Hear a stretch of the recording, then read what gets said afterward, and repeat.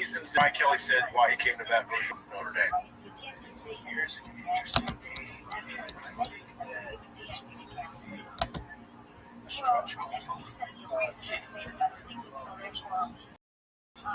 There's nothing to regard about him being a slave. The children, it turned out, had been free. That's Arizona State. So Berzon wonders, how is that a violation of the agreement to provide decent living conditions? I think the concern there is, Your Honor, finding that sleep, for example, falls under relevant. It's interesting, but I think ultimately Sanitary conditions is one thing, but the ultimate conclusion is safe and sanitary was single part in the agreement. Probably needs to be a lawyer who understands it, and I'm not a lawyer. So I'm going to have to guess. I hear you fine. It goes like this. Sleep is Red one King, Georgia safe Tech, and sanitary art. maybe that's Sleep fall under the requirement of safe and sanitary. and we talk about Jeff Ross. That's my list I have. I'm not saying that the new coach will be from that list. But And by the way, that's a list that most Power 5 schools would have done. Any of their media put together a hot board for their wish list. Those names are going to appear on a lot of schools' dream list or wish list, or guys that you want to talk to. this is part of my not gonna happen. Yeah. What about having? I'm not sure why. I'm not sure what Johnson is doing. Interest. That's 20 years on any job. I mean, he's an interesting guy. I get he won a Super Bowl 25 years ago. We saw what he just did with the Raiders guys. I'm not sure. All of this went on for some time. I would Dan Lanning. hearing for yourself. Guys, Dan Lanning is It was your tax set. paid for by your tax dollars. He's doing his thing at And as for Oregon. They've got the Nike money. He understands what Nike money means in the program right now. answers, obviously. Kirk Cincinnati. All the unrealistic options are the most realistic because he just signed a new contract. Makes sense. Things that you cannot describe. And he's 64 years old. That's the reason. 60 million probably isn't. That the 64. I think he needs. Also,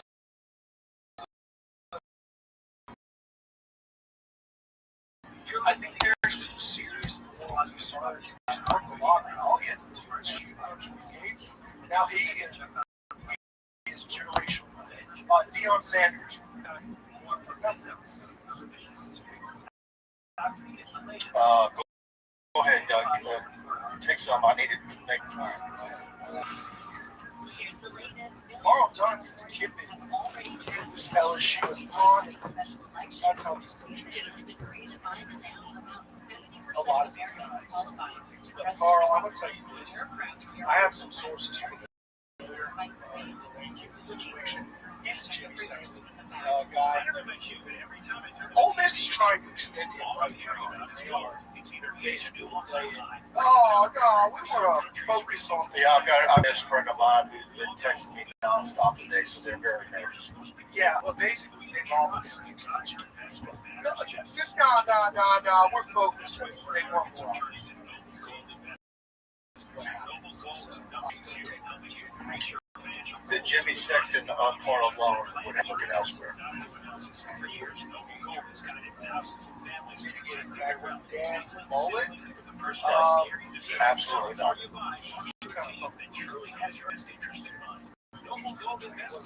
He's an a-hole. Yeah, Man. I want somebody approach him. That guy's a jackass. someone else got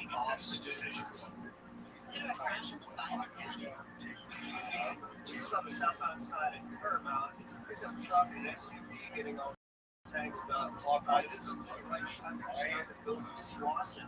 In blockage on 710 northbound at PCH. Still working Frank on Wilson, a guy that Y'all do me a favor, hit that like button if you're enjoying the show. Please hit the subscribe button on our YouTube channel if you're watching us there. And of course, follow us if you're watching us on Facebook. We're currently live streaming on both platforms. Mike, does Frank Wilson have any shot at all? I don't have to say no. No. This report is sponsored by Super Chat with Eli Jones. Just trying to figure out where the money came from. Well, the release from LSU that was just received, that would have been 5 minutes ago, says the terms of the separation are still being negotiated. How's Sophia doing? Am I so anxious lately? I'm having trouble sleeping. I totally get it. And by the way, from everything I'm already hearing, those negotiations. Essentially, once you go to the table and tell a coach, hey, we don't want you. What are you going to do? You're going to just roll your coach. Best part, it's free for families with kids. Sign up online to schedule a chat with a coach from home. The sessions are private and Don't start that, JTL. We just talked about Kelvin Shepard. You absolutely talked to him. Preston, go back to your super chat. I'm sorry. Yeah, I didn't know you were going to. I mean, Kelvin Shepard. Interim coach. I think that's a no-brainer. No to Marcus F. Marcus would have been pressure. Yeah, no, I don't think They are all going right now. Imagine what Josh Allen and Kevin Durant could That's what I don't know. do in just one day. Prize picks I understand Marcus Freeman had the choice to be LSU and Notre Dame already. He made his choice to be He picked Notre Dame over LSU. He made the right choice at that time. That time he made the right choice. What I'm just trying to Let's be the DC under Orthoron. Oh, yeah. Here's what you do. You use code KFI and get $50 in lineups after you pay your first $5. Colby Again, download Prize Picks. I'm Use Scott code Boots. KFI and get $50. Oh, Todd Graves, bail us out. All withdrawals on Who Prize takes Picks the are fast and place secure. watch? Prize Picks offers Venmo, That's going Apple to Pay, be MasterCard, Frank and more. assistant coach, running back coach, guy who's been head coach in the East, guy who's been head coach in the USA. It is the obvious no-brainer, straight go with forever Dick. Does this mean that he'll be too busy being the head coach on the sideline to yank Harlan Berry after he's got a hit? Yeah, please just keep away from the running back rotation. Come on, Frank. Dark. What about? I mean, here's still. I understand Blake Baker was a hot name. Hey, brother, he just gave up 42 points. The week before, his defense was trash. I mean, No, it's too soon. And this look. I mean, I love Blake Baker. I think he's a fantastic coach. And depending on who the next head football coach is, I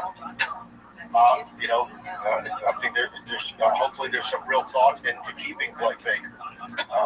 If you ask me which players or coaches would I like to see retained, well, there's two immediately. It's Blake Baker and Beavers. I like those two. And there's Kyle Williams. I mean, I don't know what the analysis is on Kyle Williams after a half a season. I still think, even though they did well with personnel to a certain degree in the portal, Kyle Williams is not working with team all SEC interior defensive tackles. when Ogeron got fired, there was a calling for a huge cultural shift program. You didn't want anything returning. You wanted to utter the house, right? And I think that we are now looking back at the decision in retrospect and saying, what? It seems like leaving Tommy Moffitt out of that decision, although that is everybody. The free iHeartRadio app, live radio, 24/7 news. I'll say this. I think without a doubt, whether it was the few years off between LSU and Texas A&M and him going to Texas A&M and the motivations, I think it did probably Tommy Moffitt some good. And if I'm a new head football coach and I'm coming to Baton Rouge, and what's one of the first things on my agenda to get Tommy Moffitt back to Baton Rouge. Oh, for sure. And by the way, Tommy Moffitt was that one, but I'm pretty sure that's not. I've talked to Tommy Moffitt about why he stayed through so many cultures. And I've got it for Tommy Moffitt. He put down roots here. He's a Louisiana guy. Welcome back to Tennessee. By the way, he laid the foundations for both those teams won national championships the year after he left. He left the developed those players. So he left Tennessee in '97 for Miami. He left Miami in 2000 for the championships at LSU. But now, Tommy Moffitt loved Baton Rouge. He's like, that's why I stayed in. Baton Rouge was great. I don't know that he sold his house. I bet his house is still there. I would certainly make him an offer. That was the era when Robert Evans was the head of production. K-Fab listening to And the studio was on maybe the Appreciate Christmas you. Show, I'm going to try to 3 find days of the Condor, Rosemary's Baby, Chinatown, on and on. Al Rice, I'm gonna take up for Preston because every time I see him, I swear he's lost significantly. He's kicking ass in that department right now. try my best. K Fabulous is giving us super chats, but I'm not seeing any comments. If you see the comments, Preston, for K Fabulous, please put them up. Yeah, just put it on. I have no idea. Thank you, K-Fabulous. Vince Orr with another super chat. What dark art do I need to do for Sage? still with the roots. I don't know. You want to get into those Harry Potter Paramount, almost by accident, got the rights to a novel by a West dark. The novel was The Godfather. No one had high hopes for the movie since the monster genre. Man, when the pressure gets going bad, hard at LSU, and the fan base is got their noses out of joint, as Urban Meyer's, his health issues start cropping back up. That ship has sailed. No on Urban Meyer. Because Columbo was not at all happy about the Hunter with the super chat. Proud of you for the weight loss. Thanks, man. Y'all check out for shady guys followed Ruddy around. The window of his car was smashed. The corporate headquarters of the company that owned Paramount had to be adapted to it twice because of bomb threats. Yeah. And then a ton of them. A lot of them. I don't know which ones, but you're probably going to lose 20, 30 players to the portal. By the way, Lamar Brown last night, did you see the scuttlebutt on him? I'm not going to say they're going to lose half the recruiting, but you've got the NIL structure there right now with Austin Thomas. They're going to, but look, it's going to take some work.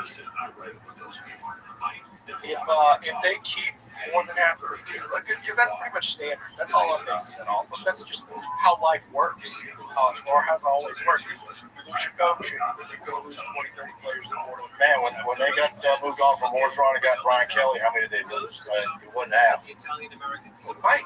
Kelly only signed 12 players. They lost a lot. A lot. Yeah, they had a bunch of good. Jonathan, what head coach? Ruddy responds, you know what? I'll let you expect. Ryan, if they got rid of Woodward, how would that affect Mulkey? Not at all. Not at all. Not at all. Those two coaches, because of their sport, very rarely Scott Woodward. Scott Woodward in the football building day and night. Those coaches and all the other sports at LSU have primarily dealt with Stephanie Grimm and Kelly Zinn. And now, what's the new lady's name that replaced Kelly Zinn? I haven't had a chance to meet her yet. Most of those coaches see Scott a couple of times a year. All their dealings is with the associate AD under Scott. That's why Stephanie Grimm, who's the one who actually hired Jay and found him, got the job at the University of Nevada as their athletics director. And now Kelly Zinn of Rutgers, of course, following Dr. Tate. $50 super chat from Scott. No comment. We're getting a bunch of those tonight. I'm going to try my best, especially Thank you. I said, well, what do you He said, would you take the word mafia out of the word? Kenny Haynes, the unofficial official. Serious question. What's the budget? And how long to develop? So I crossed the word. You would assume the budget. They're not going to I would do this. I'm going to take this out of the word. No, you don't spend the things that they're going to spend, even though it's not officially resolved yet with Kelly with their parting ways. But they have to have some little bit of frame of dollar amount. You don't spend that kind of money to go cheap. And as far as how long to be relevant in this era of college athletics, it's not going to be long and difficult. But it's going to be you make a hire that moves the needle and gets people excited, and that guy's able to locate a top flight dual threat quarterback that can absolve you of some of your sins in recruiting on the offensive line immediately, and you can be off to the races next year. And I'm not saying be a playoff team. That schedule is going to be brutal, though. That's a 9-game SEC schedule, 5 of them on the road, Texas and Georgia on it. Clemson being proved. I have one thought I have on budget.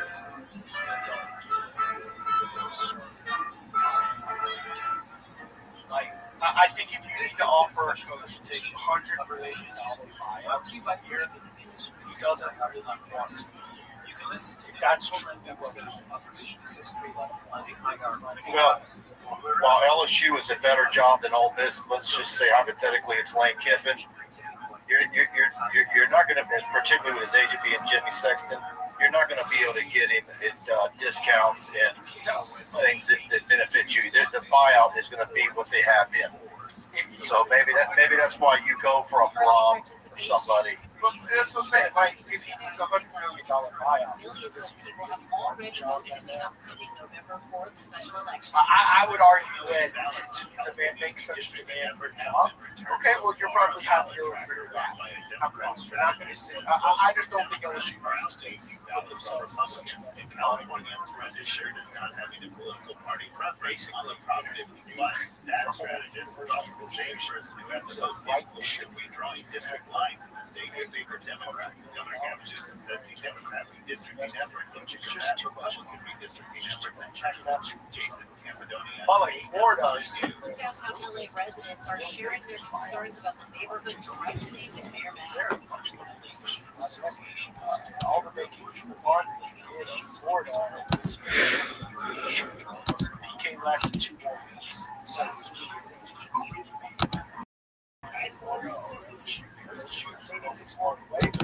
here you are in the same spot. Do you think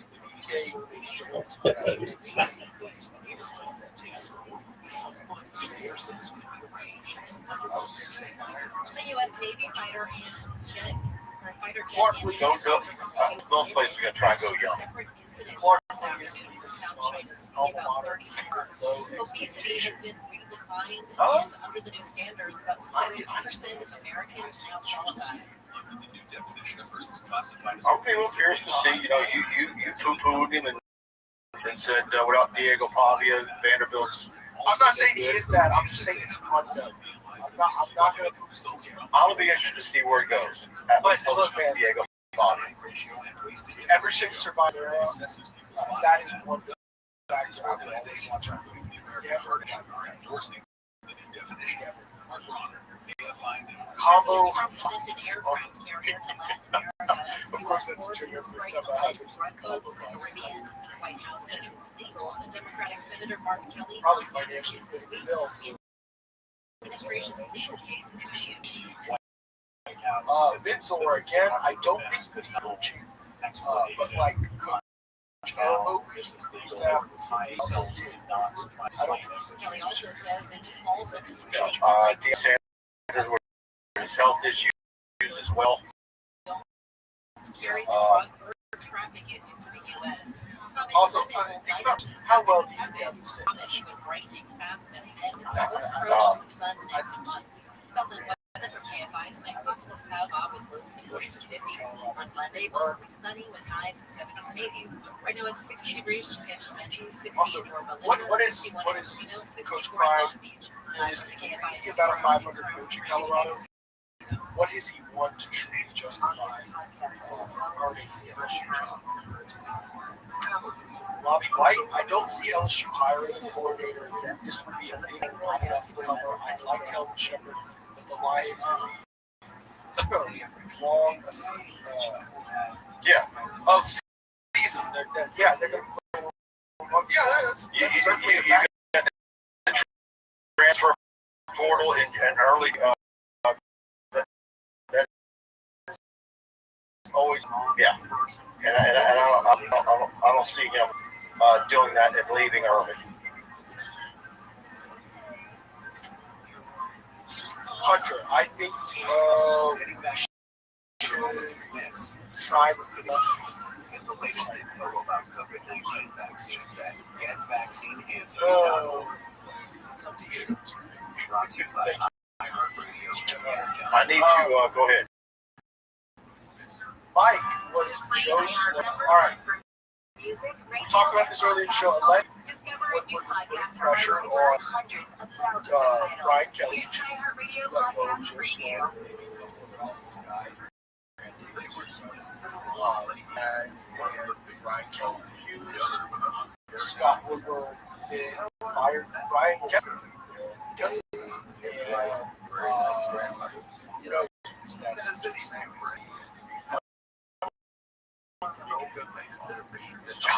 There's no LSU right now about the status of any other coaches other than Brian Kelly gone and Frank Wilson being the interim coach. I'm assuming we are going to have a some sort of press conference. Yeah. Colby gets Miles a call.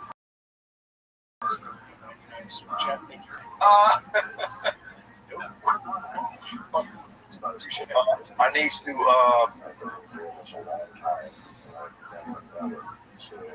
Here we go.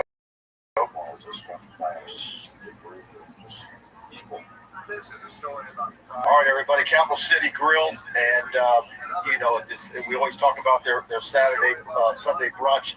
But don't forget about the great lunch that they have every day, and of course dinner.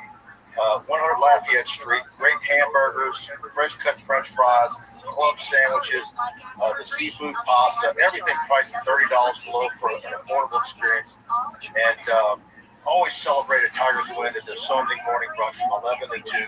Go to capitalcitygrove.net. You can see their full menu. And I always tell you the great carrot cake and the dream cake you see there on the screen, and then the chicken and waffles. Just a great brunch, great lunch, great dinner. Capital City Grill, downtown Baton Rouge. Get down there. They're one of our great sponsors. Are there any others, Preston? Your iHeartRadio music, radio station, podcasts, now on your big screens. Crying Belly, that is actually a new album. iHeartRadio. Anywhere you want to listen, iHeartRadio is there. Multiple rounds of showers and thunderstorms are expected to Weeks. Man, I wish you had told me she was a Swiftie. Jesus. Like, look, 30-something-year-old doesn't love Taylor Swift. They all love Taylor Swift. But yeah, she loves Taylor Swift. She does some work. Early season atmospheric river is forecast to Actually, several inches of atmosphere. Y'all hit the like button if you're enjoying the show. Elevations of the Olympics and Cascades heading into Saturday as cool air flows inland behind the cold front. Elsewhere, Lincoln-type showers will continue downwind of Lakes Erie and Ontario as this cold northwesterly flow I see Zach Nagy. I sent him to join us. He must not be able to. Check your text messages, Zach. So Zach's referring to. Yeah, I bought land at a garage sale. I was on the fence.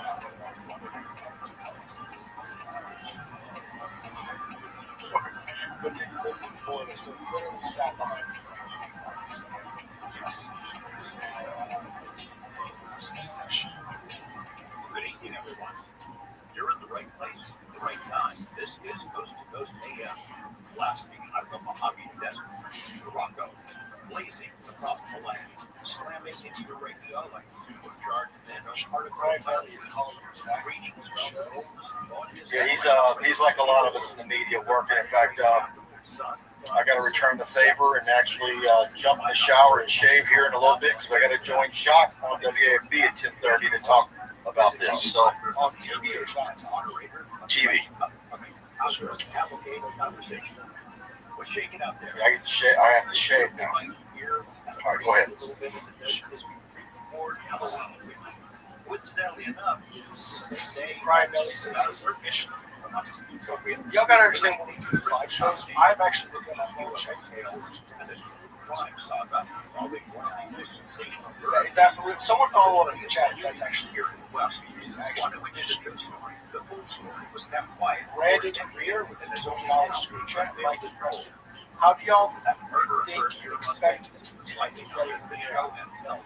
That's actually a really good question, and it's certainly secondary to where LSU's program moves forward from here. I think anytime you fire a head coach, it lights a fire on everybody's butt. The interim coach is not a great coach. A lot of players are just infused with energy and elevate your level. I would expect to see an infusion of energy from this team. I don't know if they beat Bama. I don't know if they beat Oklahoma. But I think they will play a lot of energy because of the head coaches. I don't like their reputation. Hopefully the offensive play calling improves because it was frankly abysmal. We'll see. I would like to see who all the coaching staff is. I'm pretty comfortable saying I'm looking. I'm not seeing where anything on Joe. Anything out there about Joe Sloan not being. I see video that Corey posted of Joe Sloan and Atkins arriving for the meeting at 8 o'clock. But there's nothing about him not being kept. I haven't heard anything about that. I'll tell you what, when Ogeron was named the interim head coach, he saw Cam Cameron, he said, get your bags too, you're going on. But Ogeron was immediately lobbying to be the head coach. Do you think Frank Wilson's going to try to throw his hat in the ring? Blake Lorio says Fox 8 saying that he's gone. Would that be Garland? Check that out. I would put this next super chat in screen here. But guys, I don't know if Frank Wilson's going to try to throw his hat in the ring and try to make moves or his job or not. But I'll tell you what, if you're going to make changes, you got 2 weeks to make them. Tinslor with another super chat. Thank you for your questions. Do you think the front office has already has their eyes on someone before making a change? Or is the mindset that LSU is going to change itself? I think based on some comments I've heard made in passing from some of this administration, I think ultimately they were still blindsided and not expecting your best buddies the first down in the country spot, just lights and turn up the radio. Because we're about to hear what there's no way to have life without. No. Yeah, I'm looking at Fox 8.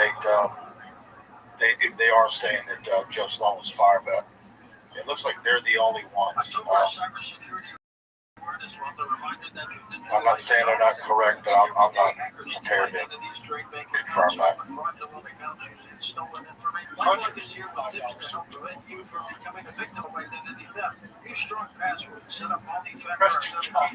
Hey, I'll go ahead and throw my hat put this in the chat. Okay, I was the 5th best offensive lineman for the 2nd best football team 15 years ago in 1A football. Okay, let's do it, man. I have no coaching experience. But you know what? My God, we'll be fighting hard in our past that time. Well, I'll do a better job than Brad. Sure. Let me. And look, big of all, I will do 4% of what Brian Kelly did. I will take 1% of his pay and get it right back. We'll fight every day. All right, he's talking about Struby's, Preston. There you go. You see it on the screen. Struby Seafood and Steaks. Again, it's 107 3rd Street, downtown Baton Rouge, and it's a 5-star dining experience. Ownership right there in the building. All fresh ingredients. USDA prime black Angus steak, 100% certified Wagyu New York strip. And of course, they've got other things outside of red meat. It's a fantastic seafood menu. They've got the dried pork chop, lobster, pasta, redfish, duck, Louisiana, and much more. Book your reservation online tonight at Strubys.com. Please tell the waiter, tell the hostess. If you see the owner Rick there, please tell him that Tiger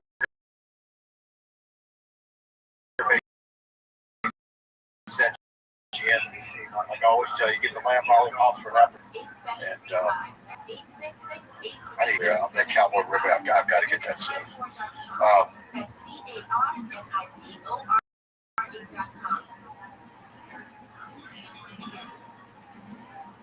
No, I'm John Gruden. Cowboy M&J with a super chat. No. But thank you for the super chat. Thank you. Shannon Petrie, I like Kiffin. He will get us the best offense. Quarterbacks coming, and that will keep wide receivers coming. Coach O can work with him again. It will be a great deal. Bring back Moffitt and Jimbo's OC. Need a coach. Clark, hire the honey badger. You know, here's the thing about Tyler Matthew. He just retired. He certainly had conditions to get into coaching. Looking to offer him like with the tails, like analyst type with this or something like that out there.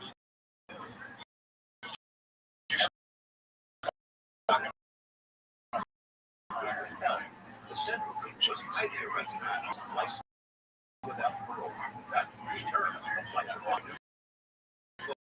he said it a bunch of times. Also, shout out to the Honey Badger. He took me to a TSA job, maybe 2016 or something like that. He predicted that Frank Wilson would one day be the head coach of LSU. And guess what? That day is today. He's returned to LSU as the head coach. Interim, but nonetheless head coach. Absolutely. Sandy, I want to start with you since you're here for this hour. It's not an excuse for what happened. I'm going to be real curious to see a press conference tomorrow.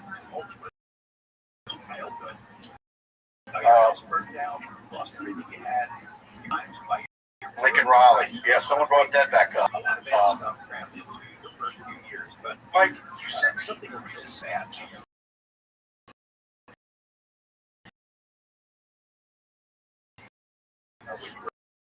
That we had on the website. I wouldn't have Lincoln Riley. I don't want to chose. He's coaching his way out of it. Lincoln Riley and what I think. The answer is no. He's struggling at USC. It's funny how many of those candidates we just felt. Mel Tucker was a serious option for LSU. Boy, how sound did that go? Just look. Years later, Lincoln Riley here on the Lakers. Mel Tucker.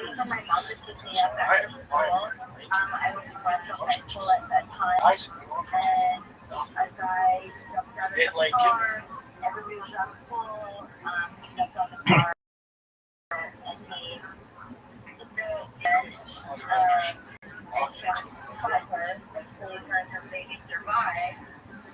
Well, you know, he mentioned that a few years ago. I don't know where he's at degree-wise. I know he wants to go into coaching.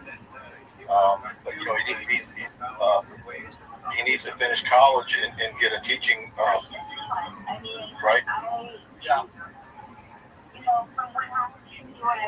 But while he's there, he could be a GA, right? Casey Williams says Brett Key, Dan Lanning, or Matt Campbell. Matt Campbell's interesting. So he was on the list when we were talking about BK 4 years ago. He was. More of an outside kid. Yeah.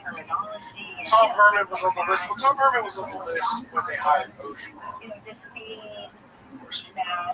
What? Jimbo Fisher. Both of those coaches. What happened to Jimbo Fisher? Before you turned 15, you got you had been a cheerleader. There were photos of your cheerleader outfit in this box. You were a good kid on this talent.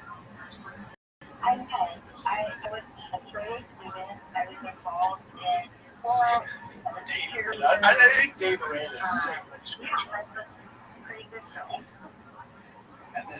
I think we nailed the guys. Yeah, but you know,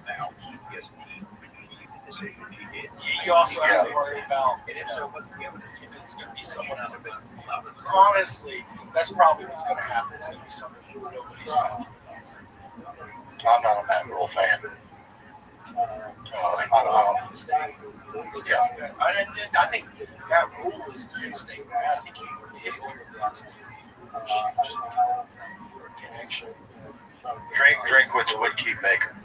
Charlie Weiss Jr. Charlie Weiss Jr. is going to be interesting if Lane Kiffin were to leave Ole Miss. And good shot at that. no, but would he stay? Is he automatically tied to Lane Kiffin, or is he ready to be the OC and it be his baby entirely?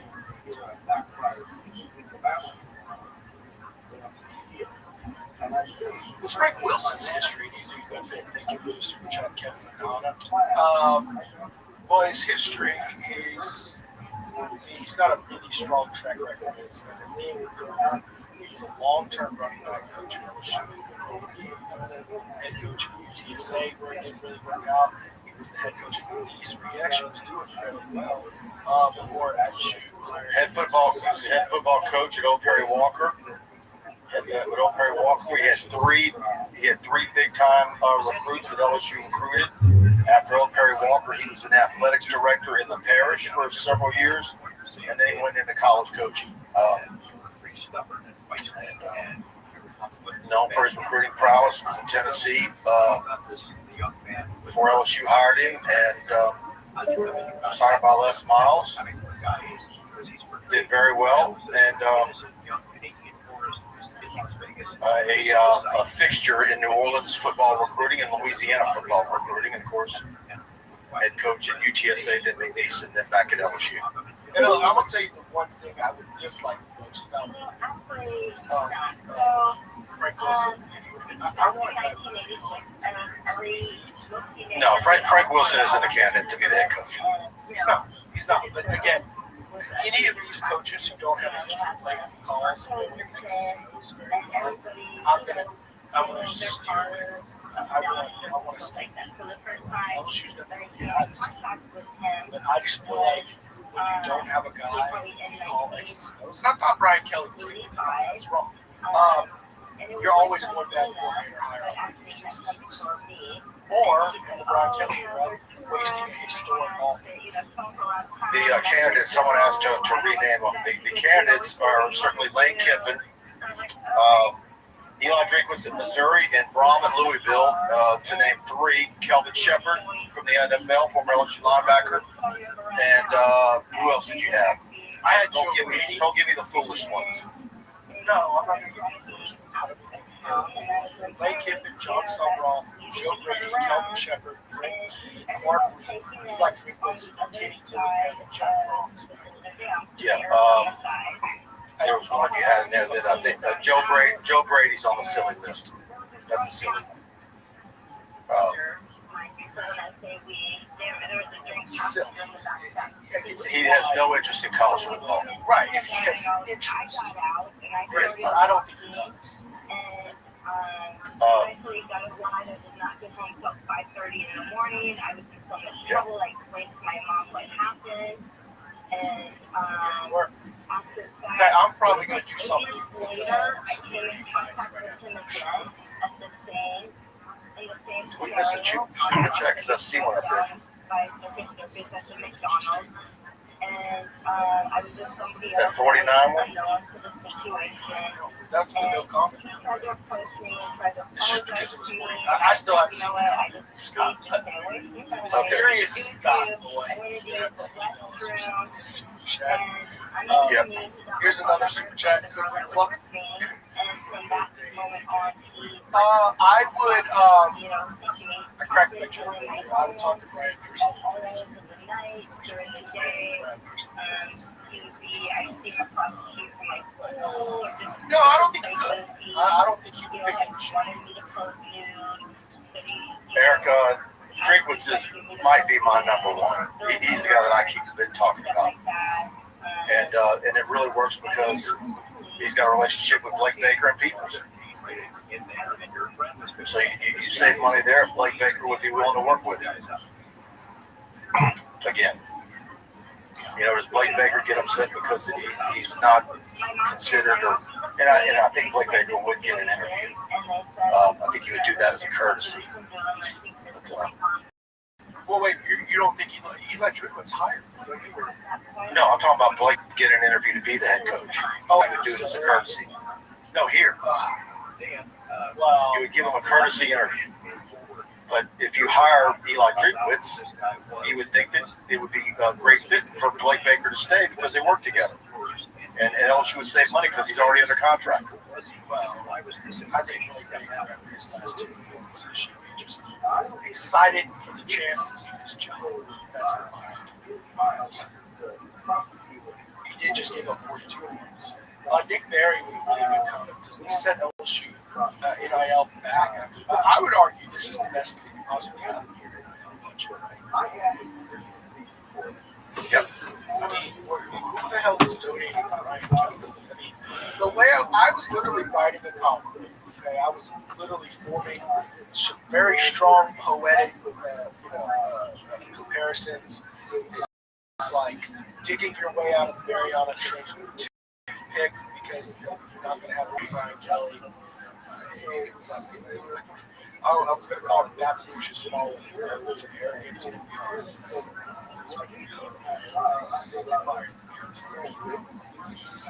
Team Thompson Bass Fishing Super Chat. How soon we make the hire? I think you can look for that to happen as soon as the last regular season games are played.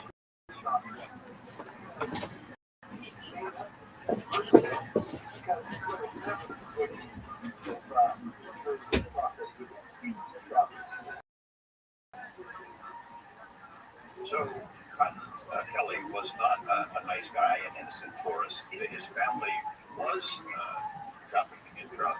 In case one of his relatives got busted with, I think, 800 grams of cocaine. Right?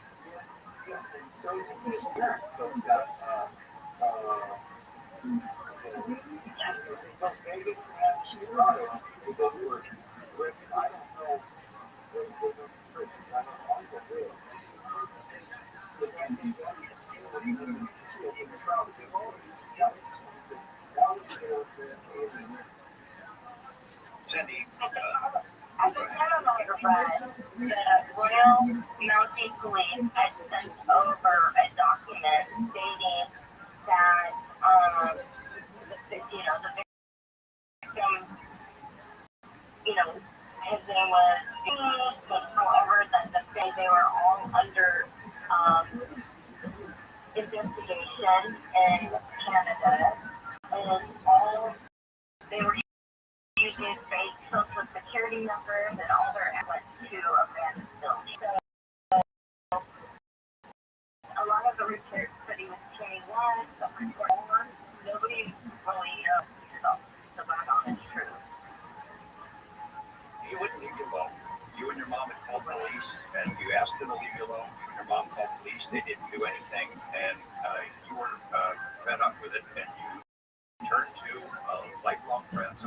known since childhood, hey, don't be scared of skies or just be alone, right? So I asked my childhood friend who I've known since I was 6 years old. I just, when the police said there's nothing they can do unless they physically ask her, I was like, that's not going to happen, and I asked my friend to leave him up, to get him to leave me alone. And you did not wish him to be killed by any means. No, by any means, I did not. I mean, I had already, witnessed a tricky murder and suicide. I had witnessed attempted murder. Murder was never in my mind. I didn't wish him any harm as far as that goes. I just wanted him to leave me alone. And when we had went into this, when I asked Troy to beat him up, the plan was, I didn't even want to beat up, So it literally was just, I just wanted him to leave me alone. I didn't want him to die, or, I know you, I talked to you for I don't know how many years, but a long time. And you don't claim you're totally innocent. I mean, you did set the things in motion that ended bad. You were willing to take responsibility for that, just not for the murder. I guess I take responsibility, as far as, I set him up to be beat up. I had no idea that he was going to be killed, but the fact that, he was, I not take the responsibility that because of my immature decision to have him be beat up and this happened, I have to accept the responsibility for that. And, it's something that weighs heavily on me all the time. It was an immature request by me as a traumatized 15-year-old. And I'm sure that there's millions of people out there that could say that at some point in time that, in different circumstances, that they've done the same thing. But I never wanted him to die, no matter what the situation was. I never wanted him to die. We're going to take a break here in a moment. When we come back, go through the events that happened that night and then the events that didn't happen that have been described by witnesses who later changed the testimony. We're talking about Sandy Shaw. Sandy Shaw.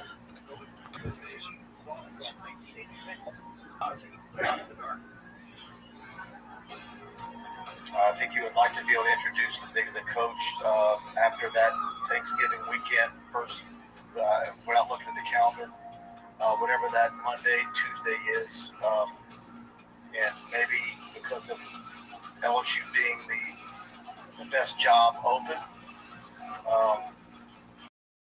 it's going to be an interesting month. I think a lot of people can see, and like y'all talked about earlier, was it you or Jacques that mentioned all these games? It's no one's going to be really talking about the games. We're going to be talking about who the next coach is going to be. And well, that's the way it is when you lose 3 games and you're not in the playoff hunt. Nobody's going to care to talk about Ryan West Bowl.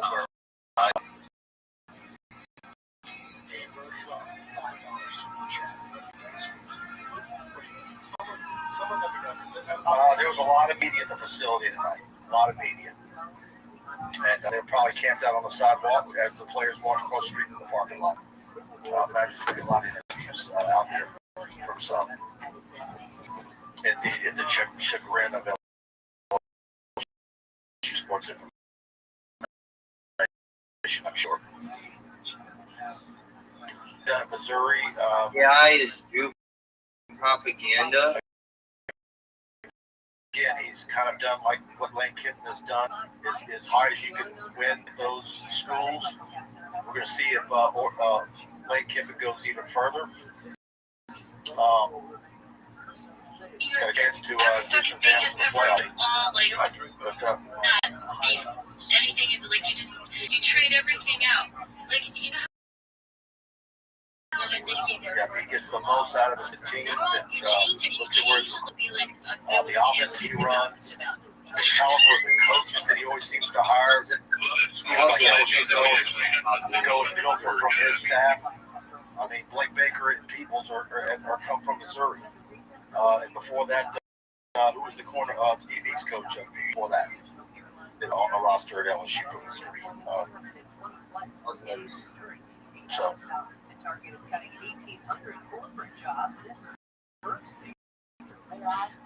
Dane Bergeron.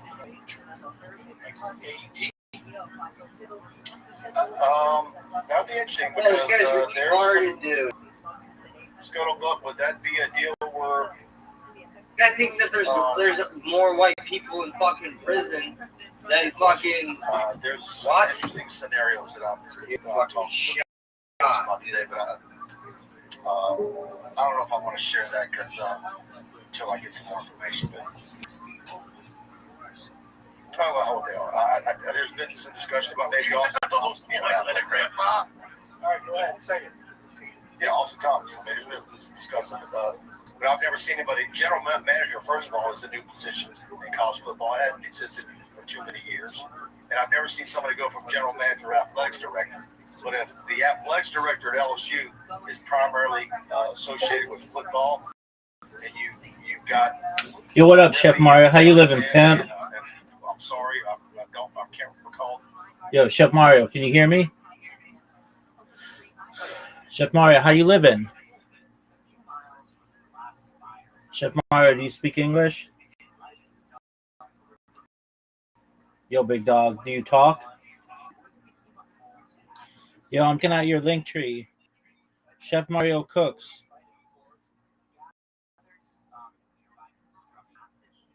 Chef Mario Cooks TV. You're a kick streamer. Tight. I'm looking at your link tree. Dog, let's talk, baby. Oh, you're a big deal. 24/7 kick live stream. Let's check you out, big man. Oh, I see you. All right. Chef Mario Cooks, your social media is great, dog. Shout out to Canada. Oh, I clipped you, baby. I clipped you. Oh, Chef Mo, big dog. I got you good, son. 3 months ago, 2 months ago, 5 days ago, 4 days ago. Chef Mario knows what's up. How you living, big dog? Come on, let's talk, big man. Oh, you're live. Okay. I understand. If you're live, then, you know, shit happens, dog.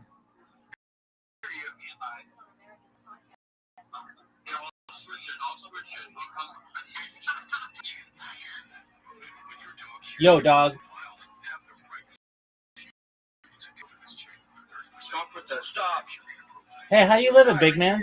They were flipping all my videos, and I'm like, who is this guy? Absolutely. Hey, big dog. Chef Mario, do you mind if I tell you about myself? We already met, bro, I think. Okay, then you tell me about myself. What do I do? I don't know. Okay, well then do you mind if I tell you about myself?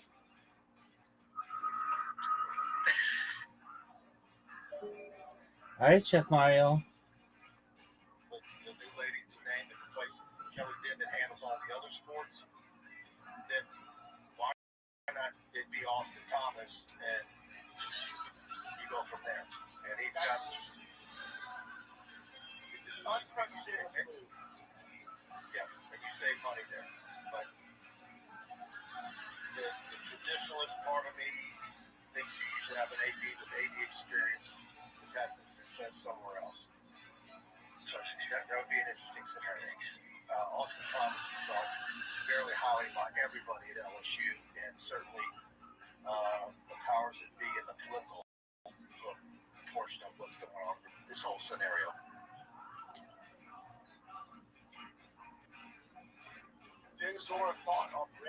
Because, dude, they've been used as fucking pawns in the industry. Their fucking IQ is stupid. However, he's a 500 football team. It's literally, yeah, extreme radicalization, bro. What the fuck it is? I would want to know more about it. Based on his win-loss record, what the year, I don't know. This guy that was at this protest had a good point, dude. Back in fucking history, Jewish people did use the black people. All right, everybody, you talk about Dave's Oyster Bar, your newest roof, 315 North Boulevard. It's the old Jelly Pearl. A lot of money in revamping that place. Holy The shit. menu is now out of this world. Freshest farm-raised oysters from Grand Isle, no mud, no grit. Just clean, delicious flavor. If you're not into oysters, swap in some boiled shrimp. Try their turkey brie sandwich or even their classic roast beef po' boy. Fully stocked bar, complete top-notch bourbon, whiskey, massive craft beer selection. Don't miss out on Baton Rouge's newest oyster spot. Make sure to let them know Tiger Bait sent you in.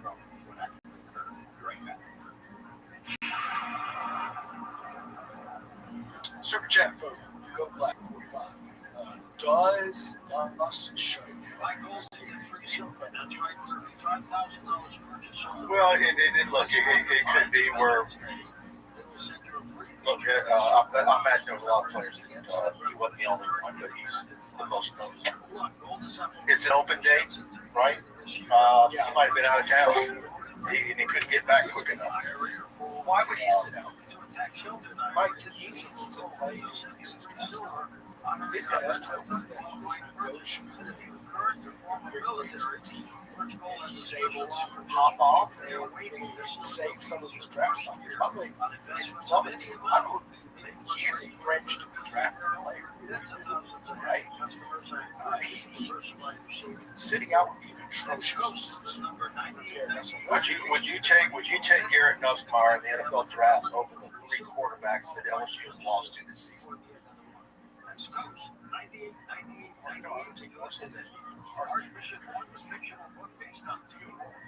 Yeah, it's a tough call for NFL. Yeah, I'd take one.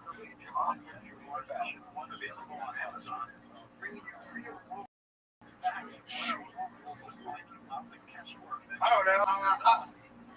Probably I would take Trinidad Shameless and Nussmeier, but Marcel Reed is the guy.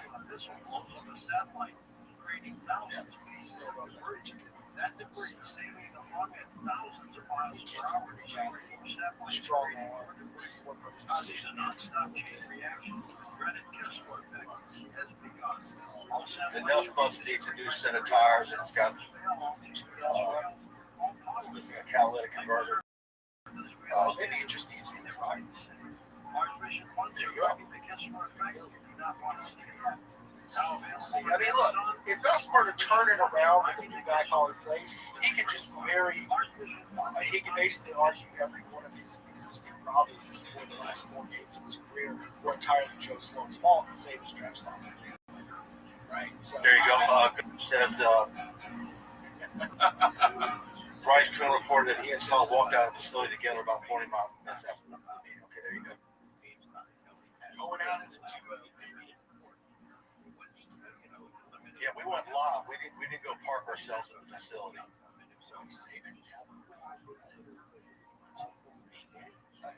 Is it crazy to say Saban's the most realistic of those three? The Clemson media guy, probably the Clemson media guy, texted me earlier today and said, who would they go after? I said, why? Are you about to ask me or plead with me to put Dabo on our hot board? Can you imagine being them? You want to talk about a guy who's angry at the media and irritable? Can you imagine? I mean, how sick of those people? How sick of him are those people?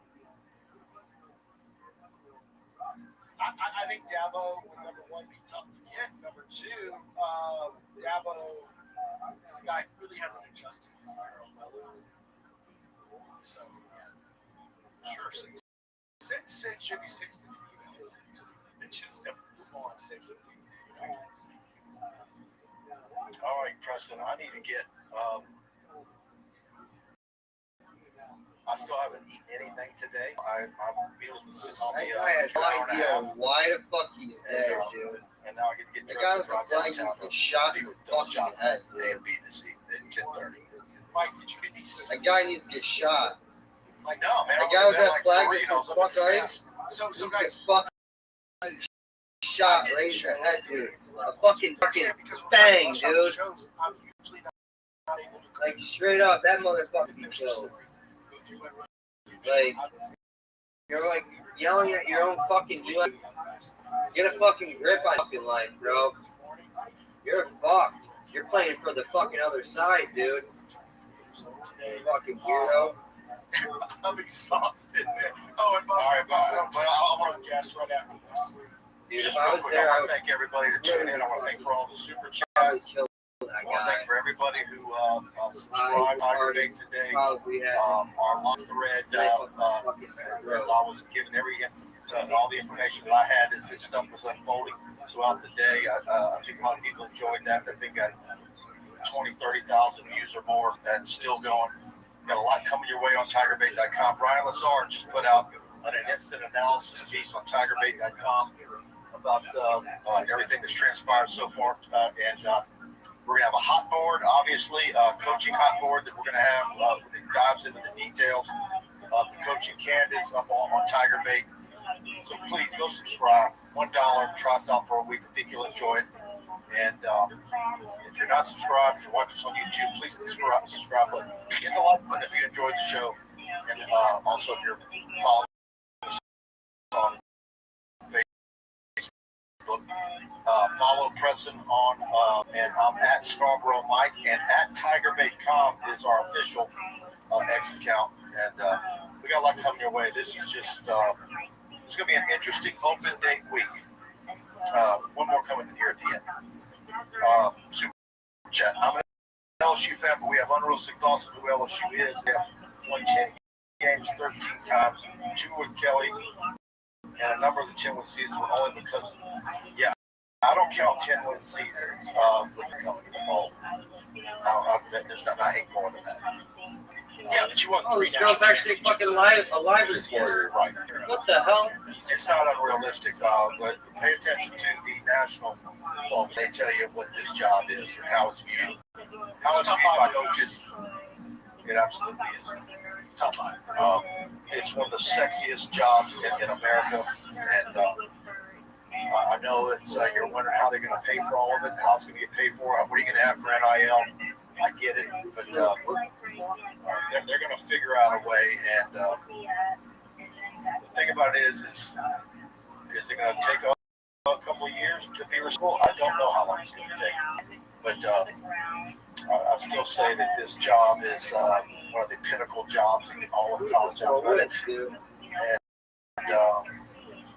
there's a reason why it's always in prime time on Saturday nights when they play and so forth. Tiger Stadium, the former alumni, Shaq, Skeens, Bregman, on and on. Livy Dunn, Flaugier, here in town, Jake Daniels, Joe Burrow, Jamar Chase, Justin Jefferson, on and on and on. The brand is as strong as ever. And the homegrown talent that you're really burying.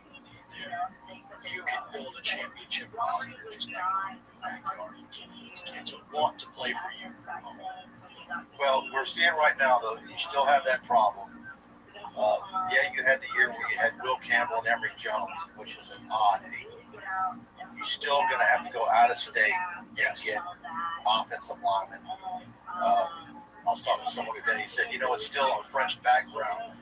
Most of the people in the state of Louisiana are little. Every now and then you have an outlier, like a Will Campbell, etc. But those are very few and far between, and they typically show their head in North Louisiana. Athletes, offensive linemen, and to be able to recruit countrywide, and particularly the Midwest. What's ailing this football team more than anything is that offensive line. That thing is atrocious. Any word on Brad Davis? Is he still I think he is. I don't think anybody else. I know Fox 8 said Sloan is gone, but they're the only ones reporting that. Maybe it's so, but I don't think it is. All right, everybody. Thanks for tuning in. I'll see y'all tomorrow night. LSU football fix tomorrow night at 8 o'clock. We got a lot for you on Tiger Day. Night, y'all. Good night.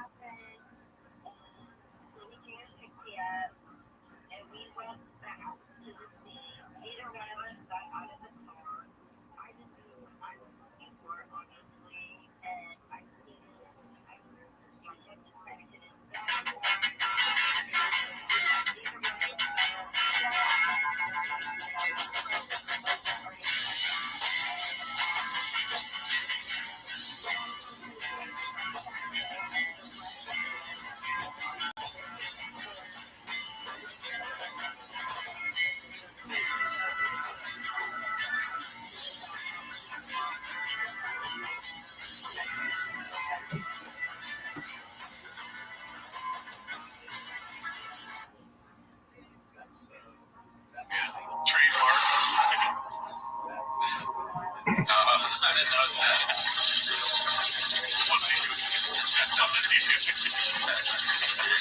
Like ribs.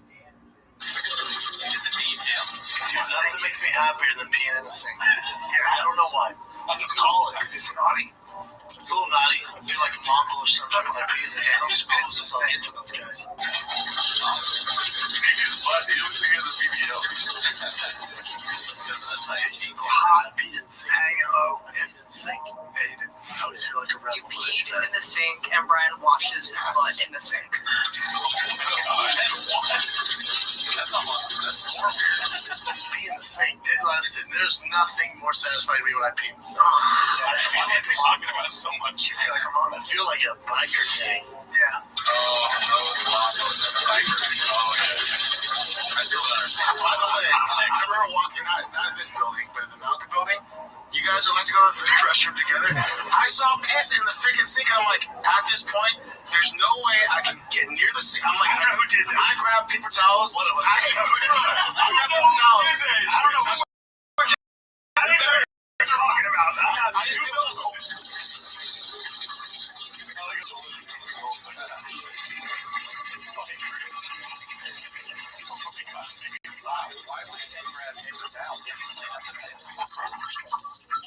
The sink is Brandon. I don't want man. That's sort of like an intervention. You know, like Chan and the old intern and Chappelle, like, you are peeing in the sink. You need to stop. This is a place of work. Speaking of peeing on sinks, we got this clip called "Does Bart Get an Intervention Before Brandon?" Posted by What's Up 167. Now, one person in this room has a problem pissing in their backyard. We're all working on it. You know what? One thing I did not expect.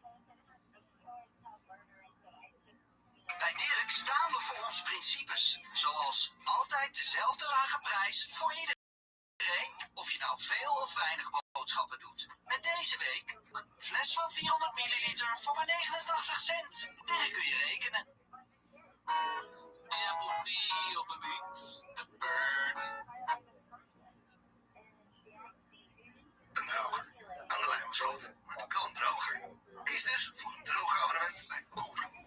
Dat is een superzuinige droger voor een vast bedrag per maand. Vandaag besteld, morgen droger. Coolblue. Alles voor de glimlach.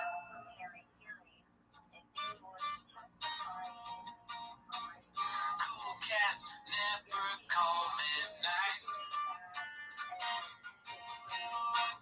Margaret, worst pain of your life. Truck walk right across the road. You and I should go.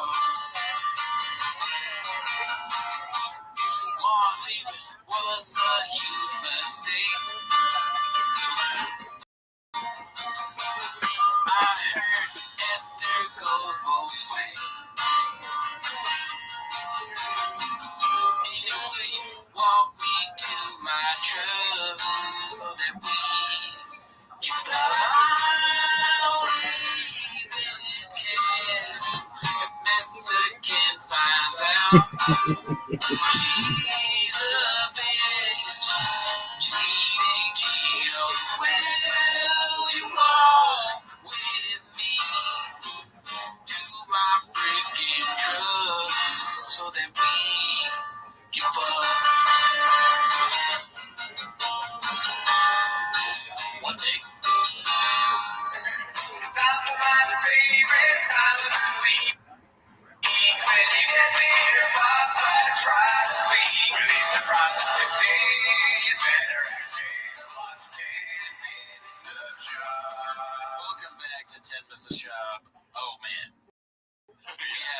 Rushmore of interviews. We interview in show history with the Mark Harley.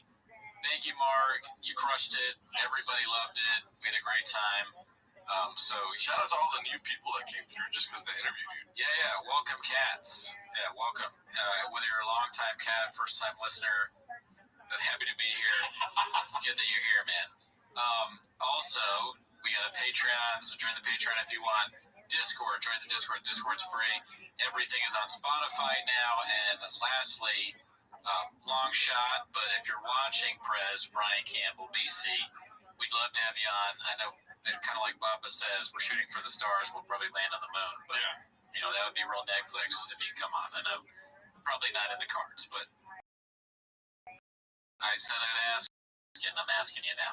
But anyways, that's not why you came here. Also, it's a song of all time. Ooh, but we're kind of running out of song ideas. If you guys can just throw us a bone, Yes, thank you, Gerard. Yeah, if you guys can suggest some songs, we'll look into it. Take a look and check them out. But that's not why they're here, dude. That is not why you're here. All right, you're here to let us walk you to the truck. No, we're here to start the timer. We're sure to watch 10 minutes of shots to start the timer now. Your phone's not even on, but it's fine. Yeah. All right, so we've got a clip that we wanted to address from Mr. You're Nudging Me. It's called Timo's Hates My Clip. Yeah. I can't even say it. Can't even say it. Yeah. Dude, we can't talk.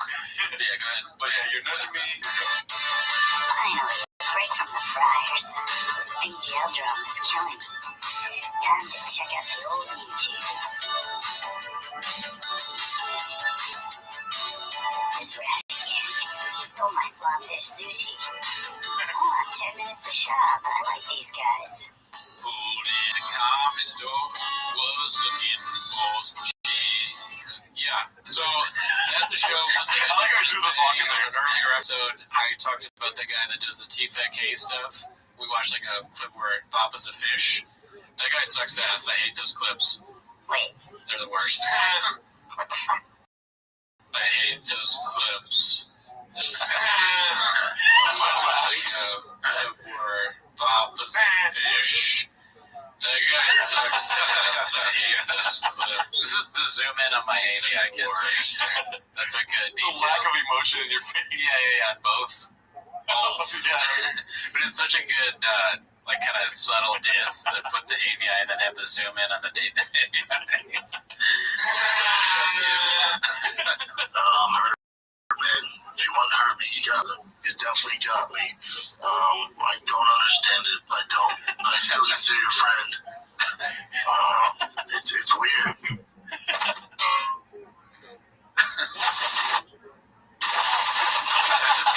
I love PNSync. PNSync hard. I feel like a biker thing. It's your instinct, you know? It's in your seat, bro. Sometimes you're instinct. Message to the cats on the fryers, we don't matter. But fuck E for Sutherland YouTube channels. Not UTMOs, but that was Blockbuster. Yeah, that's 100% on me.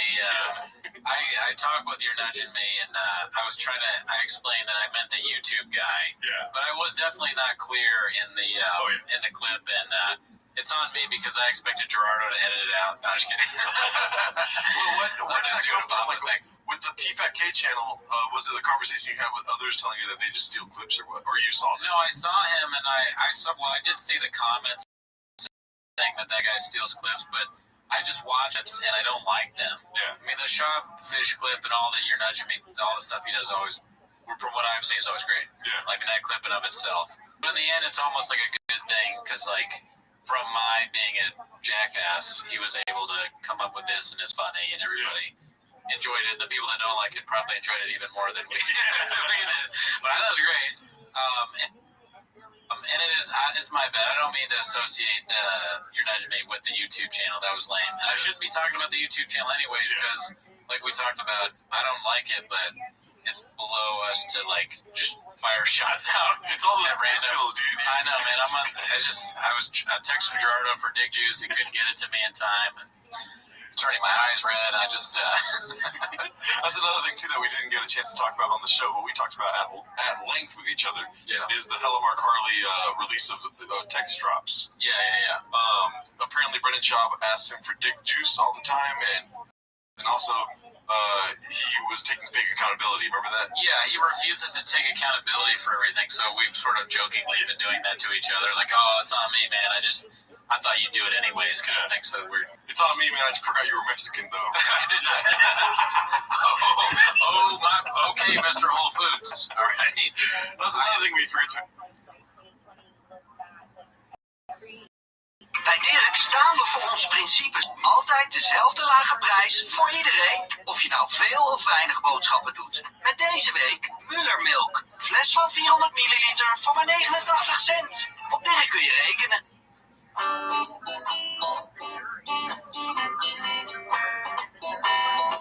You've got to change your evil ways, Papa.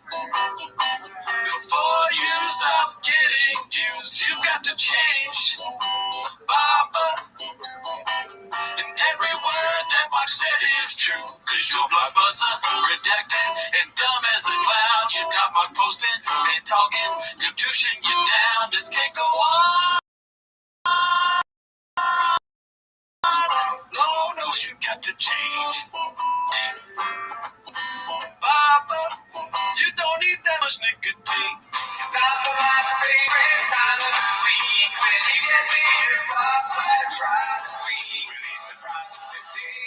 You better watch 10 minutes of shop. Welcome to Tino's. 10 minutes of shop. Look at us. What are we doing here, Papa? What are we doing here? We have Mark Harley on the show. Mark Harley. This is great. It's true country, dude. Heard it both ways. Yeah. This is CGI, you know? This is AI technology. One thing I wanted to ask you guys, you can probably tell I am bigger and gayer and more lively in person, you gotta admit. Right? Yeah, he's huge. I prepared myself. Yeah. I really did have a cardboard cut out of me. He's to roam, do what he wants, gadoosh anybody he wants. That's true. It's very freeing, actually. It's very cool to see. One thing I didn't expect from meeting you is going to feel like a baby gay lion. I mean, what do you mean? I just feel like I'm inferior. Oh, okay. Yeah. That's so funny. Sometimes, like, I think that's a fun way to interact with guys, to be like, guys love to do this, like, no, I'm trying to get like you, or like, no, you're buff, like, right. But as you can probably tell, I spend so little time thinking about trying to like actively not have my brain work in that way versus I think guys like Schaub and other narcissists, it's like always like sizing each other up and like, who am I strong with? You, could I murder you? Like, you know, and it's just, I don't know. I just, maybe you're going to get it anyway out of the world. But, I just always funny. That's how guys interact. Like, we don't give a fuck, you know, because there's 800 guys, you know, right, who are bigger than me in, you know, the quarter mile of here. Yeah, I mean, I don't even see it. Honestly, I feel like a long-time friend just meeting it for the first time, you know? Yeah, like a guy never met him. You know? This is so cool. We've been shooting the shit, getting along really well. It's true. We had a nice, like, 20-minute, like, warm-up where we're shooting the shit. And yeah, like, this is what I told you off there is that what I really appreciate about your show, because it almost seems like if you started running Schaub channel, like, if you can't get, like, 10,000 people, like, it's like, what are you doing here?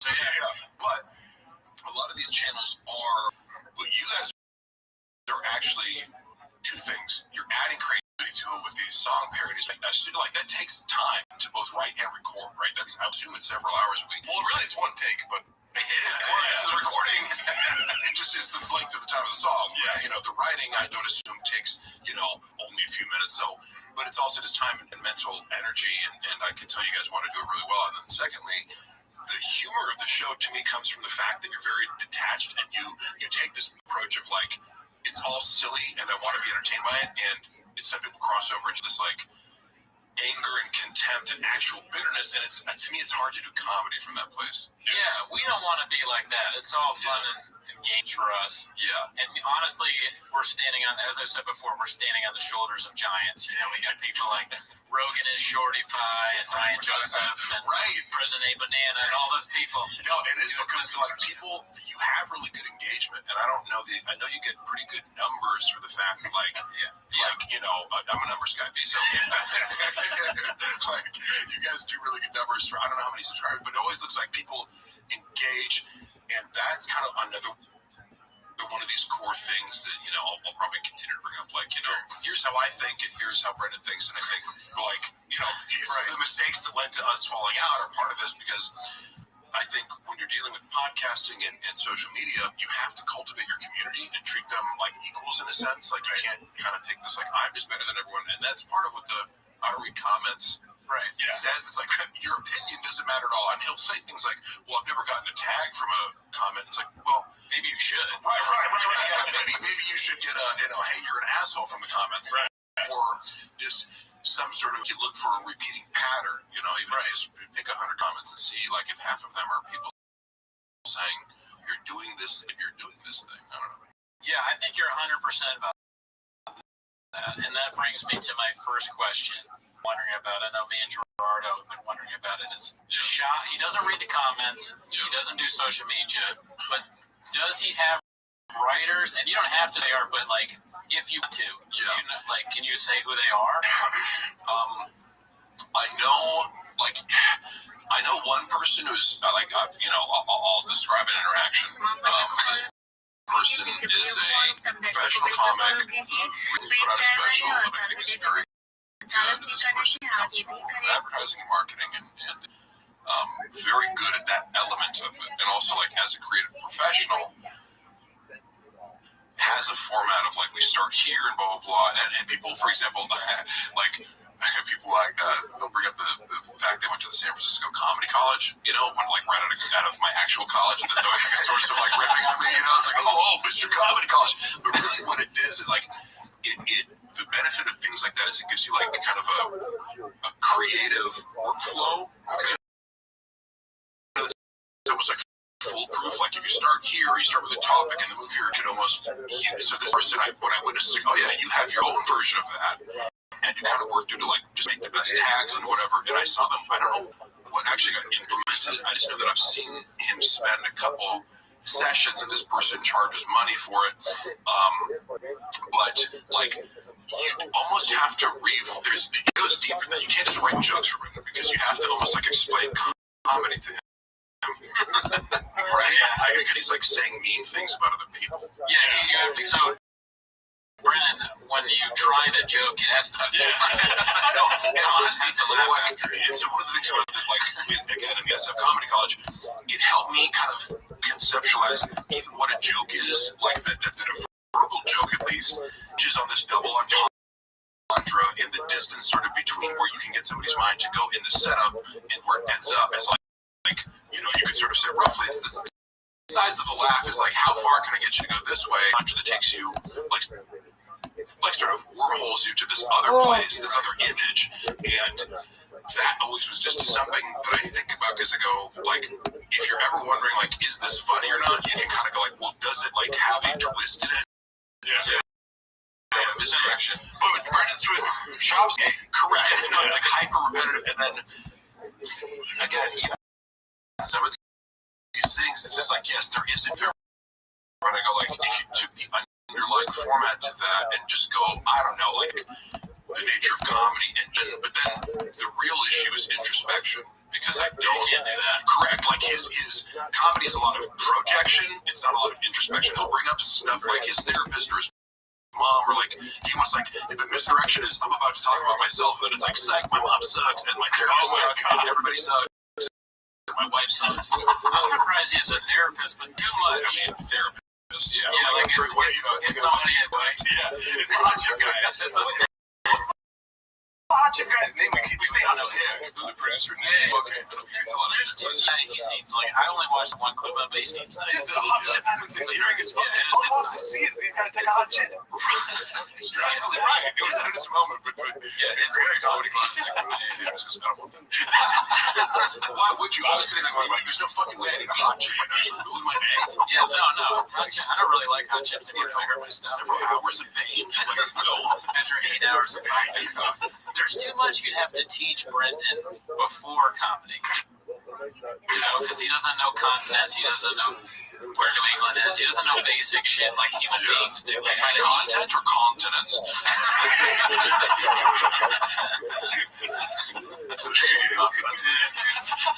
Oh man, I got another question about the Gringo Poppy for you. Yeah. You have a lot of questions. I got a lot of questions about it. That's what we're fascinated. Hey, when people pretend they're interested in me, that's my favorite thing. All this up, dude. And yeah, drop any singers, please. Were there any other names considered the Gringo Poppy specials? Yeah, fuck, dude, that's such a good question. I should have thought about back to that. Yeah, like, because I know, well, like, he went through a few different things, and actually, to me, the Gringo Poppy is a good name. Like, I mean, imagine a special that was, like, delved into, like, deeper stuff and kind of stuck maybe more to, like, actually exploring Mexican culture and how, like, no, it's right, like, there's gonna be times where we just break out that. Because they make me go, I want to make this point because I'm gonna it's not about where I'm coming from. Laughing is like that. What the name represents now is hilarious when you try to think of what it could have been. You know? Right, and it couldn't it's transcendent. Like you can never put again.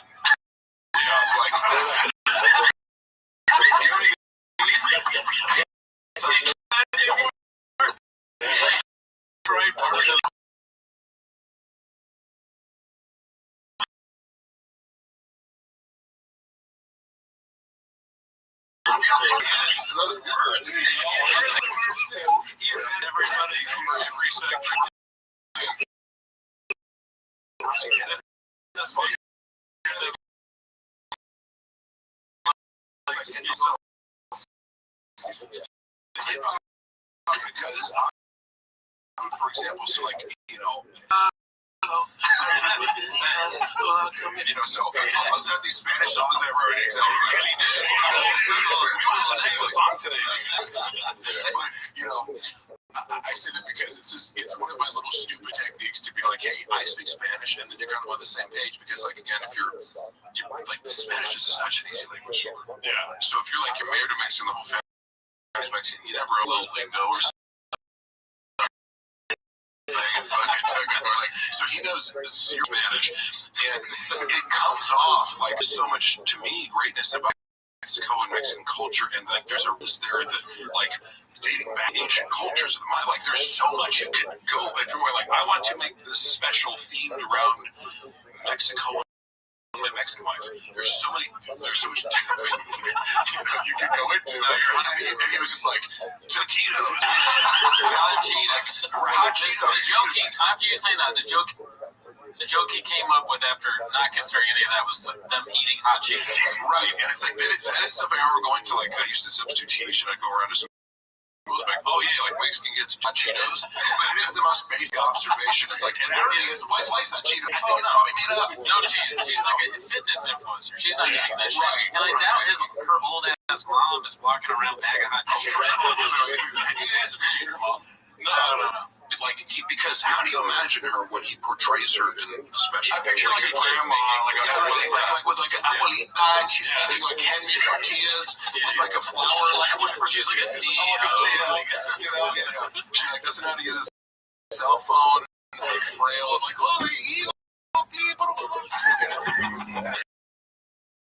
Yeah, that's what he said. Right? Like it just comes to mind. Yeah. She looks like she's in her 50s. She looks like she could be like just like very pretty, incredible body. Like she's a sexy 50-year-old woman who you wouldn't pick out of a lineup and say she's Mexican. You'd be like, oh, she looks like she could be like French, Spanish, Argentina.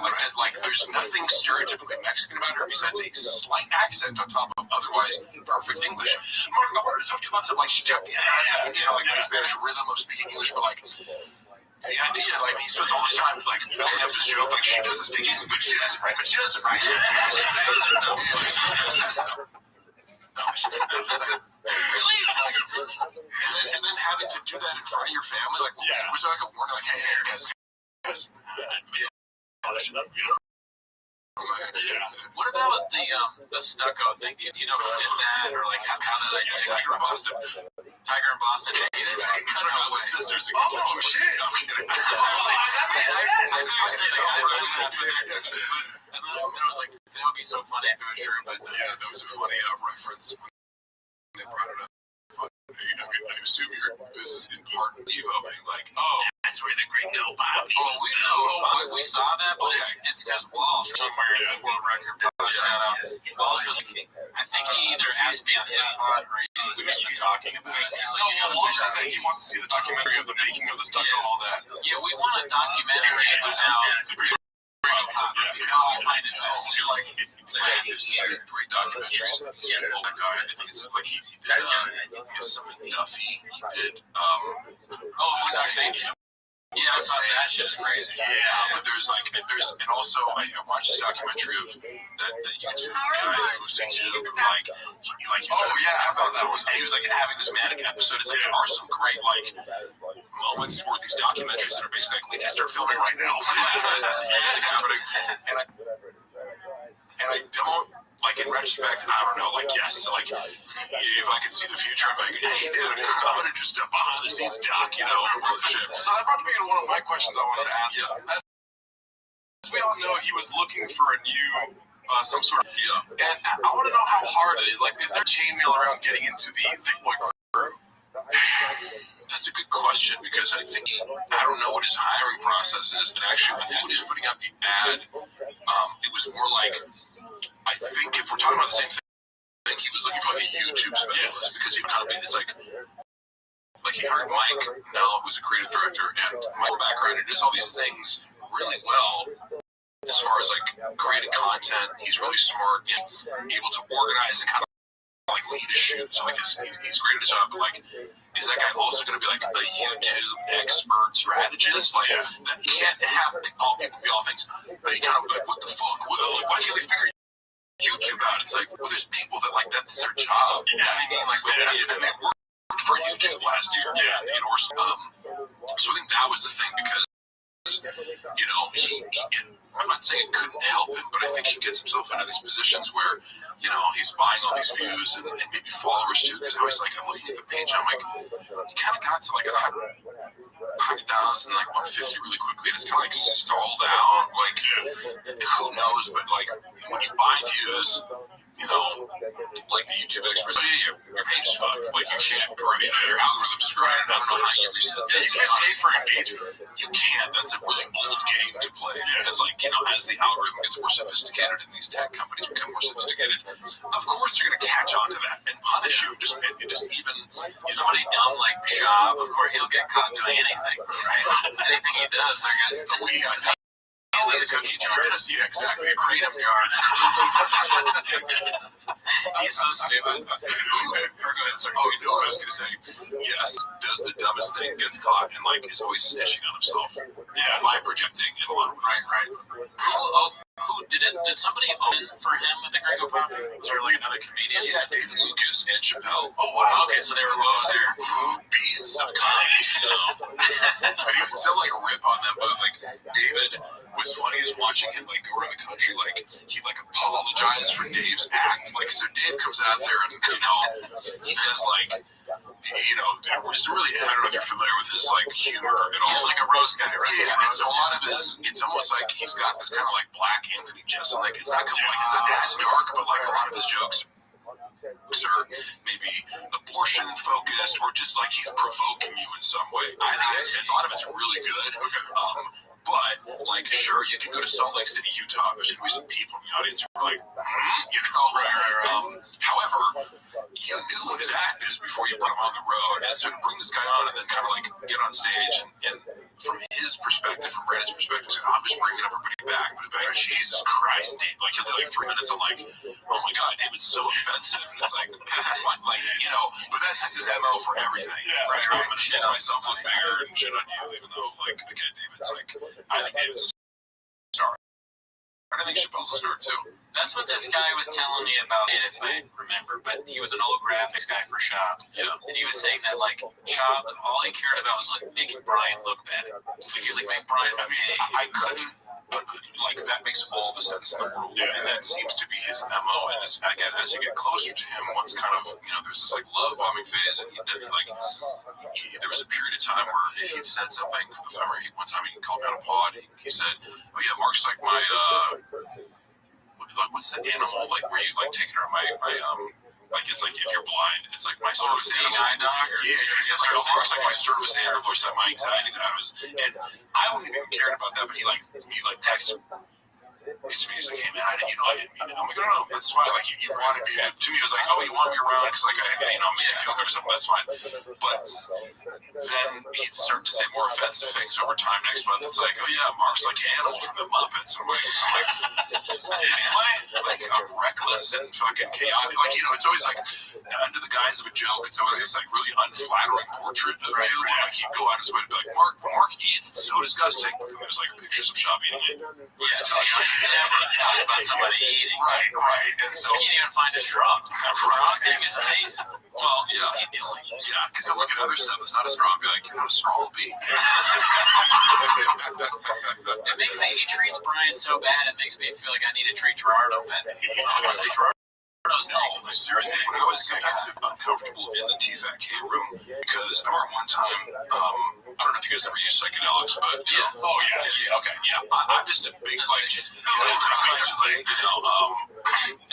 I'm a big fan of microdosing and macrodosing, but microdosing is how we get through some depression and whatnot, and I'd not recommend it to everybody, but I would at least I try to download my experiences to people because I go, it's a unique drug experience. It's not like popping Adderall or doing things that are really addictive. You can't really get addicted to them, but in some way, it can provide like a spark that you need to get through something. Anyway, Brian came in and wanted to talk about his LSD experience, and I was all for it. I'm like, yes, it's exciting. So I'm like, you haven't done this before, and you're kind of trying to. It's hard to describe a psychedelic experience sometimes, and why it enhances your creativity and puts you in this positive mood. But I like dissecting that kind of stuff.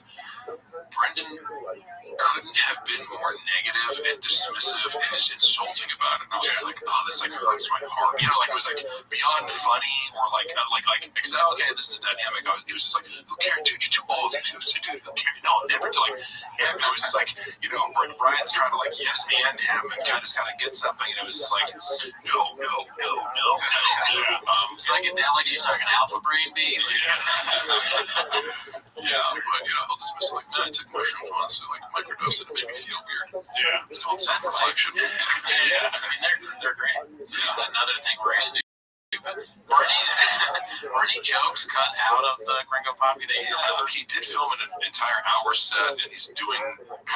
Okay, let me start this off with saying I saw him and Anthony Jeselnik talk before a show one time in the green room, and he had referenced a time before when he was trying to give Anthony Jeselnik advice and was in front of other people, framed it as oh yeah, Anthony snapped at me, but I'm like, well yeah, you were trying to he's one of the greatest of the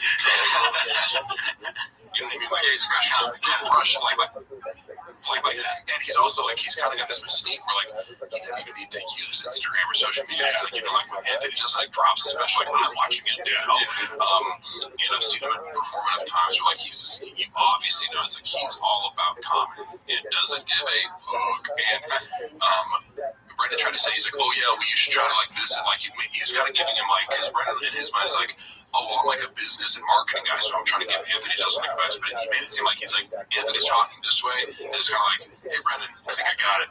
He says that and winks at him. I'm that was Anthony Jeselnik's way of being hey, you fucking idiot. Don't ever talk to me about anything relating to my career. And then the second part of it was when I saw him talking, he was kind of man, I think the new thing is because one of his rationales for only releasing 25 minutes of this set, because it was an hour-long set, he's well, no, they have the analytics on Netflix. People only watch, 28 minutes of a special. And I'm I don't even know what that means, but I wouldn't take that as just release 28 minutes, because then people, it's well, maybe it's because people watch half of it, or I don't know, or if you're taking an average, it's well, maybe there's just something that people turn off after 3 minutes because it sucks, and then people watch an hour of it. It doesn't tell me anything personally. Watch time is based off of average or percentage. Correct. Correct. But also, too, when I put on the Gringo Poppy, maybe he's onto something because I can't look away. You know what I mean? Yeah, no, I watched it. This is true. Yeah. You guys watched it multiple times. So the final thing about the Jessica was he's like, no, you should, like, a lot of people are just like filming like half an hour, then you still have your other hour. And Jeselnik was very diplomatic, and this wasn't an insult, but I liked how he thought about it. He was like, actually, like, I do the whole hour because to me, each one of my hours is like a novel. Like, I'm not going to release half the novel. And I was like, yeah, like, and then just I think showcases his artist's mind about it. That he's like, this is a unit. I'm not going to be like, oh, and then I can have this for the road. It's like, no, you start over and write more. Okay. You know, but yes, to answer your question fully, there was many jokes that he's still doing in his set, and it's funny because I'm like, all new hour. It's like, but it's not. Yeah, right. You know, like, and not that I don't think he's shortchanging people as far as time, because he will go an hour 20 or whatever and try new stuff and have fun. But like, there's definitely jokes that he's still doing. He filmed another Gringo Poppy and took out, and I don't know. Honestly, I don't even know what the justification. Like, I was into the editing room, you know. I've since like learned editing and feel like we edited a lot of his stand-up clips. Like, even just from like before I knew Adobe, like I was like, I don't know, this doesn't even fucking 3 minutes. Let me get it down to 90 seconds on my phone, you know. Just to take out of the. What's like one joke that, if you can remember, that he's cut out that he's still doing? Fat Spider-Man. Oh, about this one. I didn't hear that. I'm very interested. It's this whole bit about how for his kid's birthday during quarantine they hired like this Spider-Man to come to the birthday party, and it's like this fat Mexican dude who they paid $40, you know, $10 an hour, and he stays for 6 hours or whatever. Like, you know, the whole joke is about like he's going through and does all the Mexican or all the Colombian cocaine, you know, and he's like, oh, let's go. And the whole thing is kind of like he, like, again, like this person is incompetent and stupid. Part of it is his wife incompetent and stupid because she hired the guy on Yelp, and it's like a 1-star review. It's like, oh, there's a Spider-Man rental on Yelp, and like it's like none of it makes any sense. Like, you're bringing this guy to here, like he's overweight and like a Mexican day laborer who does Spider-Man, and he like drove 3 hours to come here, and he's been doing coke the whole like. Yeah, how does he know they did cocaine? Yeah. Right. Yeah, it's like oh, you like if you believe at face value the joke that he's making, not like again. Like it's one of these stupid things where like unless they actually did coke, like I don't want that to be made up in the joke. Yeah. Like I want to be like it seemed like, you know what I mean, but it's like so you're stating confidently the guy went into your bathroom in your luxurious Tarzana home and came out like and he had like coke on his face, and you're like that guy I'm gonna like around with my kids. What? It makes sense. I'm thinking of Brendan like with glasses and like a pencil. Yeah, it's like right. No, because you go some of these jokes. I have no fucking idea what these are like the you know the dick pic joke about me that we were talking about. Like I don't even know what the origin of that is. Like it's not. There's not a single thing about it grounded in reality except that I'm on steroids. But fuck you. Well, like, dude, that joke is Kevin Hart's joke. It's the joke about the SpongeBob at the party that's all coked out, really. Yeah. Oh, so that's another thing he stole. Oh my God. See, yeah, I don't know. Like, and that honestly would solve a lot of the mystery because I just it's very difficult to see that happen. Yeah. And then another joke was about he doesn't have the one where he takes maybe this is another example of like everyone's his kids are stupid and incompetent. Like it is you know. And somebody recently was like, oh, Louis C.K. made this. I'm like, when you do a Louis C.K., it's like you get like a 4-year-old that's like needs help. Pig Newtons. I don't know if you know that one. Yeah. Say my cat Pig Newtons because like it was like an argument. He's making fun of himself, going, I'm the dumbass who's arguing, going, it's fake Newtons, and the kid's like, it's Pig Newtons, you know. But in Brendan's joke world, Tiger, who is actually a really great athlete for his age, he's bigger than everyone. Like he's going to BJJ class and fucking people up. Like they can't even put him with the other 6-year-olds. He has to go with like 11-year-olds who are good to like even get a challenge. So like that is relevant because on the show, or in his show, he goes, my son Tiger got his first takedown the other day at BJJ. No, don't applause. 2 years in, first takedown. Come on, now I sound like does this whole thing about like he sucks at BJJ. So like the premise of this, it couldn't just be like, oh, he did good one day. It has to be like he hasn't gotten a takedown in 2 years. Like, are you insane? And then the premise is like he goes to the ice cream store and sets up this whole thing, raising the ice cream, and like, they go, Tiger, they don't have strawberry, your favorite flavor. And he goes, fuck, you know, like that's like the whole joke, and then it's like, oh my god, like this relatable dad is pissing about shitting on athletic kids, screaming and curse words in the pub, you know. So bad news for us, and Tiger grows up to be a very good MMA person. Yeah, bad news for us, kick our ass. I don't know, he seems sweet. And then there was one about O.J. Simpson. Like, I don't know that one. Yeah, that's one of my the bits I think he should put out. I don't know, like maybe he wanted to keep doing it. I think it's pretty good actually. He talks about O.J. Simpson's Twitter. Hello, Twitter world. You know, you guys know that. Yeah. So he kind of like how. Wait, what? Rogan always says that, doesn't he? Hello, on his podcast.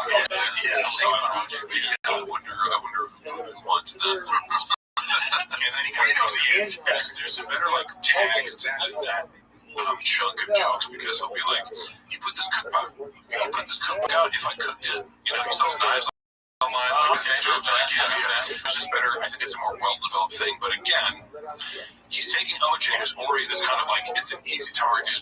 There's already all this ridiculous shit about it, you know, and then he has to like add a topic. Like, OJ's so ridiculous, and he's like, I don't see the problem with all this people getting vaccinated. Like, why are you scared to get vaccinated? It's easy. You go in and you get stabbed. You know, there's a lot of like knife, but it's like that's all fake, but he's passing it off as real. But like, so it's like still like, look at how stupid and like crazy OJ is. Does he question OJ's sexual orientation? Yes. No. Oh, okay. I would maybe. I don't know. I mean, everybody but OJ apparently. You mentioned the road, B. Answer the questions about the road. What clubs does Brendan do the best at?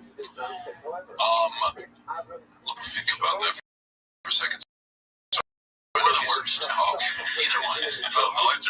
Because that's the people go like, oh, does he have any fans? I'm like, yeah, like there are people come to see his shows. It's like, it's not like, you know, I don't know when you see like videos like Chris D'Elia is like selling out fucking theaters and shit. Like, you know, I don't know per se. Like, I can't answer this question. I think it's a mix of factors, and he's been trying to figure out like, why did I sell more in this? Like, Texas is usually good markets for him. You know, some California, like San Diego, like he sold out like every night in San Diego at the Laugh Factory, even during Comic-Con. You know, so I've definitely seen some really packed audiences, and like people come out, people just don't know who he is. And also, I want to say the atmosphere at his shows, it's not like it's not a good time. You know, like if you're seeing Chappelle Lacey and Justin Elliott and Dave Lucas, you know, and you're into black comics, then that's your bag. You know, interesting. And then Brendan comes on stage and they're like, "What is this motherfucker?" Yeah, he's like Elvis. I have 3 opening black guys. He's like Elvis. He's like, you know, using black culture to succeed. Right. Elvis, Eminem, interesting. So I honestly could tell you what, you know, whether that's a conscious effort on his part. Like nobody, you know, like I think people like you'll get your money's worth whether or not you like Brendan's comedy. Like the show in its entirety is really good. But to answer your question, we went to Appleton, Wisconsin, and like the Thursday night show was like 12 people generously like in the crowd. It was like this is, now I don't know what the fuck goes into that. Before we in Indiana were some rough shows. Remember that was actually one where he's like, man, like somebody gave the wrong numbers, or maybe somebody trolled him, like bought a bunch of tickets and they didn't show up. I have no clue, but like he was convinced that like the Thursday night show was like already sold out, and we showed up. It's like there's 20 people here. And again, I'm not like, I don't like to kind of like you can't sell tickets or this and that, because it's like get one person to show up and pay $20 to see you do something. Like that's impressive to me. But when you make that your own metric of like other people's, you know, and then thus your own, like, well then yeah, then people are gonna wield that against you. You know what I mean? Because he's very quick to dismiss others as not being able to sell tickets. Well, also too, he like showboated the fact that he got to jump the line. You know what I mean? Correct. And I think, yeah, and I think I've been thinking about this recently because I go, you know, you guys both started out open mics, right? Yes. And I always tell people that, like, if you think like Dane Cook isn't funny or something like that, I remember when that was like, there's always this comedian to be like, this person's not funny, or even Brendan, like, you know, because I will readily give him credit for all these things that I do think he's good at, you know, and I think that lends more validity to when you do critique him. But I go, you think like Avatar 2 is bad, go see a student film. You think Dane Cook is not funny, go see an open mic. and you've probably seen some of the most painful performances. Like 3 minutes can be a very long time if you're dealing with a delusional person who doesn't know how to even formulate something resembling a joke. Shout out Ian Russo. Yeah. So what is that? You think the earthquake in Syria is bad? No secret. I apologize. We'll donate money.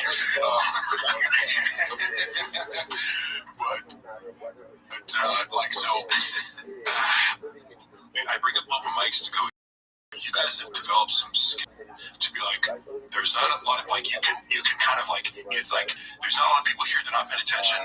I'm going to use a trick. I'm going to develop a trick, and I relate to that in this taste of substitution. I walk into some hostile environments and you develop. You got to learn real quick, or they're going to eat you up. They'll light you up, babe. I got a question about that. So you work security for him, right? Yeah, that's real. He would say that, but that's actually something where it's I knew I was yes, and there was a time when and this I will go for all my friends. I don't mind getting in a fight. I'm reckless in that regard. Not that I'm some fucking tough guy, but it's I'm not scared of getting punched in the face, and I've been in fights and played football. So physical contact with other men doesn't scare me, and I do like to think of myself as if shit went down, I'm going to be running toward it rather than away from it. So in that sense, out of his crew, if somebody's trying to attack Brendan, of course I would be helping out, and of course I would be that goes for anybody in the club really. And I think that maybe was a legitimate concern on his end at some point, because he does have haters. He did have people who would threaten to come and this and that, but usually you pay people for that job. Yeah. So you did free security. Even security, I know I had to okay, I'd have to be with them during the day. We'd go to Boston or something. It's group activities. Well, if I'm security for you, I kind of have to be with the group, right? And then I'm also showing up to the club. If it's 2 shows, it's I'm there at 6:20 p.m. for the 7 p.m. show, and then I'm there till midnight or after. So these hours add up. And if I'm just doing social, if you're a social media account manager, you're not traveling with someone doing security. What are the actual hours of this? And then I'm supposed to focus on here while also doing, and that's just it's kind of telling as far as how he sees people. It's what do you mean? You have a free minute during the day? Give that to me, or what? Oh, yeah. Why aren't you doing everything all at once? That's crazy. But did you ever have to, do security on a thick boy? These thick boy fans? Well, that's the thing is also, I used to wrestle when I wrestled in high school. I'd go up against heavyweights. I was a smaller, so a big guy of 270 or 300 pounds, that's not inherently intimidating to me. I'd actually probably be scared of if you're 180, why are we gonna have cauliflower here? I'm gonna be this guy's probably quicker and trains combat sports and stuff like that. But if you look like a football player, an old lineman, it's I've dealt with old linemen before. You know what I mean? And so again, people don't believe it. I'm in a big bag. There's a huge thing on the subreddit because I was when they'll talk shit about Brendan Schaub when he posted this video. I was petition to get Brendan Schaub out of MMA because they congratulated Logan Paul after he boxed Floyd Mayweather or something like that. And I was I said something hey Darren, you've won one of your last 5 fights. Maybe it's time to get you out of MMA or something. And people are oh my god, dude, you'll beat your ass. You never fucking fight. I'm no, I'd fight him. If you gave me enough money, I'd step in a cage with him. I'm not right there and take an outcome. But I can honestly say not and people, you wouldn't be scared at all. It's every fight. I'm not saying I wouldn't feel fear. I'm saying that I believe that I would be willing to step in the face and step in a cage and risk getting hit in the face multiple times by Darren Till. That doesn't give me a $500,000 paycheck. Doesn't sound so scary, does it? Yeah. But I'm in no way going around I could fucking beat up UFC fighters. I'm not that, but I'm just yeah, I doubt. I bet you would too. If somebody offered you enough money, what's the worst gonna happen? I get knocked out. Who cares? Yeah, it'd have to be a lot for me to fight Darren. But I meant more but no, you got your size. Yeah, or go somebody smaller. TJ Dillashaw. It's when you be TJ Dillashaw's gonna beat me up. Who gives a shit? I get beat up by some like woman that just started fighting. But there's a price in everything. Everybody has a price. Yeah, you're probably right. You're probably right. Did you ever actually have to fight these fans? No. I mean, and actually, I'll give credit to the people who come to the shows because that's always one of the questions people want to know is what's the thick boy fandom like? It's a lot of normal ass people. You know, they're looking for a good time, and you know, either you're in MMA or you've seen running before, you're fight. Like, there's all these funnels that would bring you to a show, or you know, you get offered free tickets, something like that, and like flappers, or you know, flappers, yeah.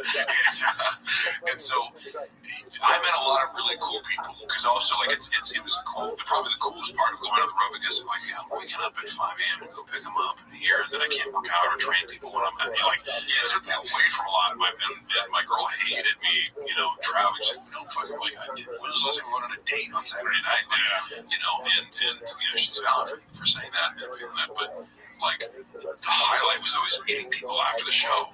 And there's a lot of, you know, totally regular, like, because most people, you'd like, if you ask the average person on the street, I don't think most people realize they're not going to be able to name like 20 comedians. You know what I mean? They're like, how would you go see if you saw their name on a marquee? Like most people, right? You know, Even there's 1,000 of them, but you know, so it's like you meet like, because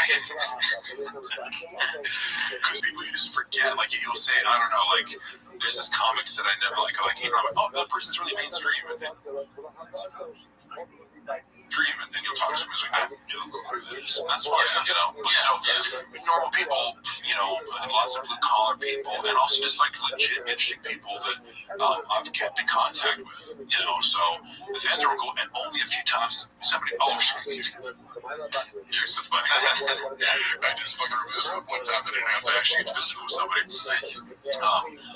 Brandon was wrapping up a show in the Houston Improv, and there was this dude who comes out, and he had this Indian accent, and he was like livid over like Brendan's show. He was like, "This man is not funny. He's not funny.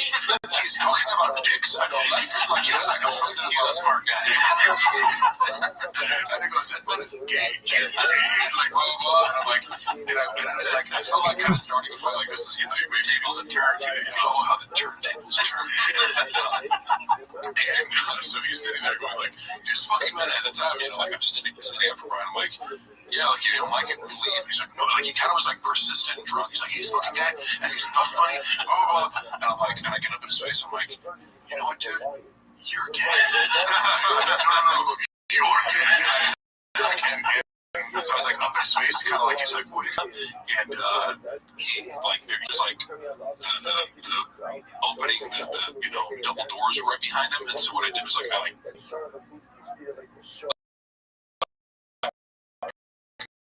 lifted my leg up and kicked right behind him. So just stumbled out backwards and like door closed. It was like a nice little like you know. I didn't want to like actually kick him, but like I did, you know.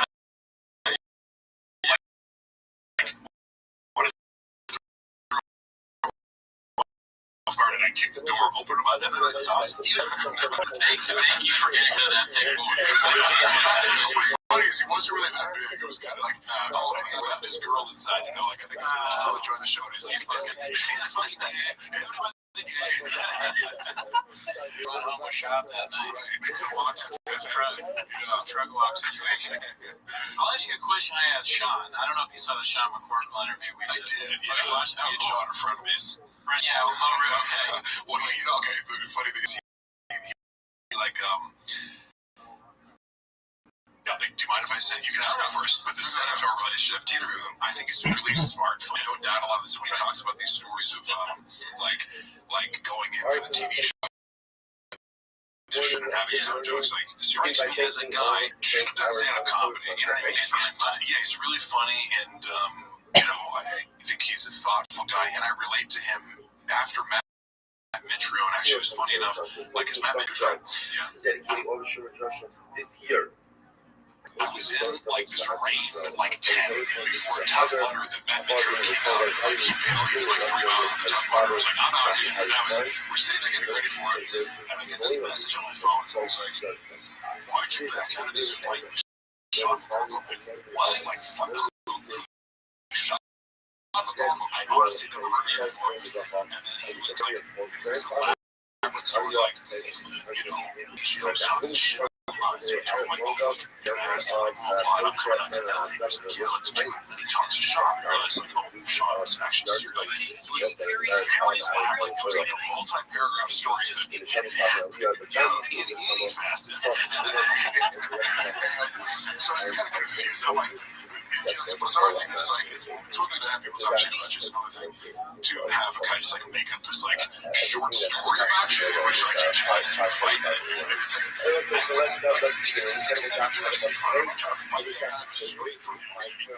You just do that on YouTube and Reddit. They just make stuff up. Like, they make up a narrative.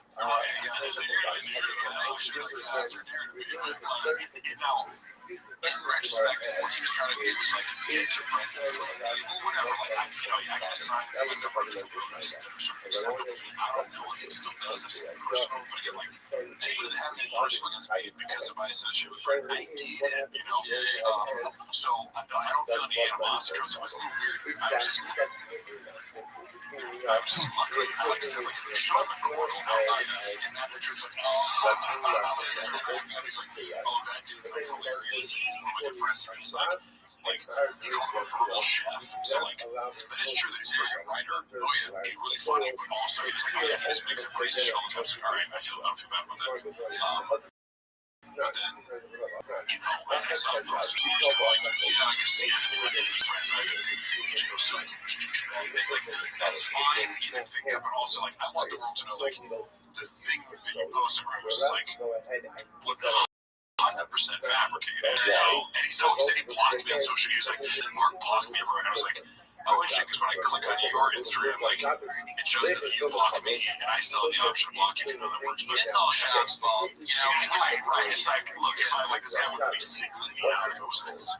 Yeah, and if you get close to Shop, you get Gadoosh in some way. Correct. And we can probably smooth things over with the CEO. We have no sway with him, but he's a real.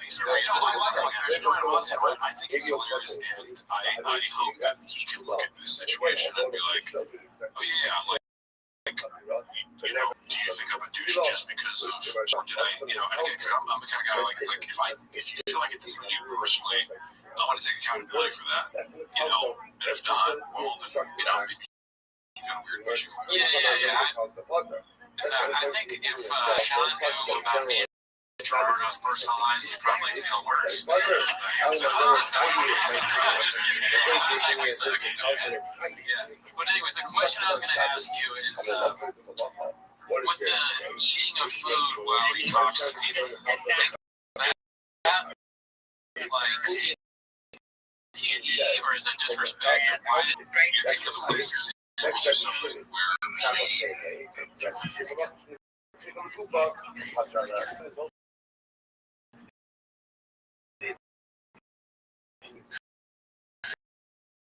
anyway,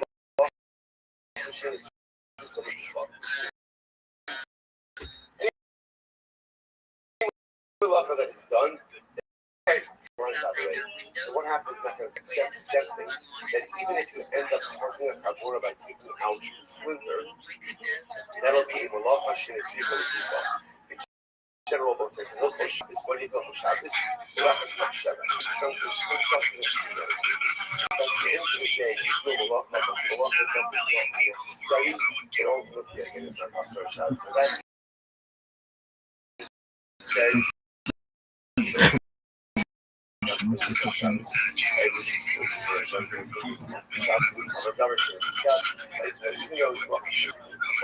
still don't go ahead and do a shot. But going back to our previous video, what about a son doing both that as a father? There wasn't a big shot. In other words, again, I mentioned that in the share yesterday, that in all of these cases where you have a son checking the blood sugar for his father, or going and being a doctor and operating on his father. So what is the whole section called Goda Bayim? Fascinating halachas. In your idea, it's with Reish Mem Aleph. So the Shulchan says, Reish Mem Aleph Gimel. Shulchan says, fellows, I am told to talk about it. Let's say again, my father has a splinter. Father's a splinter. So Shulchan says, Lo Yotzi Eshem Yavo Lassos Lo Chabura. a son should not take out the splinter, lest he come to cause his father to bleed. It will make his down. Oh, Rofe, let's say the son is doing blood betting, or the son is that, the other below the active either. I thought you should have a refuah. I should not do anything to a father that causes me, even if the intention is for refuah. That's what you want. So let's say but that's a very important qualifier. When is this true? When is this true? When there's someone else to go ahead and provide what call this quote unquote service for the father. About an ancient akazasos, who מצטער, הרי מקום הקיזו, בכל תקלות מאשר שירשו לעשות. So it's this interesting It's, a rule for me, but not for thee, or whatever the I'm sure I'm butchering, but it's so much, and again, I'll use the narcissistic term over and over again because it is appropriate, but it's a set of rules for this one person, and he acts like a hypocrite because he's very, very judgmental about other people eating. Like,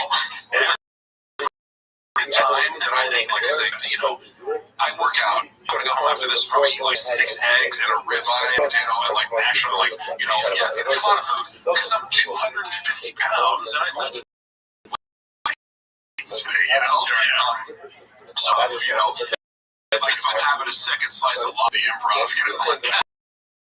You got it for that. Oh, dude, if you're trying to like shame me for eating, like you're talking to the wrong guy, dude. I was bored. They over here, dude. Oh, really, dude? And so, like, he kind of makes you just feel on edge.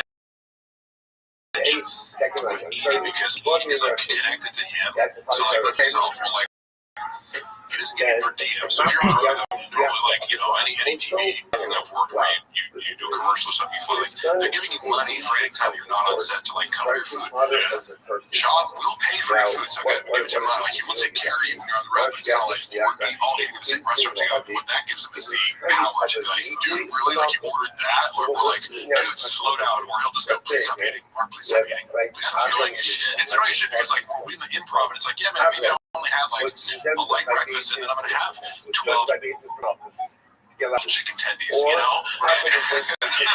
stuff like that. It's like I don't like obviously I don't eat that much, or I'm getting fat. Like I made binge eating is still kind of fun to me to do on a Saturday night. It's like, yeah, man, I'm not gonna get blasted. I might have like chocolate cake, and I don't think that's the worst thing in the world. But he like really, you can always tell his tension of like he doesn't want you to get around him.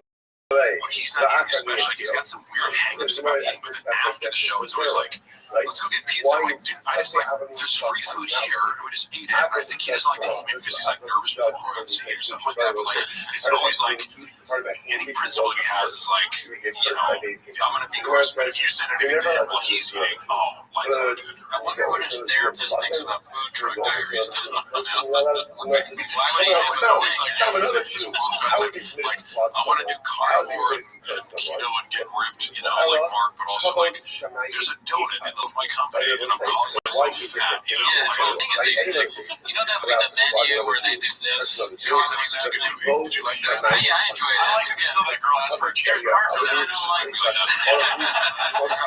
I'm scared of it. There's definitely some good lines in it. Because I went into it too. I used to I consider myself a movie buff, like in the sense that I love. But who got into it late? I was like, watched a lot of Netflix in my day. But I was gonna say I really do like when I try to pivot out, so you get like 18 like discs of like a week or something like that. I'm watching this one in the morning because it comes in, and then sending the other like sending out the Netflix pimping. But in the trailer, so I didn't know anything about it. But like that was really surprisingly good. Yeah, it was cool. Back to the thing.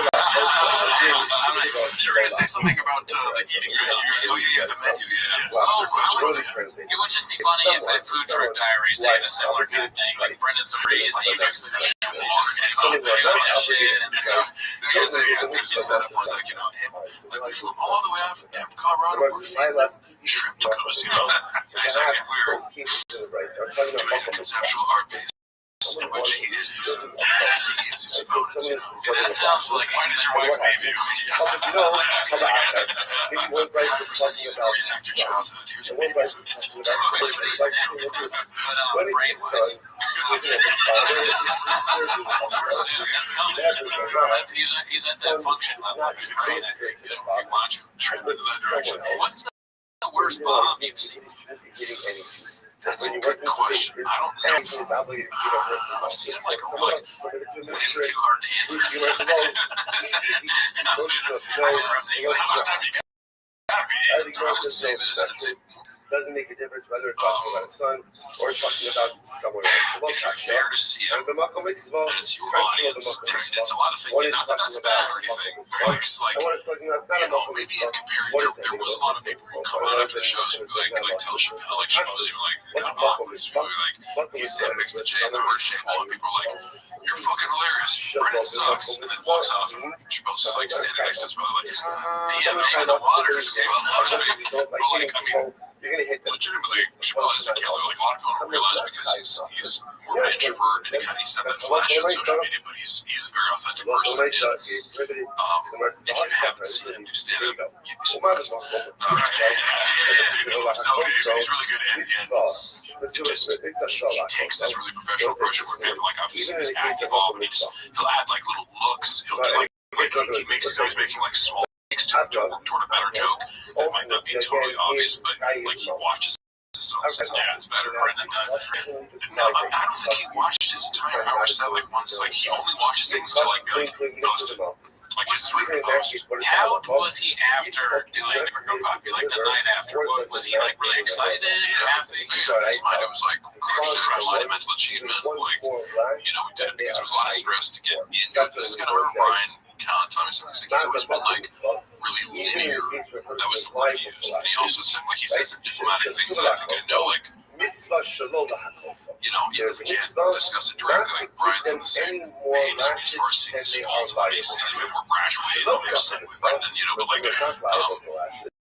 he gets it, he'll just kind of go out his way back like whoever won that Brendan historically has had a difficult time seeing the human element of the work people do for him. He treats people like appliances. It's like, why are they crying this carrot machine working? Throw it out, get it out, How stupid is he really? Like Brendan Schaub, everybody thinks he's really stupid, right? Is it like he's just dumb, like a dumb guy? Is it safe for him to dress kids around? Like, right? So I think if you were to test his IQ, I don't think that would be like something exceptionally bad or something like I think it would be average or above average intelligence. Actually, I would say I'm safe to say he'd be well above average intelligence. But the same thing is like George Bush or something like that, like where people go like, oh, you got like a 1230 on his SATs, where it's like, that's pretty good, at 1600. Here's the specific commentary I'll make about that. Brendan is not a curious person. He has his very limited areas of interest. He watches, like, he's into like serial killers, but like the fascination with the world, he does not have a fascination with geopolitics. He does not have a fascination with other cultures or religions or anything that really is, I would say, more abstract. And I think maybe like as comedians, that tends to draw people who are more abstract and philosophical because it draws people like, I think my thoughts are funny and things, and I like to reflect, and I kind of would like my greatest benefit to humanity is like being this sort of philosopher in a sense, if you're broadly categorized it. I don't think Brendan has that like philosopher, element in his hard drive. And so there's very little curiosity and very little self-reflection. And I would almost consider that like his core elements of like long-term success as a comedian is going, what do I care about? What do I think? Having metacognition. I guess that would be really, I heard that word. Describing like some of the deficit disorders happening, why it's very difficult to think about their own thinking, which I think you guys probably take for granted. Like you think about your own thinking, you think about your emotions, you can take this more objective perspective of like, and I noticed it with your comedy too, like on the show, there's an element of detachment that makes it more funny. Because you're not just like reacting, you're gonna be like fucking stupid, and you're just like, what's funny is like, there's a thoughtfulness that I think, it does a lot of comedy. with like it takes the edge off of even something highly critical. It's like, you know, I don't even care, but it's stupid. You know, it's fucking stupid. It's just so the lack of curiosity, the lack of self-reflection, the lack of like, if you're wrong about something, like, you know, like I can tell somebody, oh, I've changed my political views over the years. You know, I used to be very anti-Second Amendment. Now I would consider myself pro-Second Amendment because even if I have a set belief about something, I still want to continue to like learn about it and challenge it. And same with lifting it as a deadlift. I watch just to be like, what, is there a cue there or something I'm missing? And I actually like over the years I've changed the way I do even these very basic lifts because I always kind of whatever that quote is, like, have the mind of a beginner or whatever it is. But it's true in the sense of like the moment you think you're shit on steak or that you're an expert, you kind of calcify it. You know what I mean? And I think we get a lot of that with Brett. Once he thinks he has something figured out, like lifting, for example, he doesn't do anything correctly. He's very strong in a lot of ways. Like bad form. He doesn't do full pull-ups. He doesn't do like proper like overhead press. You never see him do a proper squat. Like you know, like a goblet squat. He like does a little bit like I can just list you. It's like everything's like a shortcut or a half-ass. Like he'll tell you, dude, I grew up in the gym. It's like, yeah, okay, I can spend the night in the computer lab every night for 10 years. I wouldn't really know how to code. Yeah, I mean, he definitely wouldn't. He would never. That's crazy. Some people might, but if there was like a video of him doing half pull-ups, that would go viral as fuck.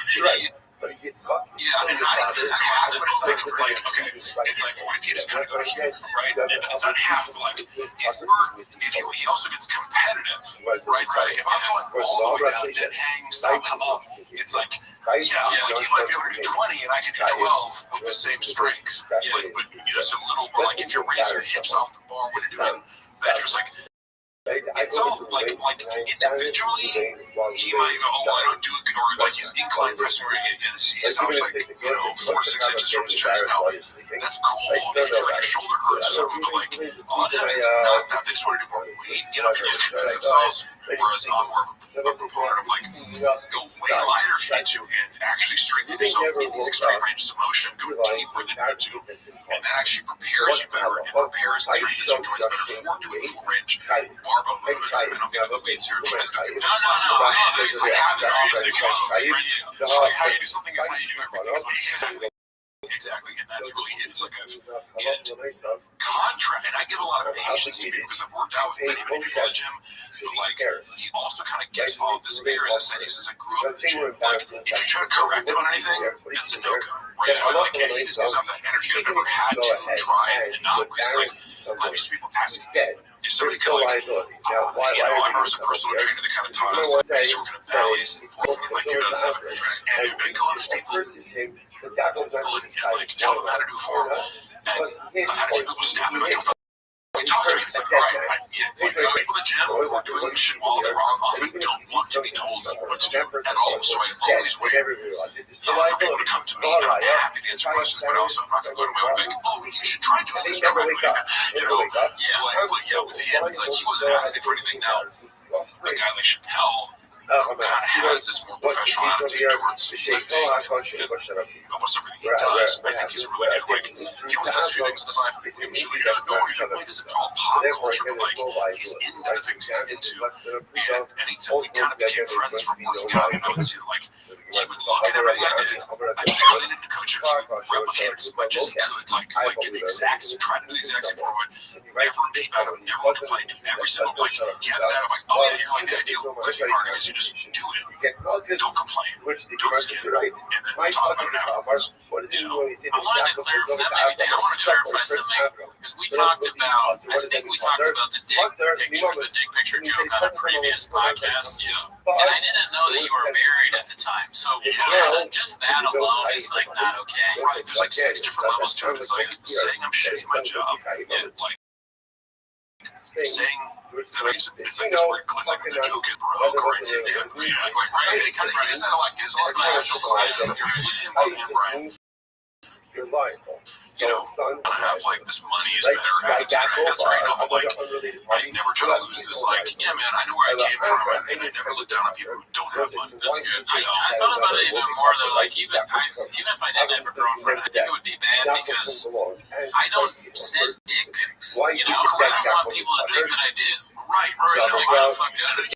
Correct. It's like that's an element where it's like, it puts me in a position where I have to like defend myself on something that's like essentially potentially is me too. Again, the implication in the joke, if you really think about it, is I'm gonna send this dick pic, and I have to ask this meeting. The girl didn't ask me. Look, if girls are asking to send dick pics, send away, fellas. You know, like most of the guys, most of the next guys make with dick pics is like any hot girl that we both, you know, y'all know, or not even hot. You don't have to be super hot. Like women are being bombarded with dick pics all the time that they don't want. They don't like that. And it's like a girl will let you know if she wants to see that hog. They don't write a lot of requests. You know, it's not like a hog. It could be a half truth because it's like he's telling people that you're sending terrible dick pics, but you're sending his dick to people, right? Like only when old people only when they are behaving, when they are protecting themselves, like you should. So That's your job. You're like trying to go to sleep at 3 a.m. He's like, Mark, I don't know how to use my phone. Mark, socials. Socials doing his code word for something. I'm going to text something like more. Yeah, real hoes, man. That's not cool. That's standing in pain, which is like the worst. Yeah, and again, not that it wasn't like I was on, but it's just like it was just some of the things like, for example, like I was supposed to get 3K a month for Tiger Thing, and like, but then it was like time to invoice, and it's like, oh, his manager's gonna come and be like, oh yeah, you and Jay, we're gonna get 3,000 total. I'm like, like nobody does business like that. Like, hey man, your salary's 3K. Oops, I meant that was you. This other guy, or like, if Jay wasn't really doing this. Like, and that was the second time it happened. Like, I already promised me $1,000 a month for like happy info ad reads on my podcast, and it was like sound like an invoice. It's like, oh yeah, my account's gonna call you. And it's like, yeah, man, no, I actually found out whether it was you and Chappelle. Like, so it was like the same, like, excuse, you know, like, but then I found it in writing actually. It's so like, you know, so it's sort of back, but weird stuff like that where it's like. He's saying it better than you didn't, or like he took me off the payroll, and that's what started our getting fired. It's like I couldn't come in for Shop Show because I was with my wife in Vegas and had planned to come earlier, but couldn't. Like, so and I'm sending this like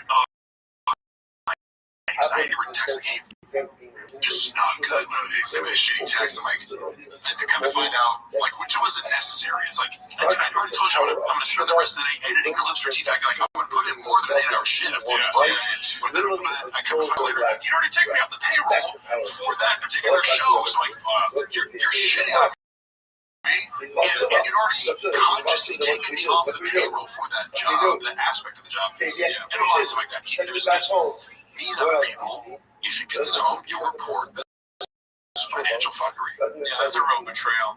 Maybe one more question. With that whole thing, like, is the chemistry of that the fact that it's like you're doing business with a friend? So it's no, I mean, like, well, yes, in the sense that, like, it made it awkward. Like, had I not get fired, I was going to have to take that on the chin. But, like, this was 7 ad reads for Happy Hippo, and it was like, oh, yeah, it's $7,000, you're going to get $3,500. That's instead of months of Tiger Thick, that's $9,000. You're gonna get $4,500. Okay, that's $10,000. Yeah. Like, I'm sorry, that's a big amount of money. You know, like, how the fuck am I gonna pay for these life injections? You know, how expensive are they? Just kidding. This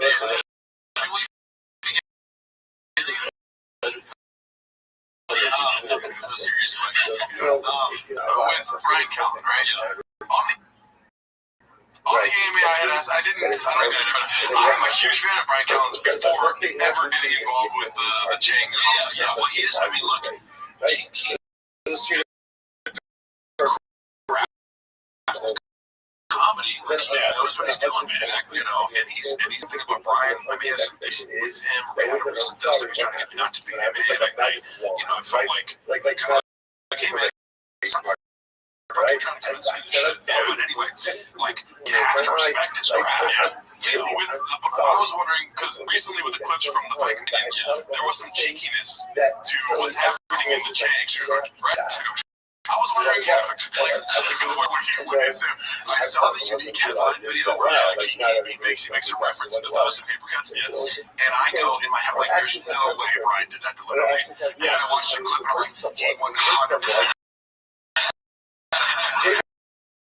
He goes, yeah, death by 1,000 cuts. He goes, I've never heard Brendan react like that before. Yeah, I've never heard Brendan go, yeah, fuck you. It reminded me of this joke that I remember my buddy told me. The whole point of the joke is like to extend this middle part as long as possible. But it's basically like a guy shows up to this like this circus, and he's like in the front row, and a clown comes out and like rips on him, like does some like like embarrasses him like thoroughly from the stage. And like the middle part is like he goes on this like training montage, and like the funny is like to learn like the comebacks, you know, or like he's kind of black belt. Like, you know, the verbal combat, and he's like prepares like for a year to come back and see the same clown, and he goes to the show. The guy tries to do the same thing, and he goes, "Fuck you, clown!" You know,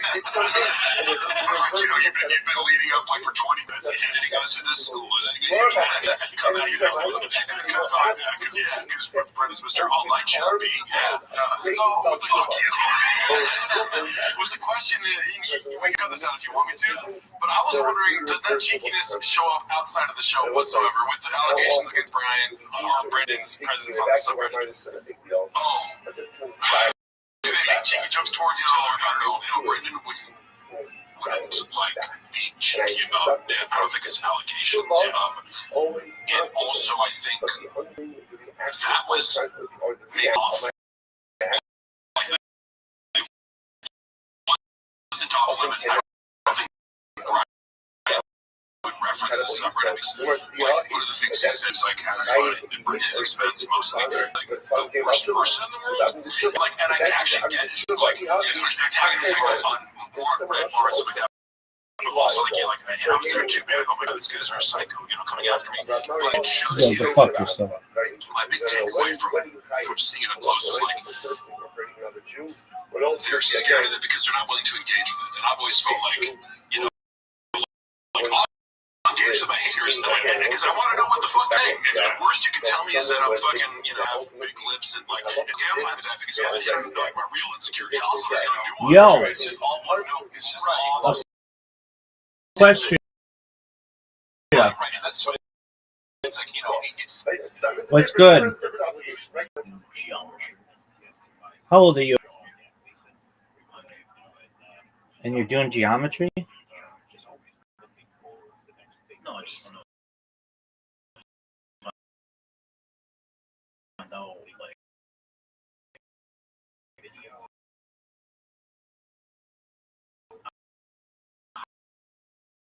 how to do geometry. It's been a while since I've been in high school. Yeah, go to.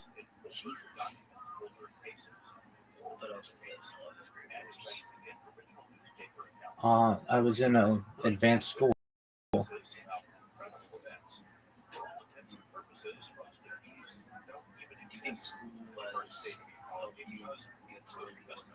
100%.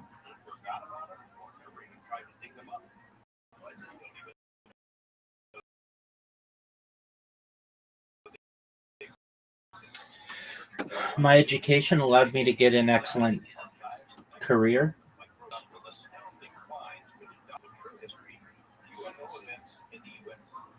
Now, I would also say that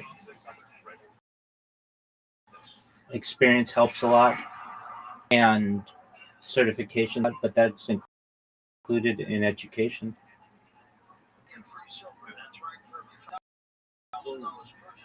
Have you forgotten school? Yeah.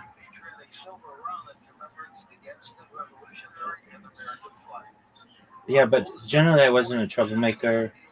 I knew where the lines were, and I did my best to avoid getting in trouble to the best of my ability. But in whatever school I always did my best to know what the rules were, and then just get as close to the line without crossing it as possible. customers, I urge you to diversify your savings.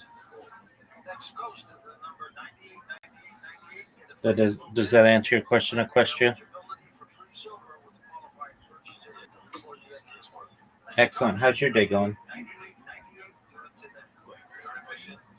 Taking names, taking names. So if you want to learn geometry, go on YouTube.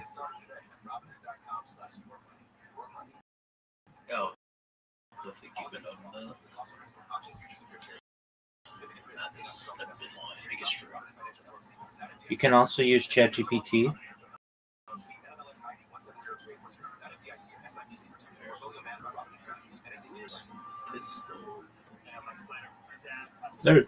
They're a streamer.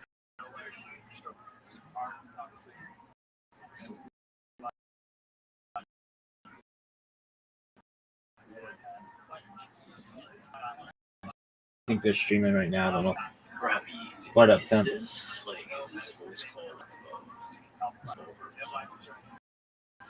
Yeah, I get a lot of people who do Miss Aquarius. People just, when they want to go to bed, they be alone in the world. And they like the idea of somebody out there. So they sleep in here. Welcome to do the same, Equestria.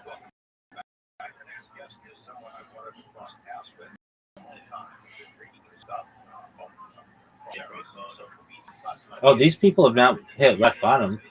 They're employed. They're educated. Very kind individuals. People like when people see you, do they judge you? It depends on the person. Can you hear that music? Yeah, Doug. Hey, we're not talk. Is the music going through my through the microphone? Sometimes when you're not talking directly, if you would just close your mic. Okay. But when you're talking, feel free, obviously, to open it. Talk as much as you want. You're good. I'm just, You're good. Trying to figure out something on my microphone. I want to start streaming it. So when I play music, I want to be able to play music through my tablet and have it go on my microphone. I'm pretty sure I figured it out. All right. I'm going to use the restroom. I'll be right back. If you need my help testing it, let me know. We'll work it out.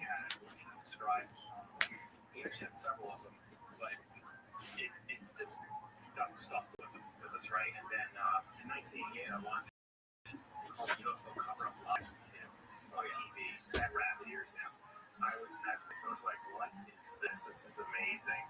Anyway, I have, high school, stuff like that. And I've always been the unknown. And in my work, I did a lot of debugging. I did a lot of okay, there's this massive multi-million line code base. It doesn't work in this particular instance.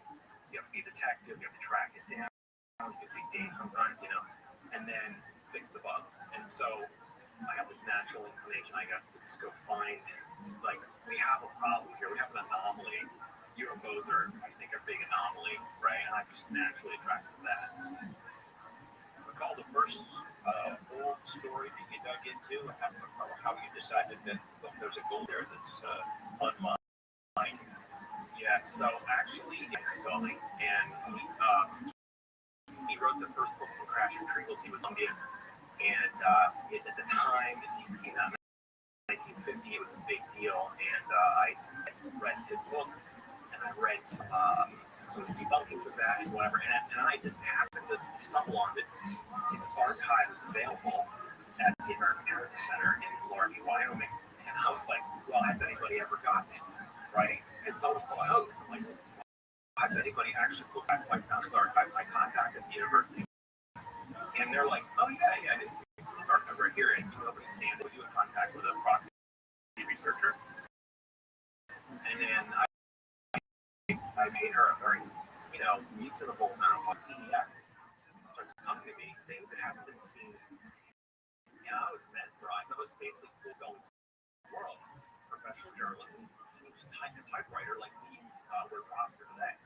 And so I just started to OCR all this stuff, convert it to text, make it searchable, and then I was in, and he had between 50 and 54 or so. And so the natural place to start looking at these newspapers, right? And so I started to go from there. I found that there is an unbelievable flood of big data about UAPs, and it's untapped. I was looking at this. It's in multiple languages, databases. Some of these databases are actually paid for by state or national governments like Australia or California. And yeah, I'm finding, I just give you quick statistics. It blows my mind. Just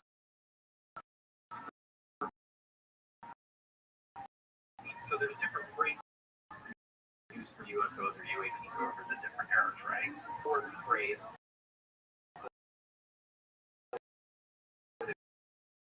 flying saucer. I think he sent me got this room as a surprise. Alerts. I set up, mention alerts with newspapers.com, and this is good strategy. But I did my this is so good.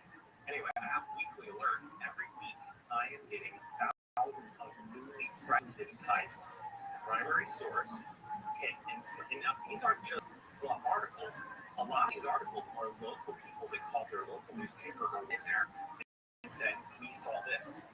Here's my name, my address. Sometimes here's what I saw. Oh my, servicing base." So it's incredible. It's incredible. It's actually changed how I view history. And I just was live. I was posting on Actually and something like that. I just blasted up. And then someone recommended I start putting the media. So I try to put the best stuff on my media account to just link to it.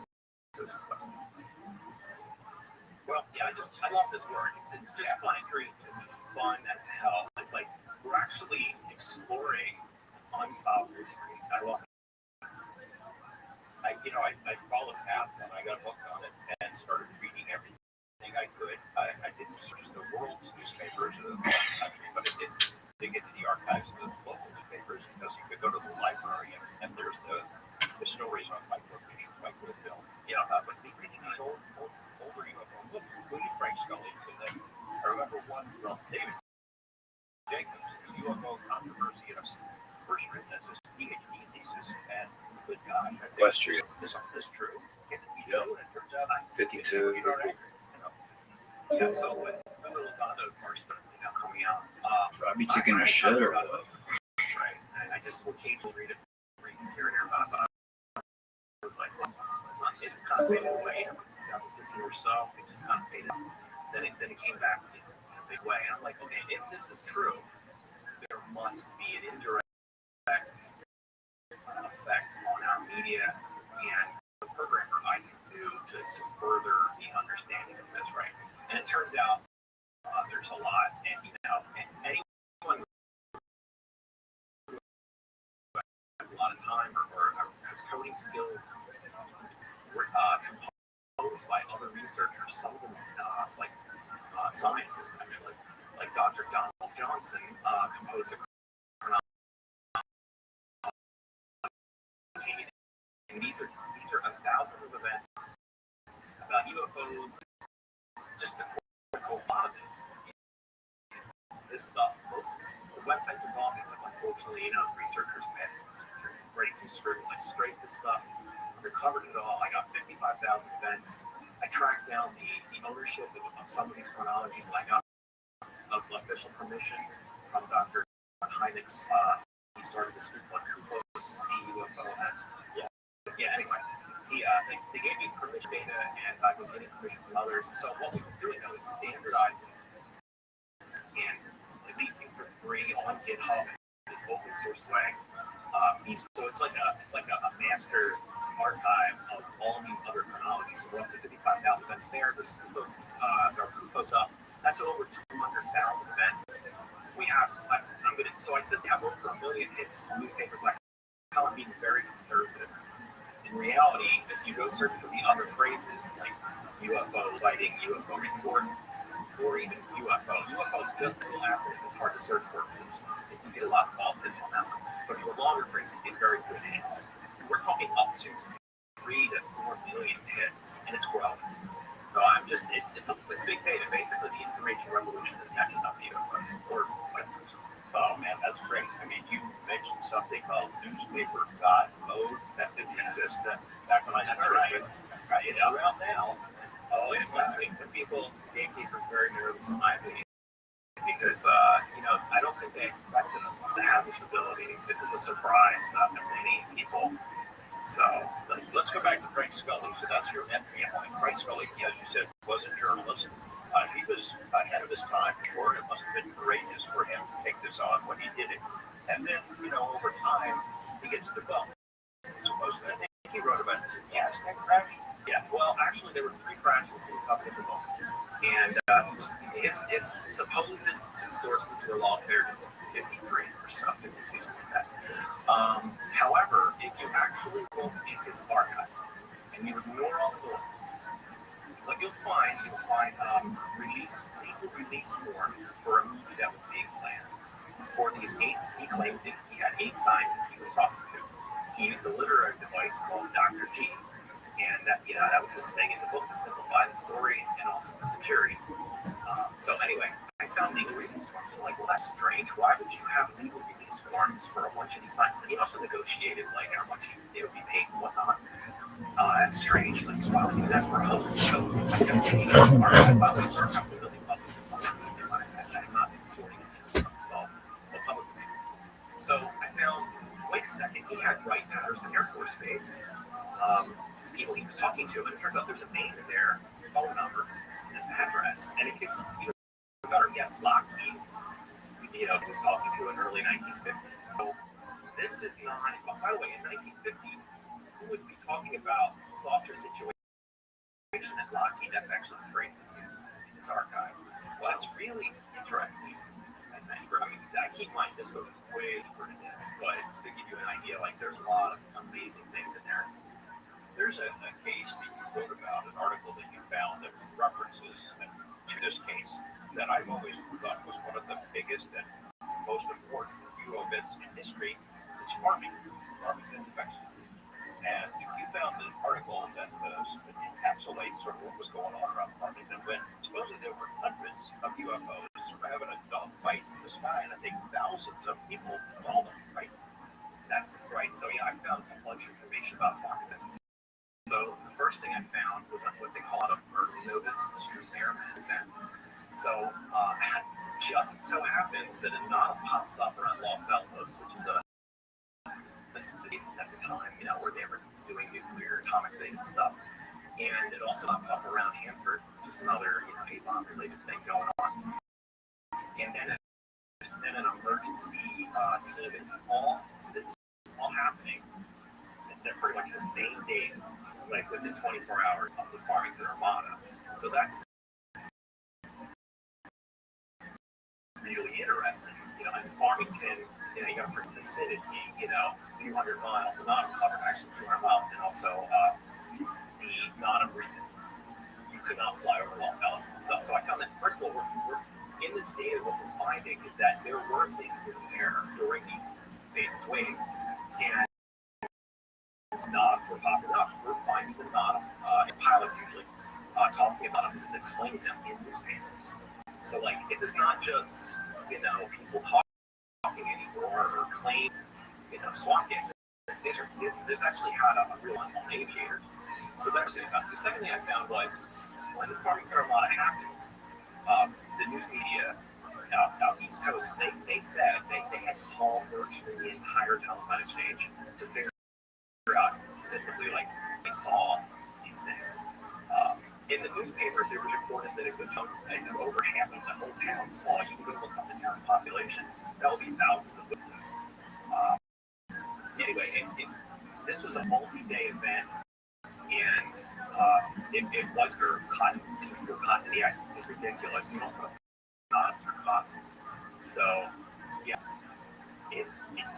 the Farmington Armada will actually going to research this. I am actually going and look for the word Farmington in every instance for every day, for the month after, and a few 2 days before. And what I also found was the day or two before the Farmington Armada, there was a mass event in Mexico City as posted on live. I just found that. So there were hundreds of witnesses to that, and they were saucer. So, like, I wanted to point this out is that there are narratives that articles, right? Most of the time, those are not much. They're not actually primary sources. The newspapers, what I'm finding is that they're divergent, either pro or bunking it or whatever.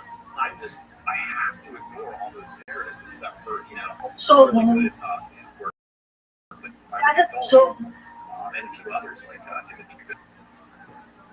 You must learn in a sixth sense about debunking terms and techniques that have been used. You see the reports and then you see what the explanation is, and it must jump out at you after reading so many of these things.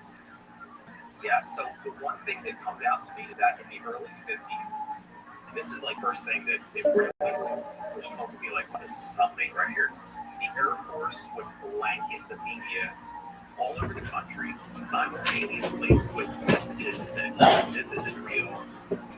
This is all hallucinations. You're seeing things, mistaken sightings.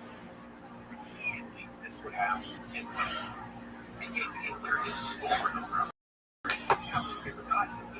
Say those to me that you're antagonistic to me. Yeah. You know what's funny is like so many people in my DMs, I'll see like the last minute. Fuck you, you big lip piece of shit. You know what I mean, man? Sorry about that. I'm like, dude, I get it. So many people. It's like honestly, because I'm like, you can't offend me if I don't know you. You know what I mean? Like you can. If we are close, like, can you betray me like that? Like, a stranger talking shit about me on the internet about my physical appearance. Like, if you can't handle that, you're an adult man. Like, grow the fuck up. Yeah. But a lot of it seems like they run that, and there are people. I don't know how Brian felt about leaning into it. I think he generally, like, he is trying to get Brendan a lot of note, even just podcasts, like, hey, let's do more yes and don't shoot everything, kind of don't be, like, but it's hard because it's like you have to inception his ass. You have to, like, get this idea in his head that makes him think it's his own idea to be less of an asshole, and interrupt people less, telling him what to do. He doesn't like it, because that's what in my conspiracy is that Brian is homeless but paying rent. You know what I mean? I gotta be, but you are homeless. No, I don't think of it. I haven't really probed his mentality because I think he is diplomatic and he does have a lot of loyalty to Brendan, and I think a lot of times for good reason. But like what you're saying is, I could answer like this. Would he get the humor in a lot of the jokes you're making about Brendan? Of course. Yeah. I just don't know. I don't think he's checking it out because people even when I I would go on the server, I wouldn't be like, I don't want to go see people shit on me for no reason. So it's not fun. Unless it's they kind of set up a system where other people are checking on their I'm sure people are reading it right now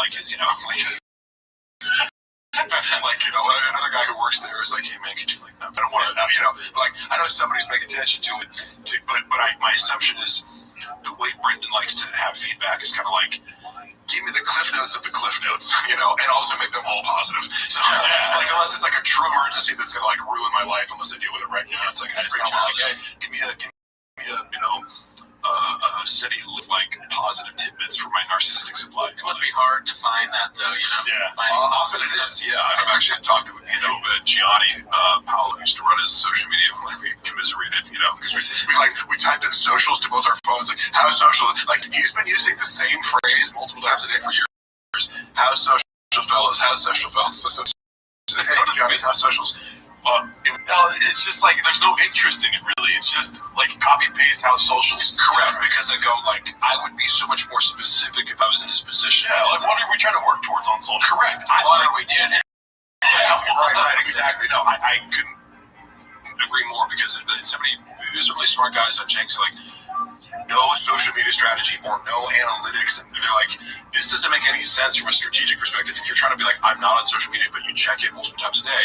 My analogy is like, I don't eat ice cream. I just pay my assistant to shovel it in my face. My mouth happens to be there as the ice cream falls off the spoon, but I don't eat ice cream cereals.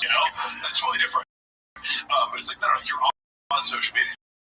You have to do it just by proxy, and it because like you're not on it, so you can focus on other things. If you're worrying about it all the time, worrying about likes and comments, and you do about writing new jokes, so keep that same energy.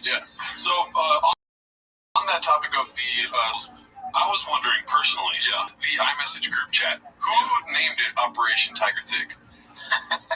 I believe Brendan. That's awesome. That was the answer I wanted.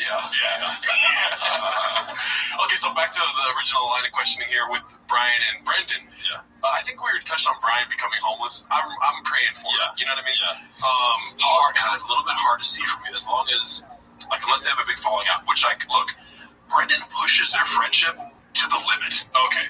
Like, because Brian's a pretty agreeable guy. Like, he's a reasonable guy. Anytime here's what I would say, like, is one of the biggest differences between these two guys. A couple times we've had, like, an argument in text, and you get context loss, or maybe you type in all caps, and I'm like, dude, why are you getting upset, something like that?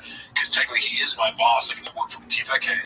So, and I'm a little bit more, if somebody disrespects me, like, I don't give a fuck who you are. Like I consider myself a good employee. Hey, we're not doing that. We're not screaming at me over text,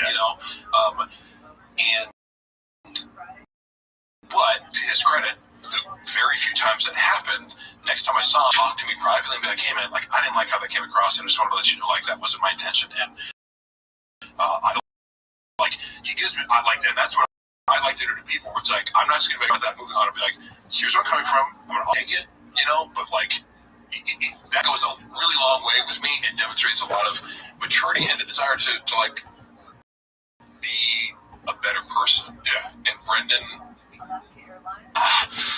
he can't take solo accountability. He'll be like, man, it's been really tough between us. And I was like, what you did? Like, or like, he'll go, I don't like how things went down. I don't like this tension between us. It's never, I did something wrong. It's always like, it is like, I call it his fake accountability. This Tiger Thick group chat that maybe you read, it was like, no, man, that's on me. Like, I should have known you guys weren't going to do it, or something like that. Like, you're fake accountability. What do you mean? It means you're going, oh yeah, it's on me that you guys are so stupid and incompetent. I should have known. It's like, it's not on you, because you're claiming you pay us to do something. You expressed an action after we couldn't have gone back and done it, and like, we're stupid idiots. It never hits the hammer on the head, Never does it. So, with Brian, right? If there's one thing that you could tell Brian, like the best part about becoming homeless, what would that thing be? The best part, and this is what it came down to, because he was on the phone with me going like, and I'm not saying this is insincere. And when I first picked up, I was kind of like, because I didn't want to feel like you're trying to convince me something. Like, part of me was like, is Brendan like overhearing this? I don't know, but like, and he talked to Brendan about it, but then somehow that conversation got leaked in, like, because like on the AMA holes or MMA holes, they were like, and you were screaming at Brian, and like, luckily my wife was there to like corroborate. It's like, screaming. Yes, I was talking like this. Here's what I said. Hey, dude, Brendan is a narcissistic asshole who lies to people and defames them behind their back. That's not the kind of guy that I feel any sort of loyalty to protect his nature now. Like, I said something like that. Rena, how are you? Rena, how are you? Good. How are you guys? Well, Rena, how old are you? You can. I'm not gonna guess. Just tell me your age. 20. Oh, you're 20? Okay, great. How'd you find out about me, Rena? I don't know. I just came from the link that you sent me. Okay, the link that I sent you. Oh, okay. Very well. You're from Socialize.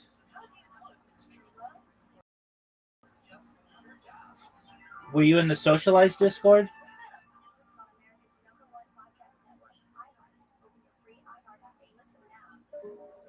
Okay.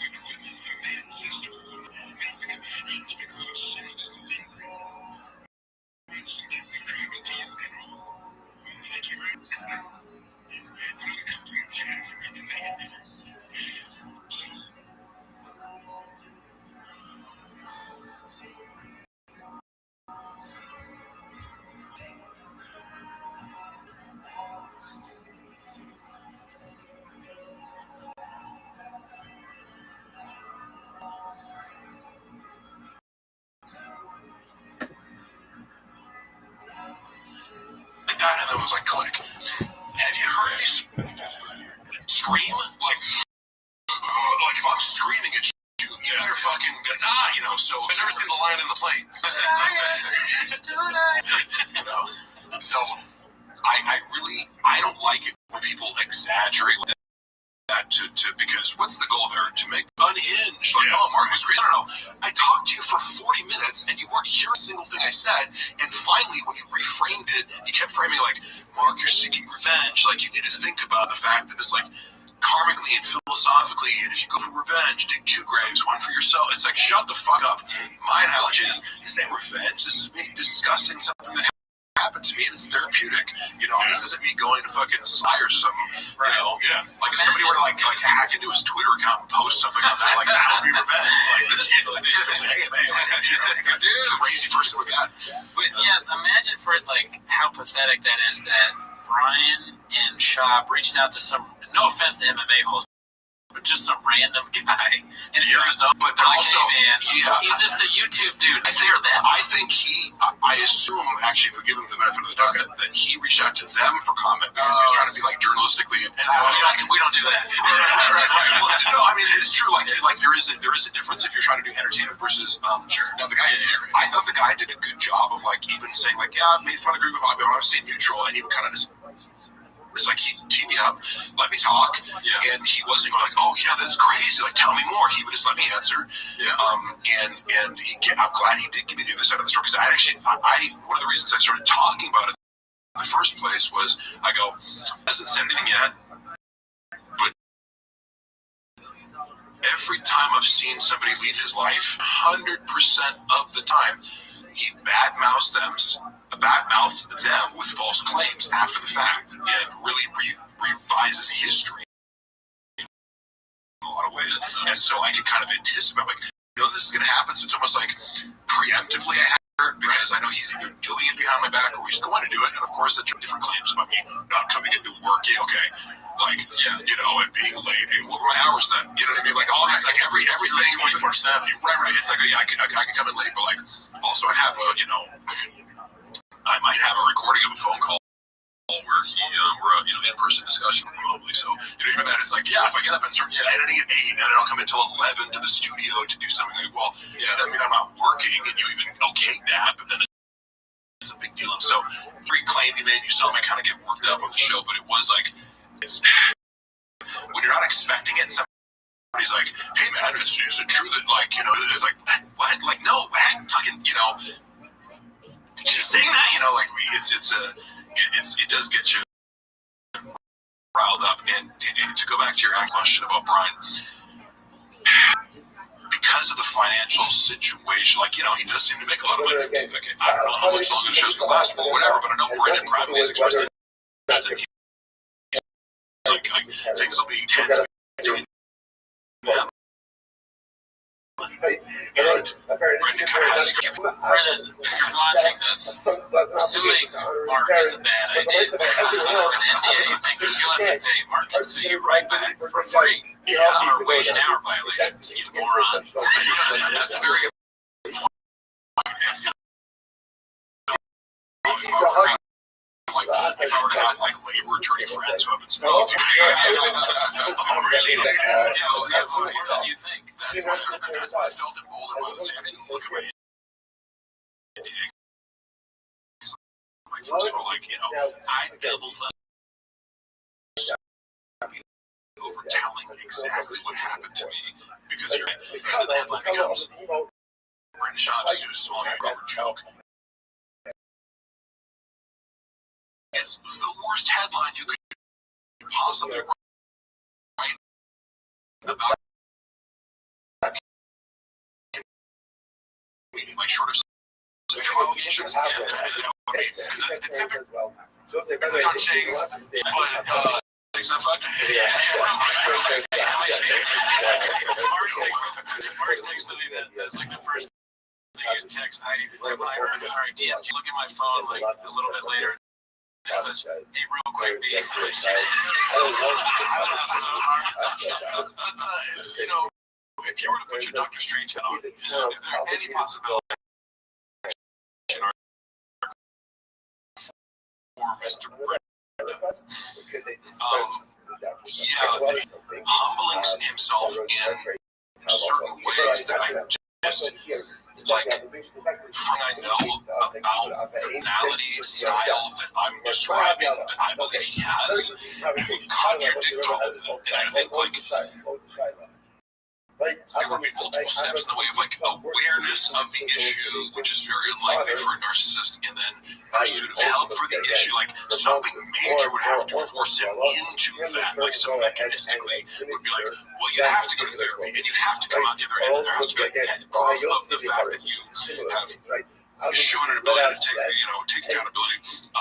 So, like, it's possible, but the steps would be sort of learning how to take ownership, apologizing to people, not being obsessed with sort of like power and control over almost everything else. Because one of the reasons I was fired is like he prioritized like me not texting him back over me doing like 5 times more work than he actually expected. So I went like I get the I was risking getting fired. But, okay, look. What I just did over here, we have like 5 mini reels as you normally expect from an editor. I worked all night to do it. You're going to ignore that fact back for 3 hours, and you just like you succumb to the worst expectations of you as a human being.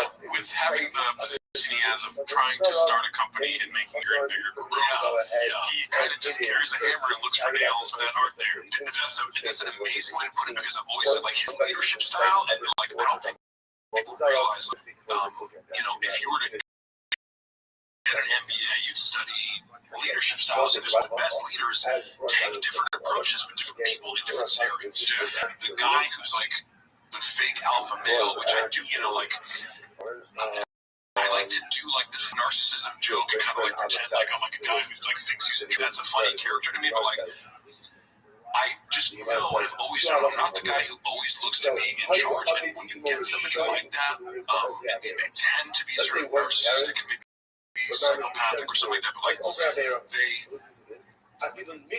don't develop a lot of leadership styles. They kind of use this like bullying tactic or kind of condescension or fear. There's like a very limited path of leadership techniques that they use, and that always runs people dry. And you can't always do this kind of like, get on my level, let's go, let's do better, you're fucking up, like you're gonna get fired. And that's kind of like almost like you can summarize leadership style in those 5 terms. Just very little like positive long-term, very little encouragement.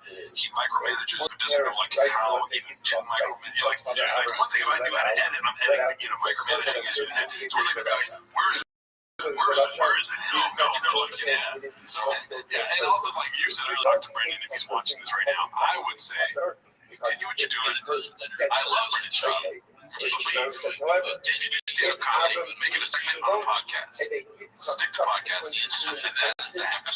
Right? I think that's going to be the next special. Bring a puppy 2, 3, I want to bring a puppy 3, 4, 5, 6, 7, 8, 9, 10. They're hilarious. Not on purpose. Actually, what we're really good ideas because you get like an actual response, unironic, it was just like the best box. Yeah, that's how I would like to do this. Wrinkle Bobby, like, amazing. You keep watching, it's like Sharknado, or, like, there's another lead into this, but that's also predicated on, like, complete self-awareness to realize, like, oh, there's a meta thing going on that people would really enjoy, but you're like, but like, come on, don't let that abstract thought you need to, like, pull out your shoulder, you're not Bill Burnham, you know, like, I'm not sure. It's not a lot of abstraction, but like basically when he's actually walking out to the water, he's like, "Man, this is a lie." Like he does a little tricks. I'm like, I like that kind of stuff. You have to have this forethought of like, over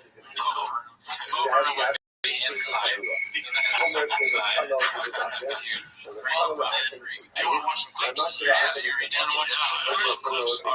Some of my favorite things. The first thing we have is called Rinks References, the Tony Hinchcliffe and Steve O. Papercuts joke. And Papa Don't Take Too Kindly, posted by Lost Psych.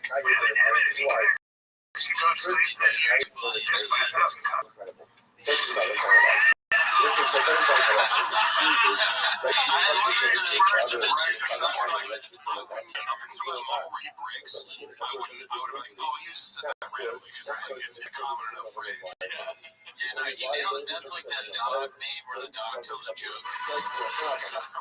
He's saving that up. He made, there's no much. What that tells you is because normally Brandon's excuse is like, I don't see anything, I don't even know what the joke is, like, how can I be in the joke if I don't know the joke?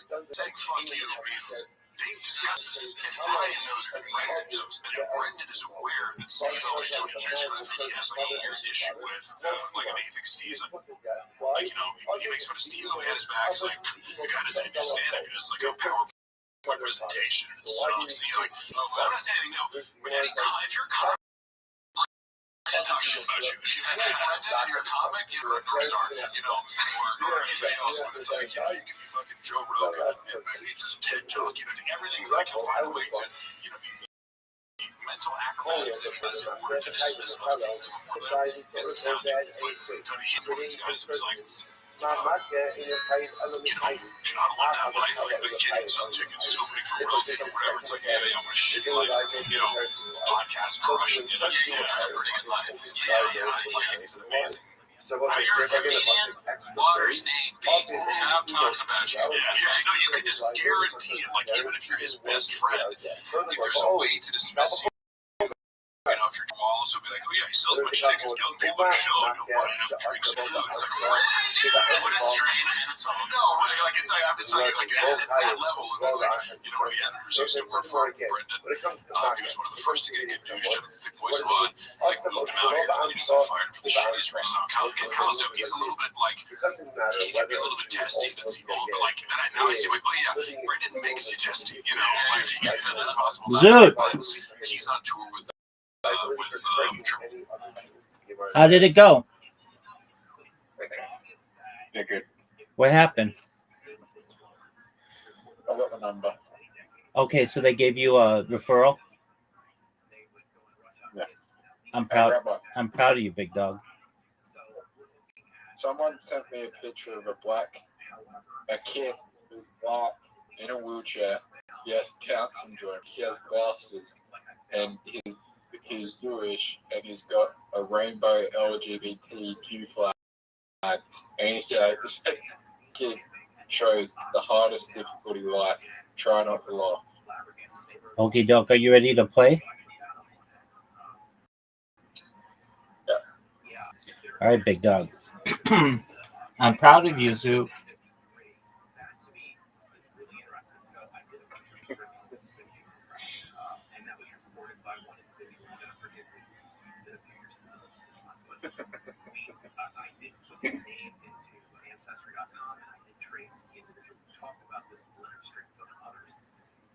Rabbi. What up, big dog?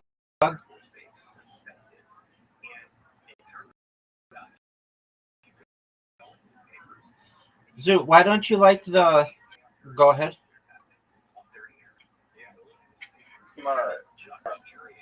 Tomorrow what? You're going to call a number tomorrow? Okay. I'm not putting pressure on you. You come tomorrow, okay? Why don't you like the Bonnie Blue Talk to Her joke? That shit's funny as fuck. Because I didn't write it. You helped come up with it.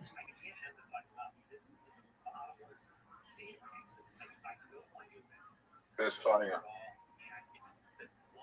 Dog, you helped come up with it.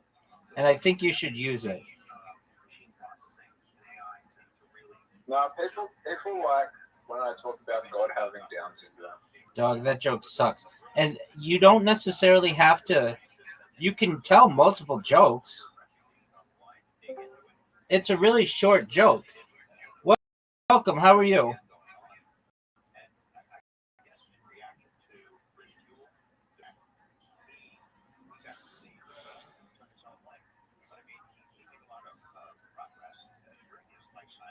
You know what's funny? What's funny, Zoot? If I get diagnosed with Tourette's and then I deny having Tourette's, that would be fucking funny. All right. They're going to help you, Zoot.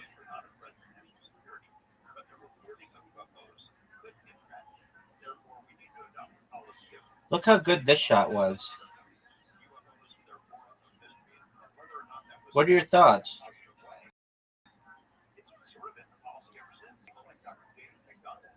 How are you doing? Well, how are you, big dog? I'm doing good. It's been a while. I've not been in this AC. I know. How's your day going? Yeah, my day is just going. Like, I don't even know how to describe how my day is going. Is it good or bad? I don't even know how it's just going. But I still have hope since there is life. That's right. That's the only thing that makes me leaps, nigga. How'd you find out about me, Taj?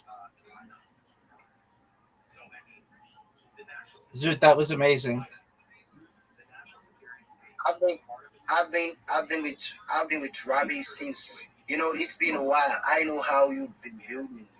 Like, this is not my first time coming here, like, to meet Rabbi in the space here. I know. Remind me, how did you find out about me? Yeah, it's from the Telegram, which I meet you in the community when you doing VC, and you told me that you working and going a live stream all the time here in Discord. You said you work, I think, 24 hours, no any, like, you don't used to go off all the time. You used to be here, and then, I know all those things. I cannot forget them. That's correct. It's still in my head. So that's correct. So we met through Harry Potter, Obama, Sonic, Teninu, right? Yes. Yeah. That's right. All right. How's life been for you recently? What do you think? Have you done anything fun with your life recently?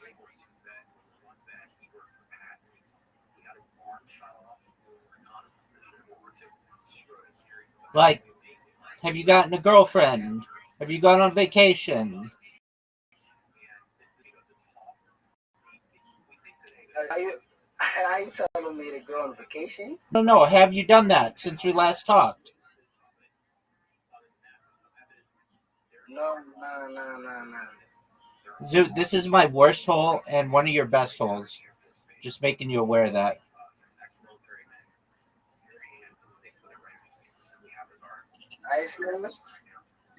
I thought I resigned. Zoot, you're still playing, big dog. Says I resigned.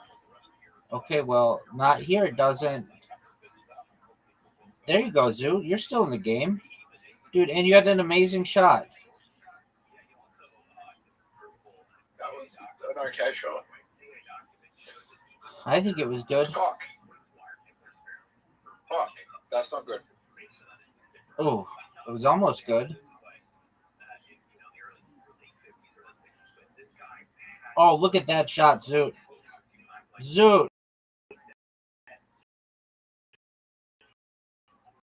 Oh, this might fuck me. It did. You're shot like this, Rabbi. Let's hear about that, son.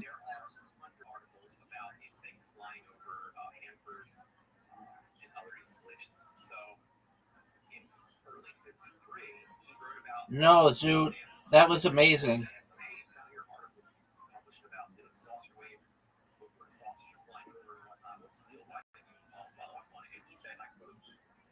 I thought,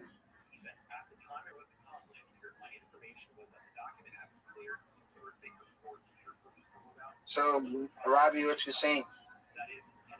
I think you're always welcome here. I'm glad you're here, Taj. How's crypto been for you, Taj? Yeah. How has it been?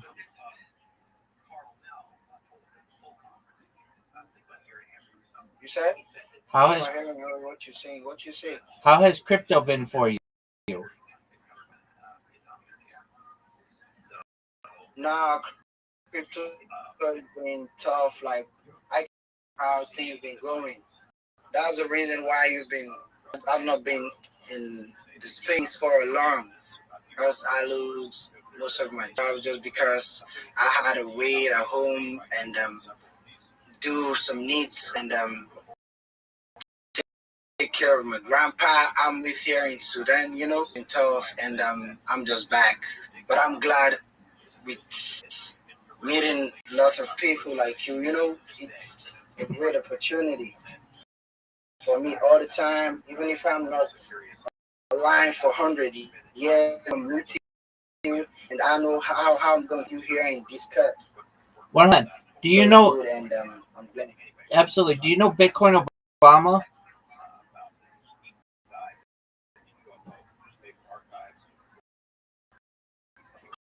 Yeah, I know him. Zoot's a good friend. All Africans know it.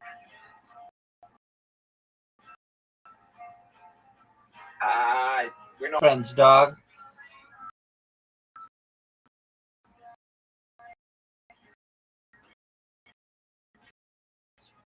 He doesn't like me anymore. Why doesn't he like you? All right. Well, he likes me. He thinks you have money. Yeah, but I give him time and I help him.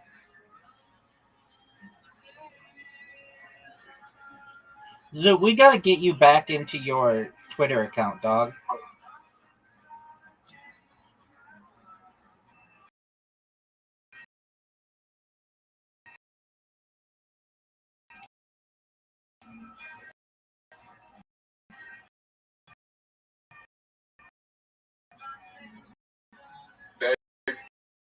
Ban my Twitter.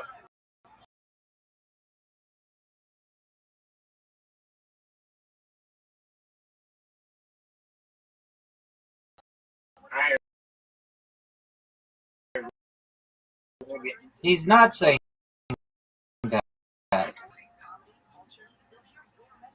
I know you, right? Yeah.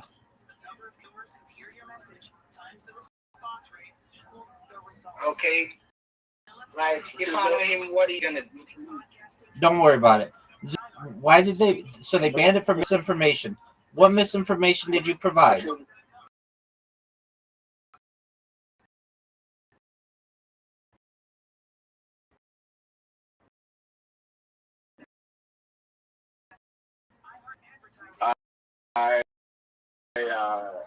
I said that they were bordering ADHD.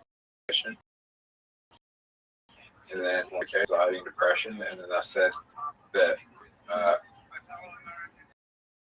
folic acid would cause the FDA are trying to put folic acid supplements for people with autism great and English in cancer and people who know who autism. And I got banned. When did this happen? About a month ago. Wow, Zoot. I thought you said you couldn't get into your account. Yeah, that's why. Okay. Because you said that you couldn't get in because you didn't have your email. No. Dude, I got you on camera. It's cool if you lie. It's cool. I mean, it's no big deal.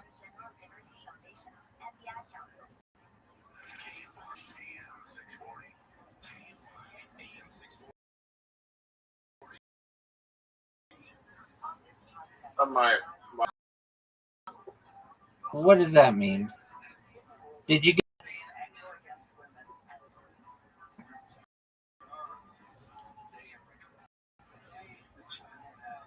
It's not letting me recover my password.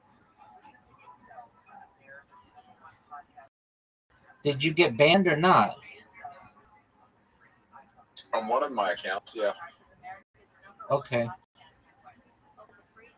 On one account, I got banned, and it's connected to the same one that I lost the password for. Okay.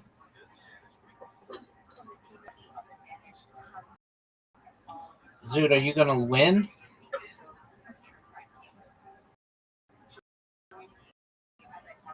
Wow. Wow, that one had a lot.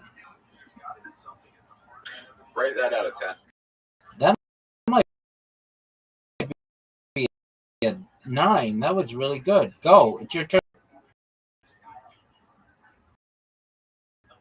Is that a bad move? I don't know. We're just playing a game, big. How's life in Sudan?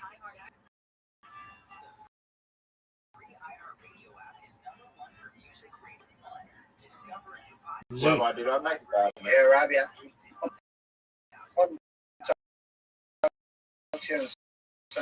About something. All right, Yeah, I'm just like asking if there's any opportunity for me, like, to get doing, and I also work for collabs, building projects, and boosting the community as well. So I know there's opportunity for me to stick myself in projects, and let's keep writing. I'm just back in this phase not too long earlier. Yes. Go study.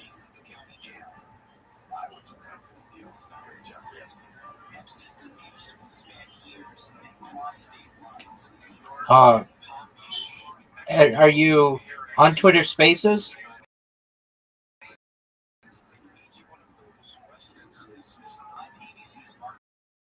Yeah, I'm in Twitter Spaces.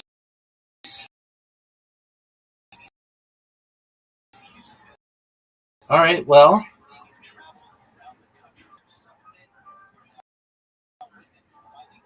I know. Or you could just do a big point of bomber if he's funny. That's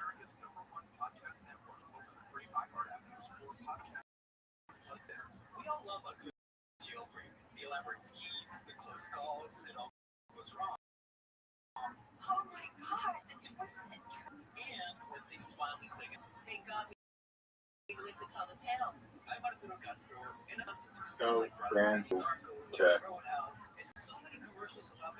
now I'm starting a podcast because honestly, guys, I don't feel the space is crowded enough. Get ready for Greatest Escapes, a new comedy podcast about the wild stories in history. Very few people know this story. Each week I'll be sitting down with some of the most hilarious actors and writers and comedians, people like Ed Helms. I climbed up was just like, Guerrero. And she goes, "You're on your own. You have to run." And Joseph Gordon, I love storytelling and I love you, so I can't wait. Together, we're gonna hustle our way through the most Zoot, you got stories of all time. Like, what should you do? Maybe write a musical? I would hide under the desk. I'll tie a rope around the fish's neck. Zoot. If I send you a literati invitation, will you play the whole game? No. Right. Well, at least I don't want to play the. No, I don't want to play the right now. All right. I would rather play Ludo than literati. Well, you're gonna play darts because you're good at it. Can we play? Yeah, but we've played them all. But play one game of darts, and then we'll play.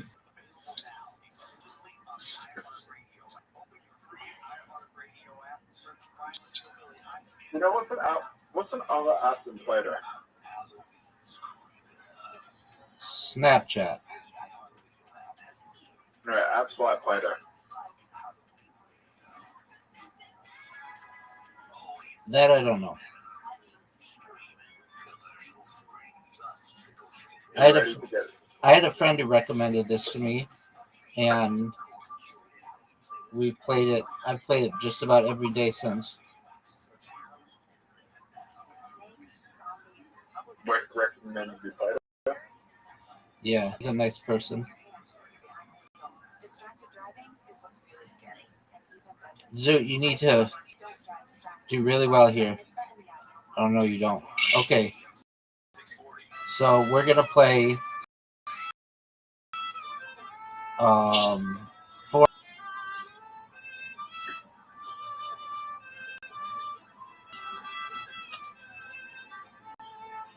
And then after that, we're gonna play the one with the blocks or whatever. Zoot,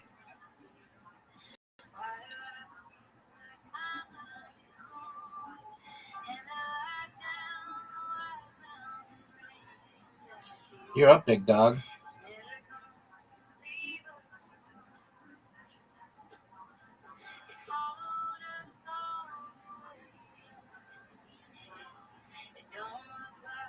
Zoot, you lost.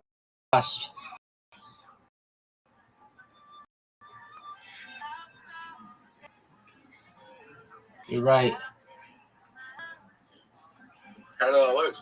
You didn't. How should you think you lost?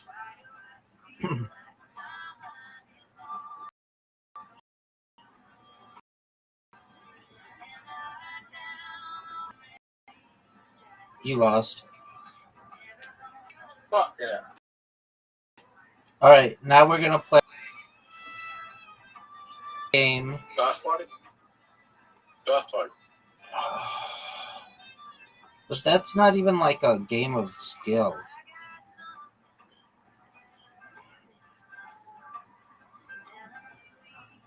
Oh, you love this game. Zoot, you have an invitation.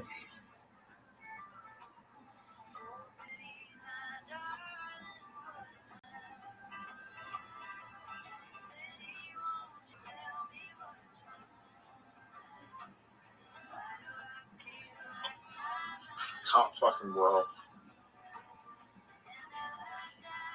You're up, big dog. I need to pick. All right, well, there's nothing I can do about that, son.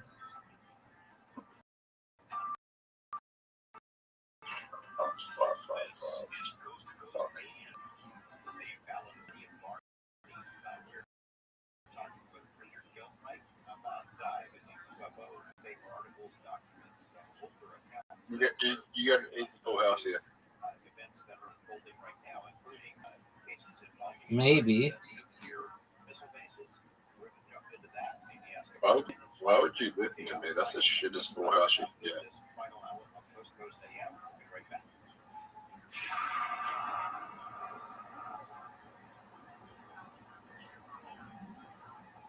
Play it as a two.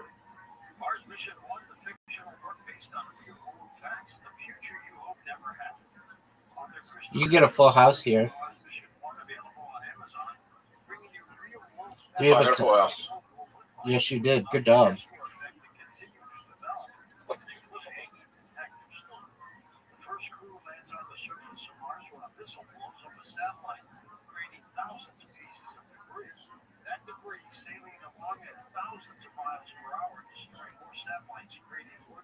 I really get that. I don't know what to do. I don't know how to play this. You play a 6. Play a 6 or a 5. That's your only option. Your best option is play 5 because then you told me. You played nothing. Oh, look at you, Zoo.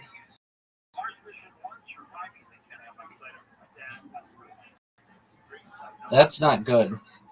That's not good. That is good. No, neither What of do those. you mean? Neither of those were good. It's good for me. Okay.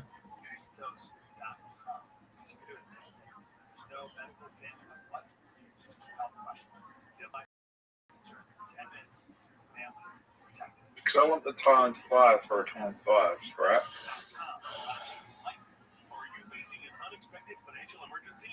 One, 3, 4. Wait, 3, 4, 5. You needed 2. That's the best straight you can have. Are you gonna go? 40.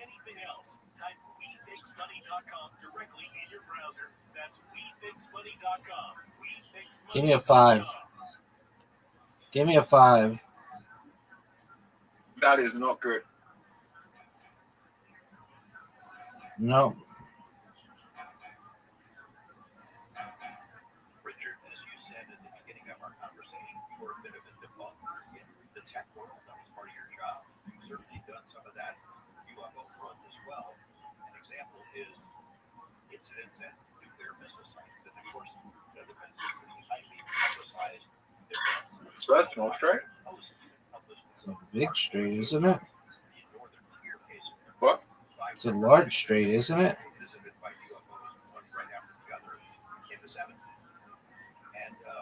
Fuck, what the fuck? You got it again.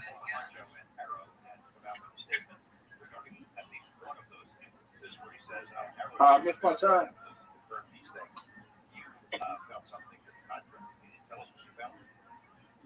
Give me a 4. Give me a 4.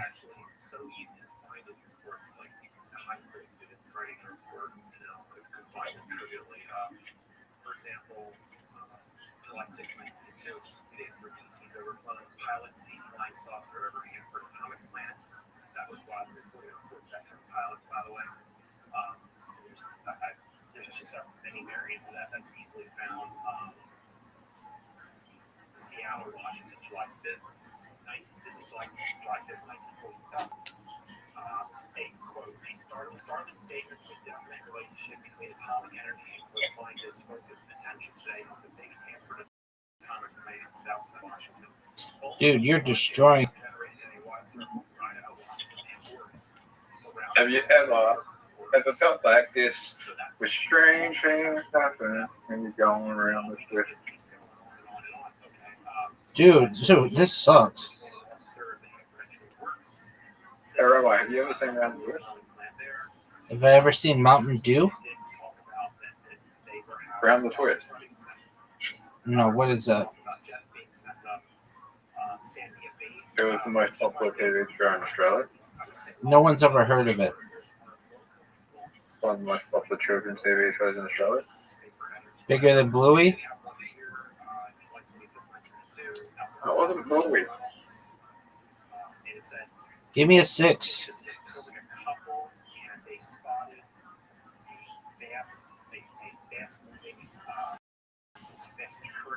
How big is that? Giant. It's one of the top 3 big. It's like one of the top 3 biggest children's shows on like Netflix and YouTube and that shit nowadays. Although I didn't know what it was until you said something about it. but that was like a year ago, and I've heard some stand-up comedians talk about it.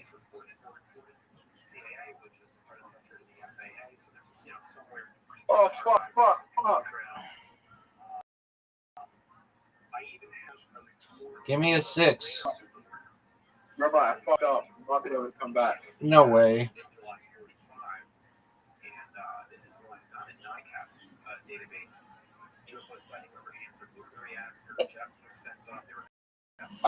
I did like the worst move I could have done. You're doing better than I am.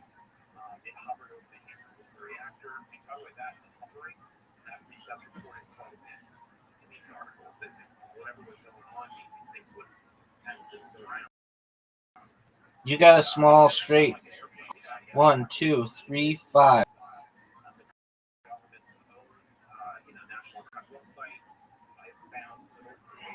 Fuck you. But you know the good news for you is I fucked up on the times 5.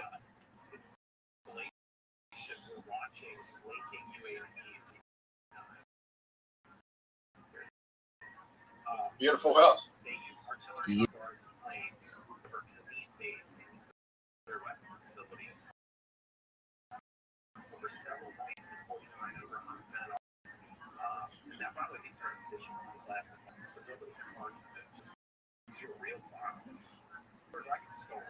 If you get a 2 here, I'm going to be pissed.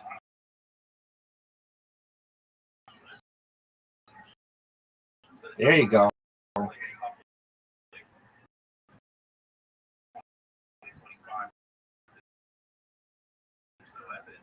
What? So play it. You can't. Oh, there we go. Fuck.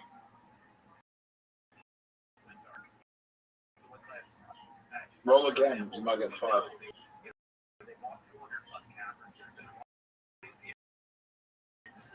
You can come back.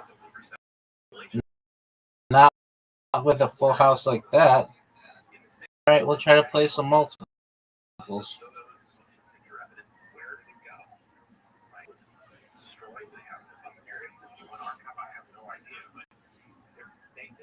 Play the 4s. Roll and then play the 4s. Oh, the 5x. Do it. No, I've already done the 5. Already done 5x. Okay. 1, 2, 3, 4. Give it to me.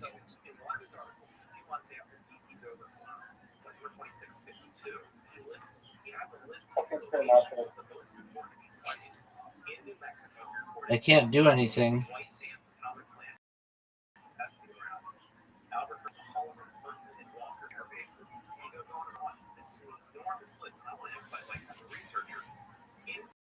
Right.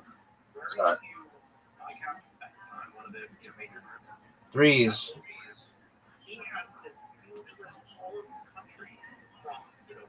1, 2, 3, 4. Give me a straight. That's bull. You know, this is the highest score I've ever gotten. Have you ever broken 200?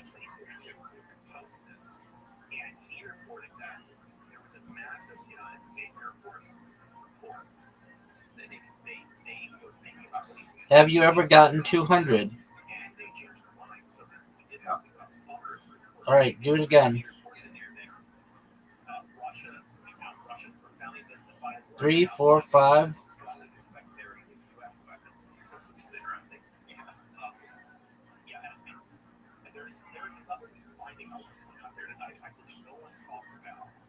I had a large straight,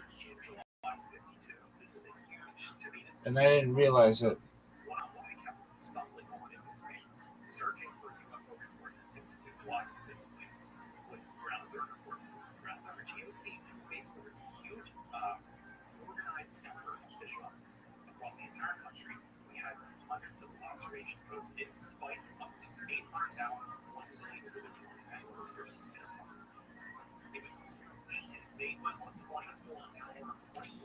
All right, dude, that game sucks. Let's play. No, you just batted it. All right, fuck you. We're playing again. And I'm going to destroy you. Your high score is 188. I'm breaking 200 right now, son. 5. That roll sucks. Yep, it really does.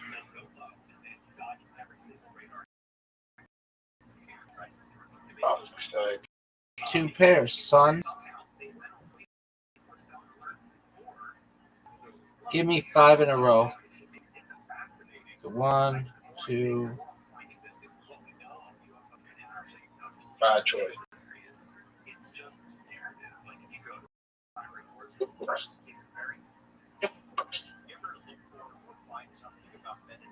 What? 3, 4, 5, 6. Rabbi, can you say bless you? I don't say that, Gesundheit.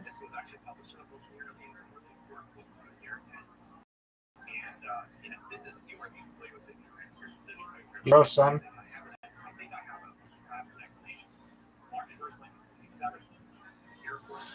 I'm gonna get 6.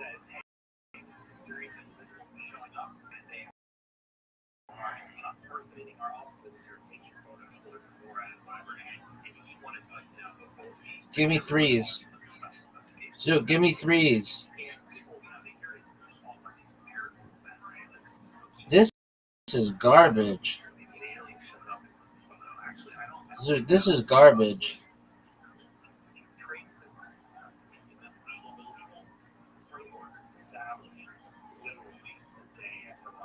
Rabbi, I won.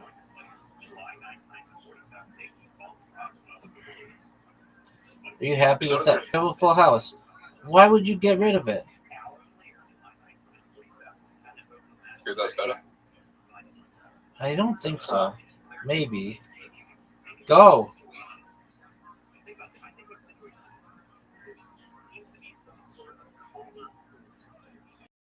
Okay.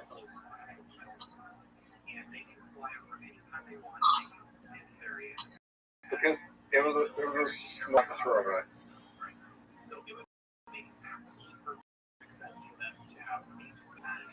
Rabbi, you scored 100 points. Rabbi, you just got a full house. I know. The whole full house is the same. I don't know. You're up, pimp. Not good. There's your full house. Okay, all full houses get you the same amount of points. I think you're right. Give me a 5.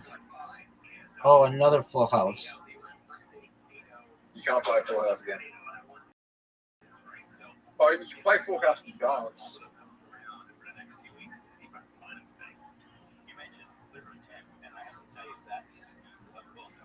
Full house, big dog. Yeah, but I only get 4 points. 2s. Go.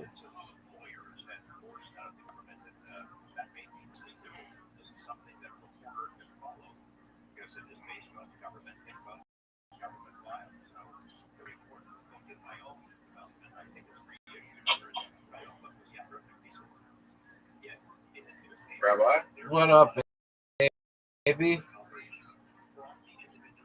I'm winning. Yeah, you are.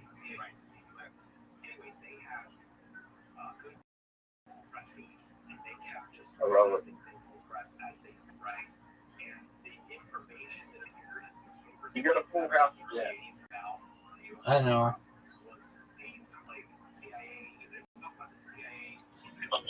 Play the full house. I played 3 of a kind. Do you want to be?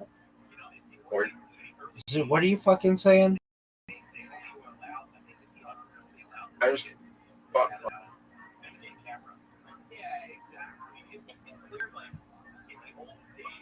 Alright, 3 of a kind. Nope. You don't have. This is bad. Yeah, it is.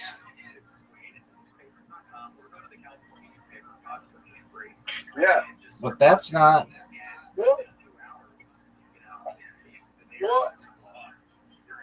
I ran out of time. Oh, that stinks.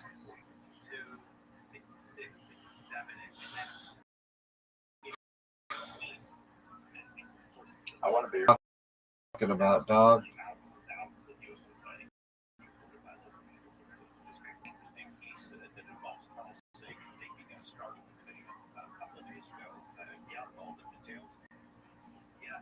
So in '68, there was a hearing called the Roush, and it was U.S. congressional hearing on UFOs, fully titled the Symposium on Unidentified Flying Objects.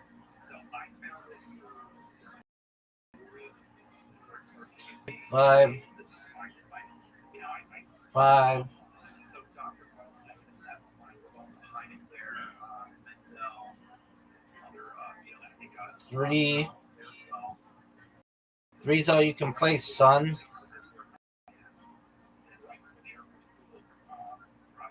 Something good. Give me something good. Garbage. 3's.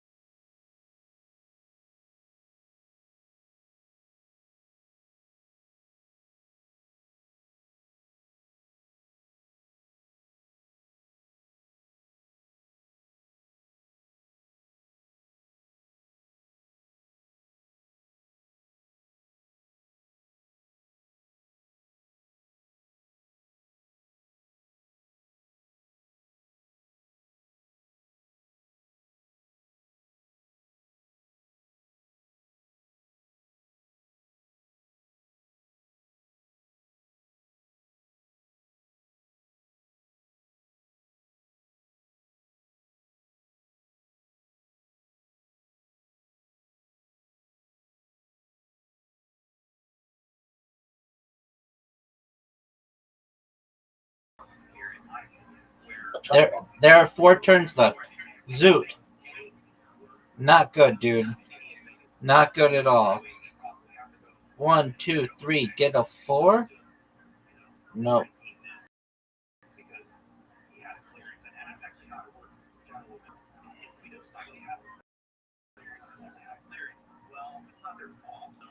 Give me something good.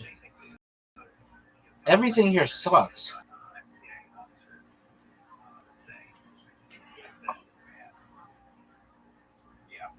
Okay, 6.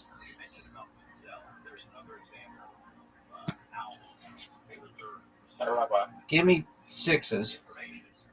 What up, Zoo? You were trying to get to heaven. She chooses God to judge you. What'd you say? If you could choose who was God to get into heaven, and God was a person, who would you choose? Myself. You can't choose yourself. You didn't say that. Dog, you've got 40. Get it. No. Get the 40. Zoot, get the 40. What the 40?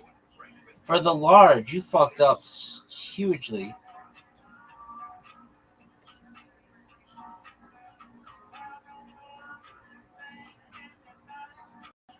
can't choose yourself.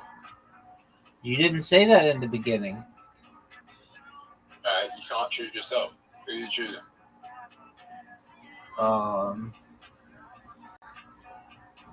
One of my family members.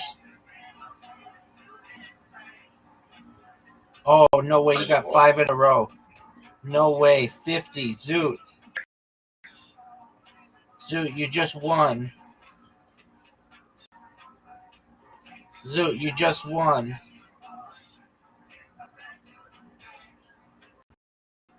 Zoot, you won and you set a record for yourself. Son?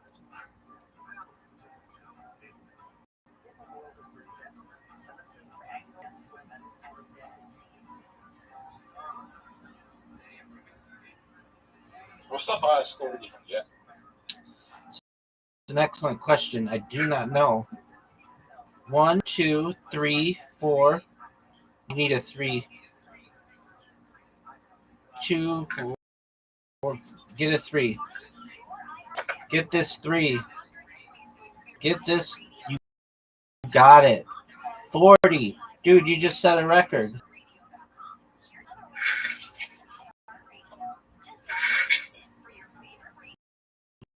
Give me something. This. Give me 2. All right. Well, I don't have a full house, son.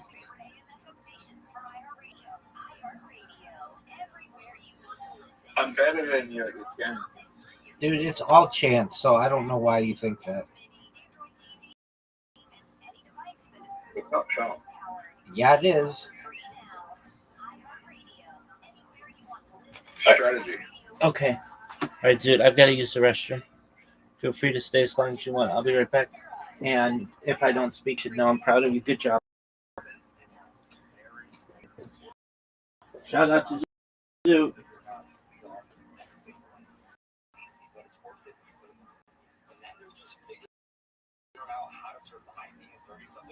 So follow, rate, and review Kate and Ty Break It Down wherever you listen to podcasts and on America's #1 podcast network, iHeart.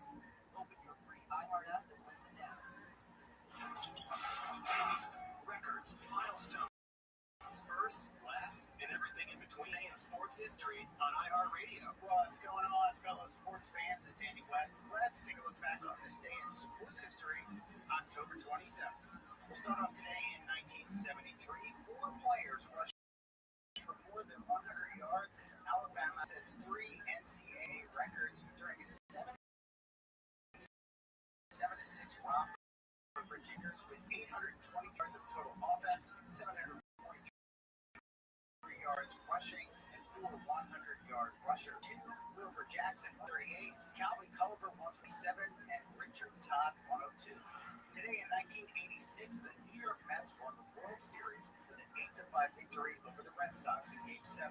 The Mets rallied from a 3-0 deficit to win behind home runs by Ray Knight and Darryl Strawberry. It was the Mets' second World Series win. Their first was in 1969. And today in 2, with an 11-yard burst through the defensive line of the Seattle Seahawks, Emmitt Smith surpasses Walter Payton's career total of 16,726 rushing yards, the all-time leading rusher in NFL history. He still holds the mark with 18,355 yards. You know, today in sports history on iHeartRadio.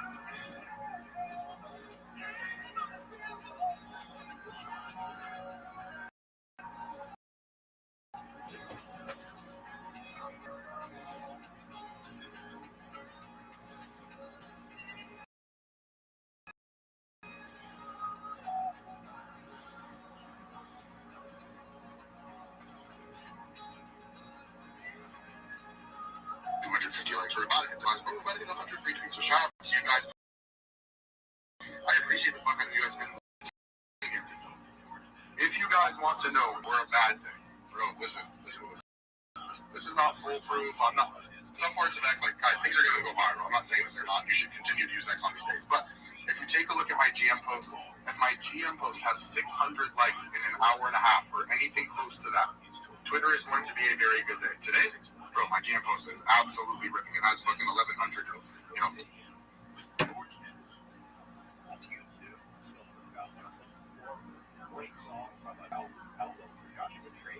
I recall that the music video for that song was filmed in downtown Las Vegas on Fremont Street. It was a notable achievement. It's still a classic tune and video. We have one segment remaining with my guest, Bill Wright, deep dive investigator. Well, so it's like, that's great, dude. The guy's like, he gives you a soul. You know when you're working, when you're not. He's super nice. Trevor,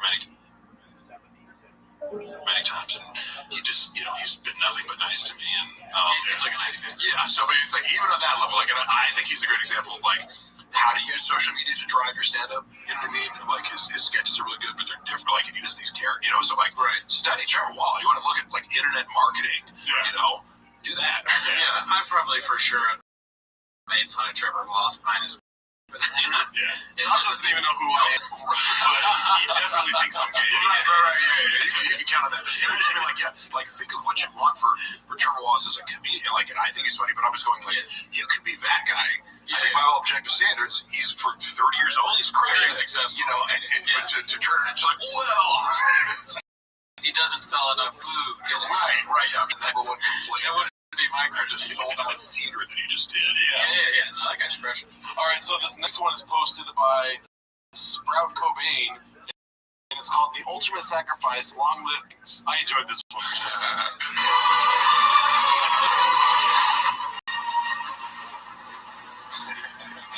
That redacted face. That doesn't make sense. I can't talk. You seem really upset. Sweet. We wasn't in jail.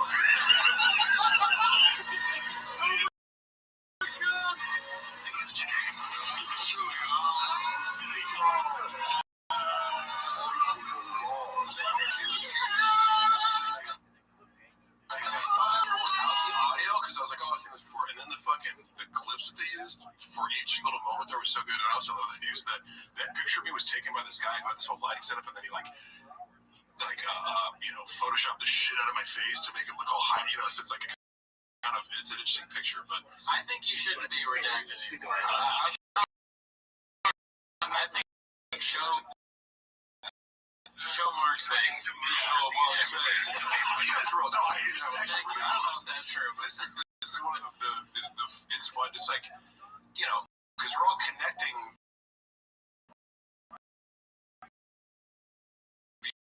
this idea of like, we see this plant's green, right? Yeah, I know for a while I was saying it was red, but that's so fun. Carbon months. God dog. This podcast is dead. Posted by Toronto Rapture. But he wasn't with 40 million people that Stalin starved and killed. They said that's not true, but the false collectivization, except for every historian would disagree with them. He didn't come. Well, that's like when people say, so idle. Leave the things Hitler did. Sure, like Volkswagen, Porsche, and all that. Right? It was he planted the seed to get it going, put the funds to get it going with Volkswagen and Porsche and Mercedes and all that. Giving Hugo Boss the whole rights. Since this is being clipped in real time, Brendan defending Hitler's genius. It's not like what he's saying is necessarily anti-factual, but unless you're a World War II professor, again, I'm going to this lecture about Hitler's entire you don't need to highlight that. You know what I mean? Of course. And also, when you're talking about Hitler, you're talking about Stalin. Also, Hitler, let's talk about how smart he was. It's like, what? That's the thing. And it's like, why are you thinking so much about how awesome Hitler is? That's the thing with these clips. They think you were dead. Why did you notice that? It goes all the way too long, and you're like, do you not read the room? That's like self-awareness, right? I'm just going to like feel uncomfortable, and they're just going like, Brad's literally going, like he wants to hear from that room. He wants to. Things like that. So this is purely science, and what's fascinating to me about this is they're linking together. This is according to us for years. Two days ago, I closed the UTU from this same space. I was able to connect to the project and be able to, it was a meme-coin project. And we connected on things. We connected and they were vibing on X and we moved to TG. And he brought up this project that, it was currently sitting at the 3K MC and we were able to like push it to 100 and from 100 went to like a 500. Currently sitting at the 500. So I wanted to like thank you so much for giving us this space. This space is like a channel for us to connect. It's not just food for food. Yeah, and just so you know, during the break, I do have, and I don't want to stop, I'll cover more about myself, but I have something I just have to get out about Men in Black on the air. I think you'll like it. And do you remember the incident called the Maury Island incident right before? Yeah, it was down. I want to join multiple Twitter spaces at once using Chrome, but every time I try to do this, they time out on each other. How can I keep them alive at the same time?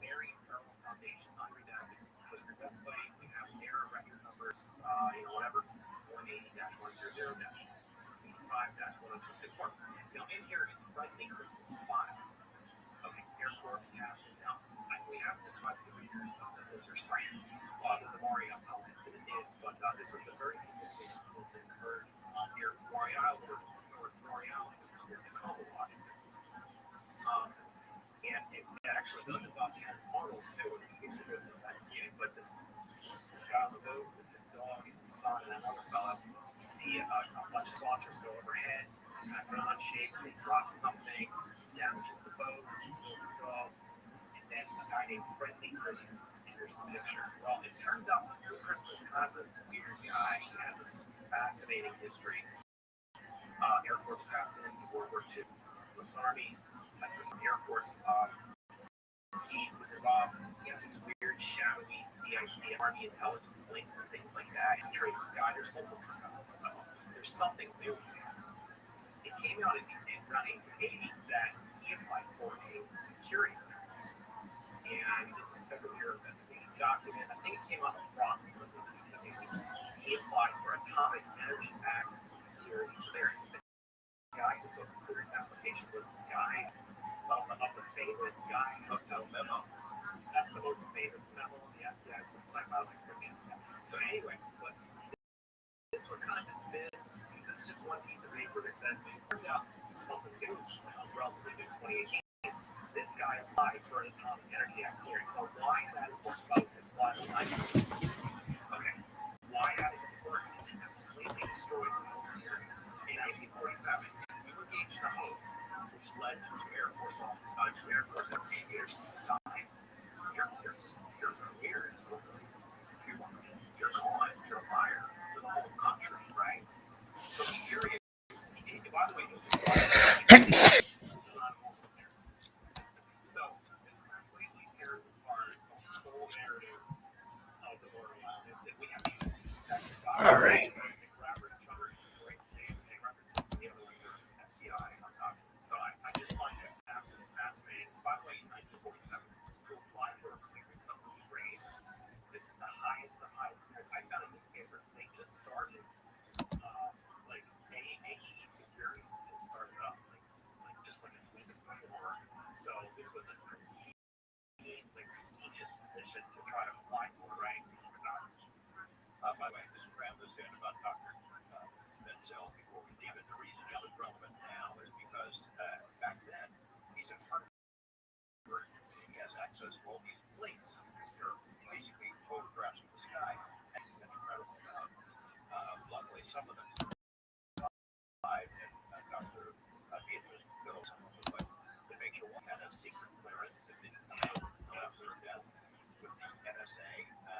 There Gary is the premier debunker wearing many, many hats. I want to ask you about Jay Allen. I think you tell a great story about him. Before we take the call, tell a great story about him. Giving it up. He became the father of modern ufology after sort of turning on his employer who clearly were jacking him around, right? Yeah, I found an article in the early 80s written by his assistant, where she was talking to the press about, what he was telling her and things like that. She would help him out, and her name was Speaker. And J. Allen Hynek wrote 100%. He went to California, he went to Edwards Air Force Base, they were showing all this stuff, and the personnel that was escorting him dropped a folder, and, he first said, hey, you dropped the folder, and then he got the picture off, maybe it's for me, picks it up, puts it in his briefcase, but he expressed in this newspaper article that they were trying to set him up.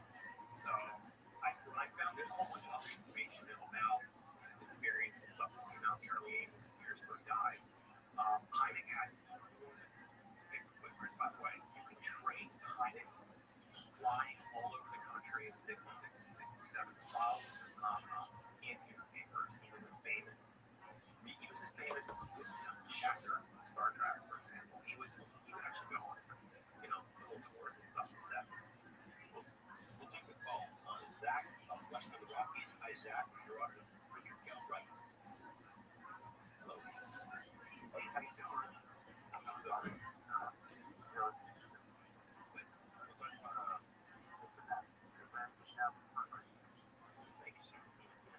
Okay. Okay, we got I-1. Is the mobile one. Then we have I-2 or whatever it is. Yeah, we got 3. Where is it? I-3. 3 I. Now, like you were doing, yes, like,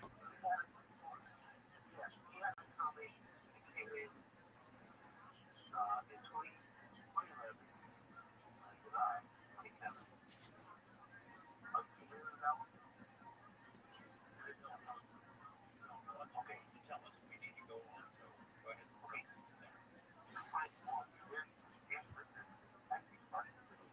What is the archive network to find it? Okay, where radio to find it. Now, he said the first discovered on E3, I was some kind of thing. I was afraid with the email. So, we just cut through it here. Richard, do you have some thoughts about this comment that's heading into our general positive neighborhood? Yeah, there's a lot of fuss about this comment. There's a surprising amount. This is my gut feeling. Somebody somewhere is disturbed. I know some physicists who are on X, they're public. These guys work on some amazing things, and they're concerned. So that's the best I can do right now. I think we're in a fog of war. We're not going to probably know for years until we start. You know how this works, right? It's going to be. Hey, Zach, thank you for that call. Exactly. Yeah, so I'm looking up about this AFOSI interrogation film that you've mentioned. I have no idea. Yes, it is amazing. So it's still this archives, not just, old typewritten stuff and letters and things like that from fans. They're also real tapes, and they've been preserved in a pristine storage facility for decades. They were put there in '88 by Scully's White House. They are incredible, some of them. And we have Denver, in fact, there was this big Denver lecture on crashed UFOs, 41 UFO, remember, by Silas Mead, and one of the associates, one of the people we work with, Frank Scully. Well, we have first or second generation audio of that. It sounds incredible. We also have something else that goes past is Scully, he helped Kohler set up the Air Force. They knew they were being lied to. They set them up. What they said was, we have gadgets, we have parts of the crash. And the FOC came home. Their investigators went and they found Kohler, Denver, and they're like, we want gadgets, we want the parts. investigators from the Air Force interviewed George Kohler. Actually shows up on a bunch of famous lawyers, by the way. He got around. Well, it was enough. It was a reverse op where the civilians were like, what are we going to do? We'll just warm in and we'll name a radio station and get recorded. That's exactly what happened. If you know the history of Roswell, that actually in the war happened where, investigator was going to a radio station, they got recorded or whatever. So actually, history repeats itself. And we have tape. It's on YouTube. I put it on YouTube. I paid for it officially digitized. George, it sounds incredible. It's like a first or second generation copy, and you can listen for about 35 minutes where an Air Force officer, is asking about the gadgets, about the parts. It's an amazing conversation. He also gives you a window how professional they were back then, how even though it was an interrogation, they seemed to treat each other with respect. And you can also get a picture of the saucer UFO UAP situation back then, what it felt like what people were talking about, how they talked about it, and the psychology of it is incredible. Well, I know what I'm going to be listening to over coffee when I wake up at 5 or 6 hours now. One of the topics I want to touch on in the 4 minutes we have left is the Vatican. Right now, this conference is underway in Italy, the Sol Conference. There is discussion about what the Vatican knew, whether it covered up a crash in the 1930s. What's your take on the Vatican? They are deeply optimistic. So there's something called majestic documents, where some of them were very leaks, some of them were hoaxes, some were mixtures. Well, I took one of the majestic documents, the Benjamin report, has a big chronology in there. I've been composing massive chronologies for years, so I know my way around chronologies. Well, in that chronology, there's Cardinal Spellman meeting with Truman in early, I think it was late June after How to create the headless browser. Cardinal Spellman meets with Truman. Now, it's in the majestic documents that we've had this document since the late 90s, right? I go on newspaper databases, I type in Cardinal Spellman, and I start looking around through. I think, what do we find? Well, it turns out he's so Cardinal Spellman is the Truman answer to the presentation. So the meeting was about how to prevent essentially hysteria inside of the Catholic hierarchy, the Catholic system. Years ago, research is by the way, Spellman was loaded in, I think it was 1967. He was a senior. He was 90. There's pictures of him in newspaper. So, and one of my friends was like, well, maybe that's how they reported it. I'm going to have to dig into these tools that you mentioned, and maybe you can help me look up a case that I've covered over the years. April 18, 1962, a supposed meteorite comes in, goes all the way up the East Coast, turns left, roughly like 45 degrees, landed, it's chased by jets. It lands in Utah, takes off again, and then explodes over Nevada. The headline piece here might be really interesting to see if there's correlating information in newspaper accounts across the country about the weird thing high in the sky. Who looks at it and says it's a meteorite, one that turns on a dime, lands, takes off, just a regular meteorite. What is the most efficient, least heavy browser? Is it Chrome? Is it Firefox? Is it Opera? Or something else? You have targets that you can talk about. We've got a minute left here. Any new projects that you're excited to get started? Or do you want to spill the beans? Yeah, well, there's this Ufos data Hynix group, 200,000, over 200,000 members. I'm going to start entering there and make that searchable online. The 55,000 chronology is searchable at ufo-search.com. And it's locally searchable. It's never sent to any server, so I never anybody, we don't see your searches. But yeah, I'm just going to expose this, put this all online, and let people search it. Get better at geocoding all the records. You can search by location, whatever. And each record has links to, bonds, museums, and other things online, so that it's an interactive thing. That's awesome. And one day maybe you'll get access to the OSAP files, the database of data warehouse there, 240 to 260,000 cases around the world. And I hope that they come to Richard and say that fantastic talking to you. I hope we can stay in touch. We want to try to keep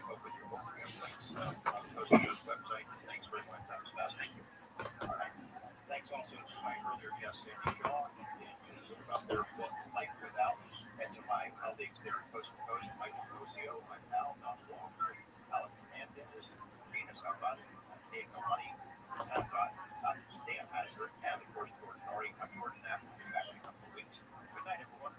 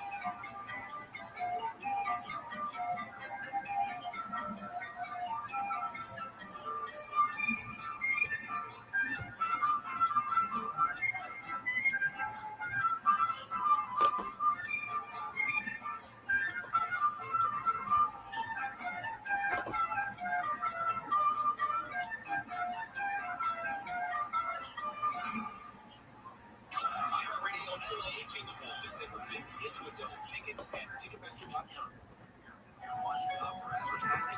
Call 844-844-IHEART. There are about 4,300 publicly traded companies on the U.S. stock exchange, but there are an estimated 33 million companies in the U.S. I'm Jim Turner, founder of Trajan Wealth.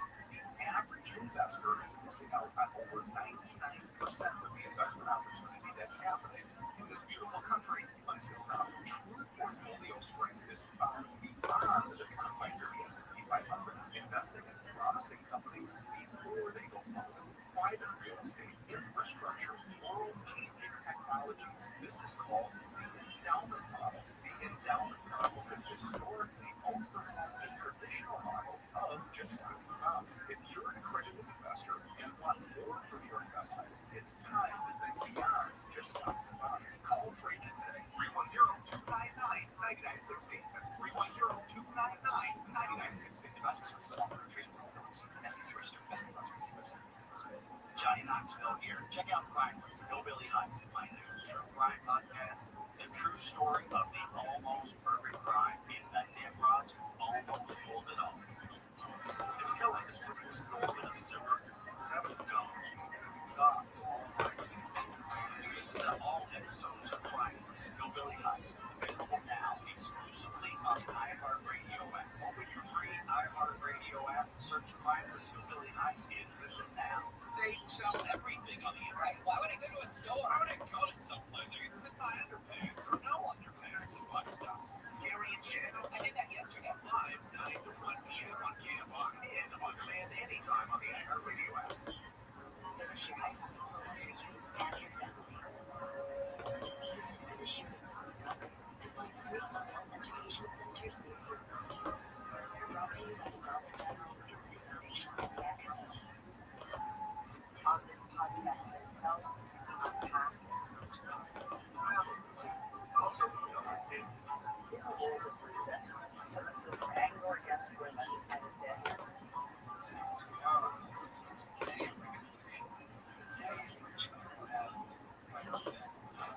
This is Incels. Listen to Incels on America's #1 podcast network. Follow Incels and start listening on the free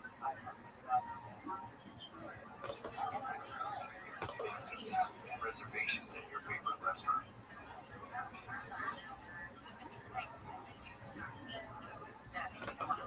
Thanks so much for waiting. Your table's ready. Getting back to the moments we miss starts with getting informed.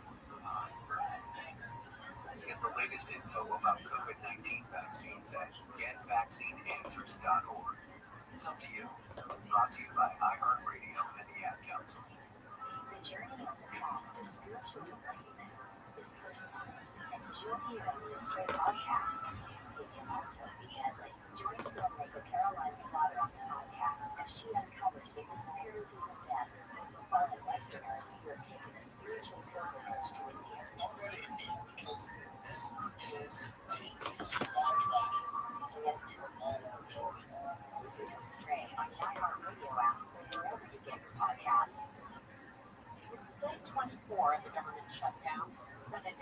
until Monday after failing to pass spending legislation for a 12-time earlier this week. Democrats are planning on Republicans to extend Affordable Care Act subsidies before they expire at the end of the year. Republicans say they won't negotiate until the shutdown is ended. President Trump says he's cutting off trade negotiations with Canada. Alice Barr reports it's over an ad campaign. It includes a clip of former President Ronald Reagan warning about the long-term risks of tariffs. The president citing a statement from the Ronald Reagan Presidential Foundation and Institute accusing Ontario of using selective audio and video that misrepresents the 1987 address without asking permission to use and edit the remarks, noting the foundation is reviewing legal options. Ontario Premier Doug Ford announced the ad campaign earlier this month. Trump said on Truth Social that tariffs are very important to the national security and economy of the U.S. That's politics. I'm Michael Swanson. I'm so sick of hearing men talk about women's basketball. If only there were a professional WNBA player with her own podcast I could listen to. You right? Hey, this is Lindsay Burrow. And this is Mariah Rose, and I know we've been going to two times for bodies on TikTok, and we have a podcast, Full Circle. Every Wednesday, we're catching you up on what's going on in women's basketball. And not just in the WNBA, but what happens in women, unrivaled, and college basketball. We've got some analysis, inside stories, and a little bit of tea. I know you guys have seen a lot of former and current basketball players telling their stories from their we want to share all of the basketball stories that you won't see anywhere else. Listen on America's #1 podcast network, iHeart. Open your free iHeart app and listen now. iHeart is America's #1 podcast network. Open the free iHeart app and explore podcasts like this. Dig below the surface in central Mississippi. Yeah, Zoo Clay. It's called Yazoo Clay. There's one thing it's known for: wreaking havoc on anything buried in it. It's the strangest, most destructive soil I've ever dug in before. You never get what you expect. No. Over the years, Yazoo Clay has held and destroyed a lot of Mississippi secrets. But in 2012, a construction crew uncovered a big one. Graves, thousands of them, on the site of the old state asylum. Now, they have thought they only found 1,000, and then once they realized, okay, wait a minute, 2,000, wait a minute, 7,000. And all this begs the question: just how do you lose track of 7,000 graves? In Mississippi, deep secrets is as old as the soil itself. So can the truth ever really be uncovered? The story is much more complicated and nuanced than that. I'm Larison Campbell, and this is Under Yazoo Clay. Listen on America's #1 podcast network, iHeart. Open your free iHeart app and listen now. Sports on iHeartRadio. Baseball at the start of the NBA season, huge college football rivalries, and of course the NFL. Don't miss a second of the greatest reality show on the planet, sports, play-by-play podcasts, and local stations where you can join the conversation with real people. How is he still our coach? Open the free iHeart app and search your favorite league to start listening. Once you sign up, you can't get out. They just keep you forever. You try to get out. Why are you leaving? Because I want to leave. Oh, tell me why you're canceling. Tell us why. What can we do? I don't want the service anymore. And it got to the point where I literally had to say, are you stopping me from leaving? Bill Handel, is that correct? Live 6 to 9 a.m. on KFI and on demand anytime on the iHeartRadio app. Everything I have, I own to the local Harrison Center and getting my high school diploma at age 8. Find the free and supportive education centers near you and finishyourdiploma.org. Brought to you by Dollar General. Teleport the fuck out of there like Nightcrawler. He was talking about Stalin. Yeah. And the waiters are like, yeah, Hitler did a bunch of bad things. Yeah, okay, Porsche. Like, it's the weirdest. You know, he has this Trumpian, like, word salad thing where it's like thing to thing, you know. And it's like, it's a thing to be held because you watch this like tangential thinking in real time where, you know, it's obviously surprising, but you know, imagine being in the room trying to have a conversation with him. And you know what's great is this long conversation we had about Brendan Schaub's character and talking about the lack of curiosity and whatnot. Yeah. It peaks in the worst moments, his curiosity. Right. Yeah. I don't know what Hitler, you know? I do not know what Hitler made. Yeah. I don't know if he made Hugo Boss. Why does Schaub know that? Yeah. There are mentioning things about, like, I'm fascinated by the guy, but, you know, there's many other angles that I would take. Off a podcast. Because I'm only learning about what Hitler did. He didn't, like, if I was looking at his personal achievements, I'd look at more like his architectural designs. Which he actually drew himself, and it's like, he didn't make Volkswagen. I don't think he so. told some people to do it, or put money, you know, whatever it is. It's like, like Obama, you know, or did George Bush, like, drop bombs in Iraq? No, he just said, like, do it, you know? Yeah, just because companies happen to be started at that time doesn't mean that Nazism had anything to do with it. Who is this guy? He's a Navy SEAL, I guess. There's one that where he, like, kind of calls, he's like, no, you idiot. Like, I like when other people who kind of don't like, they don't subscribe to the Bobiverse, you know? Because it kind of, to be in his orbit, be kind of like, if I want to, like, not have it be weird later, I kind of have to be nice to him. But other people, like, I was dropping it for the day. I'm Howie, you know, man. I'm like, are you stupid? You know, None of that matters. What he did outweighs all of that. No shit, you know? But there's, you know, you can hang on those things and try and prove to I don't know who he's a good guy. Yeah, probably clock is right twice a day. I would love to hear Brian's thoughts. Not if it's digital, buddy. Because it's just not on. Yeah, that's still I think he's trying to gently mock. There's a lot of clips of views on here that make so popular. This one's called Thick Boy Stews, posted by Rogan and Shorty Pie. He's the star of the show, really. No, absolutely. Here we go. We are here at Big Boy Stews in Calmac, California. And that's where just sauteed the beef and then I had the carrots. Weekend, fam. Quite the weekend for the fight fans and football fans. It's Super Bowl weekend. Super Bowl. Enjoy that Super Bowl. Patrick Mahomes doing the damn thing. Also, he's like, he's podcasting, he's like this. Like, he's like The Mahomes? Anyway, people play football. It's cool. Anyways, it's so forcing in this. Yeah, I don't really want to be here, bro.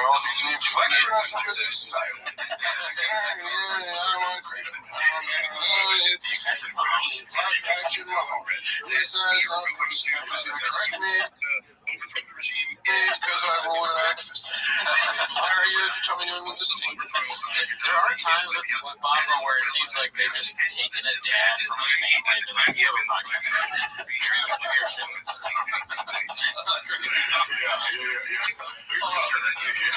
Also, is the leg rubbing like conscious, or is it something like, dude, I noticed it a while ago. I was like, it's first of all, I don't know, maybe because my legs are huge, but like, I don't like crossing my legs, so like, you're not gonna catch me. You know, this already feels like I'm trying to run into that. It's like always like it looks like sexual. Like, what is going on? Like, and I get it because sometimes like I'll have a strong peg or something like, oh, I want to massage it up, but it's like it's not massaging. It's just like self-soothing. I have to imagine some sort of stress reaction. some sort of like a comfort or something? Yeah, it's like thumb sucking. You know, they made a dent in the roof of his mouth, you know, sucking his thumb. I guess they can do this now. How shocked would you be if you found out, you know, if you like walked into a sleep agent? It would be disturbing to see, but not like, oh, yeah, of course. Yeah, you're like, I kind of love this track. That would be negatively. And then you also had the big UFC 284. I mean, the main event in UFC 284 delivered, and the Super Bowl delivered. So you can't be mad at any of it unless you're a Philadelphia Eagles fan or you're an Alexander Volkanovski fan. Oh, yeah, there's nothing really much that. Yo, how are you? What's going on, Anthony? Anthony, can you hear me? Do you speak? Anthony, how are you? Anthony, do you speak English? It's okay if you don't. Do you talk, Anthony?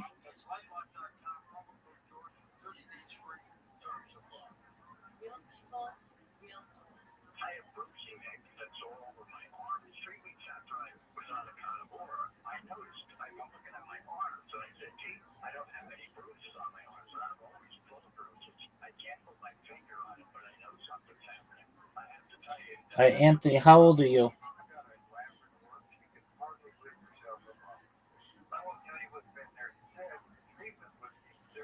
Big dog. If you're not 18, you can't be here.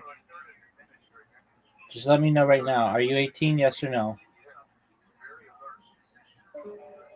Yeah, that's gonna be a no. Banned, not 18.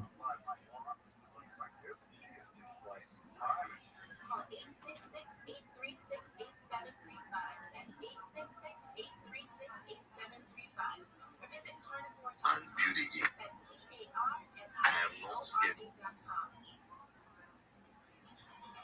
Saying you're absolutely right that British intelligence was amongst the worst offenders of pumping out all types of garbage lies to get us into that war. So, I think presumably if he was motivated, I would say, I'm sure political calculation is never 0% of the story in these cases, but it was not a very good political calculation for him. And whenever he justified it, he had this liberal interventionist philosophy that the armies of modern Western societies have a duty to overthrow terrible dictators. That's how he made the case, basically. Yeah, and that's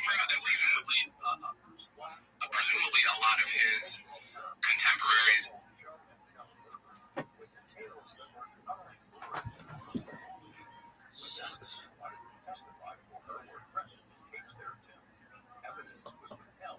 The sentencing was highly irregular. She was ordered by the court in an overnight hearing to serve life without parole. In fact, terms of life without parole. That's the main tenet of the new book he wrote with a veteran writer named Dan Gleason.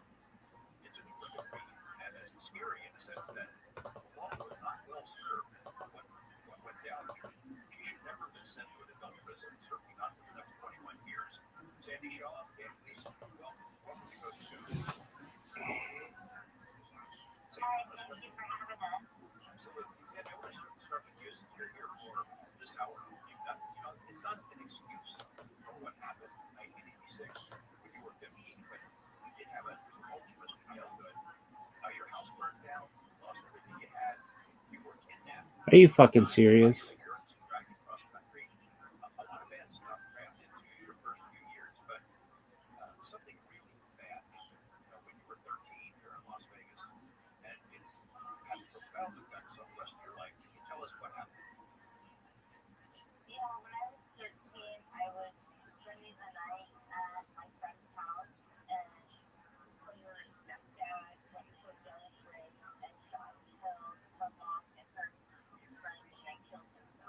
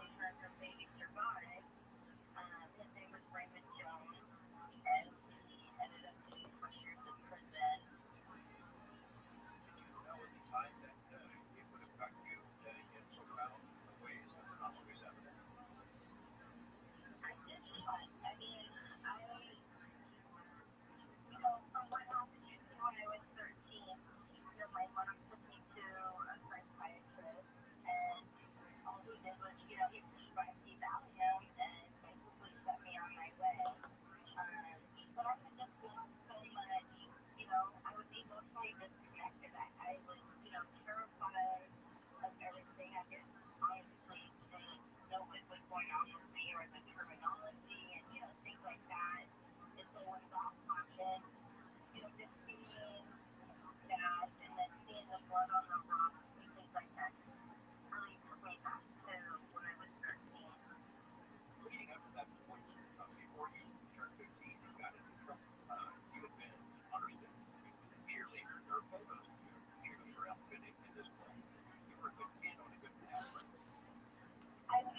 I was a pretty student. I was involved in sports. I was a cheerleader. Yeah, life was pretty good for me. And then things changed. Dan, is there evidence that Sandy was dealing with what we call now PTSD when she made the decision in 1986? And if so, what's the evidence? So this one's called Glob Leaves His Own Show 20 minutes before it ends, hosted by Rogan is Shorty Pie. If you were pause for a second, I have to go. You gotta go. I gotta do this other show too. I got you. Can you guys finish it up? Don't finish early. You're great at it. You can sit in my seat. You're not. You're leaving. I'm never coming back.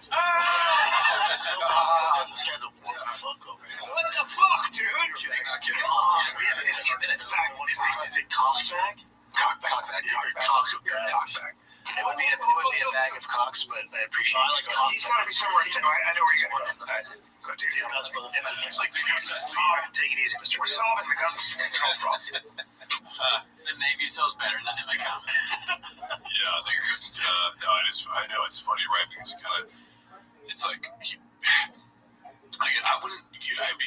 feel like more self-conscious about criticizing somebody's comedy, except like you probably see these famous moments where he's like, "Oh, you really laughed at that Andrew Tate joke?" Like, well, there's two comics, and like he likes to flex a lot to me and other people. Like, well, professional comic, it's like, well, I think there are funny people out there that don't necessarily do stand-up comedy and wouldn't like have nice narrative and attitude. So to that I say, okay, Mr. Whole Foods. Right. Do you think those are toe holes he's got on the Navy SEAL? Has Brian ever given you toe holes? No, and funny enough, I'm in contact with the owner of an AG, who's a really cool guy. I haven't asked for them. I actually would wear sandals because like Brendan has some like anti-sandal, like yeah, but they're comfortable. I got bad feet. Oh really? That's why I don't. Have you never worn sandals in your life? Not often. Okay. My feet are gross. I just really like to like come in and out of the house. Like they're just, to me, they come in handy. Like maybe you don't want to say with a show or whatever, but anybody with like arbitrary fashion standards, it's like you this and it's fuck all the way off, man. Yeah. Like you're a jeans and t-shirt guy. What kind of like it's cool if you want to dress a certain way, but like if you're enforcing your fashion on me, it goes down a weird path. Yeah. Like so you're uncomfortable with how I look to you when I'm around you. Right. Yeah, I'm more of a slippers guy. Yeah, slippers. Shoes, Fans, both. All right, so the last clip we have here is posted to Shorty Pie. It's called Togan and Eddie Take a Sandy. So Rinks and Scooby start talking about gigs and plugging their dates. And Michael was my boy. I'm not picky. I get it. I'm Rogan. I get it. I don't do it. I know it's all I do. I'm going to ask you a question. Let me ask you a question. Sure. First of all, if you're in does that joke so much. He really does. I've seen it in the room multiple times where it's like, just to fucking breathe, your dick is 8 inches. Fucking, every time. Recently, any chance to reference it? Probably not that big, because me saying it's 12 if it was 8. How Papa math works. Oh, yeah, I meant somebody else's dick combined was 1 inch. So, that doesn't matter. How you do that? That was a next weekend. So, Saturday.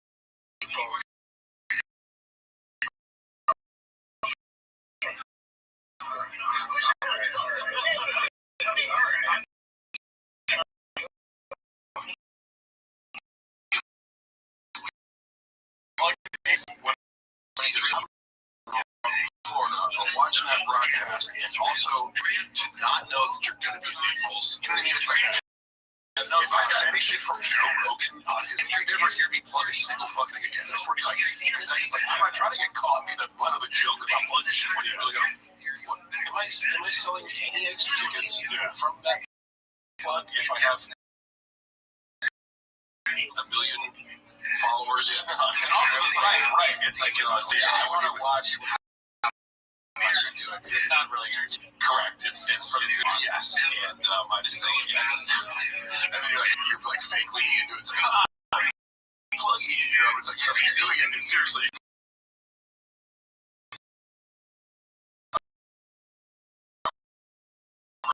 Yeah, it's gonna lead to a Reddit gadoosh. The only thing we're plugging is Brendan Walsh for right? Yeah. Well, thank you so much for joining us. It's fun. Sorry, I'm saying.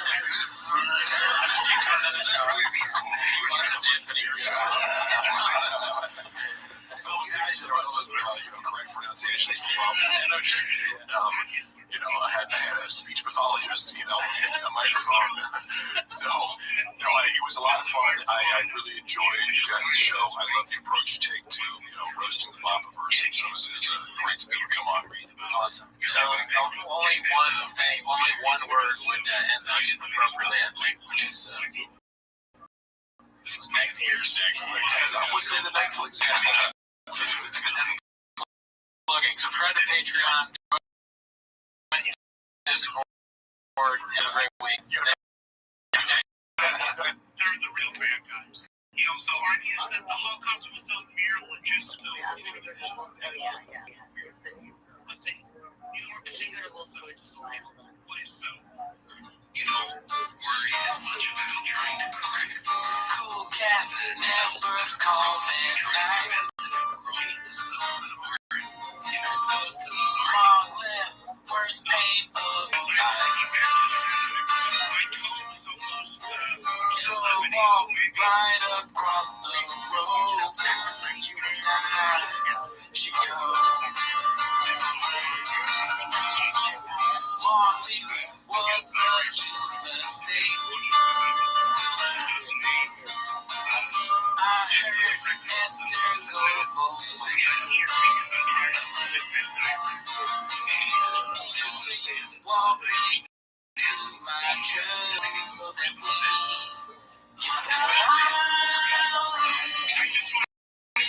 can if Mexican finds out she's a bitch.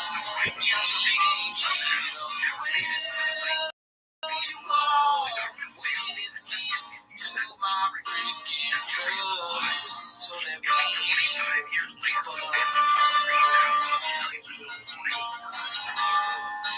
one thing.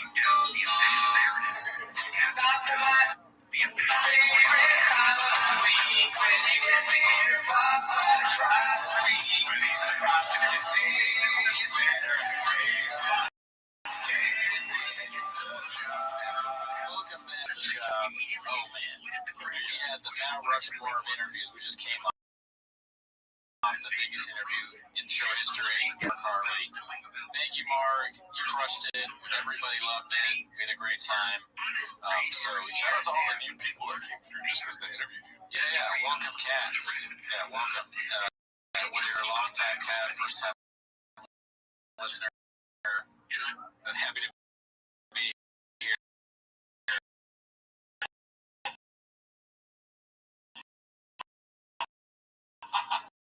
Good to hear, man. Also, we'd love to have you on. I know, and kind of like Bob says, for the stars, we'll probably land on the moon. But, that would be real Netflix if you come on. I know. Probably not in the cards, but I said I'm asking you now. But anyways, that's not why you came in. Also, too, I want to say, this week's song is probably my favorite song of all time. But we're kind of running out of song ideas. If you guys can just throw us a bone. Yes, thank you, Troy. Yeah, if you guys can suggest some songs, we'll look into it. Take a look and check them out. But that's not why they're here. That is not why you're here. All right, you're here to let us walk you to the truck. No, we're here to start the timer. We're sure it was 10 minutes shots to start the timer. phone's not even on, but it's fine. Yeah. All right, so we've got a clip that we wanted to release from Mr. You're Nudging Me. It's called Timo's Hates My Starfish clip. Yeah, you can see it. Can't say it. Too Finally, a break from the fryers. Those BGL drums killing me. Time to check out the old YouTube.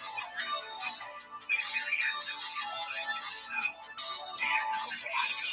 I stole my slotfish sushi. 10 minutes a shop. I like these guys. The guy in the comic store was looking for some cheese. Yeah, so that's the show. In an earlier episode, I talked about the guy that does the TFK stuff. We watched like a clip where it thought was a fish. That guy sucks ass. I hate those clips. They're worst. I hate those clips. They're the worst.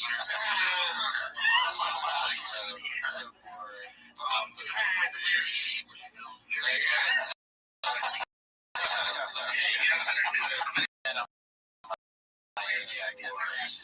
That's like both. Yeah, it's such a good like kind of subtle dance, and then put the AVI and then have to zoom in on the data.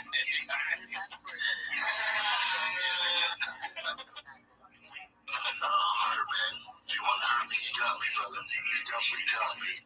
I don't understand it. I don't. I still consider you a friend. It's weird.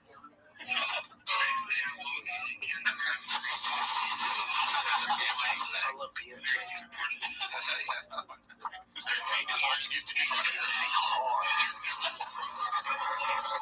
You're like a biker.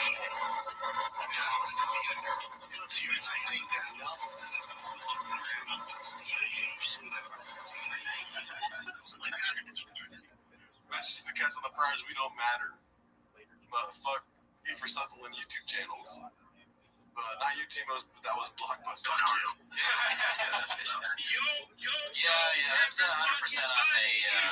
I talked with your nudging me, and I explained that I meant the YouTube guy. Yeah. But I was definitely not clear in the clip, and it's on me because I expected Gerardo to edit it out. No, I'm just kidding. Well, what does your thing? With the TFK channel, was it a conversation you had with others telling you that they just steal clips or you saw him? No, I saw him, and I did see the comments saying that guy steals clips, but I just watched the YouTube clips, and I don't like them. Yeah. I mean, the shop fish clip and all the You're Nudging Me, all the stuff he does always, from what I've seen, is always great. So like that clip in of itself.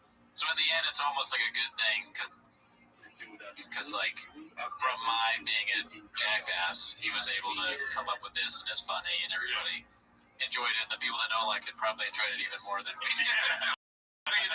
But I thought it was great.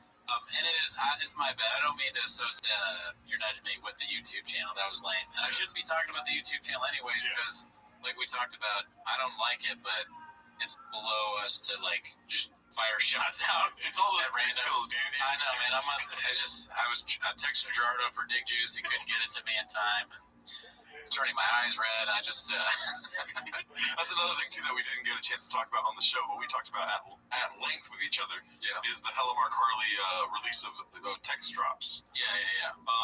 Apparently, Brennan Schaub asked him for Dig Juice all the time, and also he was taking fake accountability. Remember that? He refuses to take accountability for everything, so we've been doing that to each other. Like, oh, it's on me, man. I thought you'd do it anyways, kind of thing. So we're. It's on me, man. I forgot you were Mexican, though. I did not. Okay, Mr. Whole Foods. All right. That's another thing we forget to address, that it's not okay, Mr. Whole Foods. What is it? It's my bad. Okay, it is your bad. Whatever, dude. I'm not racist 7 times a week. Okay. All right, well, we'll see. All right, back to the clips here. All right, so the next clip is called Papa Can't Stand When People Are Buried on Their Phones Instead of Working, hosted by Rogan and Shorty Pie. The North Star, me. Rogan and Shorty Pie. You made $1,600 in Vegas. Well, that's a lot of money for you, but no, I'm just saying you came. Well, now I can't do my joke about how that's nothing. I'm like Eminem. I know exactly what you're doing. So you did.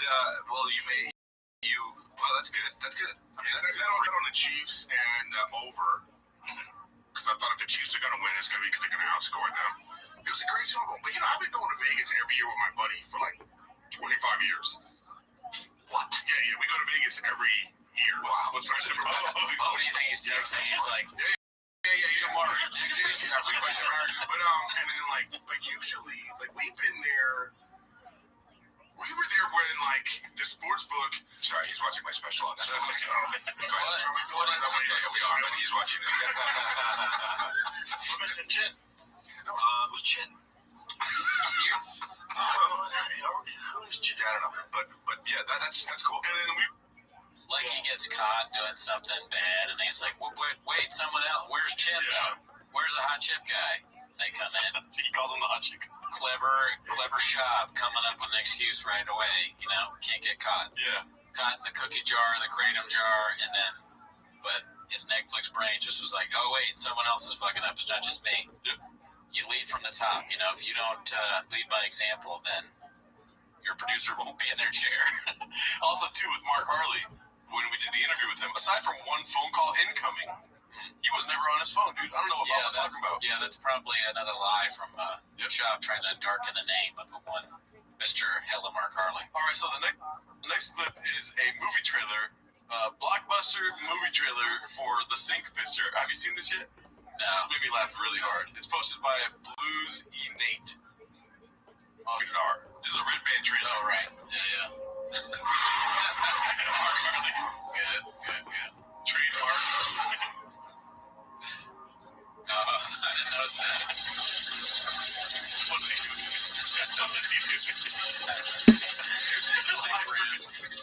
In the details. Nothing makes me happier than peeing in the sink. I don't know why. It's called it because it's funny.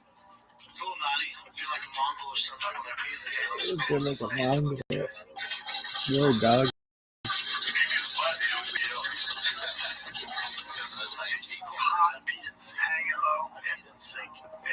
I always feel like a rebel. You peed in the sink and Brian washes his butt in the sink.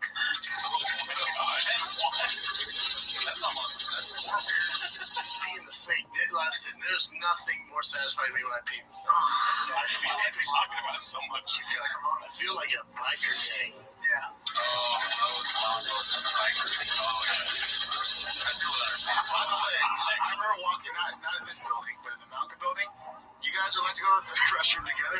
I saw piss in the freaking sink, and I'm like, at this point, there's no way I can get near the sink. I'm like, I know who did that. I grabbed paper towels. I grabbed paper towels. I don't know what you're talking about. I didn't know those.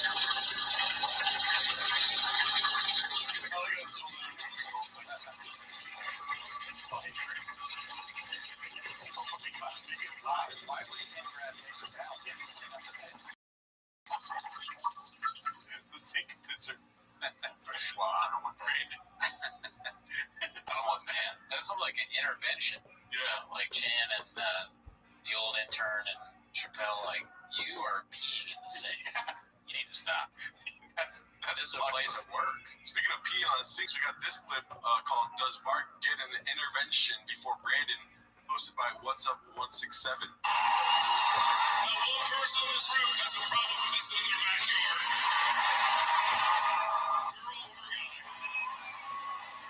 You know what? One thing I did not expect from the subreddit is that we'd go from redacting Mark Harley's face to redacting dicks all day long. You know what I mean? Yeah. I mean, what's going on with comedians? They're peeing everywhere. Yeah. Pee in the toilet, guys. There's 1,000 of us, so if 1,000 are peeing everywhere, everything's gonna smell like piss. It's a lot of piss, B. Yeah, it's a lot of piss, B. What are we doing here? All right, so this one's from Gone Bird, which he's dropped a lot of songs recently in Chang's, dude. And it's called The Weasel Gadoosh's Baba. Is that ninth?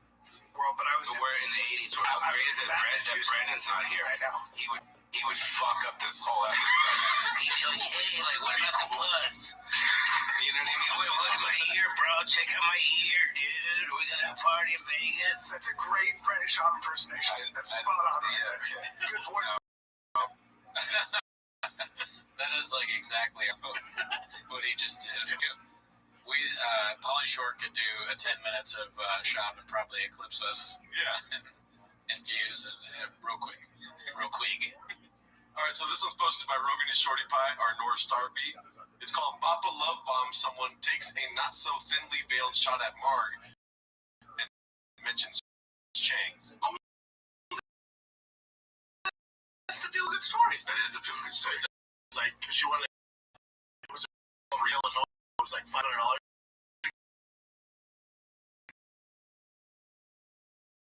Get out of my account, I have nothing.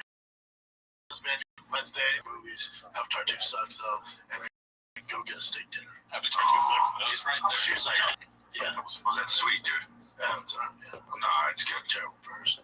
But, no, yeah. No, but you were just doing that. You didn't honestly. Let's have a feel-good story. Then let's also have like every who hates Brenda the most. That person. I feel like you. Friends get on there, man. For being awesome. Yeah. For being I feel like that is like why though? Because he's so awesome. What's great about this clip too is how often Crystal is cut off. You notice that or no? No, I guess. Trying to get something out, but he can't do it. And Eric are just like, talking over him. Right. Well, they have to do that, or else there's no show. Yeah. It couldn't be just Shab. The clips of just Shab, I don't know if you guys know, are the most redacted. That's when he messes up the most. If you just let him talk for a long period, he's like, yeah, and he always looks like he's dying. He's like, yeah, like a show at like San Antonio, but if you're on it, then you know about Alpha Brain, and but then Dana White's like out there hitting his wife or whatever. I don't think that's cool, but I will put my wife in front of bullets for my kids. It's like, what? What are you talking about? What's it called? Also, too, people were talking about how we missed a lot of questions for Mark Harley, and we apologize for that. But one question I regret missing is why is Brendan Schaub so awesome? Awesome. Yeah. Are you hating on Brendan because he's awesome? Because he's awesome. That's a good question. Let's watch that part again. That's so funny to me. Hughes' friends hate him the most for being awesome. I feel like fucking over the boat. There's a little bit of Tiger Thick Wigsky coming out. That's what that Wigsky makes you say. Fuck Brendan the most. For being awesome. For being awesome. Where's the mistake going on there? Awesome. Oh shit, what was I gonna say? I didn't tell you guys I was gonna say that, and no one would have heard about that story. Shut up, man. That's how they can nerd. Oh, right. Isn't that where you're going? He's a nice guy. Yeah, no, I don't know, but I was gonna say that was cool of you to do that, and I said let's help her, and you already had, and that's very cool. And wow, millionaires giving $500. But I was like, and you already have the money on a telly. Yeah, I know. Thank you for their service. I understand you got to do that too, and the secret is you did it honestly secretly just to get into heaven, and I know that, and that's selfish. And I just was doing that. I don't even believe in heaven, so I was just like, I'll just give her money, but you did it to get points with God, so that's selfish. Fair point. Fair point. Reddit's like, yeah, Chris. Newsflash: Dalia no longer believes in heaven. So this one is a longer clip. It's emoji, full course meal, fire emoji. Proof that is a narcissist. Posted by Browaway 831. Here are 9 signs which may be a result of narcissism. They're wrapped up in their own opinion. What's next? I'll tell you what I think. Go ahead. Okay, so yes and no. I think he retires. I don't think Tony Ferguson. I don't think it's 2. They tend to cheat in relationships. Like, I remember seeing this one guy who, cheats on his fucking girl all the time. Annie. And he hit on you. This guy has hit on you. Yeah, he slid into my DMs. Slid into my DMs. Yes, you know me. 3. They constantly need to be admired. Maybe you've seen that they almost swagger, oozing conceit and arrogance with every breath. They may look like they possess tremendous confidence, but it's not enough. 4. They do not take any criticism well. I was like, you're going to do a special? Yeah. You're not ready. Not ready. And this is insane. You thought I was jealous for a second. You got outside your head. You were... 5. They exploit others without guilt or shame. Narcissists don't go hand in hand. Is he dead? Chink gets the line. See, that's where Chink got fucked up. 6. They belittle others.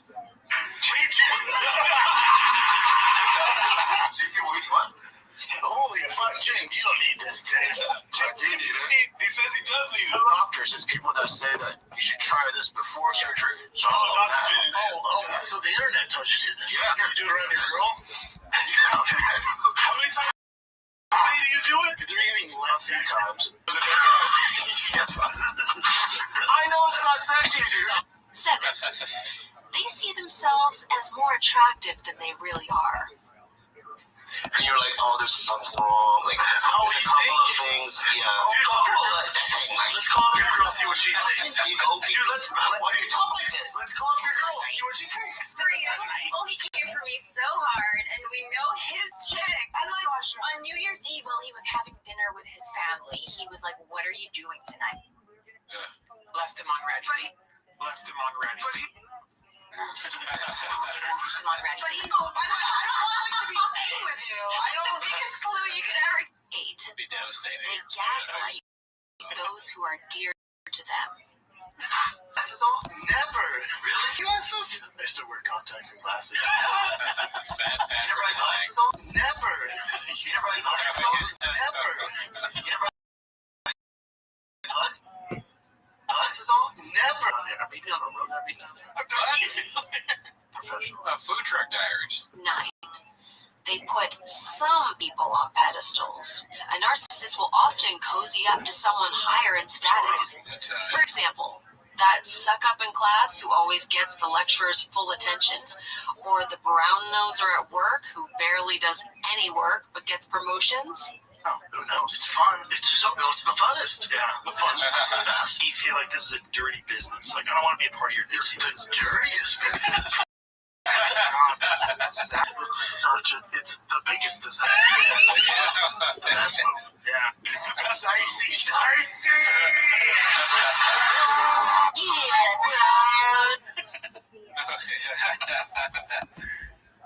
Good work, Chef. Yeah, that was a great one from Bro Away 835. I don't have much to add to that. I just enjoyed watching it, really. Yeah. And you hadn't seen it yet, huh? No, I hadn't. No. Yeah. Very good work. Netflix. All right, so this one's posted by Dodonkadonk. It's called Can You Tell Us, in general, what your comedy seems to be about, what topics you're going to cover? Oh, I'd love to hear this. He's like, well, first of all, it's going to be bad. Can you tell us in general what your comedy years ago about what topics you're going to cover? You know, from CT, brain trauma, to, I'm a big dude who's way too into fashion.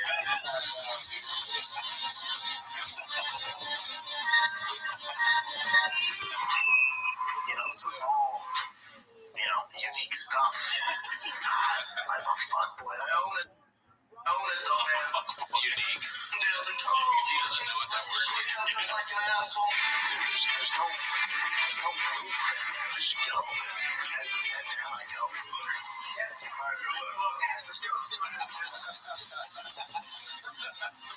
I wouldn't let people film me doing this. I just would be like, no, we're not doing that. I'm not here now. Cut. And I'd leave. You didn't have shoes on. You wouldn't let me pick you up, Doug? No. You want me to laugh like that?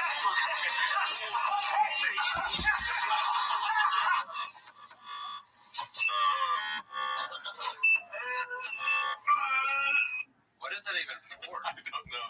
I think that might have been for the Fox deal. I don't know. The funniest part of that clip to me was when, at the big, we're going to talk about head trauma, CT. Like, he literally says CT while he's talking about it. That's crazy. All right, so here we go. This one's called Squab. Leaves his own show 20 minutes before it ends. And guess who, dude? Rogan is Shorty Pie, baby. Oh. If you were that, I have to go. You gotta go. Yeah, I gotta do this other show too. Oh, I got you. Can you guys finish it up? Don't finish early. You're great at. You can sit in my seat. You're not. I know. I'm never coming back. What? No Bob program. This guy's a woke fucko. What the fuck, dude? You're a bag of. Come on. We have 15 minutes. Is it cockbag? Cockbag. Cockback. Cockback. It would be a bag of cocks, but I appreciate it. He's got to be somewhere in town. I know where you're going. Good to see you, guys, brother. Yeah, thanks. All right, take it easy, Mr. We're solving the conversation. No problem. You say Mr. Dolphins? It just shows you that anybody can come on the show and be better than both of them. Yep. You know, that guy was funny. Yeah. He's like, I'm not coming back. I don't want that. It's like you get in there and then you're so disgusted by what you say, you become a comedic genius. And if you're wondering what show did he go do, we got a couple clips for you, Papa. Okay. Wow. Yeah. I guess he went to go do a Trevor Chappelle show. I don't know who that is. I don't know. Yeah, look at you guys. But we got a couple clips from it, and I wanted to go through all of them. Play the clips, Chen. This one's called Fixed St. Rogie Talk, and it's clear Scoop thinks JRE companions are fully rekindled. Play the Chen clip. Let's see what this is about. Oh, man. When was the first time that you guys did Rogie?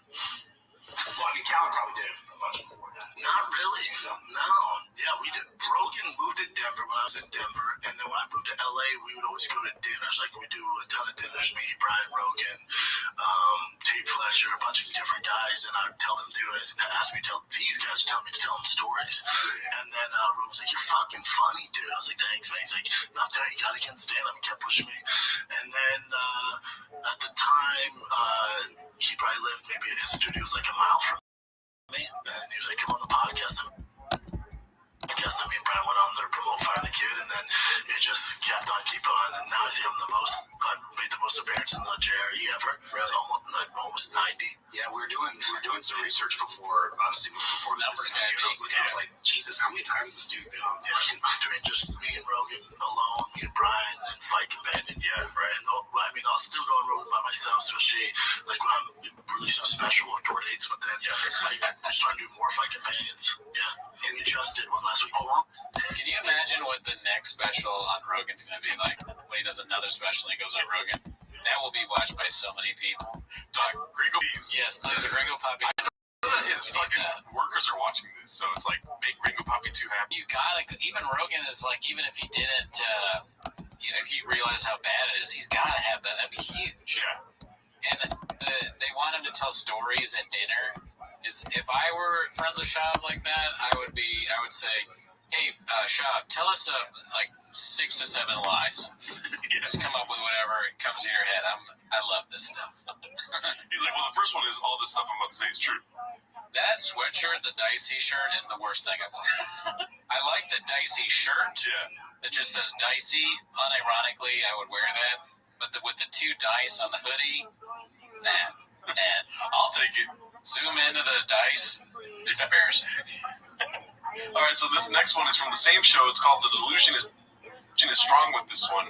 Also posted by Rogan and Shorty Pie. When, I'm on tour, I do the meet and greets, people are like, this must be weird for him. Like, it's not. Because you guys know. Right. So this isn't weird. I feel like I know you know me. This is all good. It's never awkward. Ever awkward. It's never awkward. Those meet and greets, it's so dope. It's the only medium that you can't fake. Yes. It's like my team writes 95, and I want to say my team, I mean that guy behind the camera right there, writes like 95% of the shit that I say on social media. Yeah. Most of it comes from my marketing team. Social media.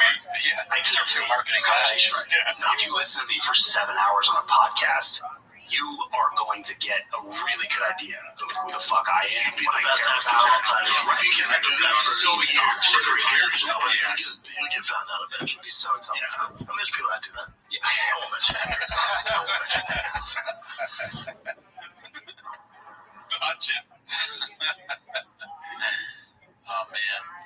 Yeah, I mean, our marketing team does all of our social media, too. Yeah, none of the stuff we say in here is it's all marketing 101. Yeah. We got a medium to hot chip guy on our side doing social media for us. This one's called The Number of Flip-Flops Scoop does on audio versus YouTube in this clip is worthy of its own toehold. 1,000 shows in Podcasting's down the decline now in general as far as the people, the entry level people that are starting. It's going back down. I didn't even notice that. I thought you were laughing at what he said. No. He said podcasting in general is on the decline now. It's like, not for your podcast. Yeah, your podcast. Listenership is up. Yes. The audio listenership is up. The viewership on YouTube is down across the board. Yes. Really? Yes. Okay. Oh, really, dude? We just had our highest episode numbers out of the water by naming the water. Maybe he should get Mark on. Yeah.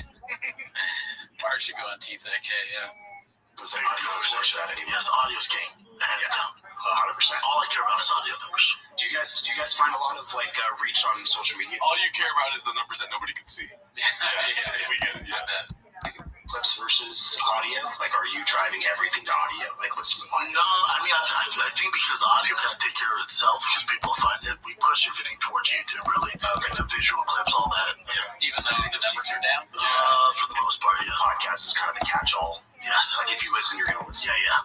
We don't do much to promote. The audio, no, the people find the audio. Yeah. That's what I found is that it's the most difficult part to grow because Discovery is audio. Yeah, for sure. Because Discovery is shit. People The only way to find it is to search it. The waters are murky.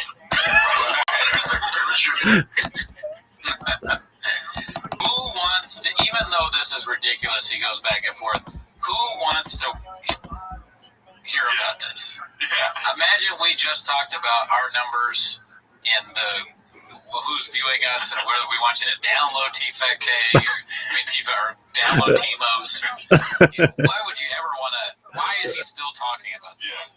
I mean, that's part of the interviewer's job to kind of navigate the conversation, and he did go towards this. I guess, yeah. This guy, I don't want to shit on him or whatever, but I do not find this interesting. Interesting, not. And not interesting. All right, so this one's called. It would probably be safer for the fame if you went out for the Bears, Papa, even without ad reads. Oh, I saw this one earlier. This one's hilarious. We're going to shorty pie all day long, baby. You know, I had a buddy who was like, let's go to Miami and we'll do this content with Tekashi 6ix9ine. I was like, first of all, I'm 39 years old. I got kids. I'm not flying to Miami to do a TikTok with Tekashi 6ix9ine. You know, it's like, I gotta be home, man. If it's not really important and, paying my mortgage, I'm probably not coming, man. You know? Especially not for that. No. Bro, we should try to get Tekashi 6ix9ine. I know. As he said that, I was like, I would absolutely fly out to Miami to talk to Tekashi 6ix9ine. Daniel? Oh, man. We did an interview with him about Shab and the potential project that they had. And he's just like, no, I would never do anything with him, dude. Tekashi 6ix9ine wanted Brendan on? I find that hard to believe. Yeah. And it hurts his reputation, I feel like maybe his team told him like a rapper, and he's like, how do I want to see Tekashi? And he just made it Tekashi. Right. It's another lie. Yeah. No. But the good thing is, all my close friends, they're the same as me. Yeah. We're still really close. And when we work together, that's our social hour. But it's rare. They'll be like, hey, you want to come over tonight for some beers? I don't think I've never asked a friend, what? Excuse me, sir? Excuse me? For what? Are there podcast reads? Yeah. Is it sponsored by Blue Apron? That's like it's about. He'd rather read Blue Apron ads than hang out with his friends. What a psycho. You'd rather read poorly read something about MeUndies than have a few bears with a friend. That's not relatable. Sponsoring this hangout? No, then I'm not coming over. Yes. But it's kind of stuff. You gotta find that balance. It can't be all business. No, I grab my son like this. Oh, nice. Lord, yeah. Ow! I'll grab him like that. When he does it, he's headbutt me on accident. I'm like, it's not on accident. He did it on account. Did not. I said that on accident. I just grab him like, you gotta chill out, right? Yeah. Chill out, right? My lucky dad goes to therapy. Shab hates his poppy. He hates his wife. He hates his kids. His kids suck at. I understand you're a dad and you don't want to. You're busy and all that. Why would you prefer doing ad reads? All right, so this one's posted by Shitter Throat Slitter again. Yeah, it's hard to say his name. Yeah. I hope he's okay. He does post good stuff. Yeah. Am I afraid of him from the name alone? A little bit. It's called it's a girl. It could be. I don't know. Probably unlikely. Let's just say them. It's called People Who Comment Are Less Than Nothing. Chat Tony. I don't know if you know anything about YouTube comment. This is honestly.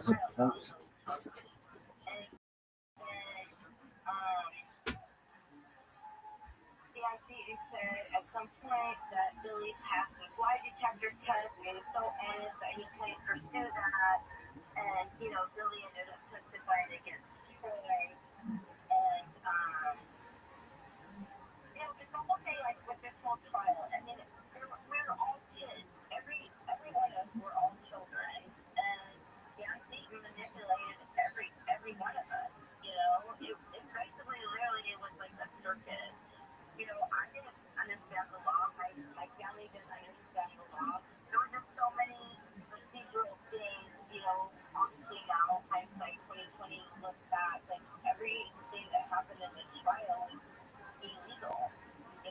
in a first-degree murder trial, you're supposed to have a pre-sentencing investigation. I didn't have that. You're supposed to have a penalty phase. I didn't have that. You're supposed to have a sentencing hearing. I didn't have that. They never called the jury. So I don't know, like, did the jury find me guilty of felony murder? Did they find me guilty of first-degree murder? Hold that thought. Sandy Shaw, Dan Gleason, you need to take a break here. Van Halen, Love Walked In.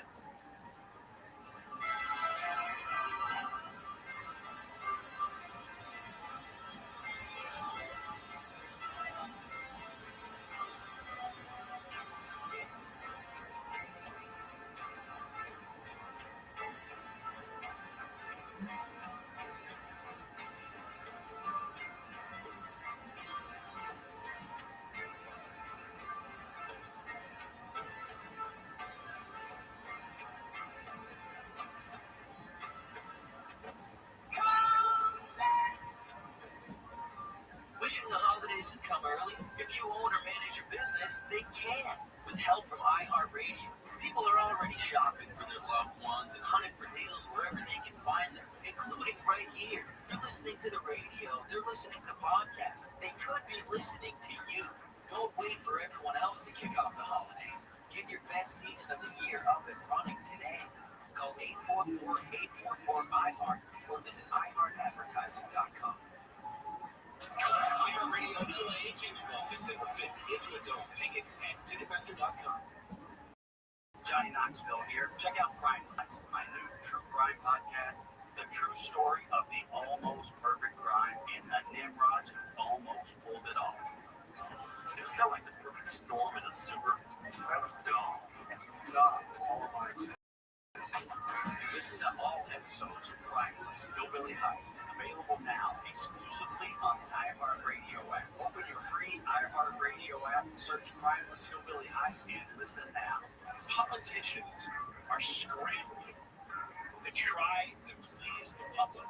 Virtually everybody in public life lies on their right. John Cobell is going to challenges.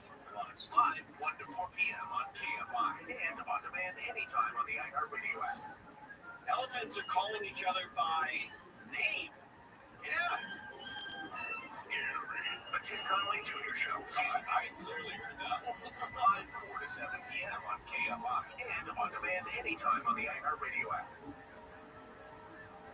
During the break, you have to tell me the difference between placentia, and placenta. Bill Handel, you have to help me with that one. Live 6 to 9 a.m. on KFI and on demand anytime on the iHeartRadio app.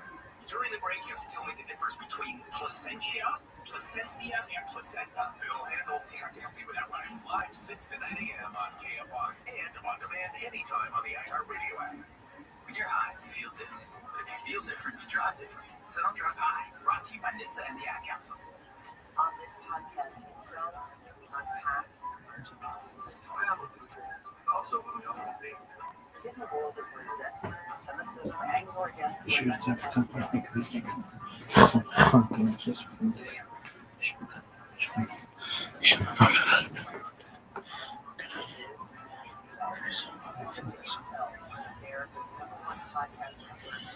Commenters, but they are less than nothing to everybody.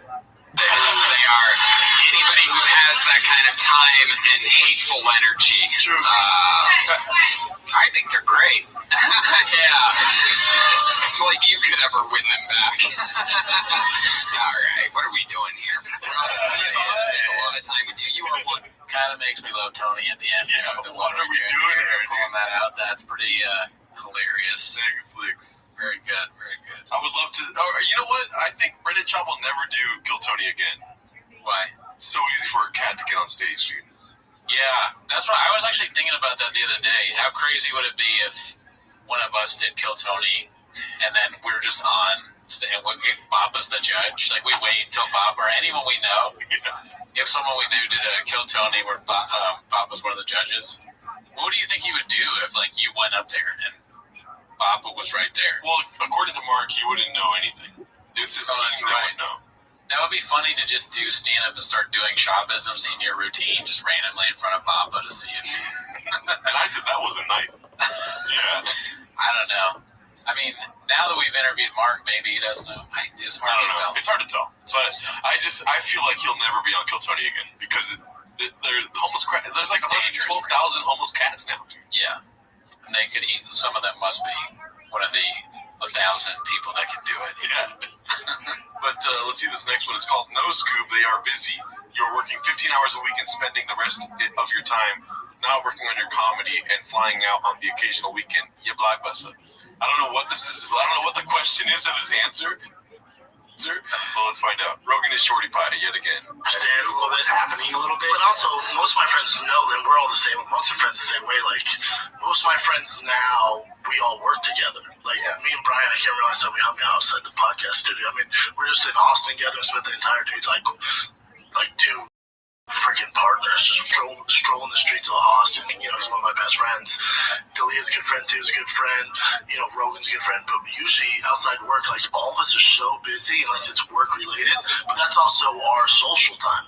Like work is our social time. So, excuse me. I check the box at work. I get all of it out. You know, we don't need to go to dinner. We just did it. No, we just did it. We did a podcast. Like me and Rogan did a podcast for 4 hours. We're good. Right. We're good. Talked an hour after that, drinks, did our thing. We're good. Went to dinner. We're good. Yeah. Right. Everyone's busy, man. Everyone has kids. Right. Do you think that Trevor was trying to get him to say sawmill there? He's homeless. Confirmed homeless. Sawmill. That'd be good to hear about. That'd be another word Bob messed up. I mean, I wonder, because I don't think that Brendan knows who we are. He could, maybe. Yeah. There was that one story about the nightcap, but I wonder if not only does Brendan not know who we are, Rogan and Shorty probably might not know who we are. But I like thinking that he does, and he's just making sentences knowing that you're going to fuck him up. He's like, there's no way Jar's going to get through this one. All right, he's doing that. Good. That's hilarious. Let's see if I get through this one. It's Rogan and Shorty Pie. I couldn't do it either. I'm glad you're the one doing it. This was posted by Rogan and Shorty Pie. It's called Barn Door. Won't accept that the host is saying the same concept. Jerry Seinfeld enters the chat. There you go. Let's see what this is about. That's kind of what actually what Cal and I were talking about. He was just like, my best advice to young people is like learn a skill, whatever skill it is. I would say skill. Just find something you're interested in, run with it. Yeah, but I'm trying to get good at something. The same thing. Yeah. Have something to strive for. Have something that makes you want to get up and work hard at something. Just find your passion and run with it.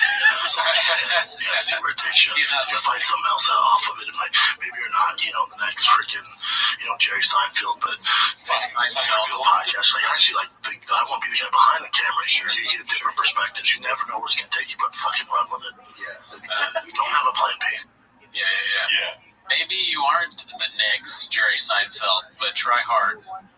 Says these two random guys. Who's the other guy? No one knows who he is. I don't want advice from him. He seems to think that Shab is smart. Yeah. Well, I always tell young people, this guy's like 26. Who's a young person to you? All right, so this one's called Here is the Hilarious Dick Joke Scoop Made Without the Netflix Simpsons Edit from Rogan and Shorty Pie yet again. Here we go. So I want to kind of wind it down with a couple quick questions for you. 8 inches. 8 inches. That's big. I don't know what to say. All right. Again. Okay. You to the homeless cat. Thank you.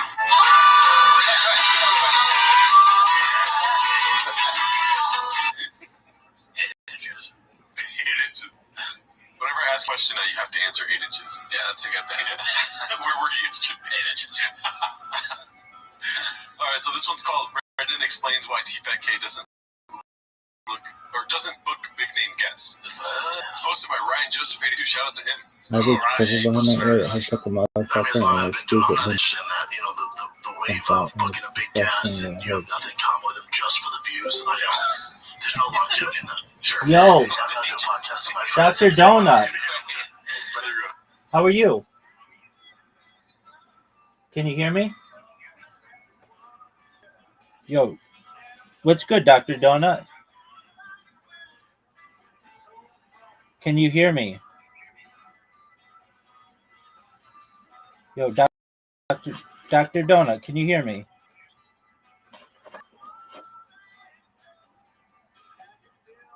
Yo, dog. Omar, dude. How are you? English? I'm good. Omar, dude, how old are you?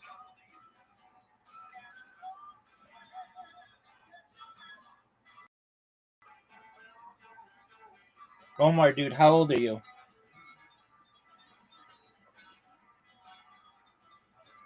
You have 10 seconds to tell me your age. How old are you? 10, 8, 7, 6, 5, 4, 3. Wait.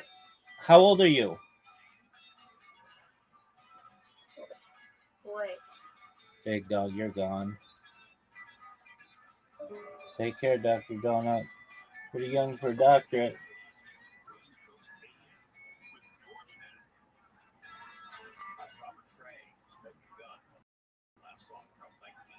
That's the year that he made a bad decision, but not as bad as it was portrayed in court. Somebody can bring in earnings about the trial.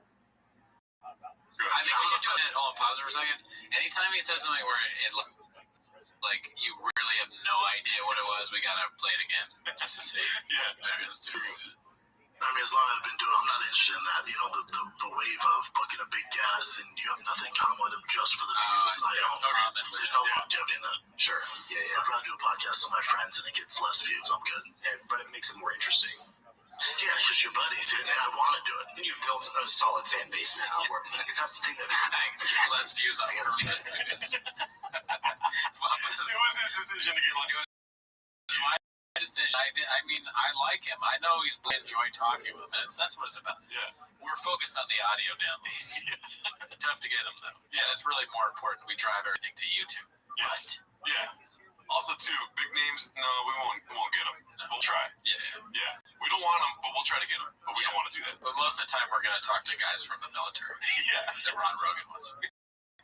People that are just like, I just want to start. I want to bullshit with my friends. Like, we're all pretty funny, whatever. And it's like, but the problem is though, nobody knows you. Yeah, no one cares. Like, nobody knows who you are. Besides, they have zero amount of investment in your story, in your bullshit, in about what happened to you at work. Nobody gives a fuck. No, because like Tim Dillon told me this, he's like, bro, now that there's so much money being made in podcasts, I'm like, legit talents get involved. Exactly. Like it was so niche when you and I were doing it, especially you. Now, like you have, Jason Bateman. You get legit Hollywood stars with fan base. They're doing it now. It's just a different thing. Yeah. It's just a thing now. Yeah. It's all about niche now. Like you can't have fan base and fuck everybody else. Papa is like promoting our podcast now. Yeah. It's all about niche. You know, there's a whole thing with me. People talk about how stupid I am. These two guys, I don't know, low-level comics. Check them out. I mean, Bill Burr and John Belushi. Bill Burr and John Belushi. small T, the pube hair. Some Billy Bitch tits. Gollum. What's that like? I mean, the Gollum thing is messed up because that's a nickname for Gollum for Schmeagol. Run with that, Reddit.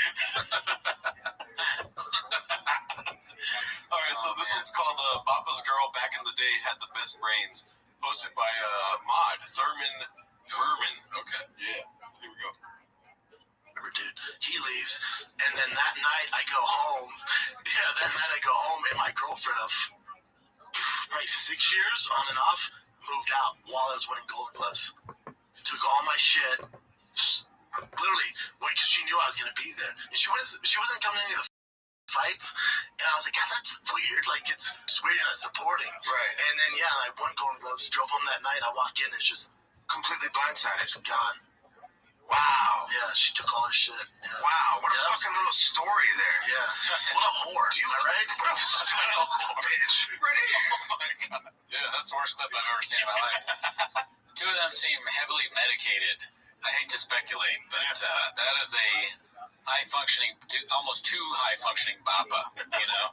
Kratom just ingested or whatever he's doing. Too much Diet Coke.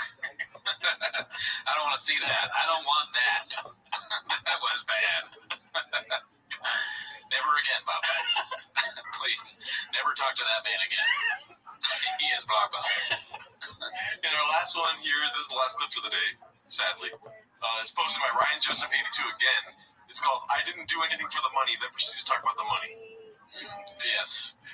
Classic Bob. Yeah, we never started the podcast to make money. I didn't start stand-up to make money. I didn't start any podcast to make money. Which is why you're making money at it now. Maybe, yeah. I've never done anything just like, oh, this is just for the dollars. Like, I didn't start my whiskey because I want to turn into Conor McGregor. I did it because I love whiskey, you know? So, anything I do, it has to be organic. You can't force me to do anything. Not enough. Define organic. Yeah, with the podcast, even with stand-up, like...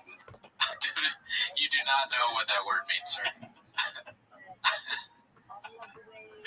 I'm sorry, I'm talking over the quiz. I can't control myself. It's a little too nice. The 2 dice on the sleeve. He goes into business meetings like with that. He makes a point. Guys, we got to get on socials. And he's sitting there staring at the dice like, this is our boss. Did I go to college for this?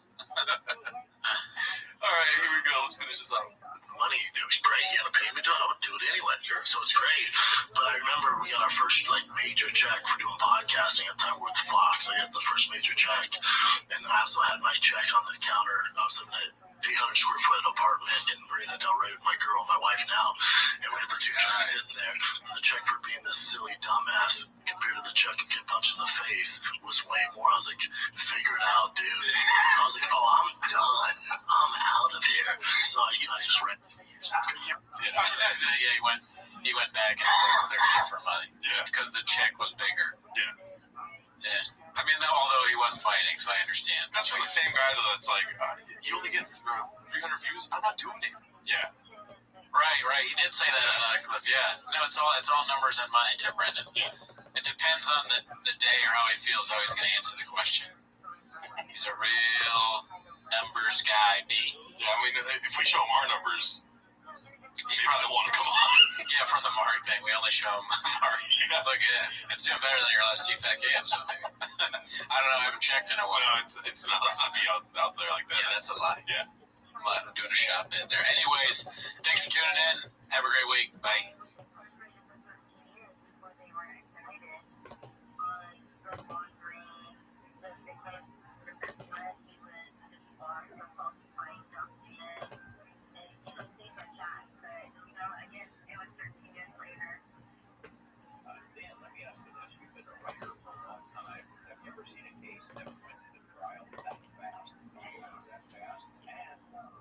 Sentencing is delivered the same day as the same morning as the same night as the verdict.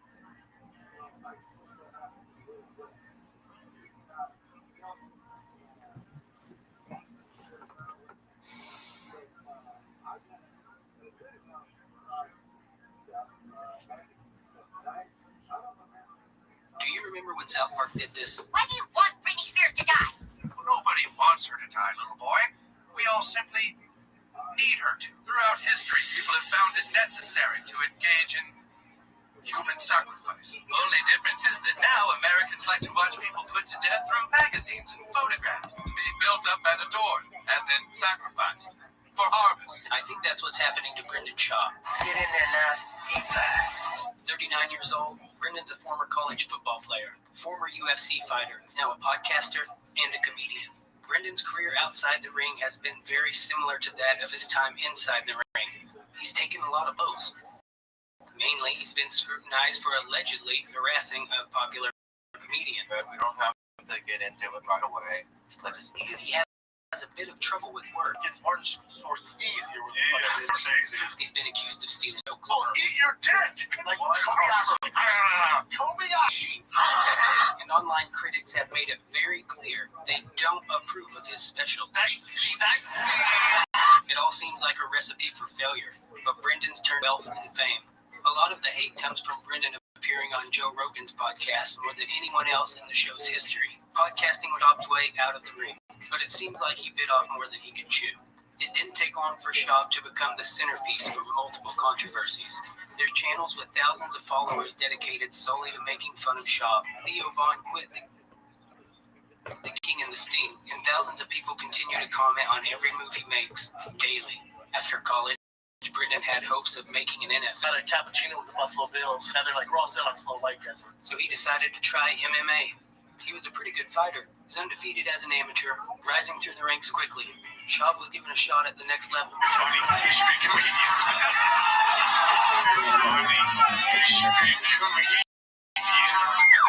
Brendan wasn't the best fighter, but he wasn't bad. He won 4 fights, and in 2011, this, however, was the height of Schaub's fighting career. He lost 4 of his next 6. He took a lot of damage. It got so bad that Joe Rogan felt the need to step in. I feel like I have a duty as a friend to tell you the honest truth, how I feel about things before it's too late. If you had a wrestling match with Cain Velasquez, how will you think you do? Think people would be surprised? Really? You think so? I think you'd be surprised. You're young, you're intelligent, you can talk, and you have income coming in from podcasting. You could start a fucking clothing line and make way more money than you ever did with fucking fighting. That's a fact. If I didn't love you, I would have never said none of the shit that I said. A lot of people didn't like that Joe decided to do this live on his podcast. Well, you said you wanted to do it on this? Oh, it's a bad idea. I said, I guess Brian's idea. Callan made sure to sponsor it. We have to talk about our sponsors. Everybody here introduce sponsor. Brendan first started appearing on JRE in a segment we called Fight Companion. Schaub was one of the main guests. They would comment, react, and discuss the fights as they happened live. He was a former fighter, so that gave his word credibility. Am I crazy? He was liked by the JRE community. On the same episode, Joe told Brendan to quit fighting. Whether knowingly or not, planted a seed. He say funny shit. Dude, he says he comes up with every one of the fucking memes. You know, it's ridiculous. You say funny shit, man. Yeah, you do. You have a ridiculous. You're a funny. You just also happen to be a ridiculous athlete. Yeah, you're a funny, clever dude, and that's the kind of shit that goes away when you get hit in the head too much. On episode 706, Schaub made it official. For right now, I gotta take a step away and focus on this crazy freaking entertainment podcast career I got going on. Brendan and Brian already had a decently successful podcast. Callan started taking Brendan to comedy clubs. He showed him the ropes. After a few years of doing small sets, Brendan made his comedic debut at the Comedy Store in LA. Off the stage, the fighter and the kid couldn't come to an agreement with Fox Sports. Rumors are Fox there for Callan, and even more so the cursing. The fighter and the kid went to YouTube. By 2017, Schaub was doing solo stand-up tours. As your popularity grows, so will the haters. And Brendan's got a lot of haters. In October 2017, a post was made to the Joe Rogan subreddit titled, "This is why nobody likes Brendan Schaub." I don't really hate on a lot of people, but man, what's one thing everyone hates around the world? Bullies. That's why being bullied is so dangerous to some people, because if they get really fucked with by people and tormented by people in high school, that shit can carry over to the rest of their life. It devastates their confidence. So in their early developmental period, they have this really poor self-image, and having a poor self-image is fucking super hard to get over. Kind of told. I don't know if I've ever told you. So I had a roommate who was the biggest. For whatever reason, I had to remove him. If he did not get along with the thing. Dude, what's mine is I eat like one Triscuit, and then I come home and he puts sticky. Literally open the box and split it all, and I go, what the fuck? So what I do? I eat all of it and I throw out the rest back. So then I go back. That's fun. I come back. That's so funny. Right? And I'm ready to throw it out. I'm like, I'm just gonna fuck this stuff. We're gonna figure it out. My phone's ringing like nonstop. What the fuck? I answer it. I go, hello? It's his mom. Call his mom. We're in college. We're juniors in here. I'm like, that guy sucks. All these people suck. So I'm like, what the fuck? His mom, and I just go, his mom like talked to me, like yelled at me, I just go, get the fuck out of here. Super disrespectful, which I never am, but get the fuck out of here with the phone. And so, but at the time, there's only one pod for our. So his mother said, Brendan, you ate all of his food? You gotta pay it back, and you start tearing into me about my character. Like, fuck off on the phone. Which, you talk to my mom like that from her face. Of course. Which is all I'm trying to do. I'm trying to fight this. Yeah, there may have been haters, but there was more views. He joined up with a truly adored comedian, Theodora, to make the King and the Sting podcast. By 2018, he was the owner of 3 successful podcasts. He was selling clothes and rubbing elbows with the biggest comedians in the game. His popularity was growing so fast, he even got Showtime to produce his first special. What the fuck? Remember earlier when Roy Nelson knocked Brendan out? How his fighting career only went downhill from there. That's what this moment was. His comedy career. It's not surprising that this is one of the lowest. He produced it after only doing a few years of comedy. It takes the best comedians out there around a decade before they put out their first actors, politicians, or athletes. Yourself on that stage, you owe scrutiny. Instead of rolling with the punches and laughing with the fans like his UFC career, he asked his fans for a review, advertising a 50% off purchase of CBD oil if you left a comment that, quote, Brendan deserved. And it didn't take long for the mob to make its way to the comment section of the fighter. What was once a con filled with comedy and sports was now a slaughterhouse for Brendan's blurbs. I know. The subreddit became so popular, it even developed its own glossary, explaining in great detail Shawbisms. Still, there was light at the end of the tunnel. The King and the Sting was popular. Who doesn't adore Theo? Theodora. But then the Fighter and the Kid took a hit. Chris D'Elia, friend, comedian, and regular guest on the Fighter and the Kid, was accused of chatting with people under the age of what some would find appropriate. I know that it's been a really long time since you've heard from me, and when the news broke, I put out a statement that said everything I've done has been legal and consensual, and that's true, and I wanted that statement to speak for itself. Cutting ties with D'Elia meant losing a lot of fans. Half of their most watched episodes featured D'Elia. You know what's going on with our friend Chris. I'm not, in these situations, people in Hollywood tell you what to say. And I said to Brennan, what we can do is tell the truth. And I'm not going to sit here. I'm a man, and I define myself on how I respond to these situations in real time when the pressure's really on. And so this is what I'll say. I always knew Chris as a ladies' man. I have never, and I'm going to say this, I have never seen or heard of him doing anything illegal. Ever. I can't talk. It's just,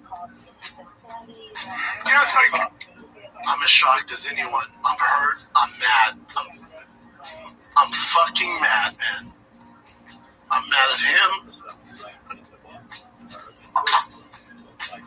okay. Callan was hit with multiple accusations. I never thought in a million years that I'd be sitting here defending myself against something I did not do 21 years ago. So this is me saying that I categorically and absolutely allegations against me. Schaub again wasn't able to roll with the punch, but the show kept going, but Schaub had a different guest on every episode.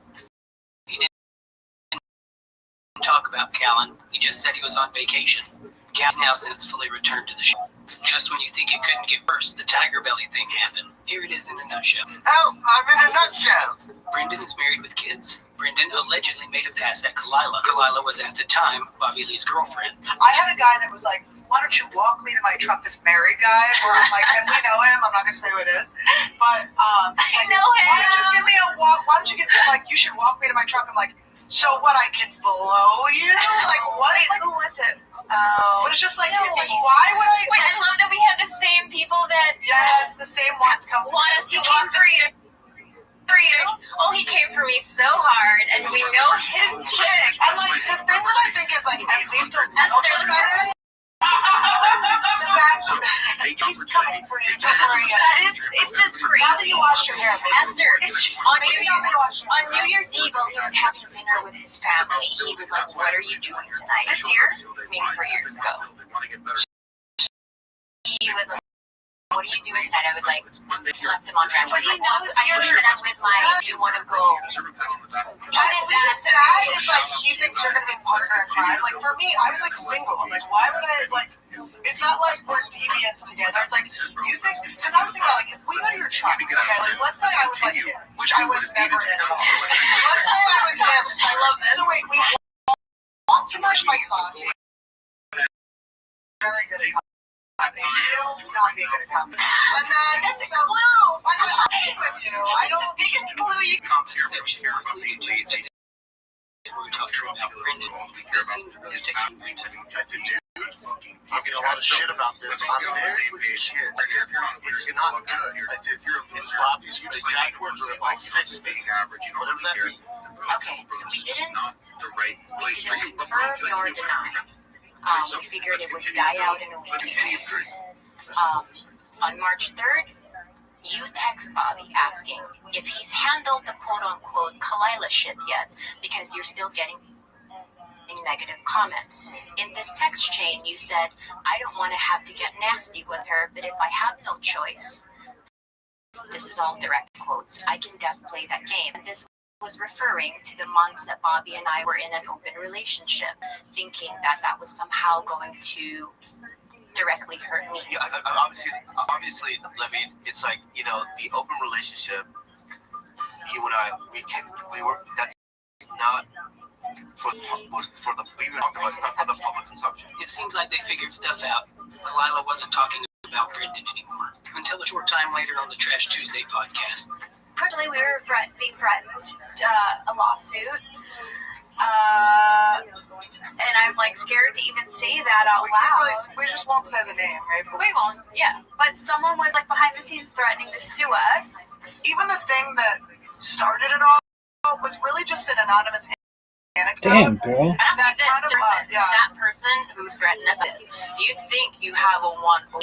I fucking dare you, motherfucker. I dare you. Let it out of your chest, because that is actually not a real threat. You think you're threatening me, but it's kind of, that information's already out there, you little bitch. Yeah. Can't confirm. Yeah. Bobby said Brendan and Callan both called him, cursing him and threatening him. Yes, you guys called you. It was you and Brian, and you said that that you guys, my career was going to be over. You guys have evidence, you know what I mean, that I'm some Reddit mastermind. That you have files and proof that you trace, you know, me from Reddit back to my house, the URL, you know, IP address, and that I have been for 5 or 6 years have been coyly and you know, mischiefully, you know, contributing to threads that were not contributing, responsible, right? And that you know, that you were going to expose me to Rogan and all these people, and that I should get a lawyer, and that I mean, this is what you told me, and it also just, mind you, it was at a level 10 of rage. It wasn't like a soft-spoken, like, you know, very aggressive. Yeah, it was extreme, you know what I mean, threats, and then you called Kalila things I don't even want to mention. I did not. I know you didn't. I haven't heard what you guys said. I don't talk like that. I would never call Kalila that. Right. Brendan, you called me that on the phone call we had. I did not call you that. I did not. No, but you don't know what he did, so you can't. And apologize. What Brian said on there, and even I told him that a lot. There's a lot. Yeah, it was a lot. But what I found to be heartbreaking was going into a character assassination, where you were saying, not you particularly, I don't even, because I was such I was so trembling almost, calling me a coward, weak, spineless. And my only defense to that is that I just, my own way of dealing with the world, you know what I mean? Because I grew up in such a traumatic childhood. You know, I try to be, and I try to not, I mean, I'm afraid of occasion, as everyone knows, in terms of my character. And, you know, I said to Brian days after that assault, that, yeah, I no longer want to be his friend. And did you guys speak on the phone? Or yeah, we did. That? Yeah. And he apologized, he said? Yeah, he did apologize, but, yeah, I mean, he doesn't expect you to be his friend. Sean said he had 300 pages of evidence that proved Tiger Belly was behind the creation of the subreddit and for the years of abuse. You guys figure out what you want to do with it? This is what's interesting. Again, I don't think it's you Will guys. you show me now? I'll show you. When We'll learn this off. We want to know because, like, I'll show you at the I show. want the audience to think that you actually showed us something you never did. Yeah, I can show it to you. Here's the thing. This is what's interesting. Explain this however you want. When I notified you guys of the harassment and going back to Tiger Belly, that account stopped posting, took the Tiger Belly email off, and changed it. It's never posted again. Do you know how Reddit works? No. So you seem to have very clear convictions about this alleged occurrence from my company, all the while not really knowing how Reddit posting works, Brendan. So that's a little bit... Well, this team, I promise you, this team. Okay. Oh, we've been asking you to speak with the team. Here's what I have to say about this. From my end, it looked foolish for you to be this fragile over something some 3 girls said on the podcast. It looked foolish. So in my end, the way I understand it is we need to come up with a bigger story about Kalila to incriminate so that my reaction to that Trash Tuesday talk doesn't seem insane. No. That's how I receive it. You're giving me too much credit. You're giving me too much credit. You're giving me way too much. I don't think... You think I'd want to... Again, I don't want this drama. I've been harassed for 6 years, guys. 6 years. But I think that it makes sense that someone who has been harassed for 6 years would feel like he's on the back foot and would swing in this way. It makes sense to me. I would only swing if this team who has nothing to do with comedy doesn't know you guys. I can't send you the documents. Okay. Physically have them in your possession. So I can show it to you right now. When we get off, I can show you. As soon as we get done, I will show you all the shit I have. If you thought things couldn't get any worse, then you've never heard of this Gringo Poppy. I married a Mexican, y'all. Somehow this special was rated lower than his first. If you haven't seen it, I don't mean like Taco Bell. I suggest you do. I'm talking Guadalajara. So he's on the Thick Boy YouTube channel. Brendan's taken a lot of blows in his career and he's kept on going. But losing post on the King and the Sting made the biggest blow of his career, one that he may not be able to lean on, and so were the views. In recent months, it hasn't better for Shaw. Brendan's feud leaked outside the comedy world. It's hard to single out just one. Who are your sources, Brendan? Who are your sources? He has to be the dumbest motherfucker on the planet. No. Who is the most hated man on the internet? His name is Hunter. I don't Brendan Shaw just really Yet, Brendan's named it. He continues to do stand-up. He's still got Food Truck Diaries, The Fighter and the Kid, Tiger Thick Whiskey. He's still selling clothes, and he has multiple YouTube channels that he posts to daily. Brendan never really asked for any of this. He's just an athlete. When his football career was over, all he do? Fight.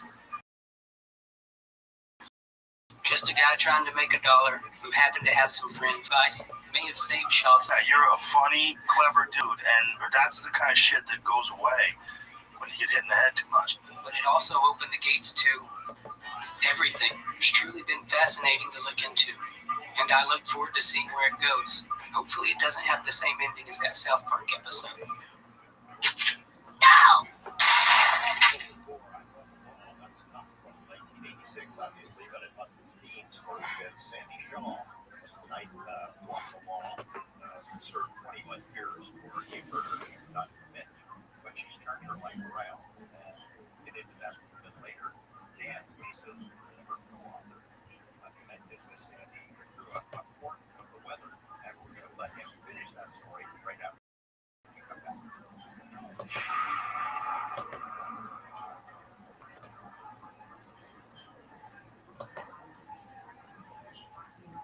My goal to get free silver. That's right, for $5,000 purchase of the virtual this month in advance of Veterans Day. They will send you a free patriotic silver around that commemorates against the Revolutionary and American flag. Look, gold is up over 40% since the beginning of this year. And virtual can help you own it by converting an existing IRA or 401k into a tax-sheltered IRA and physical gold. And they'll send you free silver, honoring our veterans on qualifying purchases. And if you're current or former military, Birch Gold has a special offer just for you. They are waiving custodial fees for the first year on investments of any amount. The Nicholas rating with the Better Business Bureau, tens of thousands of happy Next Coast is the number 9898. Get a free kit and claim your eligibility for free silver with qualifying purchases before the end of the month. Next Coast, 9898. You did that. Mars Mission 1, the fictional book based on real world facts, the future you will never. Author Christopher Rothschild, New Mars Mission 1 available on Amazon, bringing you real world facts of what our world will look like if we allow the Kessler effect to continue to develop. Take a look at active story. The first crew lands on the surface of Mars when a missile blows up a satellite, creating thousands of pieces of debris. That debris is sailing along at thousands of miles rating more than causing a non-stop chain reaction. Granted has begun. All satellites are being destroyed by debris. All cell phones fail. All GPS fails. All power fails. Life on Earth as we understand it may never be the same. Mars Mission 1 surviving the Kessler effect. You do not want to see it happen. Now available on Amazon. It's Mars Mission 1 surviving the Kessler effect. It's a great book. Mars Mission 1 surviving the Kessler effect.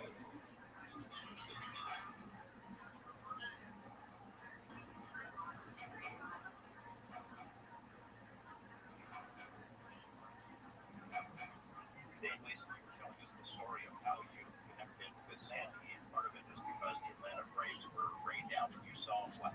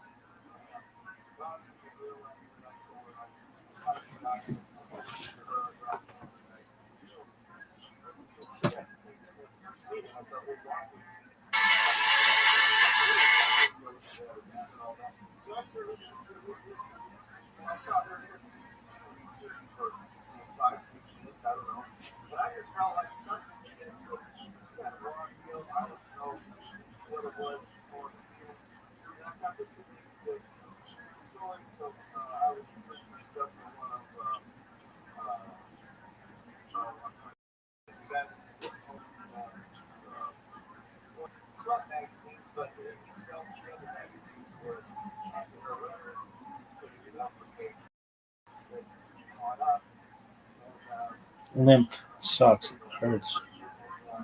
It doesn't hurt, but like this shit, it causes it hurts. I've said this previously, but my mom's only taught me that word. When it's squeezed on it, she's limp. Comes from your lymph node. Lymph.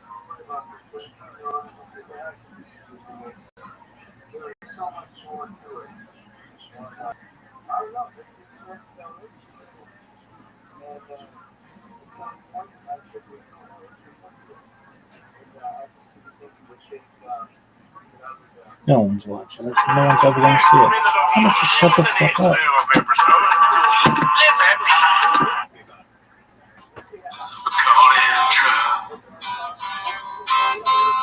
I can't walk you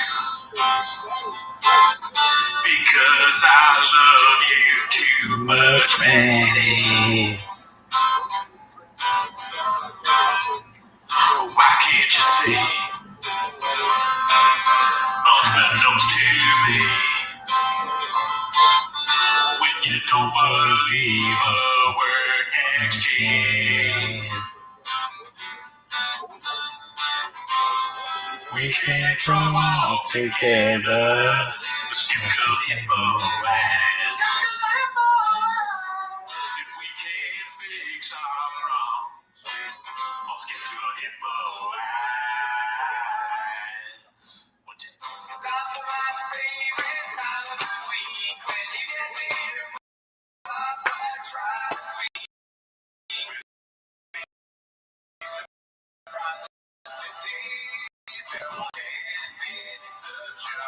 Alright, we're still getting used to the new setup. Camera is right there. Yeah, so let's keep December 17th, the Chatterbox and Govina. What do you got, B? December 28th, I'm opening for Eric Schwartz at the Ontario Improv. He just dropped a special called Delivery. Check it out. Come check us out, B. Check out our boy Eric. He's different. But anyway, and also we have Patreon specials. We just dropped some news. The Rogan, Daddy Verse. We talked about Joe Rogan's special from 2006. So if you're interested in that, check it out.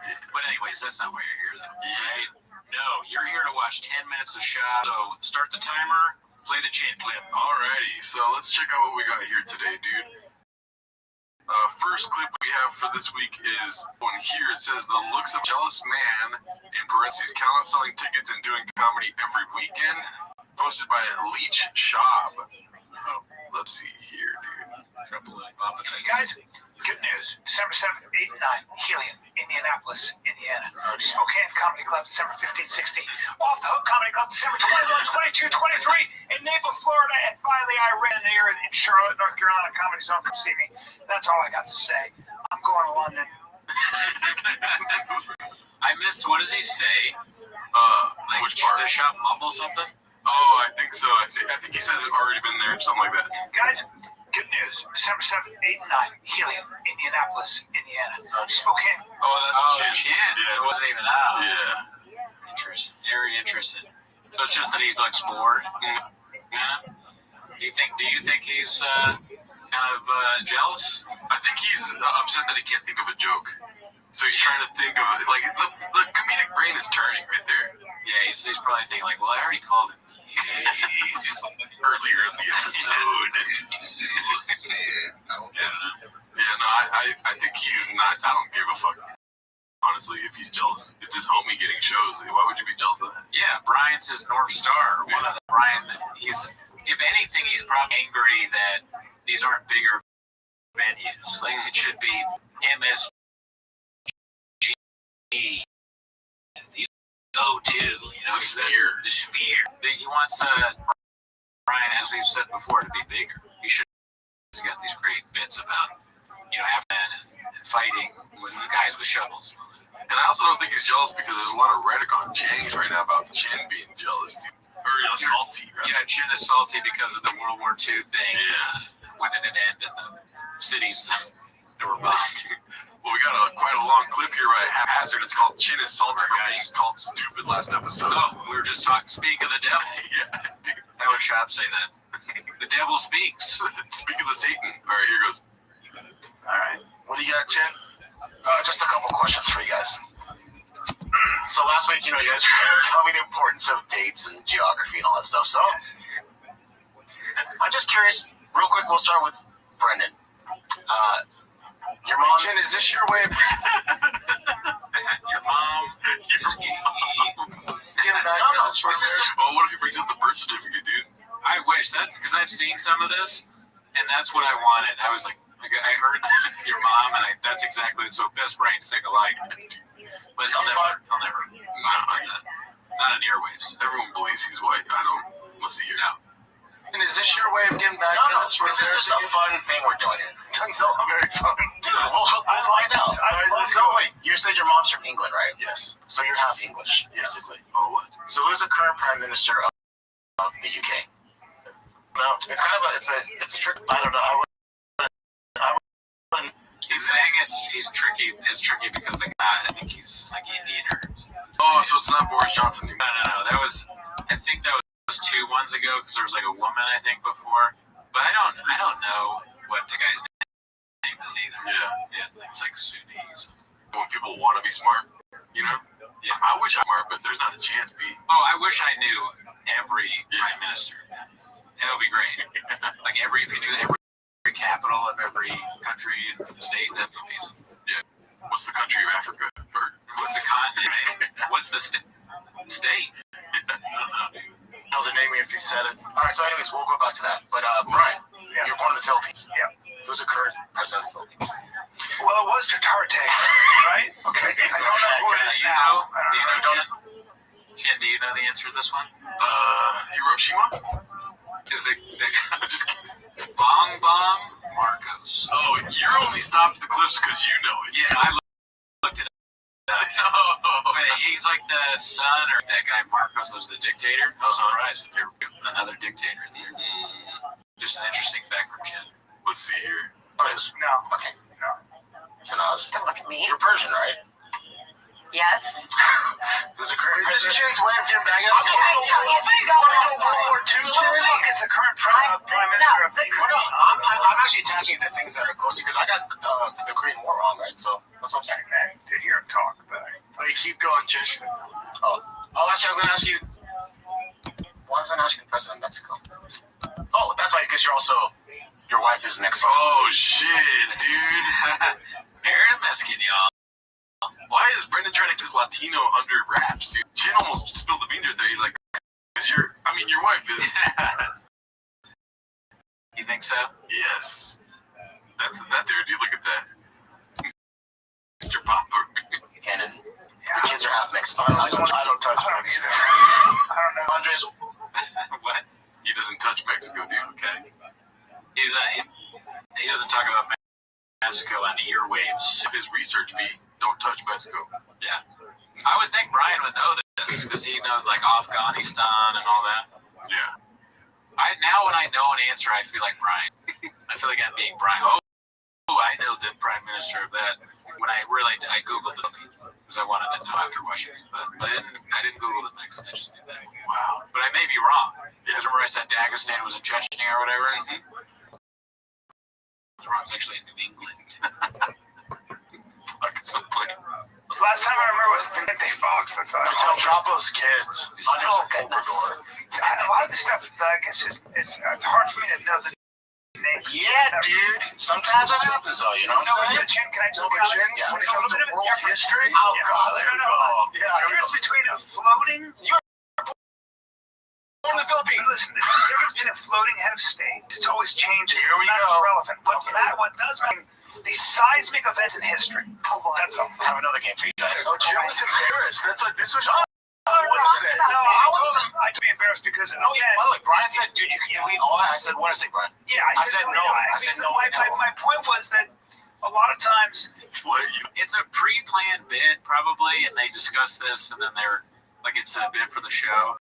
But I'm so invested in this shit now that it's like I like it, and I just believe that it's real. Like people that I imagine people watch soap operas and that kind of thing. I just enjoy the theater of it. Yeah.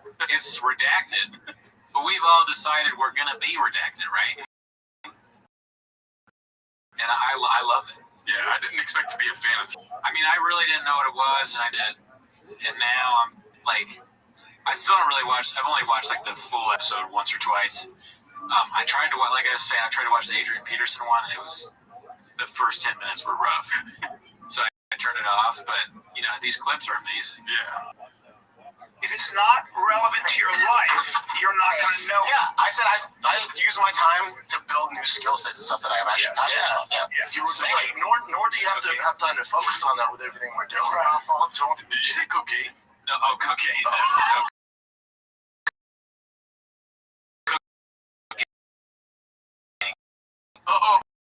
Cooking shit, cocaine. I just read about that shit. This is just a little fun thing. We don't remember all the states. If you guys want to do this, just Not bad, Quinn. Oh, they edited this then. And now the grades are in. How do we do? Okay, 9 states right. Not bad, dude. Dude, they just wrote the states on a map. I guess they filled in a map of states. Honestly, it sounds like a lie. I so want to quiz you now, dude. I don't think I would get. You know, if Brendan really did that, I'm surprised. I would get 45, dude. Like geography, you know what all the states are? Yeah, that's good. Maybe I'm redacted, but I don't think I would know every state just by looking at it. No, no. 55 1 right. and 2, 2 and 2, Again, and that's 2 not and bad 3, because I 3 know and 3, I'd 4 and probably 3, get 5 and 3, 6 and 3, 7 and 3, top part of the South. 8 and 3, 9 and 3, 10 and 3, 11 and 3, 12 and 3, 13 and 3, 14 and 3, Midwest, 15 and 4, I don't know what 16 any and of the 4, Midwest 17 states, and 4, what the 18 and shapes 4. of them are, right? I mean, do you? Dude, I aced 5th grade. 18 and 5. 5th grade was a long time ago, Bob. 18 Yeah, and 6. I'd love to 19 trust and you. See, 6. because I know I'm confident that I wouldn't do very well, but you're like, I got it all down. Mm-hmm. Sounds like a Kiwi diet. The Kiwi diet helps with your cognitive ability, so the cognitive. All right, let's go. Ryan, you got 31. Yay! I got 29, you got 31. 31, that's pretty pathetic. That's not great. So now I've got 40. Just kidding. Shut up. I did not. I didn't even count mine. 31 shades. I game. And what did I get wrong? I game. What did I get wrong? So you, I don't know. I'm just terrible with that stuff. It happens, guys. It happens, you know? Oh, that's Chin's way of... No, Chin, you still don't know. By the way, world history. This is a fun... It was a fun game, right? Chin, you son of a bitch. Yeah. I'm not, no. You know what, Chin? You're a silent assassin. No. I saw it, but I saw it from a mile Chin, away. you silent assassin. As soon as I want to play a game, it was too... He's like, what don't they know? Fuckers. He's like, Brian embarrassed me on fucking camera. No, babe. Remember, Brian? You said that you could take it out. Like, no, we're not. Yeah, I don't like that gotcha stuff because it has nothing to do with anything. Yeah, of course. It's not relevant to you. Yeah, it's not a big deal. It's just the president at the Philippines. Not right. And I know he was a conservative, but I didn't know that. Hey, guys, sometimes we get stuff wrong. I mean, wow, look at this. So I think we should do the map thing on the next show. Okay. All right. I'll print them out, and we can just do them and actually see. And I will do my real results, even if it's like embarrassing. Yeah, I won't even study. Don't study. I will not study. Do not study. No, I'm dude. I wish I could do it right now. You saying study makes me think you're gonna study. You fucking snake. No, dude. All right, I'm definitely not gonna study. Although that is something I would do. Yeah. I'm glad you said that. Actually, nothing about it because I probably would cheat. Yeah. But I'm interested to see what if I don't do as well as Shot. Shot be a win for Scoop. I'll just cut it out, dude. We don't do it. Alrighty, so let's go to this one. It's another haphazard, dude. Hap has been like on the Addies on the grill, dude. Yeah. Just cooking. Good for you, but Yeah. we thank you. We thank you. It's called He Keeps Forgetting About the Allegations Against Chris. Dicey, dude. Let's see what this is about. can't hear you. I've got Princess Atlantis, and I can't wait to get that Tony Stark shit going. When I do, it's on, dude. The 55-year-old ladies are going to be like this. My, fantastic. Oh, my, I do declare. Yeah. Well, I mean, once I get the gray hair, yeah. It's attractive. We're really young. College one. Right. Ah, dude. College. Right.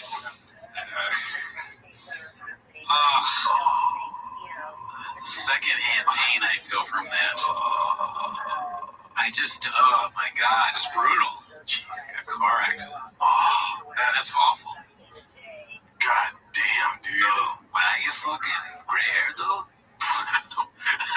When I'm 55-year-old ladies, dude. I'm gonna talk about it. We got some old ladies in the crowd tonight. I know I'm married, but like these fucking 60-year-olds, bro. Like, you do comedy? They're like, you do comedy? Oh, man. Only 1,000. The only 1,000 got comedy in them, dude. This one's posted by Successful Egg 345. It's called Adam Sandler and Bappa both recalling that time they met. Oh, man. Do you think he's just going to be talking about some random fan? Yeah, I think the clip is going to be like Adam Sandler is saying like a funny thing where if it's Shab, it makes him seem stupid. And then Shab talking about Adam Sandler like this. Let's see. When's the last time you were in the midst of somebody where you're kind of speechless because you see people? Were you ever that way? Yeah, about a superstar? Yeah. You know what the biggest moment was? I was at a gym. And I go in the bathroom, and he's in the bathroom. No. Sure, it's fucking like his dick's in his hand. Please. Notice me? Please notice. I'm that guy. I'm that guy. And then we walk out the bathroom, and he's there, and he goes, "Hey," And I can tell I was looking at him, and I'm like, I walk up to him, and I go, hey, how you doing? Go, what's up, Mr. Sandler? He goes, you're the tough guy that does comedy, right? I was like, holy fuck. He knew you.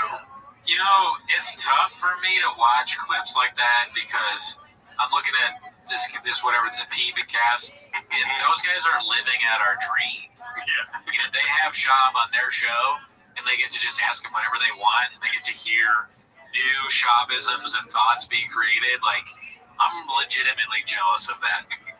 You see how happy they are? They're like, ask him, and they're like, oh my god, he's going into a story that's not true. You know, the XJ hotline ringing off the, was the phrase, ring off the line. I'm going to watch that Shabs. The phone's ringing off the hook. Oh, okay. The phone's ringing off the hook at the XJ hotline. Okay. Predicted. But yeah, no, I'm jealous, right? Yeah. I want to meet him at least. You know, I don't need to do a show with Shab. I just want to be like, bro, love you. Yeah, that'd be nice, but I mean, it would be cool to have him on. Yeah. Or go on, but I'd probably prefer to have him on. Yeah. So we could talk to him. That and Trash Tuesdays. Oh, yeah. That'd be hilarious. Their fans are like, you had 2 homeless guys on. All right, I'm not like legitimately homeless, not homeless cats. All right. Let's see this haphazard post, dude. The tragedy is that he missed out on that dried turkey. Let's see here. Now, I spent Thanksgiving by myself, large pepperoni pizza. Have we not talked about Thanksgiving? We haven't been in here in 7 days. So weird. I don't understand. Wait a minute. Why is he by himself eating a pizza? Was he on tour or something? No, I think his wife was not there because she went to the... Oh, shit. Well, hopefully everything's okay with that. Congratulations to Bob, the new child. That's awesome. Yeah. It sucks about the complications, but... It worked out, though, right? I hope so. I don't know. Because, homeless cats, dude, they say some fucking off-the-cuff shit, dude. Yeah, don't... We're all, praying for that, like, child to be good. So. Yeah. All right, this next one's called How to Ruin Your Credibility in One Easy Step, posted by Haphazard. Let's see what happens here.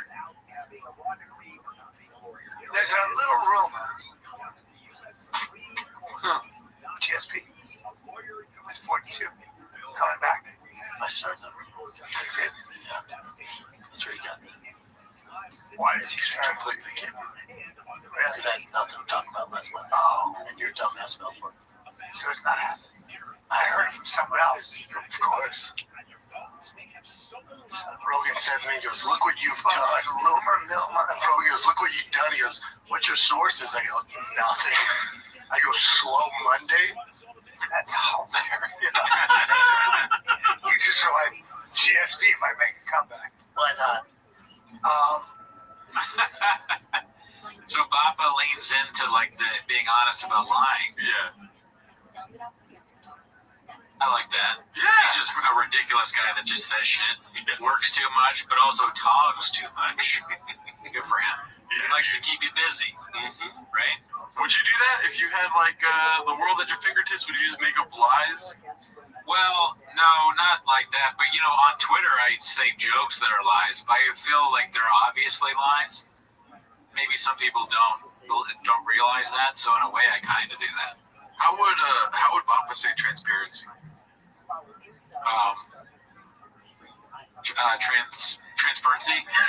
Transparency, yeah. I really enjoy his transparency, dude. Yeah, I like it. I wish more news outlets would have that. Outlets. Yeah. Yeah, that's the problem with CNN and Fox News and Huffington Post. It's like you only get half the truth. ESPN, dude. Yeah. All right, let's see this next one by Hap. It's called Chris Lodges a Valid Complaint with HR. What the hell? Let's see. Orders from the studio. So try not to say it. Yeah, I really am. It's a harder for me. It's a harder. But you're gonna get juice out of it. Juice is working. I'm Mexican. I'm not afraid of work. He's Mexican. Did he say Mexican too? Yeah, dude. Let's see. I'm pretty sure he said Mexican. Watch, keep your ears open. I think he put the X in there. I think he got the X. Yeah, I'm gonna give him the benefit of the doubt there. The doubt of the benefit. Let's see. I don't want to shed some light on him. That's another one. I was looking at Japanese the other day. When he started his mechanic career outside, in front of the. Say horchata. Horchata. Horchata.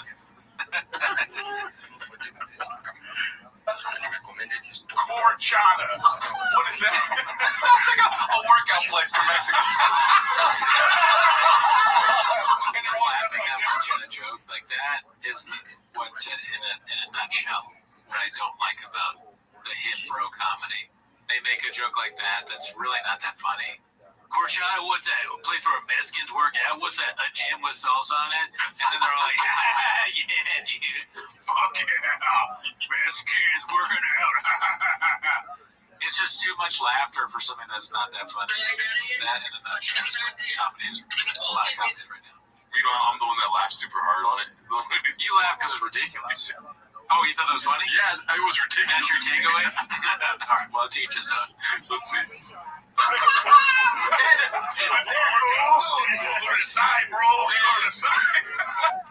gonna tell you something. I'm still thinking about the number 2 I went.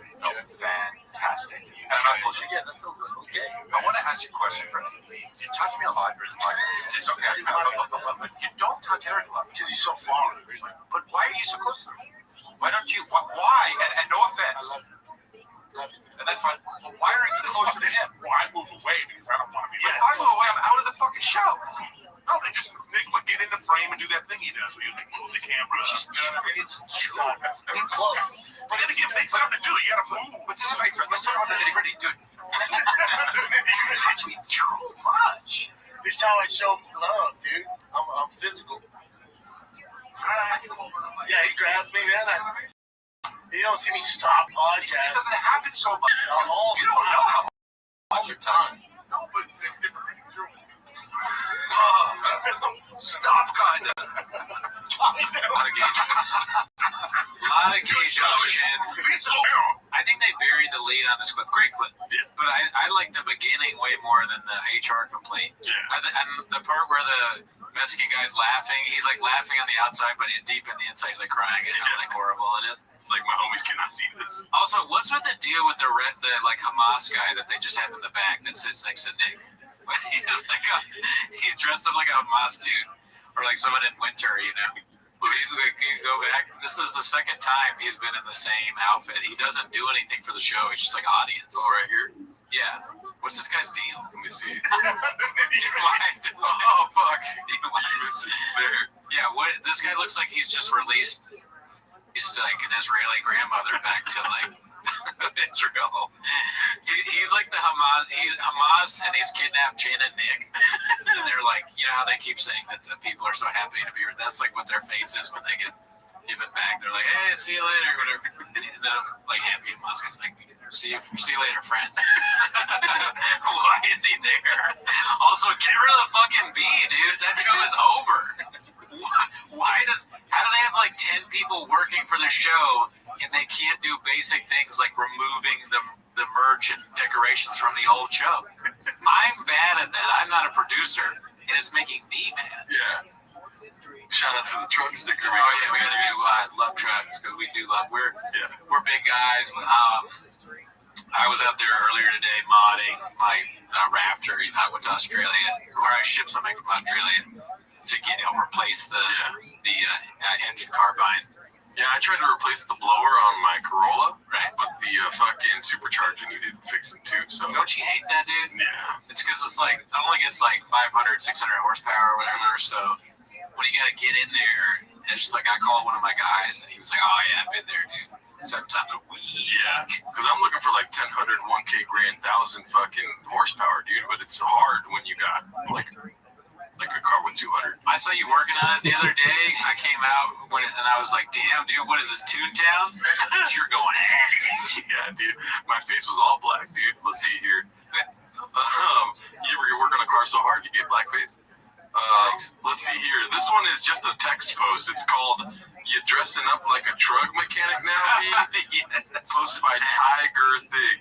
That is hilarious. He saw a guy working on his truck. He's like, "I gotta look like that for a car." Yeah, dude.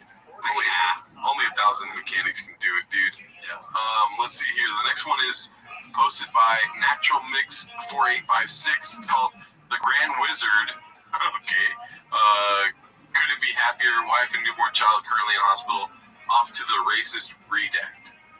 Let's see what this is about, dude. Alright guys, good news! I'm so excited. Good news.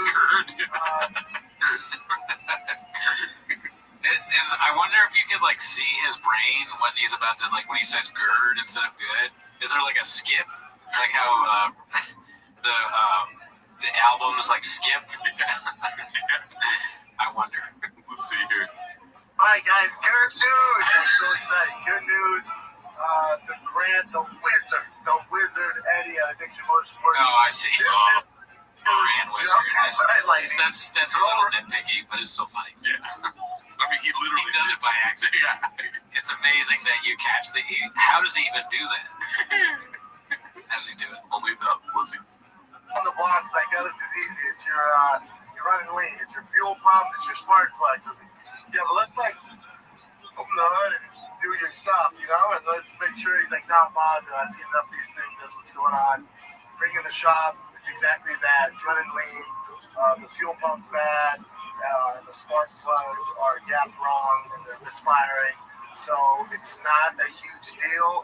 We'll be able to swap this out, check, get the part from LMR, late model restorations, and that would be back to running like Tarzan, not James. So couldn't be happier, man. So and then now it's on to the races, and the plan is to get this thing at 600 rear wheel horsepower, and the fun begins. Tarzan, not Jane. Yeah, is that a saying? Well, now it is. Yeah, right. Yeah. Okay, well, let's keep that in the Rolodex thing. Yeah, bank that one. Boom. I just want to say, Papa's looking good, dude. Right? Yeah, he looks good there. He's got, I think the carnivore diet, dude. Oh, okay. Okay. Has he talked about that? Yeah, I think so. I'm slimming down. Pretty sure on last week's episode there was a clip where he mentions the carnivore.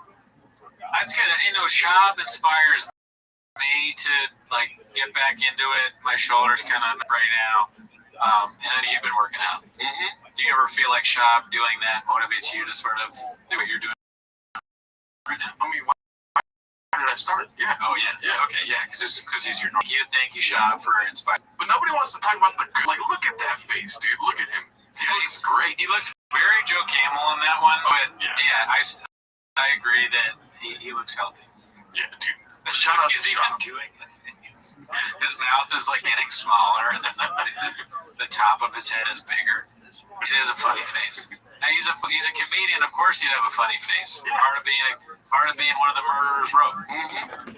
All right, so this one we already saw this one, dude. Oh yeah. It's posted by Haphazard. This is athleticism.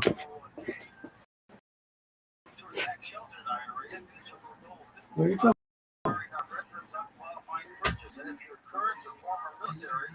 Rothschild has a special offer just for you. They are waiving custodial fees for the first year on investments of any amount. An A-plus rating with the Better Business Bureau, tens of thousands of happy customers. I encourage you to diversify your savings and gold. Next Coast to the number 989898. Get a free info kit. To claim your eligibility for free silver buying purchases before the end of the month. Next Coast, 989898. Your ambition just met its match with Robinhood. Trade stocks and ETFs, options, futures, and crypto, all on one platform. Get started today at Robinhood. Your money, your money, your money. All business loans, also principal options, futures, and crypto trading. Carry significant risk and may not suit all investors. Securities offered through Robinhood Financial LLC member SIPC. Futures trading is offered by Robinhood Derivatives LLC, not FDIC or SIPC protected. Crypto offered through Robinhood Crypto LLC, NMLS ID 1702840, not FDIC or SIPC protected. Portfolio management offered by Robinhood Strategies and SEC registered price. Hey, I'm Mike Slater. My dad passed away at the age of 63. It's out of nowhere. Struggled super hard, obviously. Everybody, my dad had life insurance. This is why I have life insurance. My wife, and 4 kids. The best place to get life insurance is ethos.com. Because you can do it in 10 minutes. There's no medical exam, no blood test, just a few health questions. Get life insurance in 10 minutes. Ethos, E-T-H-O-S. Ethos.com/life.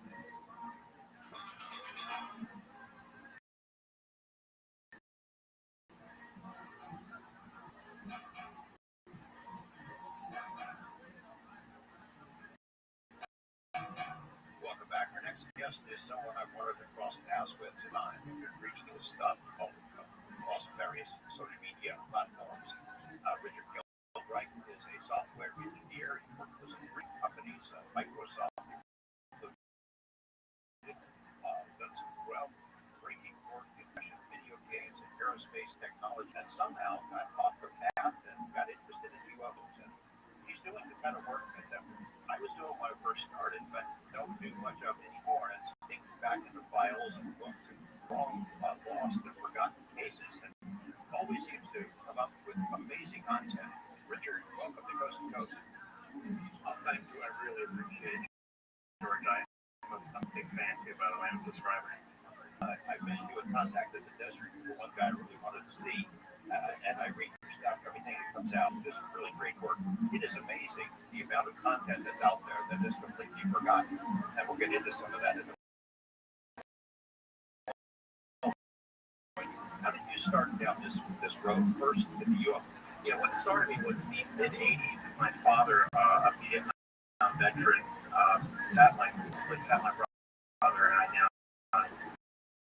We were out in the patio and stuff. He started telling us about his life, and he never told us to anybody. And so he won some bronze battle scars in Vietnam, and that UFO sighting he had, which he described as he actually, but it just stuck with us, right? And then in 1988, I watched something called UFO Cover Up Live as a kid. TV at Rapid Ears, I was mesmerized. This is amazing.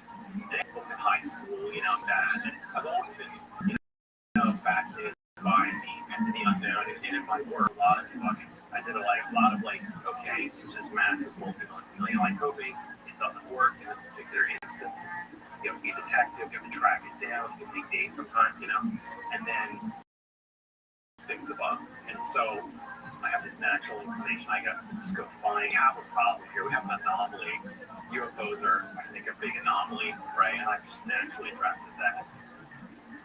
Recall the first full story that you dug into, and how you decided that there's a gold mine out there that's unmined. Yeah, so actually it was, he wrote the first book on crash retrievals. He was a journalist from Columbia.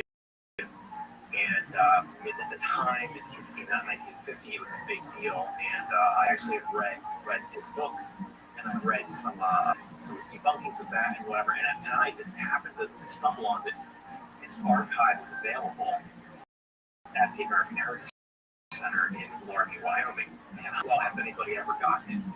Because it's always called a hoax. I'm like, well, has anybody actually looked at his archive? So I contacted the university, and they're like, oh yeah.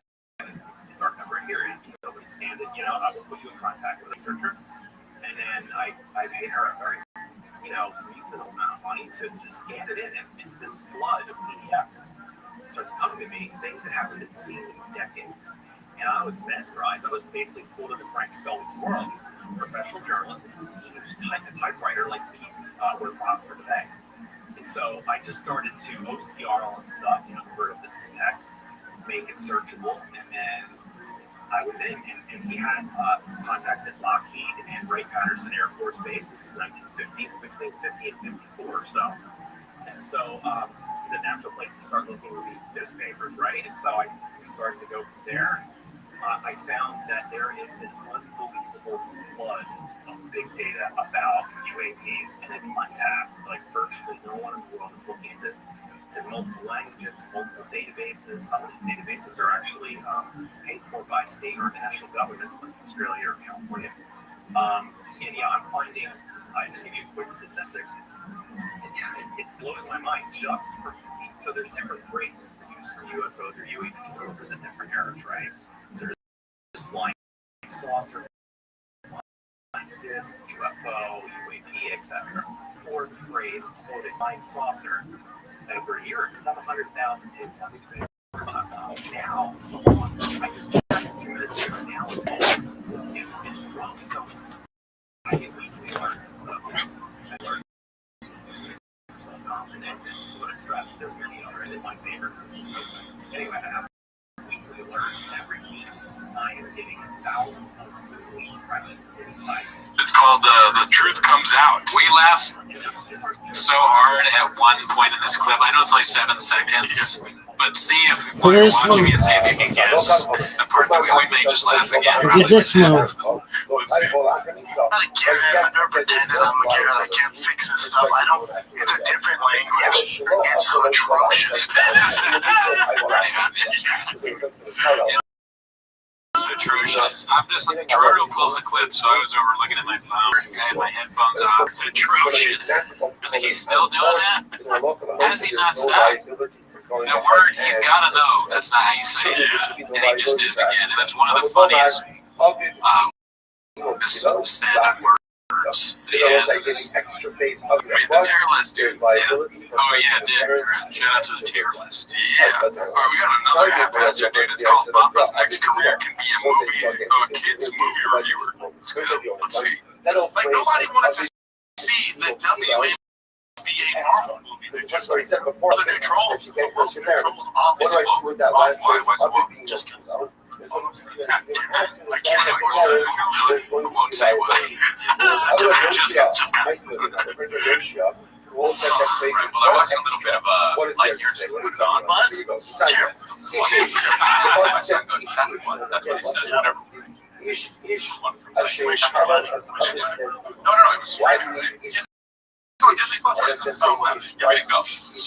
I went and I was there and I watched it. Checked out, and I was like, yeah, I get it. I'm finding it. But like an adult, but I was that. No, it's more. The whole storyline. You watch it.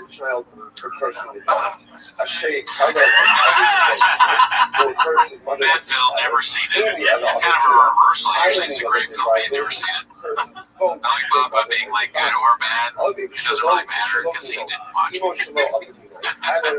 Alright, let's go to the next one. This one posed by Brendan is a hack. It's called Chop Telling the World he doesn't like the name the way that chose. He just goes. I don't like shit. And I also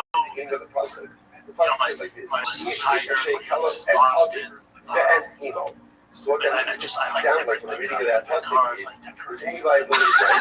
When you curse, both of them.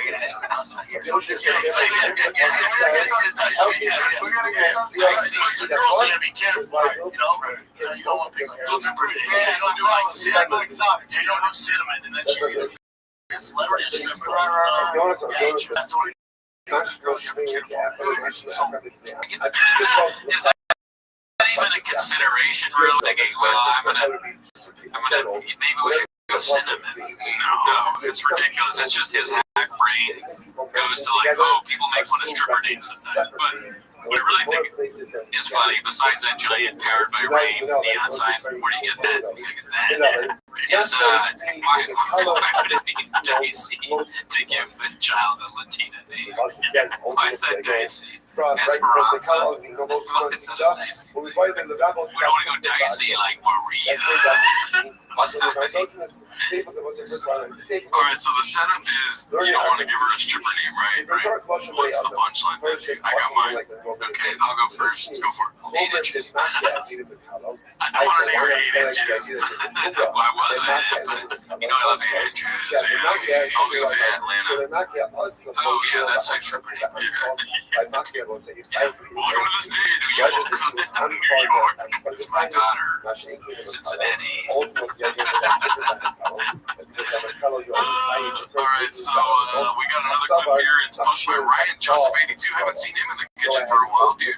Papa Luan just goes. You know what that is, right? Papa Luan just goes. No, I don't. It's Taylor Luan, the football player. And it's because they're claiming he stole the money. See, I finally know something. Oh shit! I normally don't know anything, but every once in a while my brain turns on and I paid attention. We're all appreciating that. Let's see.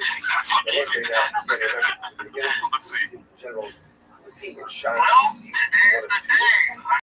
made it to Motorsports and saw some other things going on in my life, but letting off at Motorsports with the wrench after to Maestro Eddie, who's on top lightning. This guy came out, it was strategy, but I think Eddie, they're going to Ford dealer, they can figure it out. They probably could, but they got a bunch of broke Ford F-150s and Mustangs. Explorers, whatever the hell they're working on, so they can get it done, all good. So here we are. So we're gonna find out today. It's heartbreaking, man. You buy a truck that you wanted to do in high school. It's for quite some time, and it looks like Tarzan. It drives like Jane. I'm getting so charged. Prices right now. It's heartbreaking, man. We're gonna figure out today. My positive take care of it. We have some things that the fun can begin. If it's the transmission or some other major issue, it becomes a much more difficult project and all this fun things. It's exciting. So we're gonna find out today. Keep you guys posted. Come on, Eddie. Pause. So yeah, two things. Like one is again that painted narrative of like since high school I wanted this truck. I don't really believe that. Everything is something that he has this like idea that he has to be a certain way, and people really like it. You're like, man, I've been waiting on this for so long, and that's not true. The other thing is, well, first of all, that's your takeaway, dude. Judy, thoughts on that? I mean, I'm a lot like Papa in that sense, dude, because there's a lot of things that I wanted ever since I was a kid. Are there any kind of, what's one thing? One thing I've always wanted to be an astronaut. So if I ever end up becoming an astronaut or modding spaceships, then I can say, like, I've always wanted to be an astronaut. I never thought about it every day, you know, but that's a clip for sure that will get made for them if we get so big that somehow you can become an astronaut. That'd be crazy. There's on our subreddit. For sure, if you're an astronaut, we have a subreddit. Oh, we have an subreddit? I was thinking it's funny that the people at the car dealership can't think. They've never told me, we can't. What if you took your car and they're like, we have no idea? That'd be name, you build it. You took your car and they give you this face right here. You gotta fix it. So it's broken, well then you gotta buy me a new car, Papa. Especially if it's a new one. So you just, the truck just doesn't work. Alright, let's get to the next one. People understand the Lewin thing, but this Lewin is a mustache. Okay, that's it. I'm pretty sure.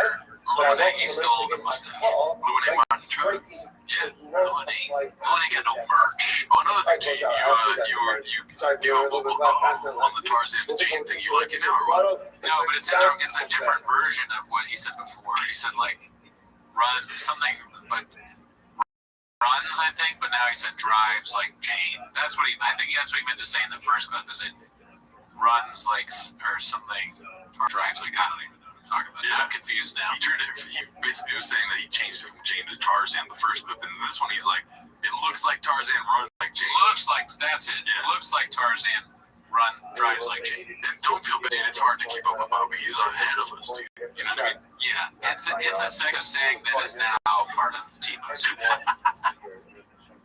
No, we're for sure saying that. I'm a hawk, not a duck. I'm a Tarzan, not a Jane. Yeah, you have to say that you're not a Jane. You have to tell people you're not a Jane. You might be a duck. It's a problem. This one is again haphazard, dude. The origins of stat. Let's see. Did you know 3 people a month jump off Go Gabriel? Well, that's why they that's down. That crazy. Yeah, that's you guys. No, man. 3 a month. Still, yeah. And that's just a little under right now. Don't think it caught into that.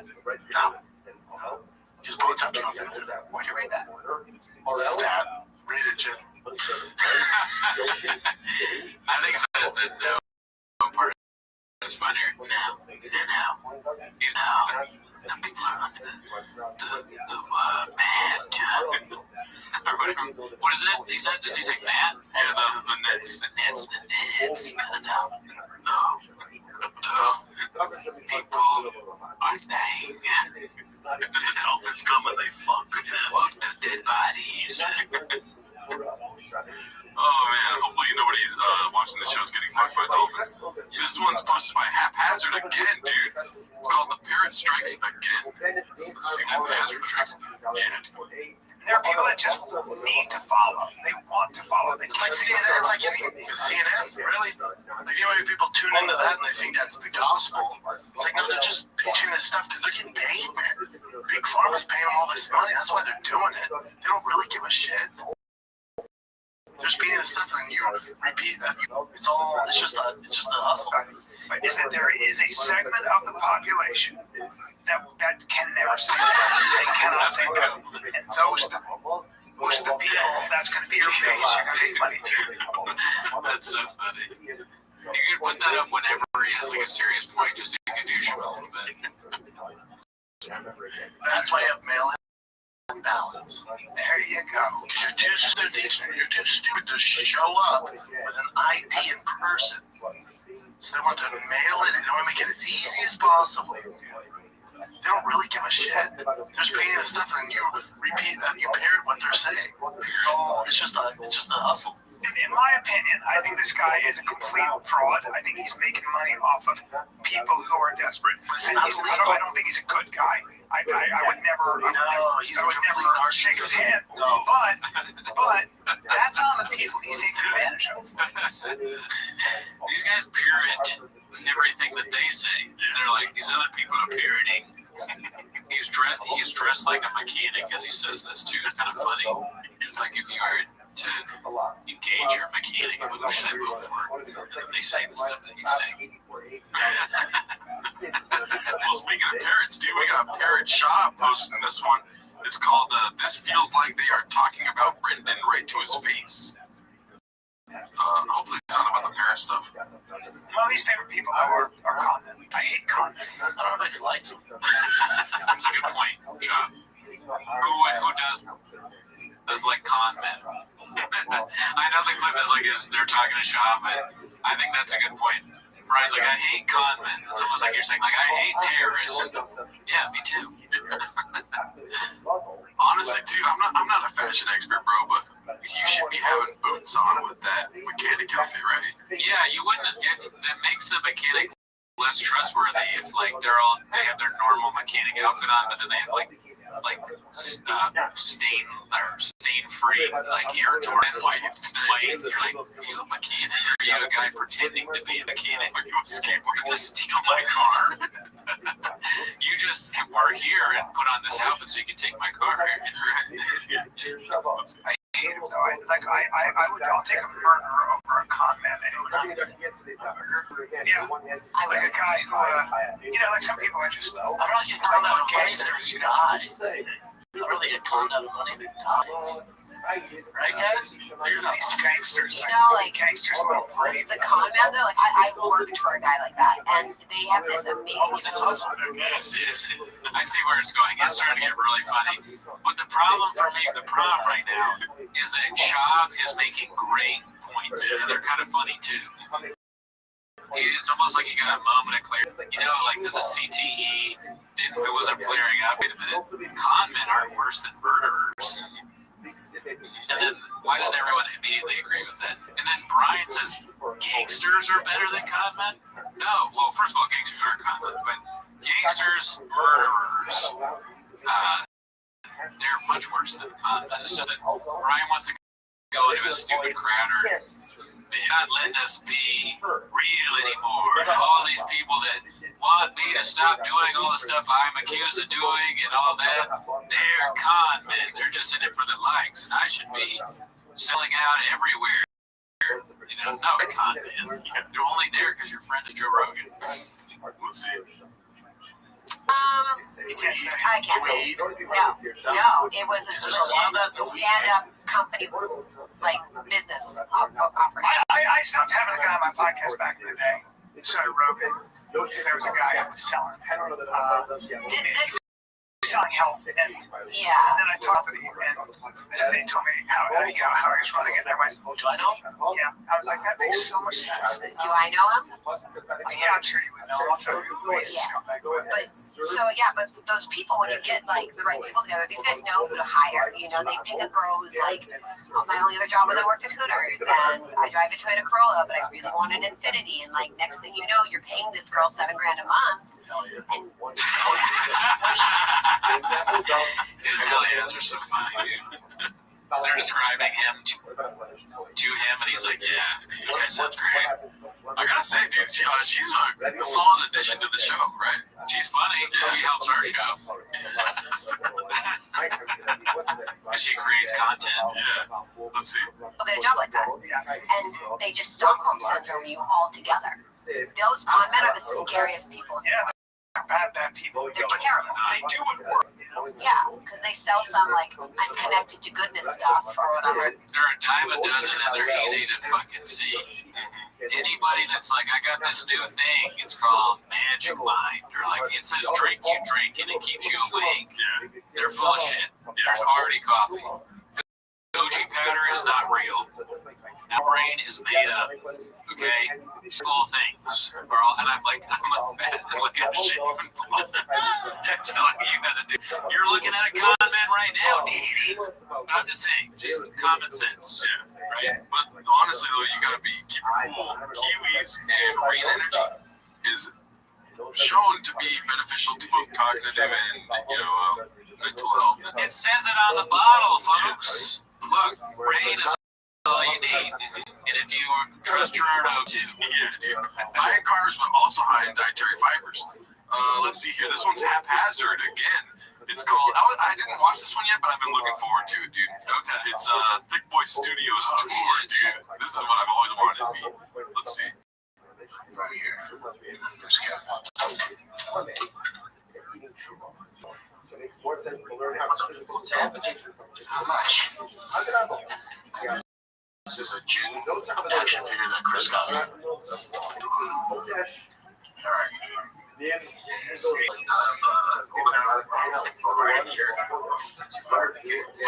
To put some this one on my stand. Very straight here. So I'm happy. Alright.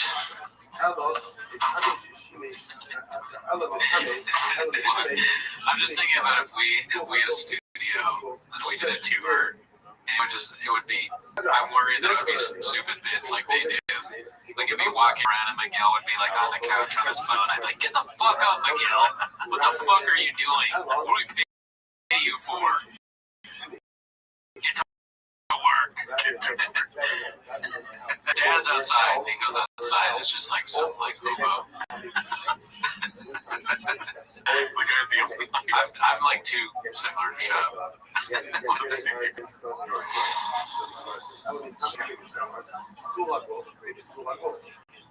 Let's grab one of these.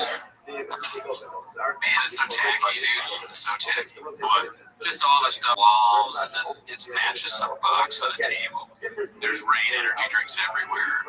It's not something you walk in. Again, if one of these like YouTube decor people walked in and saw this, they probably have a brain aneurysm. Oh my god, they start crying. They would cry like they saw the news recently. So many energy drinks, dude. Are you guys okay if you drink this shit? Let's see here. Energy drinks.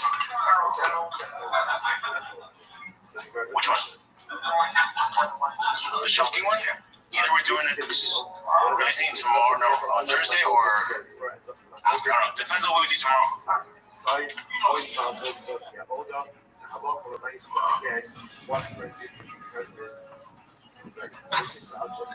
What is? I guess the stain. Oh,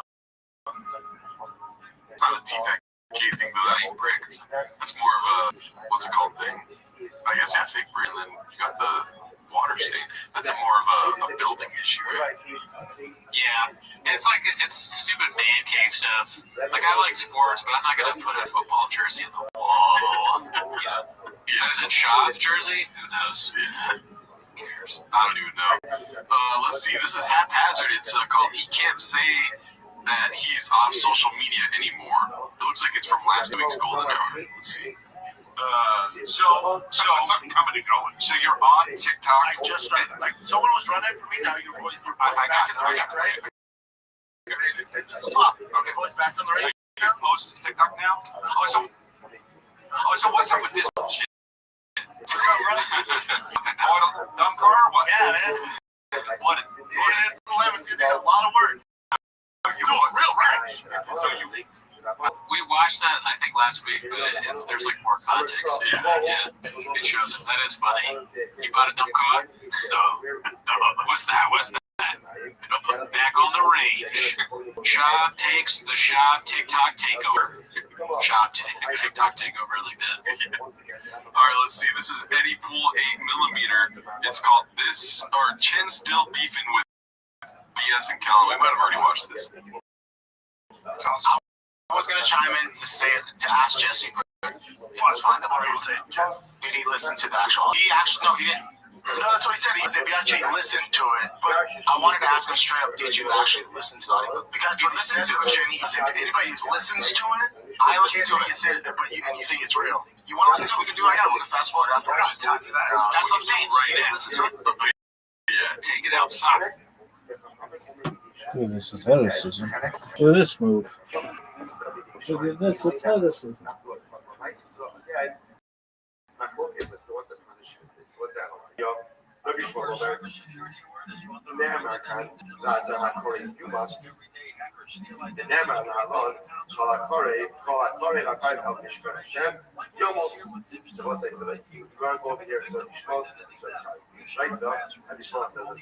One hand it says, then the Gemara goes to the second pasuk. What's the second pasuk?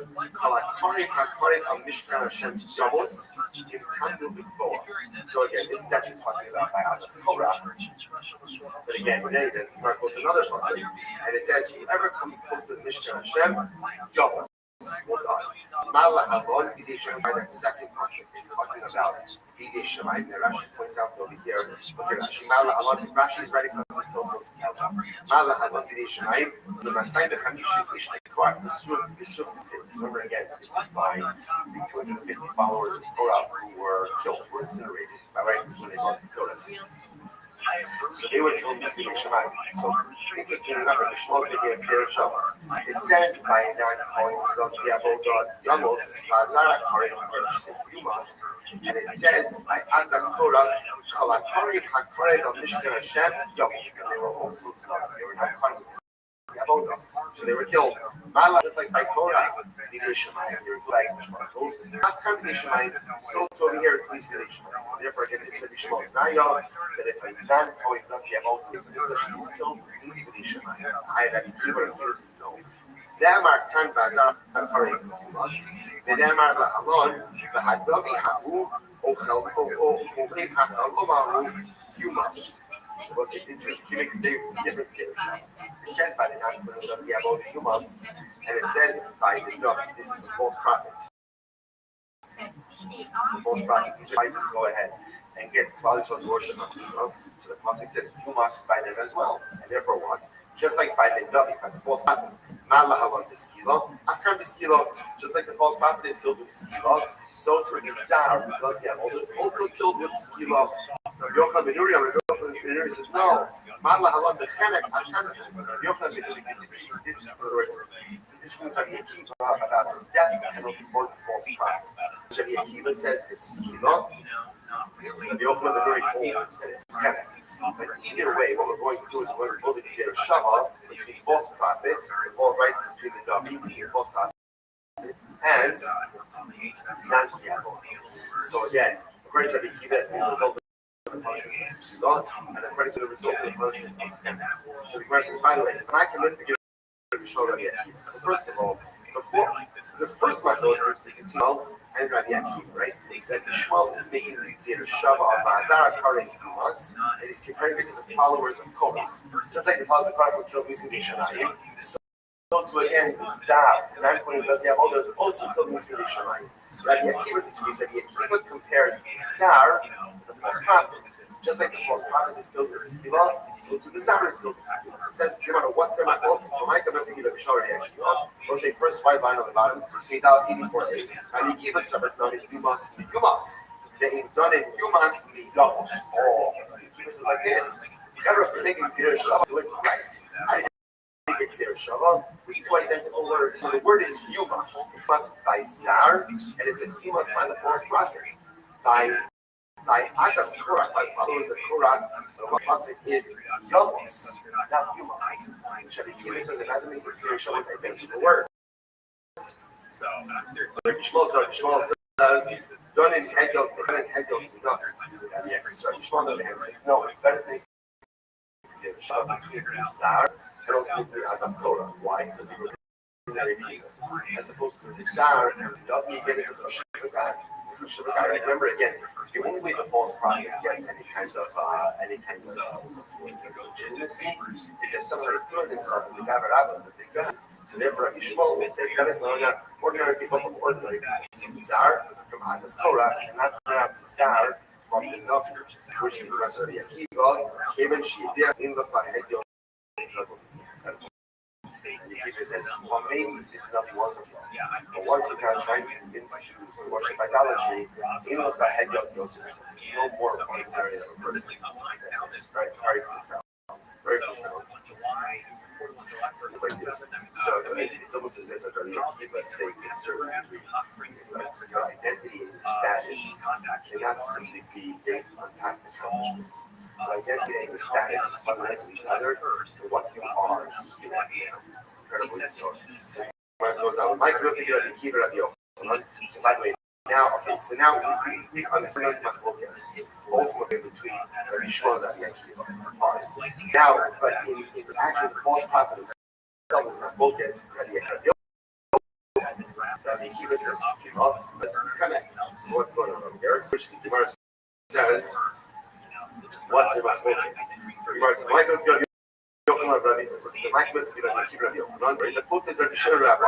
they're arguing that their machlokes is basically Rabbi Yochanan, Rabbi Shimon, and Rabbi. What's the machlokes? Samuel, Rabbi Shimon, Skila.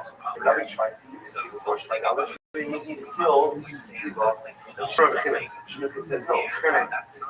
So the Gemara says, Ha'anan Tinan, Rabbi Akiva over the I'm on record that Rabbi Akiva also says that Rabbi Akiva holds that another tries to convince people to do idolatry, ultimately is killed by Skila.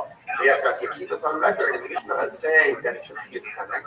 Straight tonight is not even Rabbi Akiva. Truth is, there's not only Akiva said two different ones. One kind of says Rabbi Akiva holds that the false prophet is high Skila. I want to be said Rabbi Akiva holds. Okay,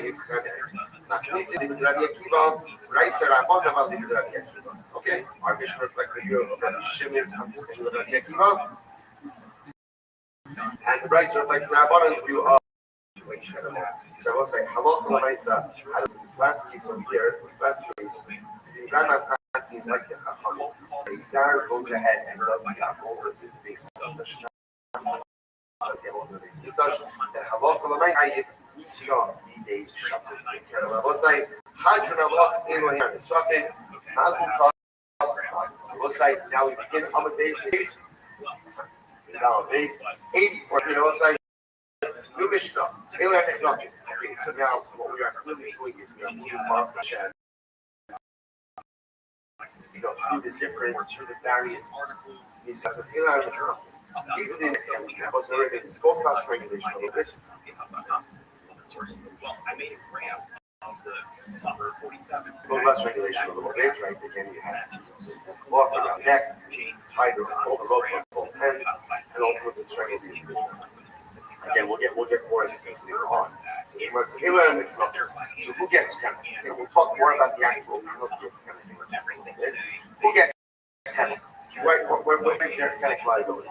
I'm not when a person hits his father or mother, go make nefesh Yisrael, kidnap someone, Zakin Mami Al-Kidazim. So we're going to talk about this about Zakin Mami Al-Kidazim. This Zakin is the method if you have these rules a certain way. There's a particular judges in the minority. Some way that it works. What happens if you judge who refuses something in the child. That's called the subkingdom evaluation. So again, I would like to look at that, which again, more about that later. False prophet, which again, if you're looking up ties into what we just learned before, right? This reflects that they don't look at guilt. It's not Mishnah about this one, the name of idolatry. Na'abal Ishazish. Someone who has someone who is adultery. There's so many basketball. So remember again, this last case is interesting. There's so many basketball. Remember again, we have this case that I love from I saw. A basketball like this adultery is given punishment of straight life. What happens if Rachel, like how Rachel is show up, even if she would show up, and they think that Rachel can make adultery, so they're trying to make Rachel liable to straight life. Now, things that the two moments is elimination. It has to be Rachel committed adultery. Why? Because at the time he was in this, she felt like it's with us. So that was it. So now, generally, again, so even so many general simple punishment. Same thing. Allah Almighty, just like they wanted to give her straight. So tradition is like, okay, it's more than Gemara, but for us, the idea that we're going to have to do something that is only the last who gets straight first. They even so many don't get straight. So what do they get? They get henek. Same idea of Baal. Same thing. It's like don't shoot the last comment. It's also that's straight as you father again gets okay, because we'll say that's anyways. Not get other people. So how do you know that one is like really one struggle or another that I'm also going to the penalty is a death penalty? For striking one's parent, death penalty is kind of where you know this one. It said, not get other people. Most you must. If you hit your father or you put to death. And in general, it's actually very interesting. In general, whenever the Torah gives a point like that, whenever the Torah says put to death, if it doesn't give a type of death penalty, apparently the default is heaven. You've seen that before. The default is heaven. I, Gemara says, Emo, I've been cultivated. Don't very one second. How do we know? Maybe when it says, not your mother, you almost you must, your mother, your father, you put to death, maybe someone is going to hit that. Kill them. Otherwise, the person hit their parent, that's where there's a death penalty. To which the Gemara says, Sagadai, Kato, Kad, Sayyid, the other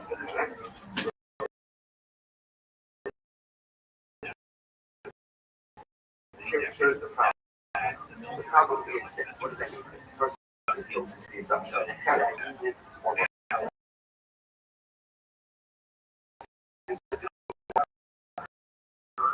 so that's going to say now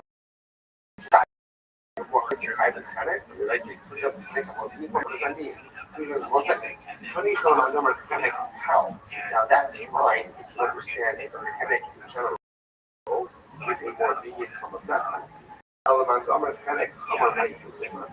Headache is more common than what it is.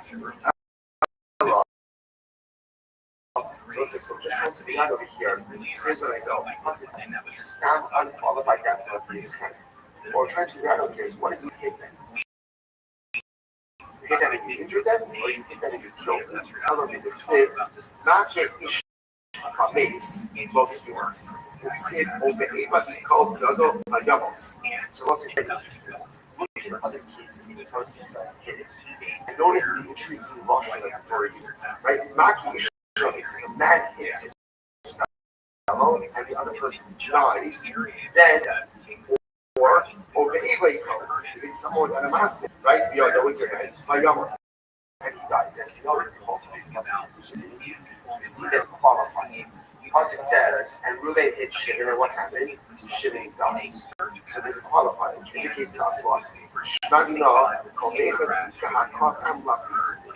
fact that there needs to be a qualifier, Ruvain hit Shimon, and Shimon died, indicates to us that in the stamp case, where it just says Ruvain hits Shimon, what does that mean? That means hitting without getting.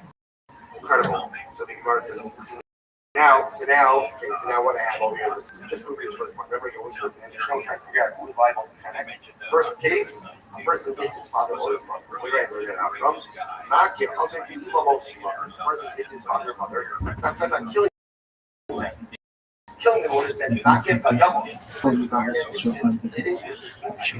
And what I love about most of us, when Tori was unqualified gap position, not in the teams, connect. So he's proven this first one in the show. Incredible.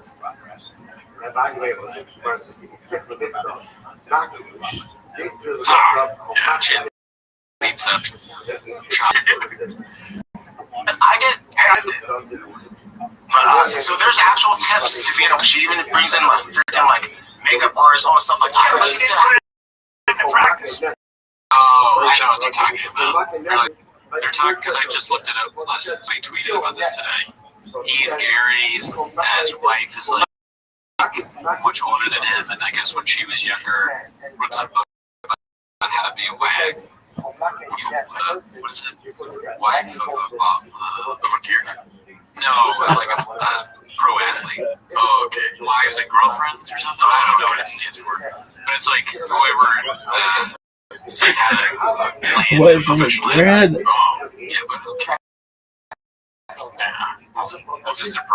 She married a civilian. I just make anything is like, of course, it's all stupid, and we shouldn't even be like going into Ian Gary's life with this girl, whatever. But I get the fact that Sean Strickland's sick. Like he shouldn't have done it publicly. He should have done it publicly, like you said. Yeah, if you want, if you actually want to help him, you should be like, hey, dude, just so you, maybe I don't know if you're aware.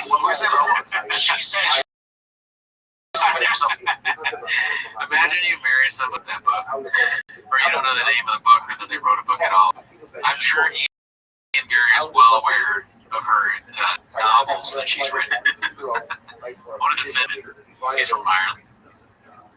Ireland. Oh, okay, so New England. Yeah, he's from right near New England. Let's see here. Like it's satirical. If you listen to it, it's not satirical. Yeah, well, that's a matter of opinion. Yeah, that's my opinion. I would love people to actually listen to the.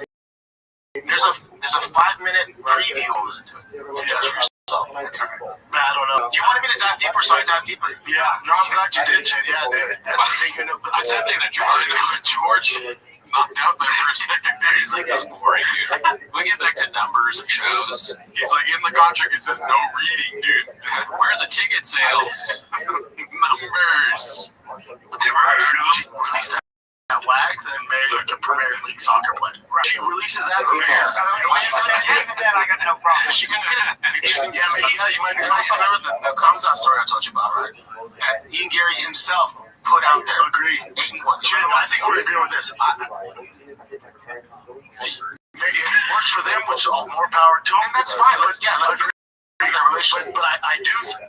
Now it's wives and girlfriends. Okay. You know what else? We shouldn't talk about people's wives and girlfriends. Yes. I agree. Yeah. Alrighty, well, let's see here. Married to Mexican, y'all. We got one more clip, dude. Oh, shit. It's always the saddest part of the day. We'll finish that episode, dude. Special time. This one's called Never Met a Guy That Hates Mexicans So Bad Like This Guy. When asked about the Benavides fight, he dismissed it. And also, I Don't Touch Mexico when asked who the president is. Lonely Strike 1334. There's a long title, but I nailed it, dude. Let's see. Nailed it. President Mexico. Oh, that's right, because you're also.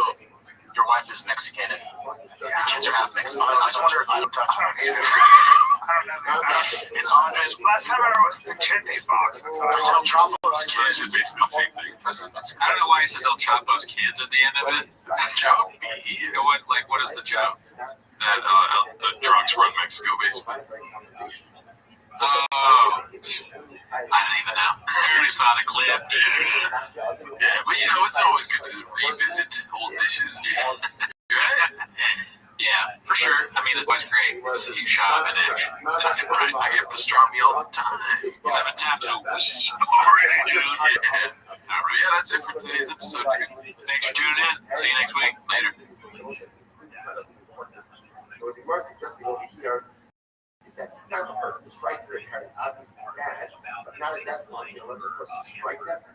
Bij Dirk staan we voor onze principes. Zoals altijd dezelfde lage prijs voor iedereen. Of je nou veel of weinig boodschappen doet. Met deze week Muller Milk. Fles van 400 milliliter voor maar 89 cent. Op Dirk kun je rekenen.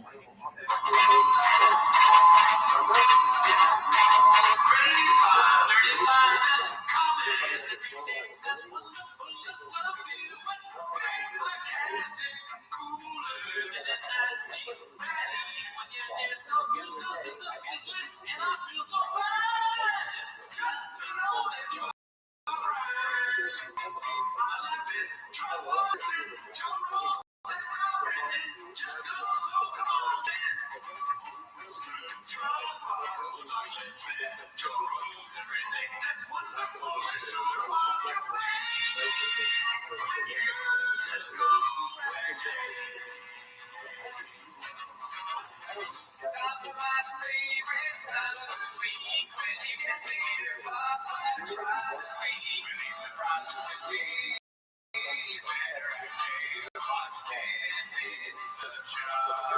Welcome back to 10 Minutes. Thanks for tuning in. Wow, we have a new setup. If you're interested in hearing more about that, check into our other podcast, Raccoon Tweeties, where we do a quick breakdown of that, a detailed examination into the brand new setup that we have here at RT. It's different. Yeah, so definitely check that out. I'm so excited. I'm gonna keep pointing at the camera that you should. Oh, fair enough. Yes, okay. But this 15th of headlining Chatterbox, Toronto. December 28th, I'm at the Ontario Improv. Alright, that alone tells you how good at comedy we are. I'm better than Cooney. Yes, Toronto is better than me. But that's not why you're here. You're here to watch 10 Minutes of Shop. Yes. So play the chin clip. Start the timer. And Nice. Alrighty. Well, the first clip we have here today is not pulled up yet because I'm redacted. The first clip we have pulled up today is Clinton's Not Very posted by Minimum Sky 2305. Let's see what this is all about, Danny. You don't know a lot about this. A lot of things. A lot of things. Basically, when did World War II end? History like that. Do you know what cities in Japan are decimated bombs? You should know this. Why? Hiroshima? Everybody.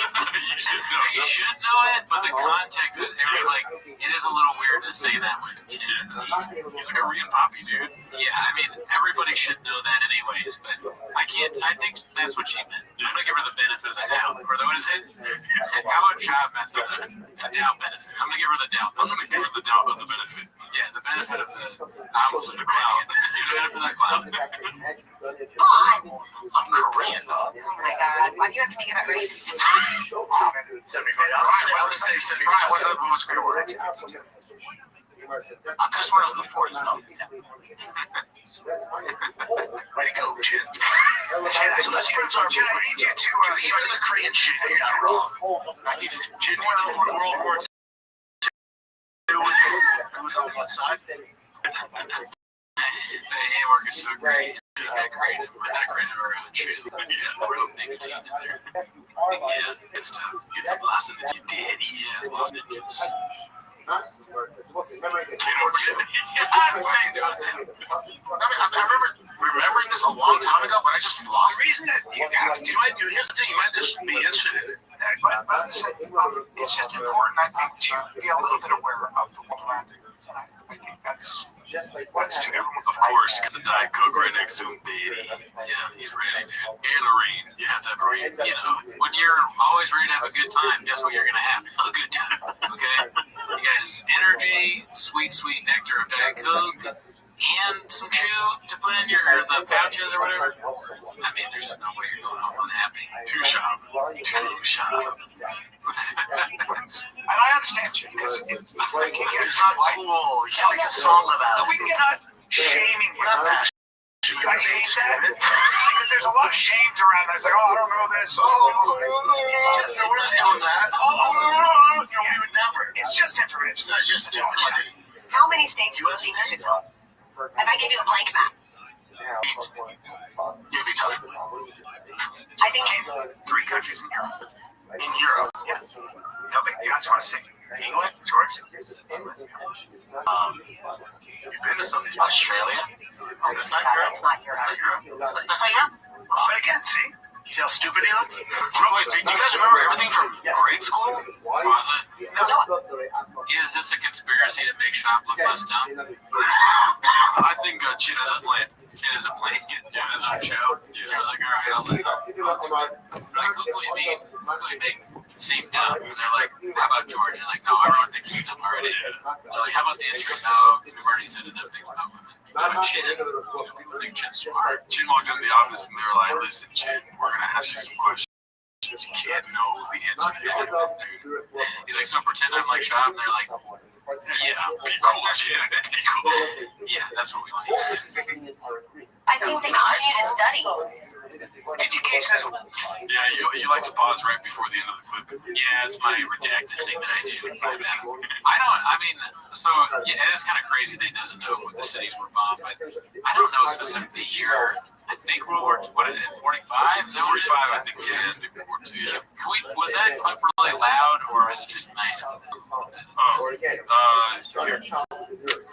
Anything. There you go. Yeah, the clip was very loud. No, it was very loud how bad history fucked my life. No, you're right. Here's a good point. Alright, the next clip is posted by PP Stains in a front.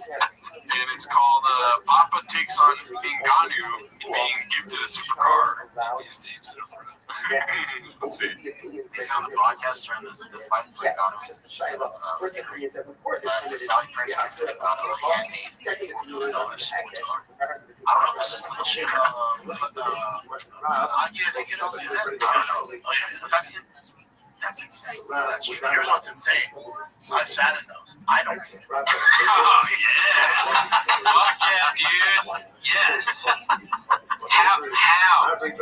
How is this not playing in the thing? This has to be on purpose. This is Andy Kaufman type shit. Yeah. I can't fit in that. I love that. I love it.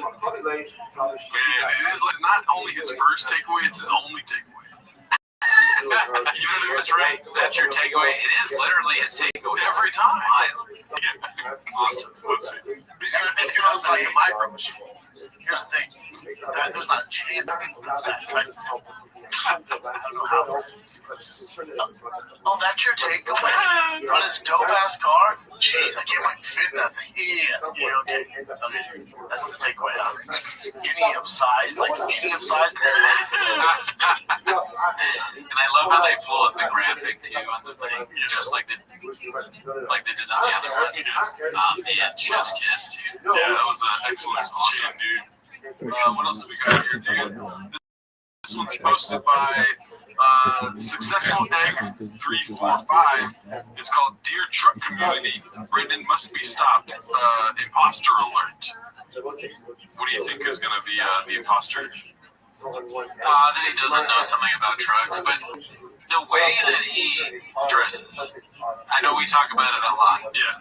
It seems as if he just saw a kid on the street and he was like, oh, I like the way that kid dresses. I'm going to dress like that for a little bit. Yeah. Like every time he changes, it looks, he saw like a 20-year-old on the street wearing something, mustache. He was like, okay, I like that. That's me now. Yeah. Like this is just not how an adult dresses. Like, depending on how much it costs, dude, with my new mustache, I'm down to fucking style up thick boy, dude. Yeah, dude. Yeah, we'll get on it. We were just on it on the record. Tweeties, and there were some sales. Some golden hour jackets. Dude, if you had a golden hour, you'd be crazy. Truck and the guy, so it was in Phoenix, so I sent somebody to inspect it for me. Didn't know they were moron. I drove all the way out to Phoenix, Arizona to pick up a Sherry of a Generation 2 2004 Ford Lightning. Check this bad boy. This bad boy out, not a mark on it. I see all stuff. Billy Grill. But I have to get a take on it. So basically, I think that they're inferring that he was calling himself an idiot because he sent an idiot to Phoenix to pick it up, and he thinks he's in Phoenix. Thank you for doing that. Yeah, that's awesome. Let's make sure that that's the case really quick. Girl truck and a guy. So it was in Phoenix, so I sent somebody to inspect it for me. Didn't know they were moron. Okay, didn't know they were moron. Okay, so apparently he's the moron here. Interesting. What's going on? Is that CT flaring up, or he forgot, or it's a painted narrative? You know, it could be just an idiot from James or himself. Yeah, you never know. Let's see. What are you not going to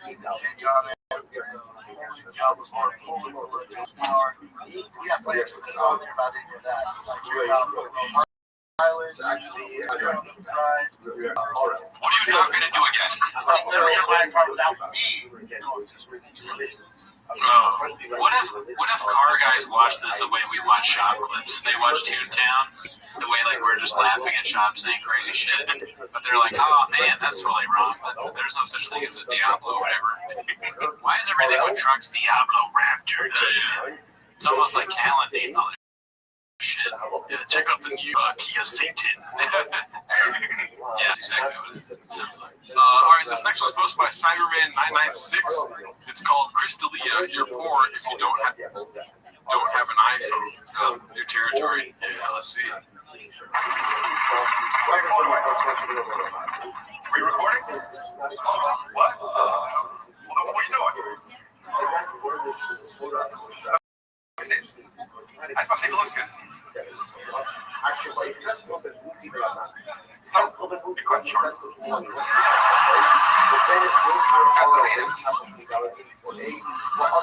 The whole thing.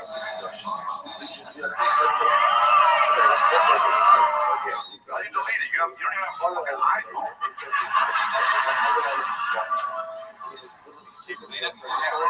The beginning's fine. They were clapping hard. You can post that. Do you have a deleted folder though? He does, dude! Come on, bro! You just got the phone, dude! What a liar, bro! How does he do it? Who else is poor and has a fucking Samsung or whatever the fuck this thing is? What is it? OnePlus? A OnePlus? Never heard of that phone. It's not. That album deleted, dude. It's got a OnePlus. Nobody has a fucking OnePlus.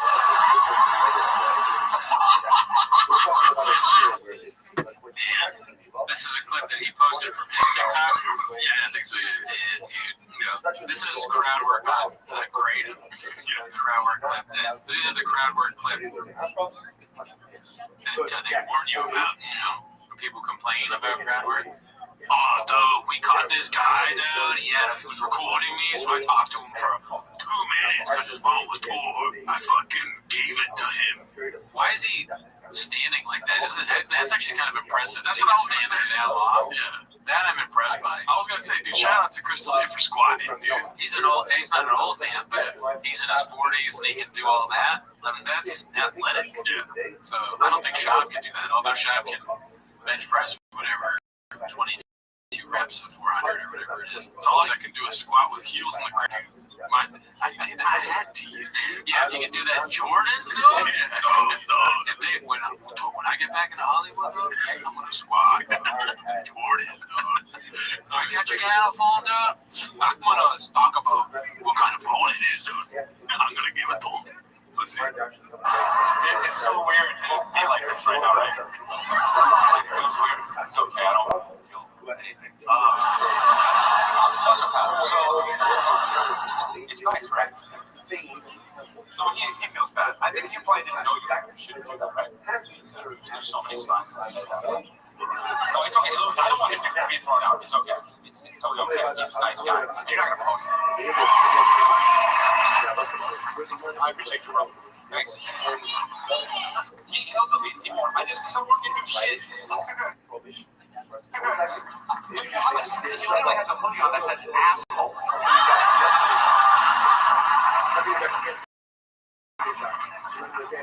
You can't trust comedians. Everyone could be a plan at this point. Mulaney, who I love, and I love this special, has an audience plan in his special. And that's Mulaney. You'd think you could trust someone like that. You can't. Let's be honest, they're not new in town, dude. There's nobody who's new in town, dude. The homeless guy said that. It is what it is, dude. Let's see the rest of it. I mean, at least,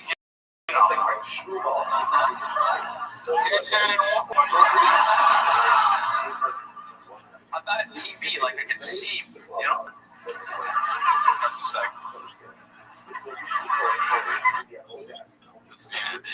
This is good because he posts this, and let's say we get bigger and we're making clips clips of our stand-up that a lot of people are watching will know that we shouldn't do shit like that. So thank you first.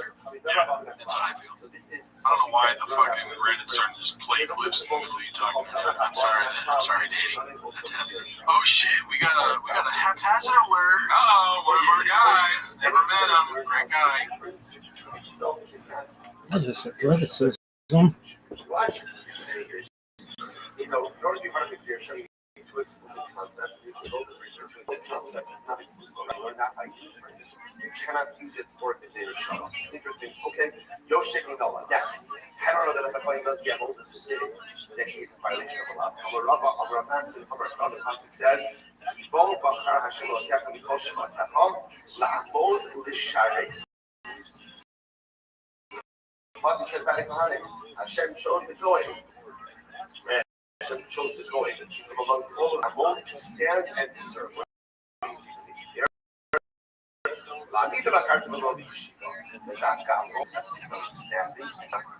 Therefore, one point was that it sits.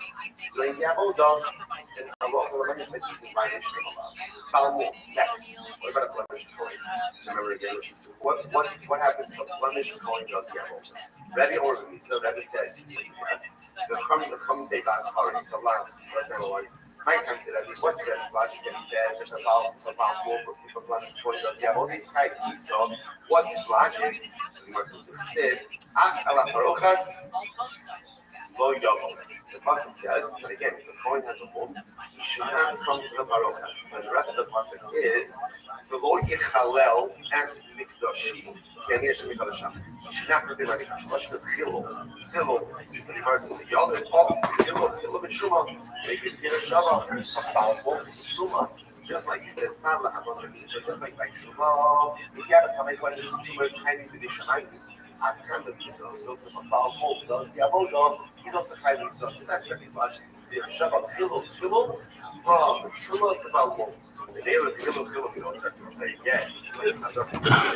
I remember it also says Chilul by Nosar. Nosar is a gift karis. So we make it Zir Shabbat Chilul Balmol. Just like Nosar is a gift karis. So to Balmol is gift karis. Where it says, Mala Allah the Christ Afghan Christ. Start up in Shuma makes more sense for about one from Shuma than from those who wine. She came to Suha Gof and Suha Gof. Because remember again, we come from Shuma and Baal is both cases we did with this qualified code. Like Baal the point himself as a formation. In the case of Shuma's written, call it was Tame. So it makes more sense to learn how physical disqualification from physical disqualification. Just the opposite. We know Sahabaleh. No, you should learn how to know why. Should be Number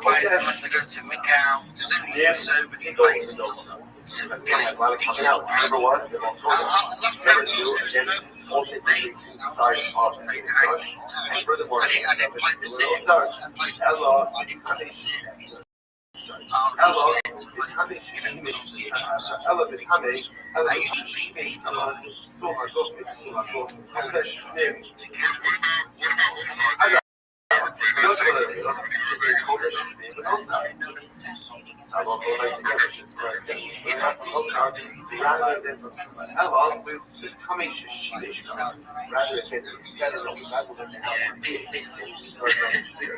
you'll learn how do you feel about like the PLO tournaments and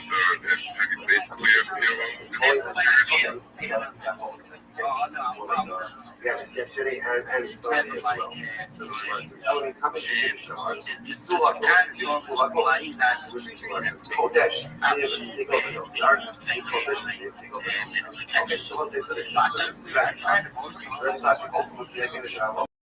okay. Different ways to learn out. Learning out of the life of the source of the issues. But I want to figure out the letter. What is that one?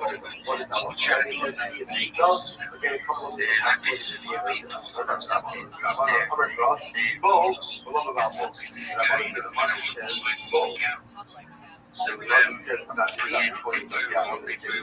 it says ultimately again, this individual is hiding. Don't forget about it. That's a lot. So it's rather like what about the case? What's the again, sorry, going powerful because we are older, so a lot of nice again, what produces is I'll just tell how well listen, I'm not I'm reading about your head, my girlfriend, she's from China, and, that's what she liked to play like box. She would go to Macau all the time from, so what's the status here? Ready over some ready Sanchez they're coming over basketball. I'm saying that it's a lot. Says they do on what's going on here. I have that. What's that like that saying and openly intentionally people is itself. But from Rabbi Abba, come on, hate. There shovels of hate. There's hate.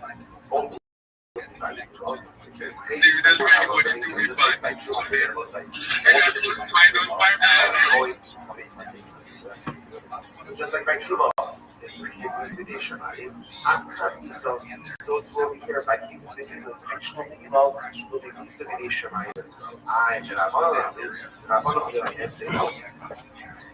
say no, but I'm a crop goal, a lot of people. I want to say again, once again, where is there? Investigation.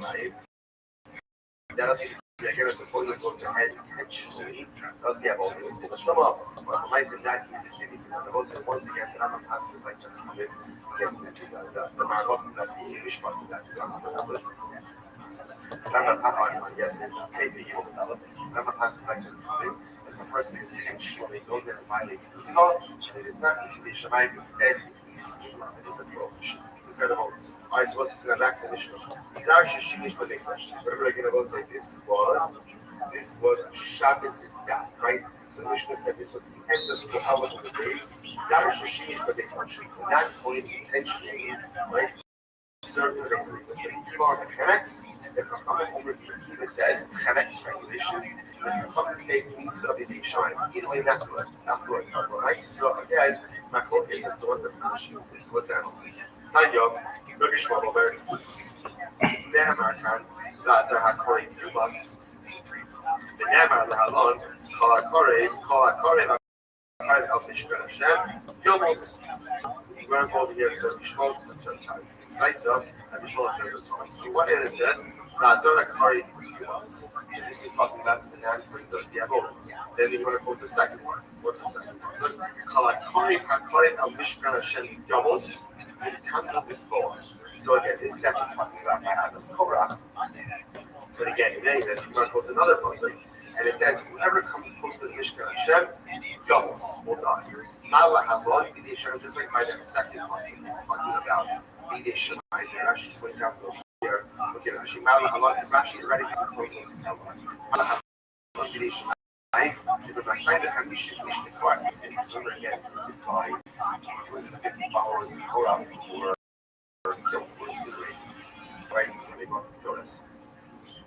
So they were killed in the Shema. So interestingly enough, in Shmuel's video, their Shema. It says by that, because the Avodah Amos, or Yumas, says, I asked the Torah, Kol HaKorei HaKorei they were also they were killed. I saw that. After this night, so to here is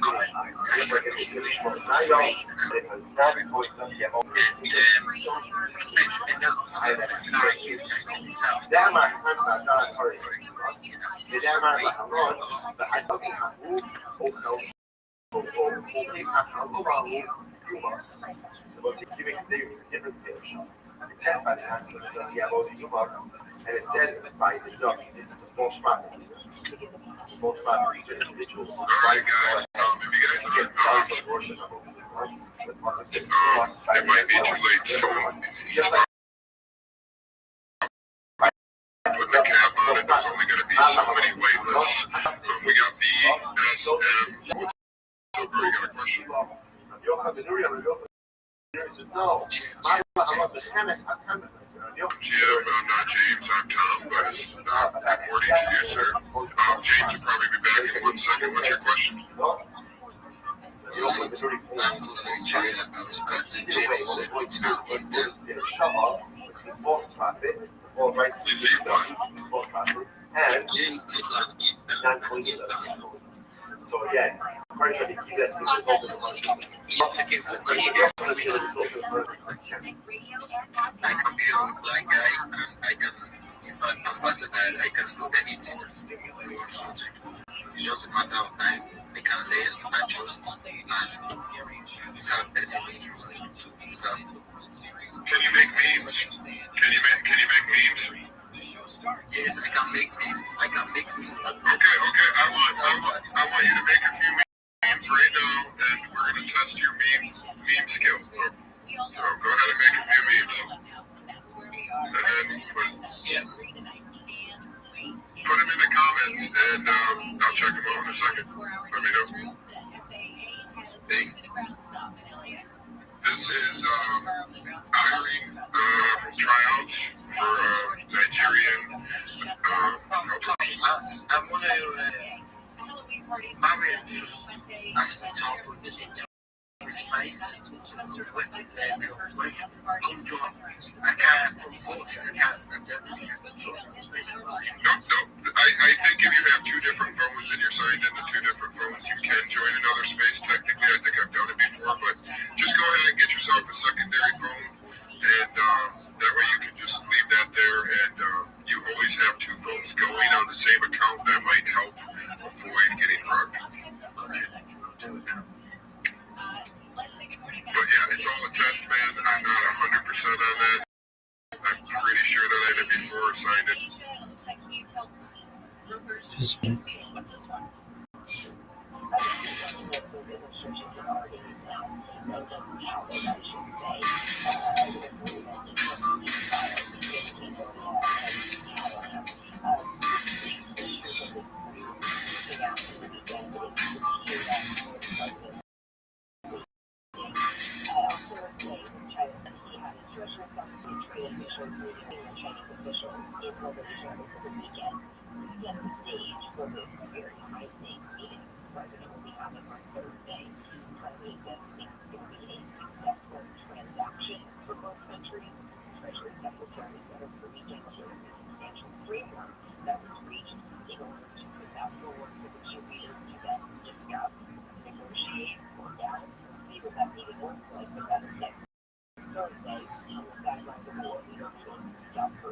Okay, so Trump is hinting at a deal in the sense that's a great one, but we won't know until after.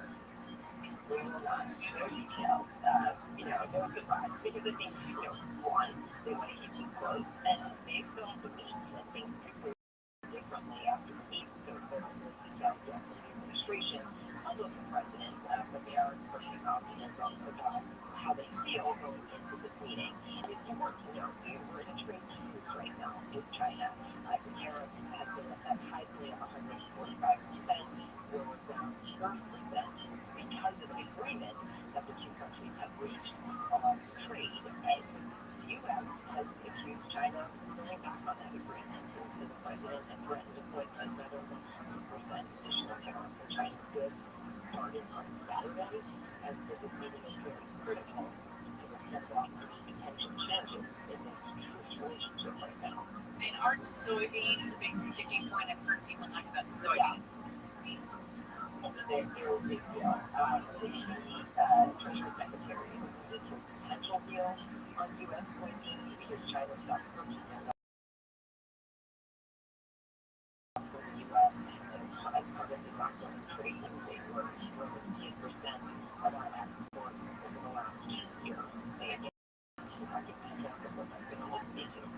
Okay, thanks so much. This is Karen Travers.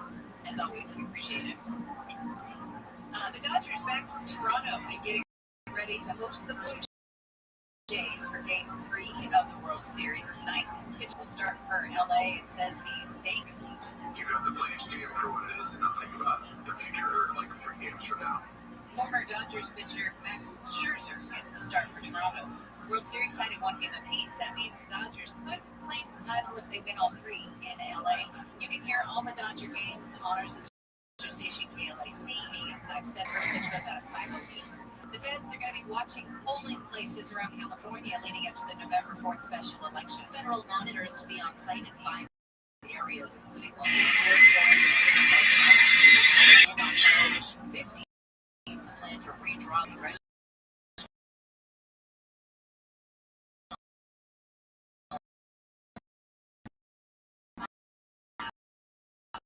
Attorney General Pam Bondi says transparent federal oversight.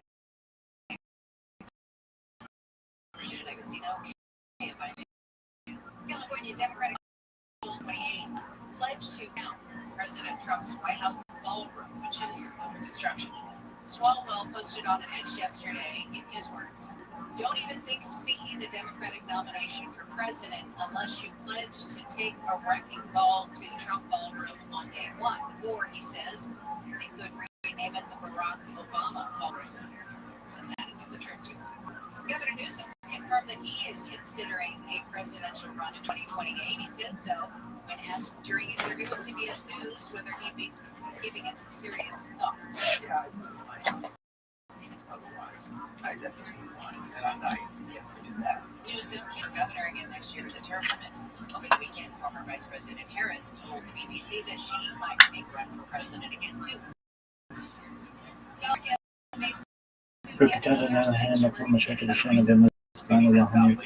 Resident there floated out a sanctuary city for bears. Maybe we go ahead and punish the people that allow them to get into the cabinets. The guy wants to punish people for not securing their trash, which the bears at Lake Tahoe go after, causing issues. City says euthanizing bears happens on a rare occasion, and a local nonprofit has officially presented the city with a proclamation hoping that it gets passed. KFI News. I don't know about this whole thing with the bears. We were talking about this last week because there was a big spot and there was that mom and her 3 cubs. We're in their territory. Like, they didn't like come looking for us, and we just happened to have trash and stuff and eat free food. So I think we find a way to coexist better. Yeah. It's not the Bed. Hey, everybody's up. When we come back, let's see what Virgin Club, totally in bed. GoFundMe pages for all Shema Yisrael Adonai Elohim Adonai Echad. Baruch Shem Kavod Mach totally in bed. Mostly sunny, highs in the low 70s at the coast, mid 70s for Metro LA and NOC, 70s to 80s in the valleys, and Empire 60s and 70s in the Antelope Valley. It's going to heat up. Advisory tomorrow and Wednesday. Highs will be around 80 Baruch Shem Kavod Mach totally in bed. areas, 80s to mid 90s for the valleys and the Inland Empire.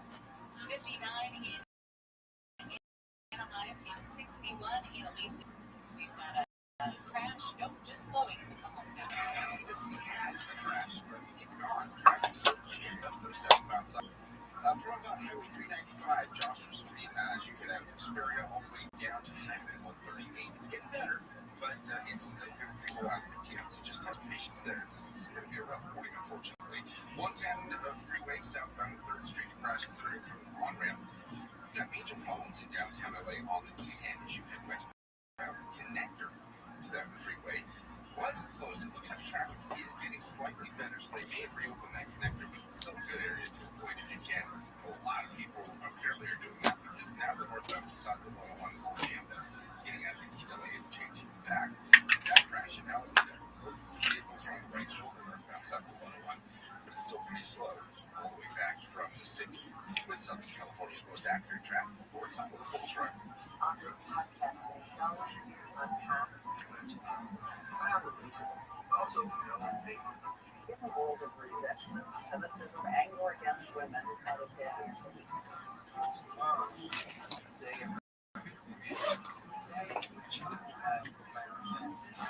This is Incels. Listen to Incels on America's #1 podcast network.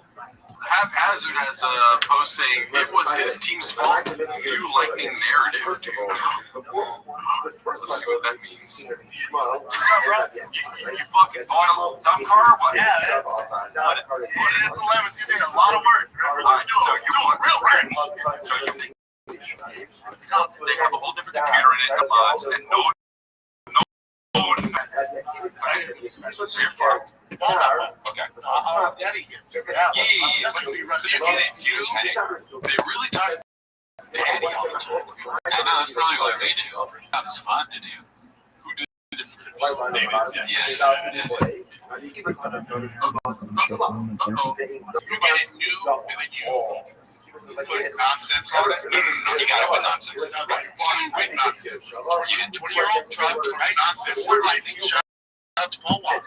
20-year-old truck, and it was in Phoenix, so I sent somebody to inspect it. Didn't know they were wrong. It's no law. I showed my son. Yeah, the kid in the car is like,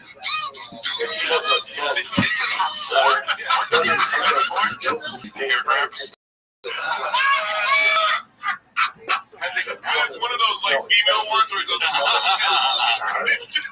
has an exhibit on the front.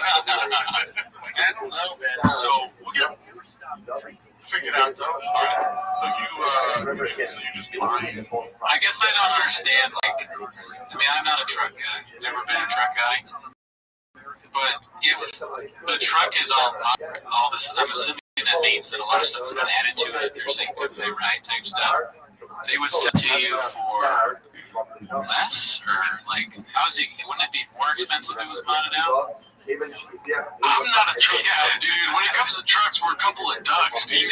That's it. I have no idea. I know he's wrong. I just know it's because he's Bob. What I'm assuming is, I think somebody explained it on the Discord. They called us redacted, but then they gave us an explanation. I think the computer's from Australia, so it's not American. Ford's an American car company, right? But I don't even care, dude. Yeah, really. Yeah, I mean, it's just you get into the weeds with it. There's so many that you can only keep track with so many of them. I'm kind of like, I was always lit about a new show that Bob had. I'm kind of upset. Do you think it's boring or what? No, because I want to see stand-up, dude. I want him to do stand-up. Yeah, we used to think that we needed more shows of him doing it. I don't think maybe we did suggest Get My Ride, but it's not enough like Get My Ride. It's really just him buying trucks and then saying lies. That's what is interesting is like the stand-up, Blackfish, which audience members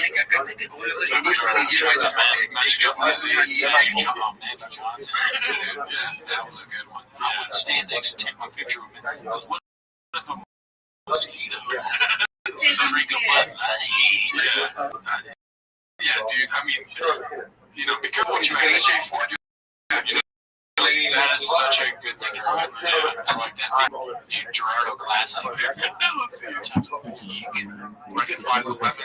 Yeah, wait, what was it? That was an accident, man. All right, so hold on. So what was the lesson you learned? You have to learn a lesson here. So what was the lesson you learned? What are you not going to do again? I'll never hear back from that. But now, what's the project? Figuring this thing out. Sure, I like that right shit. I wasn't aware.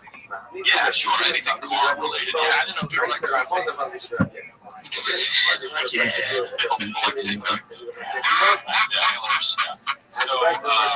People like to see cars.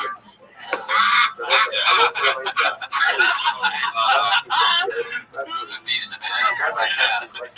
This little meat at the end. You're a friendly Canadian. Yeah, dude, I think there's a couple more. I'll probably just breeze through them, but there's a lot of failure stuff. It sounds like it's failures. Failures, like screeners from movies. You know when you buy a truck and they put a failure? You're like, Well, they fucking put a failure in one of my Tokyos or whatever, dude. I'm like, oh, those dynamos in there, dude. And fucking hooked it up to the demon. Alright, well, that was ridiculous. Let's, you don't know anything about trucks. The blower's all failure? Yeah. Let's see here. This one's close over.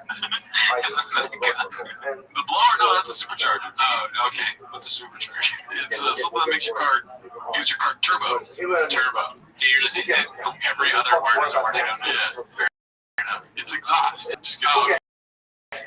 They went to some sort of thing. So this one's posted by Dino Velvet 8mm. It's called Shop's Favorite Type of Music. Let's see what this is about, dude. Back to long story short, I've always been a country. Country's happy right now. I think I give that credit to everything that works for dream. So,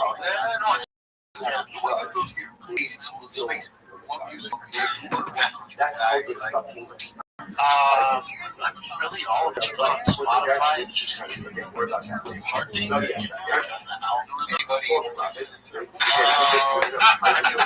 Waller right now. What's your favorite song?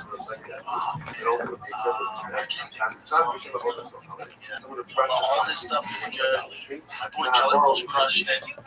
He's like bloody psycho. I don't know what's back. I gravitate towards him. Yeah, he definitely bought it. The guy is doing a hilarious Chang's interview of Shop where you're just asking him questions that anybody can answer probably. Yeah. But then I liked at the end he was like, I'm not going to ask him what his favorite Jelly Roll song is. That would be too far. Yeah. Yeah, that's sad, dude. I don't like seeing my boy Shop down, dude. But then, to be fair, I like Morgan Wallen off the top of my head. If you were to ask me, like, what's a Morgan Wallen song, I'd have to just sing you the bars. I don't know any. Like I always say, we all have Shop inside of us, dude. This one's posted by Thick Boy with 3 C's. It's called #bars. Ain't going to work in the morning, we calling on. More than a late night. Could be a real night. We going to real life. Keep going till we get it right. Put it in the more than a late night. Met you out in Nashville. Oh shit. Last night was mad real. I woke up and I need some Advil. I know you had it. You doing your thing. Remember me. Uh-oh, dude, we might have to take our girls out. Damn, dude, yeah. Uh-oh, double date in Thickville. Yeah, dude. Play this vibe. It would be hilarious to smack on your chick to chin. Listen, I'll do it. That's great. I'll put that on again. Yeah, dude. I liked it. Bars, dude. Bars. Yeah, but all the songs kind of sound the same, though, right? Am I wrong? But I like this. Oh, they're so dumb. Except for those donut rap songs we were listening to. That was terrible. Yeah. But they're funny. They're kind of like they're like comical. Yeah. I don't know if they feel that way too. To each their own. Be careful what you ask, dude. If you want more of that, I want more of that. Alright, so this one's another Minimum Sky 2305. It's called Dope Episodes Like Toontown usually take 3 years. But what's in Advil? Got a headache. The problem with the light, man, everybody's on break. It drives me nuts. The problem is when you decide to make a passion there's time for it, and then it instead, people model their cars. There's no.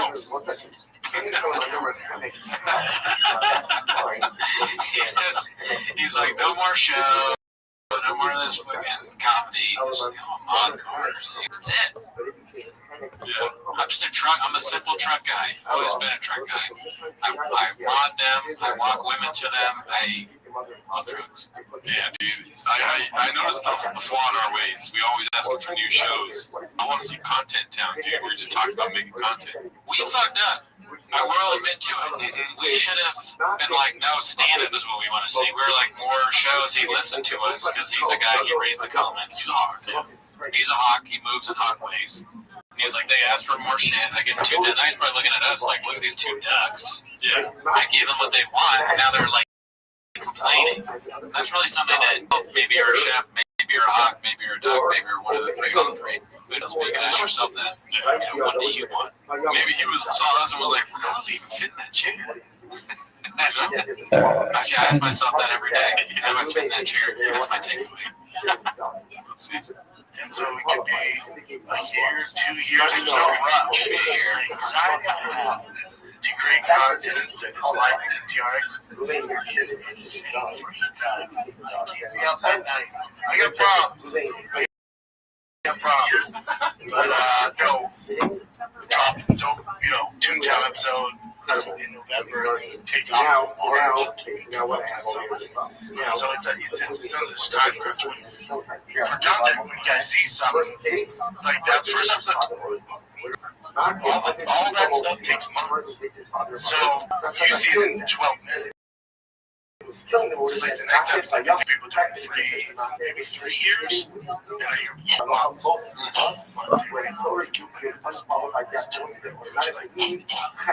and then, it just takes the carbus is different than anything else, especially when you're working with, tuning and stuff like that. Just don't move fast. Again, it takes a few years to get this stuff done.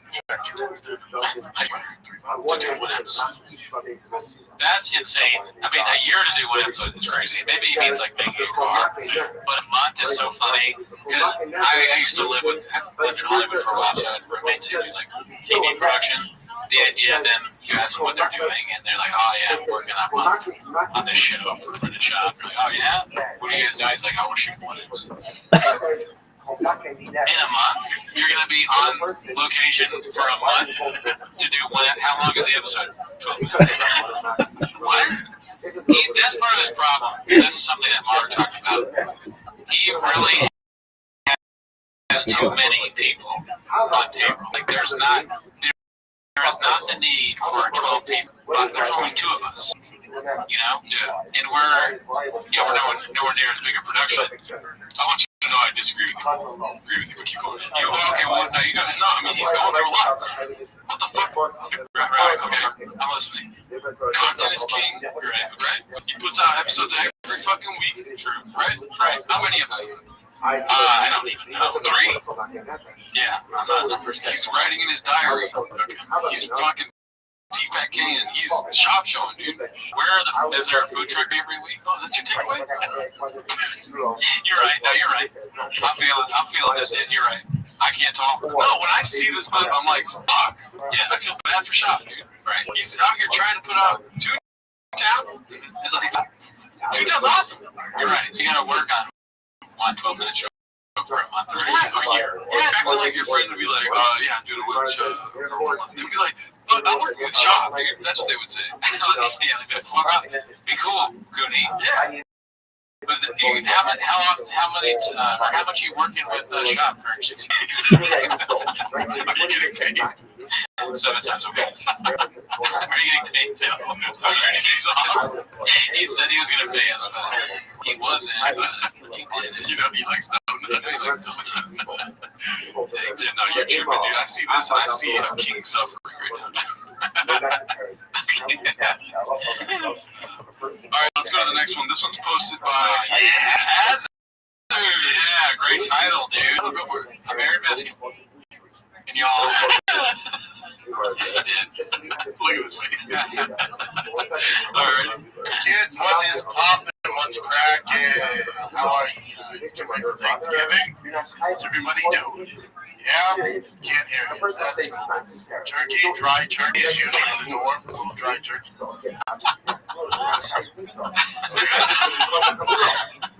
I don't know the context of why does he expect people to say that. If he's saying there's a fourth wall between him and the audience, he can't hear us responding. I don't know. We're saying a lot. Yeah, you just watch a show. Big stuffing guy. Stuffing, cranberry sauce, gravy. It's one of the downsides being married to Mexican.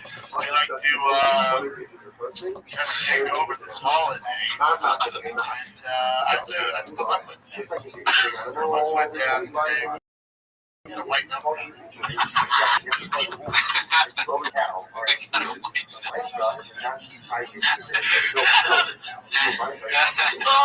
Anybody else would be like offensive, maybe.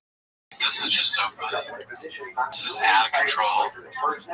He just he saw comedians talk for a while and he was like, all right, I'm next like that. But he doesn't have the brains there. I'm up with real jokes. says stuff like that. No, the vocals are all good. What he needs to do is slap the shit out of that chair, dude. You know? Oh, right. But those Show fucking wet shit up right here, dude. That's what he needs to do. you need to get in there, man. Yeah. You need to get on the show first because you can give him some producer advice. Oh, dude, the most producer advice, dude. I think I reached my magnum opus of shop clips, dude. I'm able to throw shit at you now. You're killing it. You're firing on all cylinders, as we say. Alright, so this one's posted by Hugo Tactical. It's called You're Following the Blueprint. Looks like a clip from JRE. Let's see. The thing I learned from you is like now with my class, not as big as yours, but it's not bad. I get back. Yeah, I get no lazy valves. You know, just like rapper. You know, creates all the music for all my promos. He's so fucking talented, man. That's beautiful. That's good. You know. What was the title of that one? He said the title is, sorry, You're Following the Blueprint. Yeah, Rogan gave him the game. He took the ball and he ran with it. He's a football player. He was in the NFL. He knows what he's doing. He had a coffee at the Bills, you know, and he took that coffee, he drank it, he threw up uncontrollably. Oh, right. Yeah, he throws up all the time because he drinks coffee like all day long. Instead of water, he drinks coffee. Blueprint, though. Oh my gosh. Alright, this one's posted by Baby Q. It's called Just Jumping on the Fryers for a quick 8-second shift. This one's pretty fast. Let's see what happens.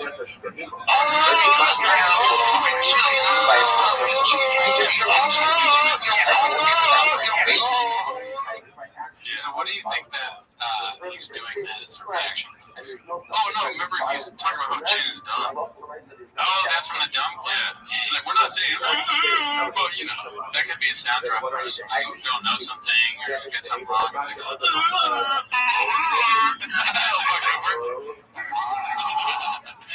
really, dude. Yeah. What do you think about his impersonation of Chin? Impersonation I've seen of someone else. There's room for improvement there. But he's on the right track, right? It was done that Chin didn't know Hiroshima and Nagasaki. Yeah. Uh-oh. Look at this, dude. We got another half. You know what I mean? Haphazard. He's the man. Oh, yeah. Very nice. Nice of Papa to pitch in where he thinks the ticket price is $60. Let's see. 160K grand. Oh. Yeah. Now, George, you said, Brian, can you fly me to Chicago? I would do that. Well, for Thanksgiving, no, for Thanksgiving. Or Thanksgiving off, though? That's what Brian's offering right now. So sweet. That's sweet. I don't think you took the ticket price. That's very sweet. No, if you really want to go, I mean, I'll contribute. round trip from 162. No, that's on Spirit. No, I'm fine. It's perfect. Spirit, you have to leave. Spirit, you have to pay for water. Tomorrow. No, we have to leave tomorrow. Thanksgiving's on Thursday, so you can't leave Wednesday. No, for real. I don't care about the If you really want to, I will fly. The price isn't an issue for price. Hey, do this off yearways. Yeah. This is like employer employees talk. Yeah. When you get to leave for Thanksgiving, for the show. One way, you can crystalline it up a little bit, take a crack. Crack right now. Yeah. Oh, really? You're not going to crack? I'm going to buy you tickets, dude. Yeah. I forget this one of the clips he did? No, I'm just saying that's probably something Chris Lee would do. That was a good, did you just create the whole Chris Lee bit? Yeah. I'll buy you a ticket, crack. I like it. Let's see what there's in this.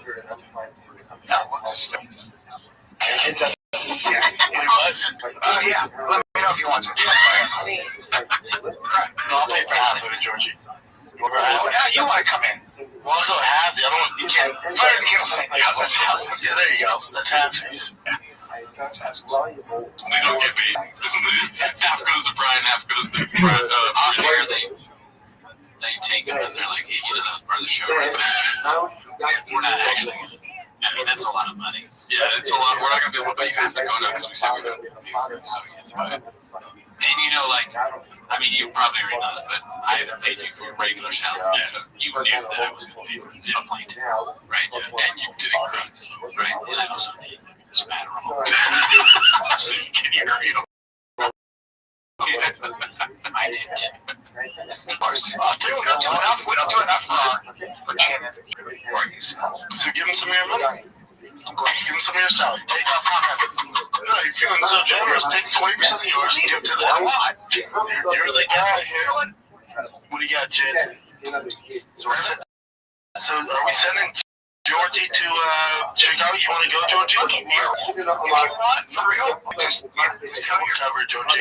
We don't want you here crying. Fly to Chicago. Interesting omission of PFJs there instead of PFJs. Panda Express made an appearance, dude. A new challenger approaches. And Brian has drinking magic mind right there. Will the clip get even better? Or as I like to call it, broccoli beef. Alright, I'll stop. Thanksgiving, man. I mean, yes. I gotta work Wednesday. Do we? Are we Spider and the Kid closed Wednesday? I'm gonna be here anyway. Wednesday. Check Skyscanner. The cheapest is Oh, look at my face. What happened to the prices there? We saw 1 for 180. Well, that was it automatically selected December, so I punched in tomorrow. Wednesday to Sunday. This is literally an HR conversation. This is an HR conversation. Like an employer talking to their HR person about when someone can take off and all that. And they're having it on air while Brian drinks the magic mug. It's really a skill, dude. I mean, look how close we are to the end of the clip. You know what I mean? Yeah. Oh, now I can do that. Dude. I can't control. I'm chopping it to right for you, dude. Well, let's see the rest of the clip. There's anything important. Okay,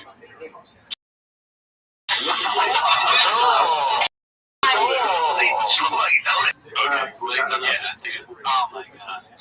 It is an HR conversation. What's next? Like, which holidays are we gonna have off next year? What do you think, Chad? Should we do Martin Luther King? We didn't do Martin Luther King Day this year. We do that next year. We're taking New Year's off this year. Me and you. We are. Yeah. No episode on New Year's. I want to fly to Rachel. Well, I mean, I go. I can maybe pay half. Oh, okay, man. Yeah. Yeah. All right. Well, let's pull up Skyscanner. Okay, Skyscanner. You can do half. Yeah, what if I give you 20% a month? Okay, Mr. Whole Foods. Right? Give me a magic mind. Yeah, I got you, man. I do want to get a gin, though, dude. I think it'd be cool if we had a gin. Yeah, it'd be interesting to see how long it takes us to have stupid conversations like that. Yeah. Like that we just shit on. Yeah, hey, how about in the comments some applications, baby? Yeah, you want to be a gin? Yeah. Yeah, what it takes. Can you sing? Huh? Can you cook? Yeah, we want a list of songs you can sing. Yeah, places that we're going to have to buy you tickets for. And also, you have to leave it at audio and visual. Oh, yes, it's just Cut out stuff that doesn't work. examples of wouldn't cut out of our episodes. Right, yeah. You know, just leave an employment up below. Yeah. Right. No promises. No promises. No promises. Oh, yeah, no compromise. No, this is a bit on the show. Let's see here. This one's called Ziet. What does that mean? I have no idea. German.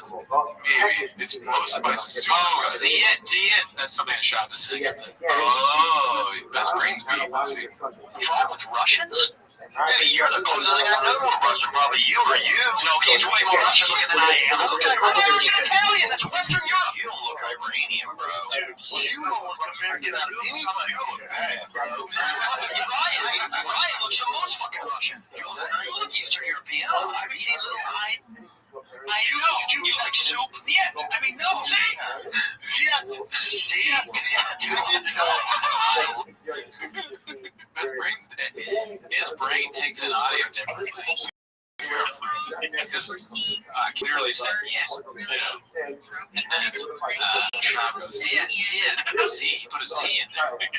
How many times you get hit before you start switching over letters? It's like one. Yeah, it's 1K grand. Papa, it's posted by Hazard. It might be content we've already seen, but we'll check it out really quick. All right, but so hold on. So what was the lesson you learned?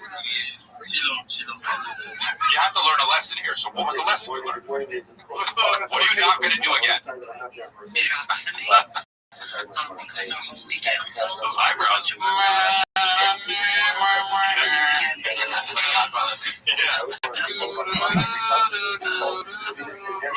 Corleone in your Godfather.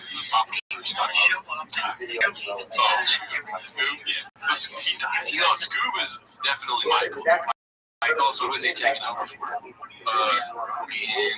Yeah, dude. Yeah. No, it's gonna be Sonny, dude. The day of my daughter's gonna do shit. Yeah. Dalia is definitely Sonny. Yeah. Here I go. Oh, you're recording? Yeah. Wait a minute, those messages get saved. Alright, let's do this one. Look at what it is. I feel like we might have already seen it already, dude. But I saw him doing stand-up. I'm going to watch it. I don't care if you already. We've already seen it. Well, maybe.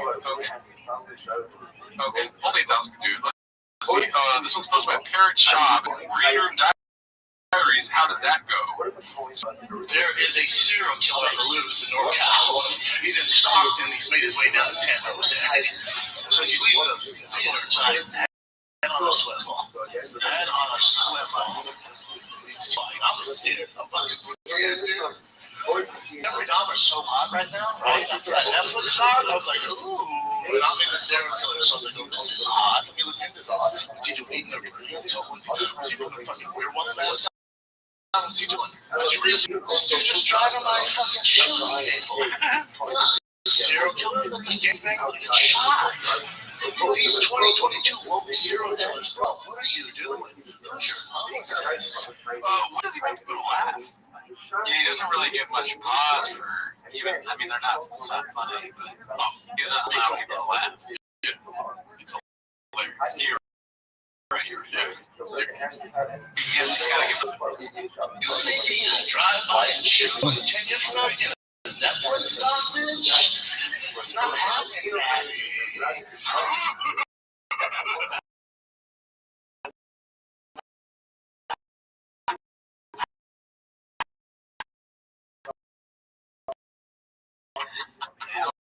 Voice.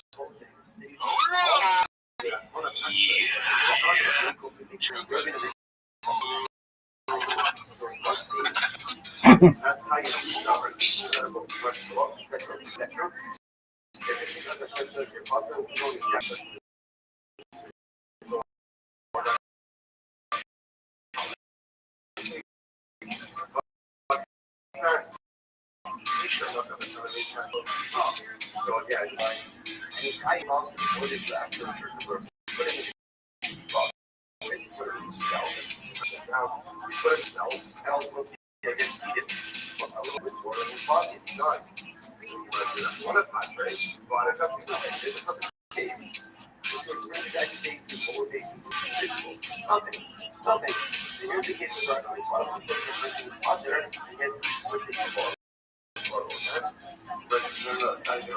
Remember, I'm going to check you off. I'm going to fuck you. The council please. Grab the back. Everybody define that case. What case of law two persons who committed multiple acts of cards, violated the same cards for multiple times. Cards being considered which person is deserving of death. Let me get you that.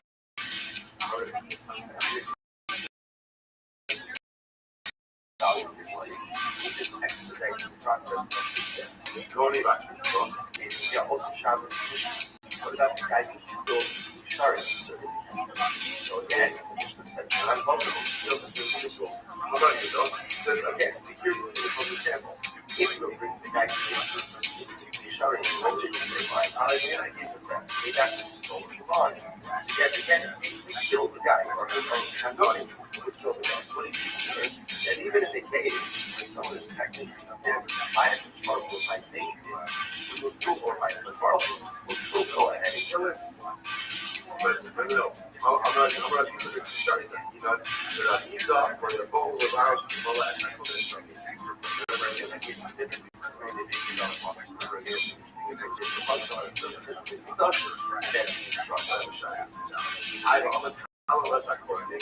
What about the guys who curses and sorcery? Remember, again, also, I'm not also an example. You didn't have to work for it. What you have to get still kill this guy, right? And you kill this guy. And at your stage, you have to take courses of scrolls for next safety of our area. Remember, find that page.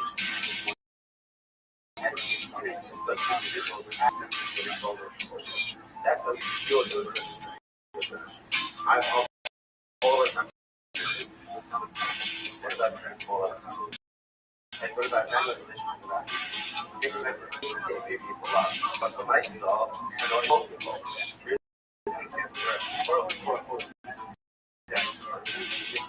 Anyway, there's no remember. They're kind of a elevate. Now I'm creating grappling parts where remember they grab the hands at the team, and therefore then they say, yo, go ahead and kill someone who went ahead and all of this. You can't base on that muscle. Also, so I love or in case it's very important. So again, just keep track of our basic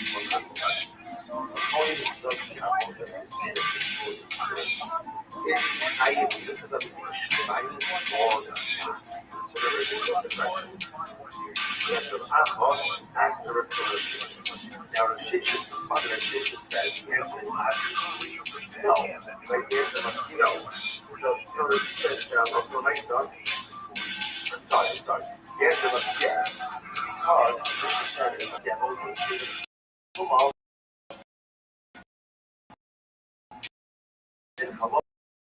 So you think about the program that would such a person's then again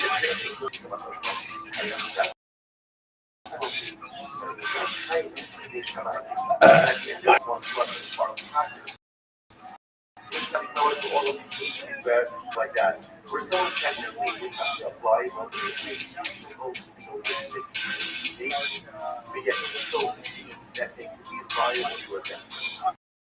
Okay, or I should say a viable death, and viable death has to be. Okay, remember it's like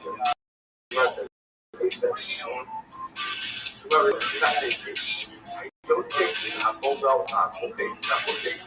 Vamos ver a família para a gente não sabe.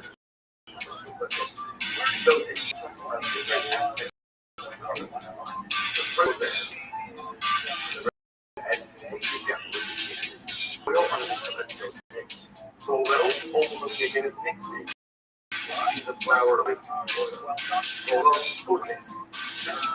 They talk and flush. So they the active pressure from or they are axle. They then creating the car. Bringing the thing from close. So what now the residential money or what was collecting that money on the actual source itself. First, it's the or what will be and the oil of the Torah, and that collates for what it is.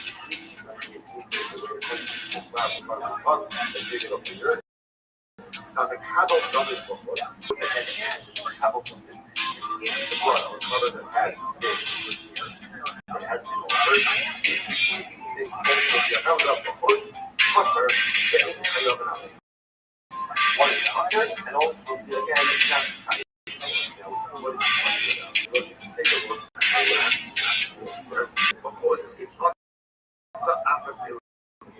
look here is a person who forms photos outside. So again, so the person, so that's the case. Pour oil on them, mix them in, broke up the pieces of meat.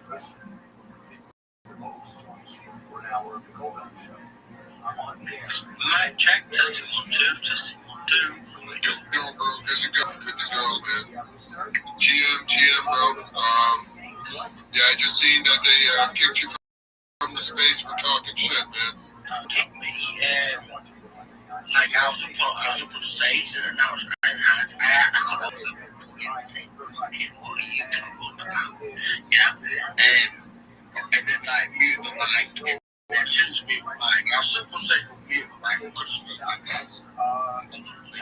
right? Kings, excellent.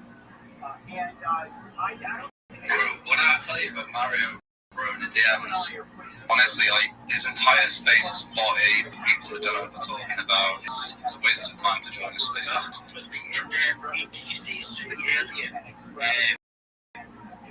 $12 ago, it was 8 hours ago, whatever it was. I got a big call on to indicate next,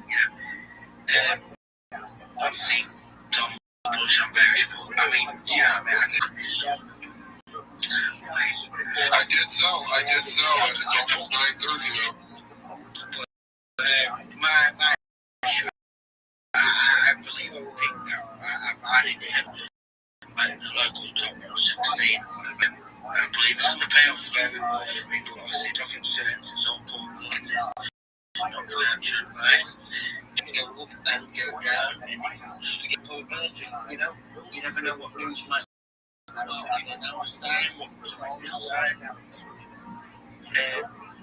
We do need to cover Stephen. Are you live and active for the next several hours? Yes. Several hours. I can be. Okay. Accept the doors. Did you? I thought I didn't get one. It sounds fun. It'll take a second. Yeah, Tom's at the guy whenever like if you sleep. But yeah, if you want to whatever. Certainly, bro. Let me rejoin. I think it's glitching out. Tom's third party now for 24 hours on his own. So if you can do it with him, great. If Tom's cool with you doing it. I'm absolutely okay with that, man. I'll enjoy the help. Plus, when you have two co-hosts, you can add more people. Yeah, 100%. Let me rejoin, and then it'll pop up, I guess. Yes, drop up space and come back.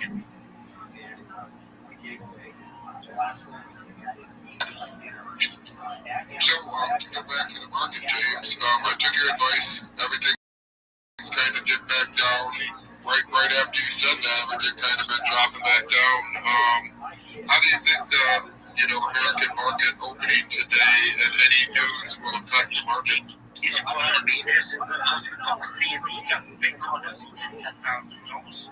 So, how do we not go back down to $110,000? I think that's an easy short, in my opinion. Again, I'm mostly spot. I'm an investor. I'm a businessman. I'm an investor. I'm a visionary. But I can't help take a little easy trip down.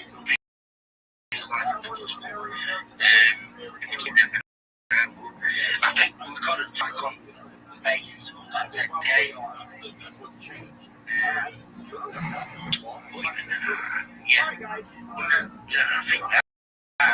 no reason to be bullish right now.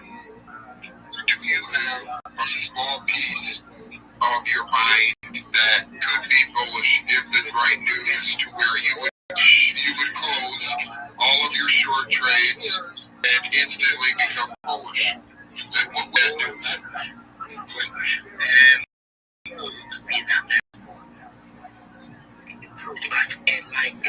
Something I don't think would happen, but a legitimate, verified, not just a tweet, not just a media article or whatever, a genuine, CP and Trump coming together, shaking hands, basically saying, right, we're fixing a deal with resolve, it's going to be called rules, and it's the only deal. You're trying to fix it, losing like losing on the deal that won't do it, vice versa. It's business, right? It's like, when you're trying to negotiate business or whatever, like, so, you want to shake hands to a deal, like, vice versa. So, yeah, the two, massive, Let's go fucking male countries, massive both it all lies on them there, but that was really bullish. Trump making crypto tax free America, yeah, get a very simple. Again, I don't see something that teaches that you be so healthy. If I went down to 88, 92, I feel like you'd be healthy. I really do. I think we're over in the macro. In the macro, if we're really gonna have solid typically we do, especially like January, February, March, over 2017, 16. I think we're just due for very, very, very healthy corrections. So, yeah, I do know the various changes, but I'm still sure I've had it to be sure. Obviously, more important because it's gone down the last few hours since Alex showed added to Michelle Pico. Top. So you're saying that you actually win more short today when it kind of bounced back up on its Sunday highs?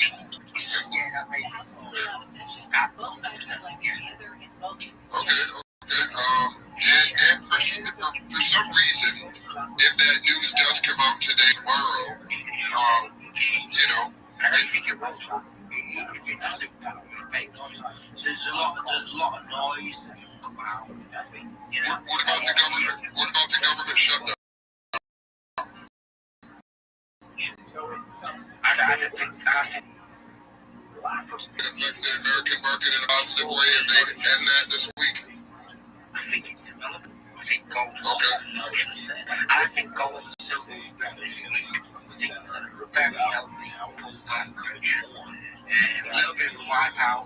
Not only a wipeout, I wouldn't even call it a wipeout. People taking profits, gold's gone on a monumental rally. People take profits. I wouldn't. It's not really been a wipeout. I think gold should start now showing signs of, recouping, healthy.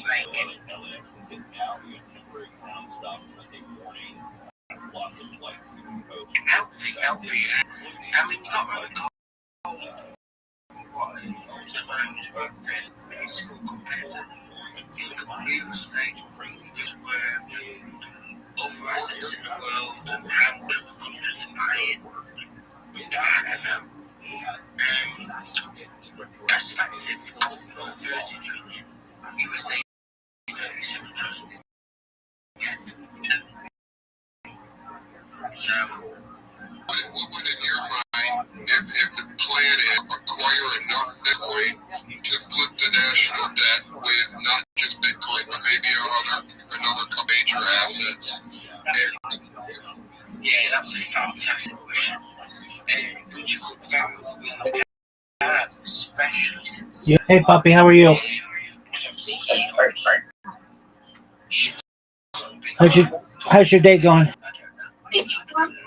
No, I'm here. Very well. How are you doing? I'm amazing. I'm in the middle of an economic discussion on Twitter Spaces. I know you've done Twitter. Yeah, well, Twitter Spaces. Yeah, I know you've done that a little bit, right? Oh, Spaces or X Spaces. Yeah, no, but I love that too. Okay, very well. I appreciate it. How have you been? How's your day going? Excellent.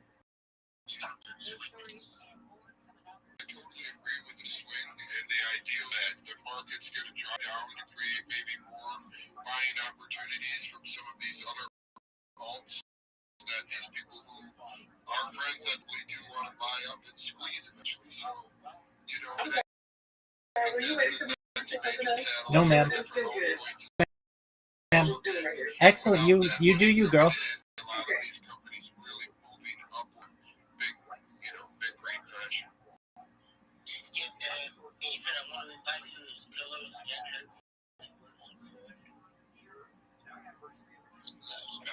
Just accepted that. That should work.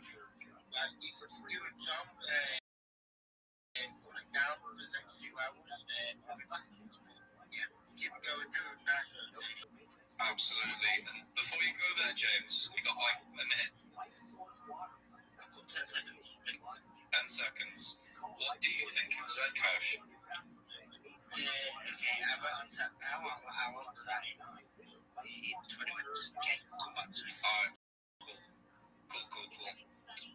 It's me and you, brother. It's me and you. How you doing? I'm doing good, brother. I'm doing good. Just let me finish this message and I'll be right back, bro. Lovely stuff, bro. I just fixed. I'm in Dubai, so it's hard to keep like a good sleep schedule. But I woke up at 12 today, which was pretty good. Yesterday I woke up at 6 p.m., which was pretty good. Yeah, we're making moves, bro. We're making moves. I had to take those for it, but yeah, we're getting back. I just saw the Mega ETH ICO raised 1.7x the allocation within 10 to launch, which is interesting. I don't know too much about Mega ETH, but I've seen some people talk about the timeline. Could be good tech. But yeah, we'll rotate around the room. We'll see how people are doing. How are you doing, teammate? I'm doing great, bro.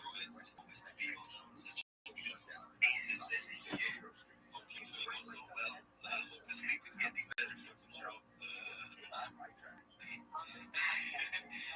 Yeah, I'll be currently like kind of like everything looks kind of cool now. I was just like wondering, I had like a question for you, Ethan.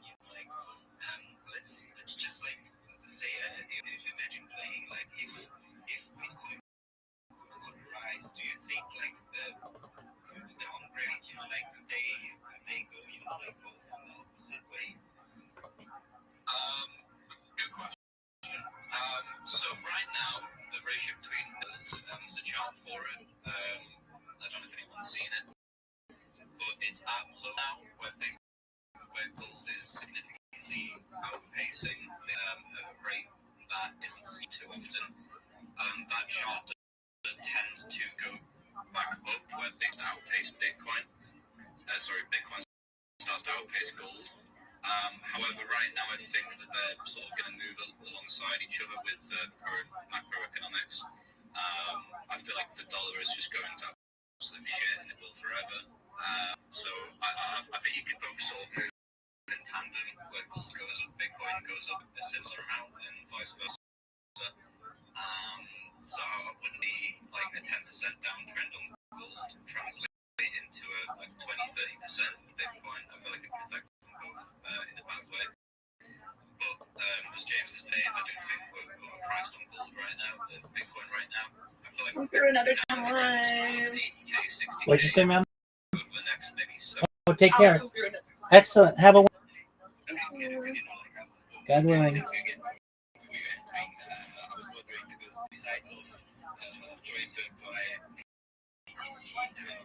I'm also like metal detecting. And through that, I find sometimes some silver and some gold.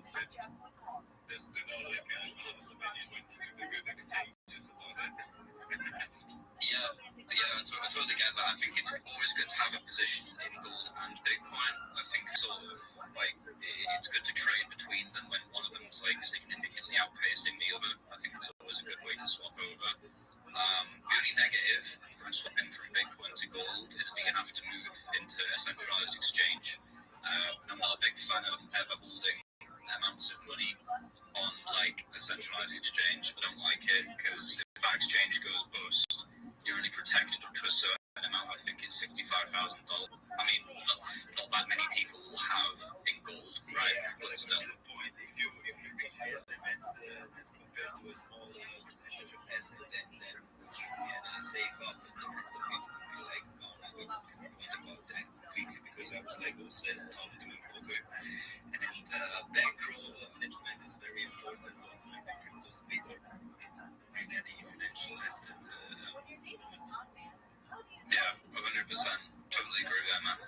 And we'll rotate and just see how everyone else is doing in the space, and we'll just have some general discussion. Aban, how are you doing, brother?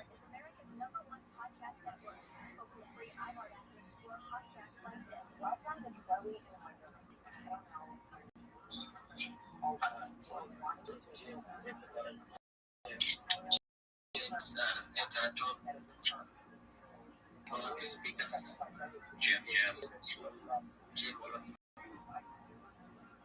How are you doing today? What are you seeing in the markets, bro?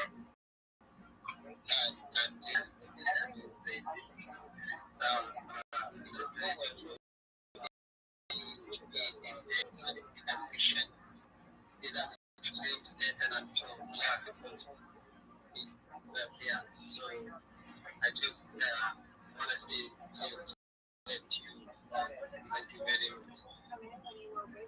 Welcome to the space. And BNB Bull, BN Bull, how are you doing?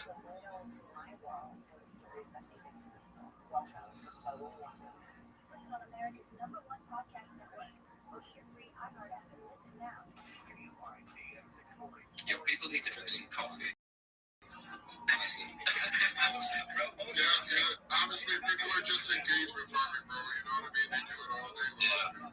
Drop them down, fuck them, dude. You know what I'm saying? Enjoy your day, be at peace. Yeah, Ethan, it's just nice to have somebody during the day with me, bro. So, yeah, dude. Nice, man. We've got Team Matrix up here that won one of my billionth masks the other day, which was pretty cool. He was more than grateful. I've never heard anybody say thank you so many times. So, yeah, I'll be right back. It's what it is. It was my first time having an NFT, and like the excitement was a bit bigger than usual. And I feel like like all the small things matter, Tom. And this is exactly the way I feel like also the crypto space, where our things should like also get behave to that movement. And I feel like in appreciation you can learn a lot, especially from such experienced players as you, Ethan, Tom, and like. Mostly it's good to just listen by, but when you have like the time, I can tell for everybody, like really try to ask the questions because it's so valuable. You can learn so much, otherwise you need to make those mistakes, Those mistakes we learn, in my opinion. And yeah, Tom was really like excited, and thanks again. On November 1st, as scheduled, Trump administration says it's not going to tap into $5 billion in. Yeah, well, it is really important to come on stage and ask questions. To hear what James thinks about Zcash when he gets back. I like the tech. I think it's interesting tech. I mean, we've already had Monero as a privacy coin, but Zcash sort of takes it to that next level. It's being priced as so. First, we don't know what Zcash is. Like, in short, it's like Bitcoin fork. So, if you don't know what fork is, that sort of means like it's a copy of Bitcoin, but with some adjustments. Zcash allows you to transfer coins to and from in a way that's completely private and anonymous, which can be useful for many reasons. One, if you're a drug dealer, and then two, if you want to keep your transactions private from the government, just for your own purposes. I'll be honest with you guys. I like to think that that's actually true, but there's been so many different times that the government has literally set up different things like that in order to get everybody to come in, and then they figure out who you are, and then you don't even know how the fuck you got caught. Yeah, absolutely. They don't come to they don't knock, man. They usually kick that motherfucker in. We had like real in the poker community, like just a fun sentence. We had like real one time, like kind of pizza.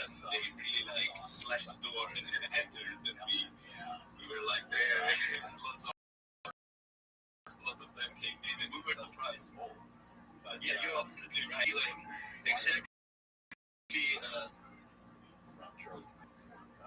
At the time of their arrests, so there is some concern trying to evade the authorities, trying to keep it on the DL. Yeah, that's the last thing you want. In the UK, they do that. If you tweet something they don't like, if you're in the UK, stay safe. Don't get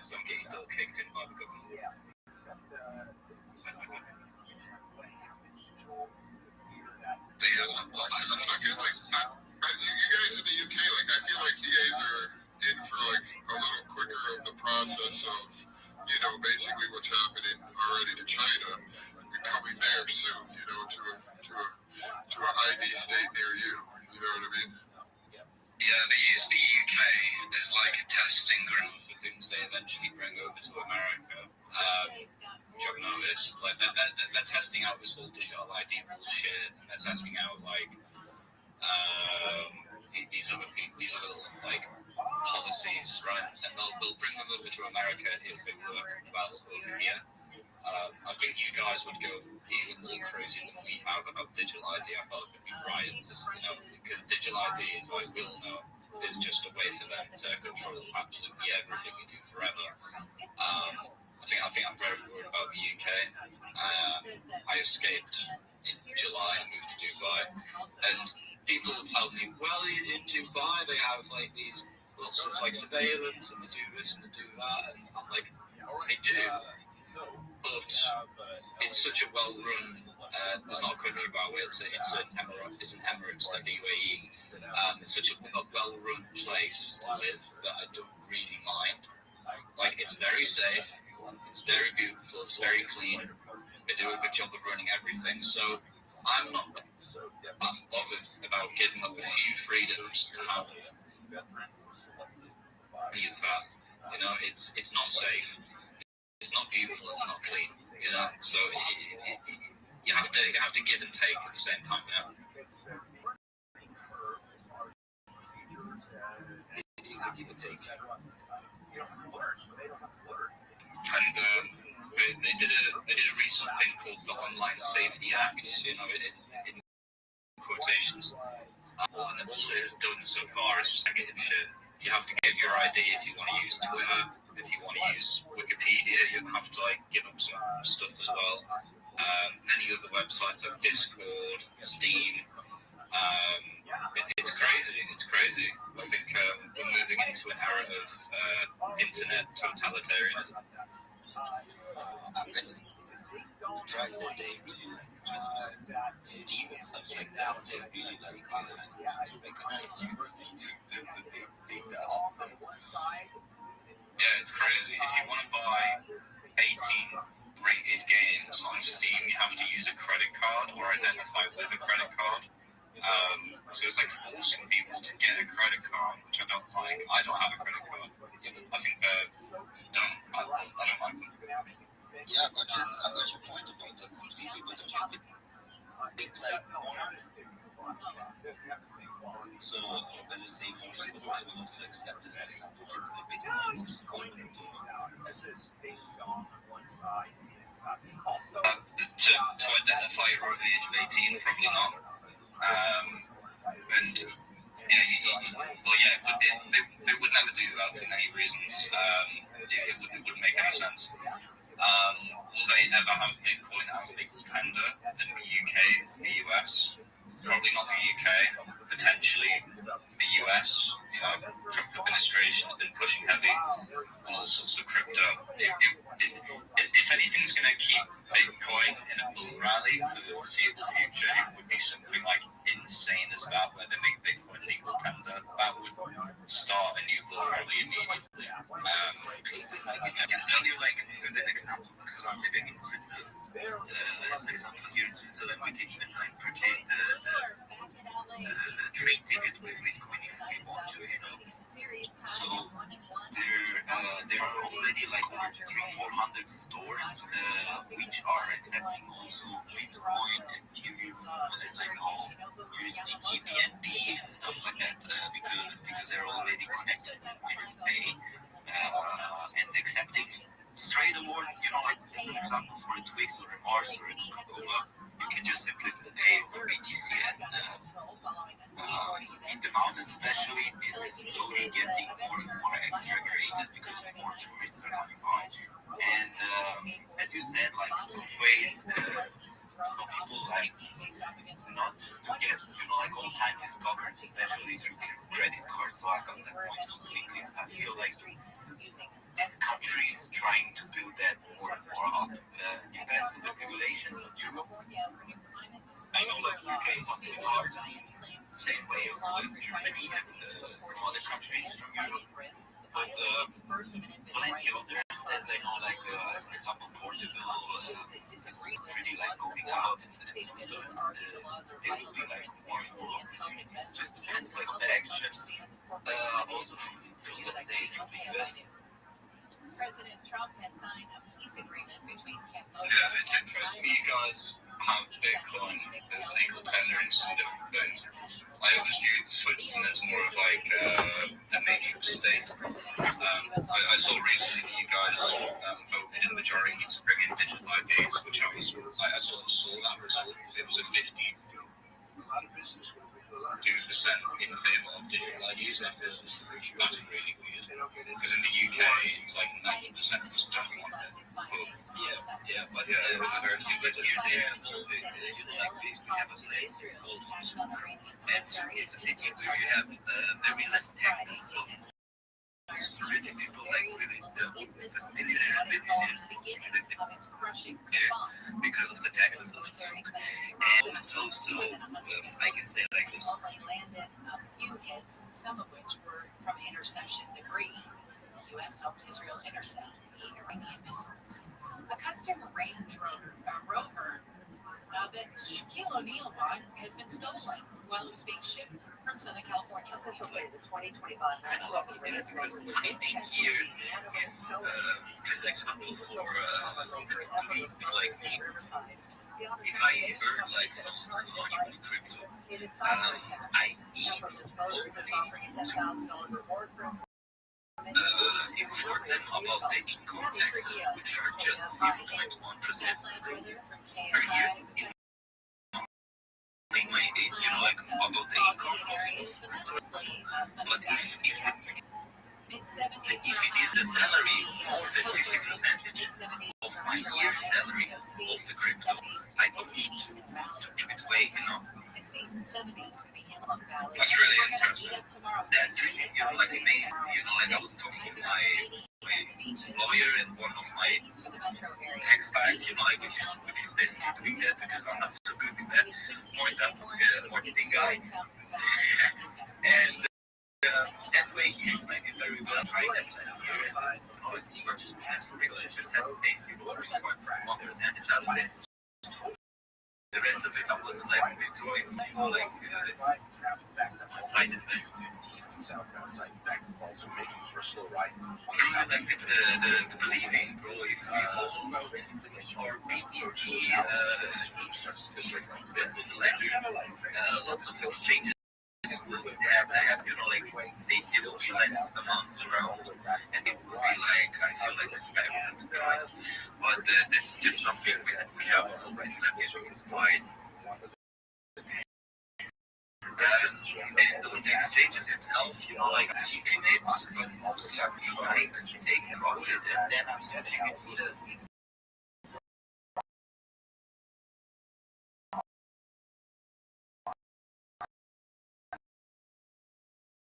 other way.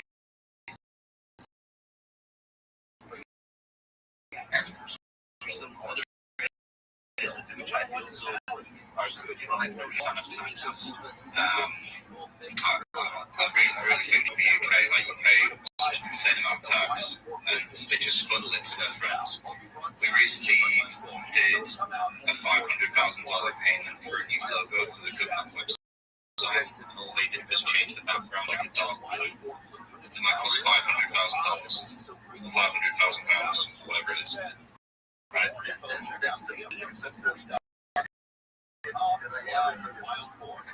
Bro, like, they just give their money to their friends that they went to school with, they went to private school with, design agency, or give you $500,000, just change the background or something, and they do it, I donated a car to Cards for Kids. Yeah. Cards for Kids built on a simple billboard. They picked up the car for free. Plus, I got a vacation value. Real kids. I'm originally like from Serbia, so Ignoring that it's Serbia, they can stay with me. Cards for Kids. CardsForKids.org. Right now, donate. That's Cards for the K. I'll say it's true though. So which path do I want to take? Help people in need. Let's do an example. Worry about some people think I want education. Push myself and learn new skills.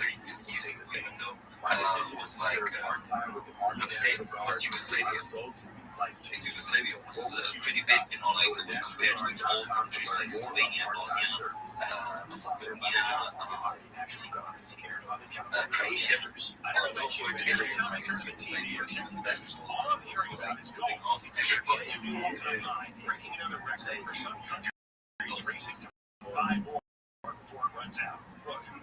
started like sales war together.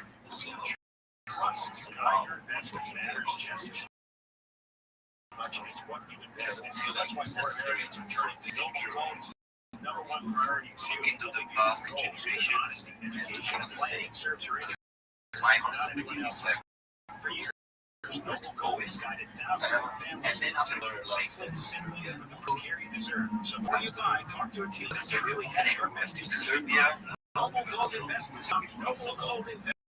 just not possible. So I was kind of special, you know, like that makes me my country will be she's a bit extra. How you doing, Mr. Chris? Good morning, Rabbi. Good morning. How are you?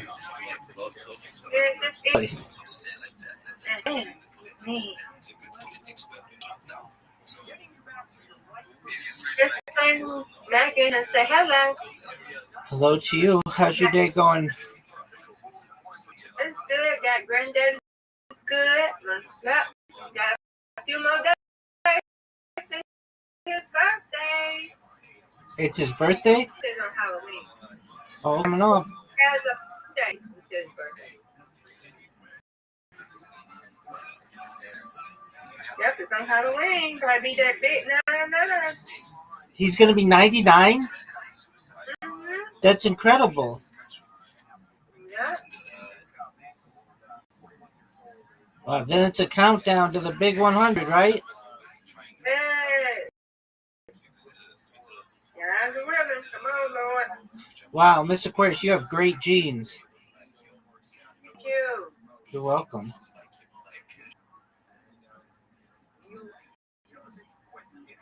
Yeah, my grandmama didn't make it. She died for 70. But it's okay. My granddaddy's still here. My grandma's still looking at both of them. There you go.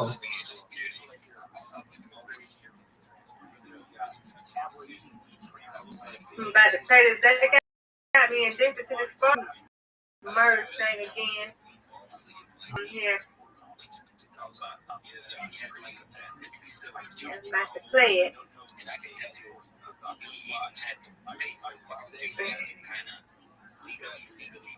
Brandon, almost to 200.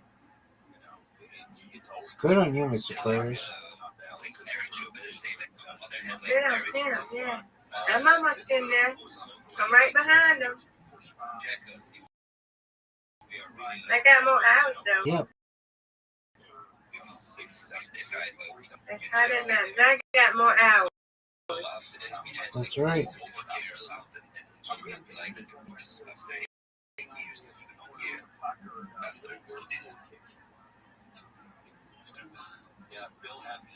Now, Rabbi, you got more hours than me.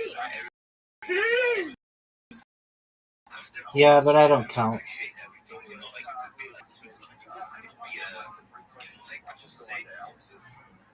You do count. You don't count on here? No, I don't count myself.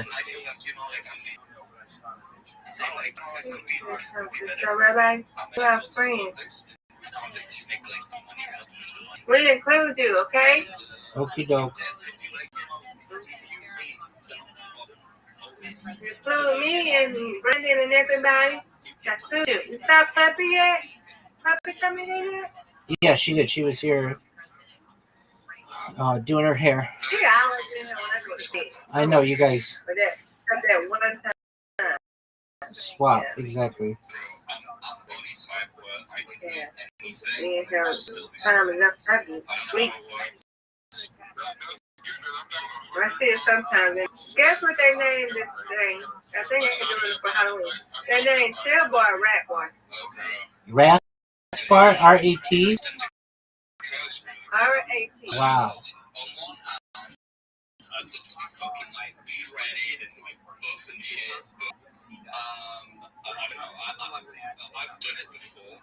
I used to be on the water polo team when I was at university. I was fucking shredded and super fit. I could do like a little water polo match and just be totally fine. And if you've never played like actual water polo, you wouldn't appreciate how insane that is. Like, right. I'm switching. I'm going to switch from the rap on this one, iPad, and then I'm going to switch to you over here. Okay, I'll be back. Okie doke, Miss Aquarius. But I don't know. I feel like I could probably hire a dietitian.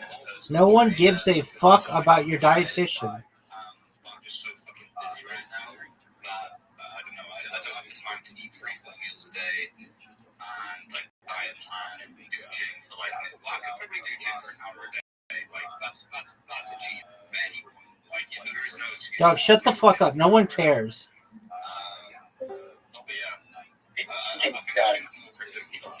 I know it's very hard for like you to be quiet, but like I'm not starting. That's me. Okay.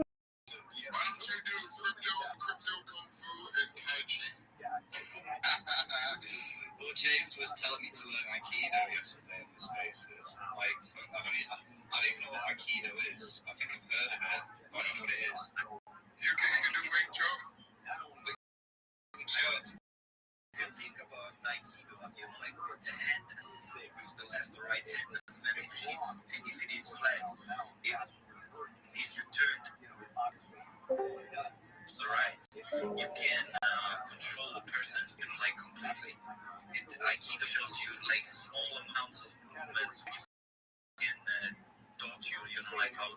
That's what Steven Seagal does. Yeah. Because I was doing for particularly as they did like stuff which takes most of the energy of your body. I can tell you like I'm doing purpose. In the past I was doing like MMA, and I remember when I was a footballer coming into MMA before the cup because I was. And then I went there and I was so plastic. I was like really dying. If you throw out, then you know, like working on, but I got the first time in like in real reasons to say that she's not an awesome thing, which is really like I cardio better to use our mind also take the body out of the person. Same way also to any fight sports. But I feel like in Aikido, it's been years. She gets some of the biggest numbers. Bullish defense martial arts, I guess. I think the best one undeniably is wrestling. I feel like it dominates the UFC as far as I'm aware, especially recently. You know, Khabib, a fucking legend. He proved that wrestling is probably the most effective way of self-defense. Let's rotate around the room and I'll let Tom handle that because he wants to know. I'm not sure who's next. Yeah, why don't you just go ahead and ask questions? Anybody got some questions? Anybody's doing anything fucking, yeah, bro. Just keep it going, bro. Thank you, Ethan, again, bro, for coming up. Much love. I think, guys, I don't know if you see my aunt. I saw your mother, bro. I'm very sorry. No, I just wanted to about Swedish, you know, if you look at Europe, great story. Don't take Swedish strong as the Swiss franc. The reason why is that the word of Swedish is to invest in the US treasuries and they choose to invest in the technology companies. That's why the currency is very strong. Same as well. We can see that the result of it is their currency is strong and it's keep growing when they choose to write that investing in technologies. And that's the only thing that really rich Americans, you know, realize the US bonds, the treasuries eating more, and you can see that's the only way now the United States wants to get rid of that is to allow companies to issue state bonds, but the reason the way to the mission statement is to back them up with the treasuries, to buy the treasuries. Now, we're not fighting at all. Scientists, the overwhelming scientists, say Kennedy is nuts. He's out of his mind. This real stuff. If I build a 20-point game ball and cover a quarter, you look at gold, the level breaks like right here in the 20s. Probably got a straight shot at 4K. Yeah. It's insane. Is what's going on. It's crazy. Who would have thunk? Why Switzerland is behaving like that? You know, like funny thing is Switzerland is very, very small, and exactly where we go also locally go shopping. One of like 7 presidents which we have, because we have like 7 presidents, not just one, and they have to go between each other. And even then, if the people don't like what they try out to take advantage out of it, or to say like, okay, let's buy 18 fighters, we can decline it by votes. If we make like 2-3 million votes, even that's what they wanted to decide, they can decline it. So this is like how Switzerland works on the most behaving. So my honest opinion is that also one of those 7 is like just going local stores and shopping the same way as all of them. I found that. You know, like that, and just because exactly this woman was getting on a cold shower from Trump, because he decided on big taxes about Switzerland, especially also to the chocolate factory. Freeway downtown LA, westbound side of the 10, right there at the 110 freeway. It looks like that crash has been completely cleared. The back end is still there. We had the transition closed for a while. Traffic slammed all the way back to the East LA interchange, also affecting northbound 5 drive, starting at about the 710. And in the downtown area, also northbound side of the 101, just a terrible run out of the East LA interchange, all the way up into Silver Lake. But Southern California's most accurate traffic reports. Will Boltron.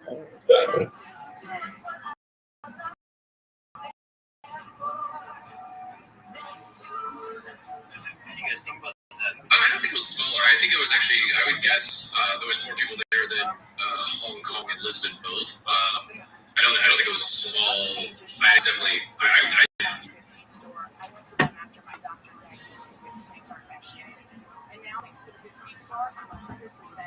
Wouldn't it be nice to get back to what you love, like Patrick did? I was in constant pain. Somehow my fiance and I found our way into the Good Feet store.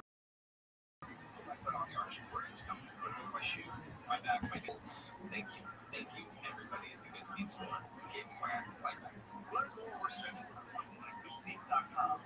Come in and get your free personalized fitting at the Good Feet store. We have 11 area locations. Find the one closest to you at goodfeet.com. Thanks to the Good Feet store. Your local Staples has deals and super low prices throughout their store on everything for your business. And right now at Staples, save up to $125 off your print order. Exclusions apply. Visit Staples.com/print for details. Plus, save even more with the Easy Rewards program at Staples. This report is sponsored by Weinster.com. Hi, I'm Kyle at Weinster.com. We sell custom like Republicans, Democrats, and some others, you know, and then liberals, which are looking more for the economy and stuff like that. And then they get also like voters. So also there it depends like how many seats you are, because I don't know exactly how many seats we have there in the back, but those then can also vote for those 7. And we the people, yeah. I just want to say that Switzerland is an example of decentralization. It's like norms, and they're all, it's proper. There's no one president that governs everything. It's all different regions, and every region has a president, and it's a proper example of decentralization. Absolutely, because Switzerland has a difficulty problem to speak up here, Italian, French, and German. And then it comes the most difficult one, Retro Romanian. This is like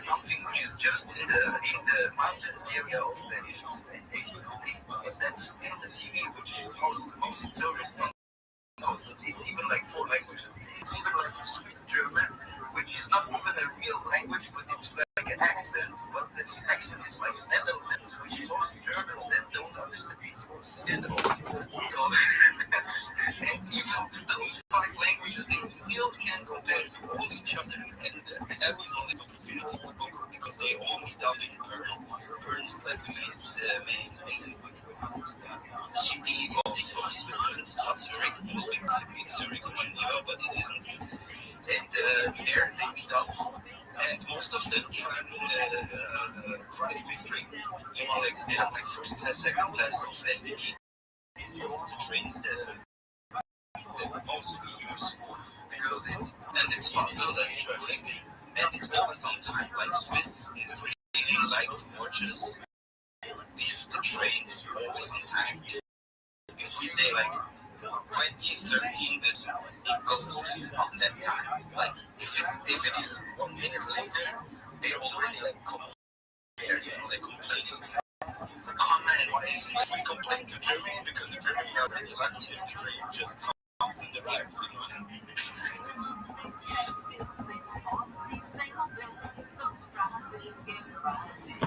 You know, I was born in Germany, but it was a really nice place to live. I was there for 3.5 years. I don't remember much of it, but I've been back to the town I was born. How's Germany like compared to Switzerland these days? Are they run similarly, or is it like completely different? Well, my wife is and I talk also a few in German because so we need to learn. Switch from Serbian into German, German part of Switzerland to learn German grammatic. I guess like exactly grammatics are really a difficult language compared, let's say, to French or English or other Russian and stuff like that. So I feel like German politics compared to the Swiss politics are, I feel like German politics are a little bit more harsh. You know, like once it's decided, people can complain, but they can't, you know, like, and that's the thing. We still can vote against it because you can Google or research about and Switzerland because they wanted to buy some jets. I remember that, and some F-18 jets or something like that. And we were, you know, like it's a neutral country. It doesn't make any war for a long time. That's why they stack so much money because they have like banks which are always neutral. And that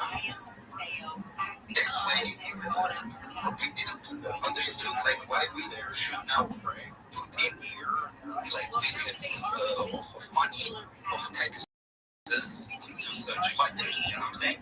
It's like the same way as an example. How to say? With the edit of the logo just behind it for 500K, right? What happened in Switzerland?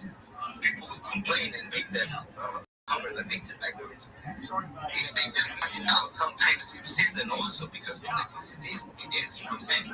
But if we will find that out and stuff like that, that will be uncovered. They really try to put fairness here on the topics, and I feel like if you have a good mouth here and you know how to talk, you get any type of help. 27 years old.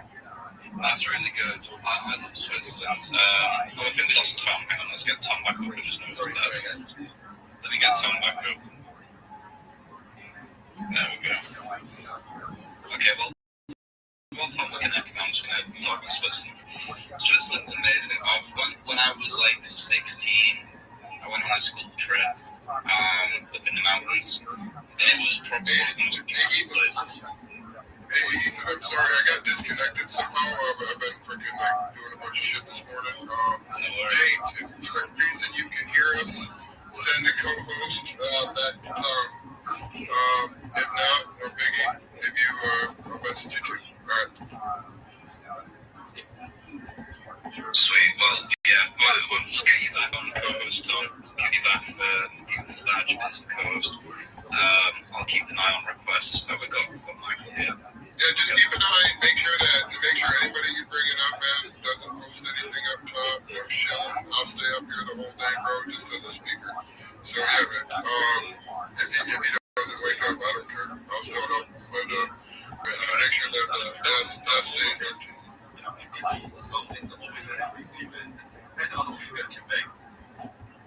I ran another space, Ethan, from 2 phones. I glitched while I was co-host, couldn't hear anything, so I brought my alt account up and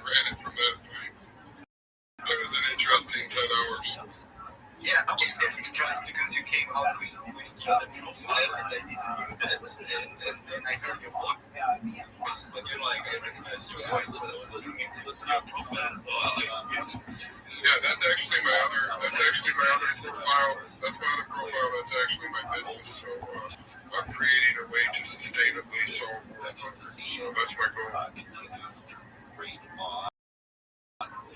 Yeah, I followed that role already and like through because you're just doing amazing things for it.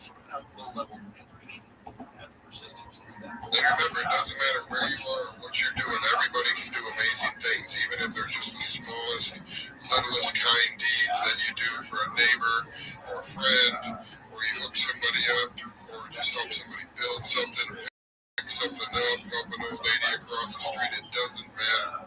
Kindness spreads like a fucking pebble in the water, man. It's just a ripple. But the key to it is to continue to throw into that river every single day, to not allow it to ever stop rippling into the freaking matrix that is life today. Absolutely.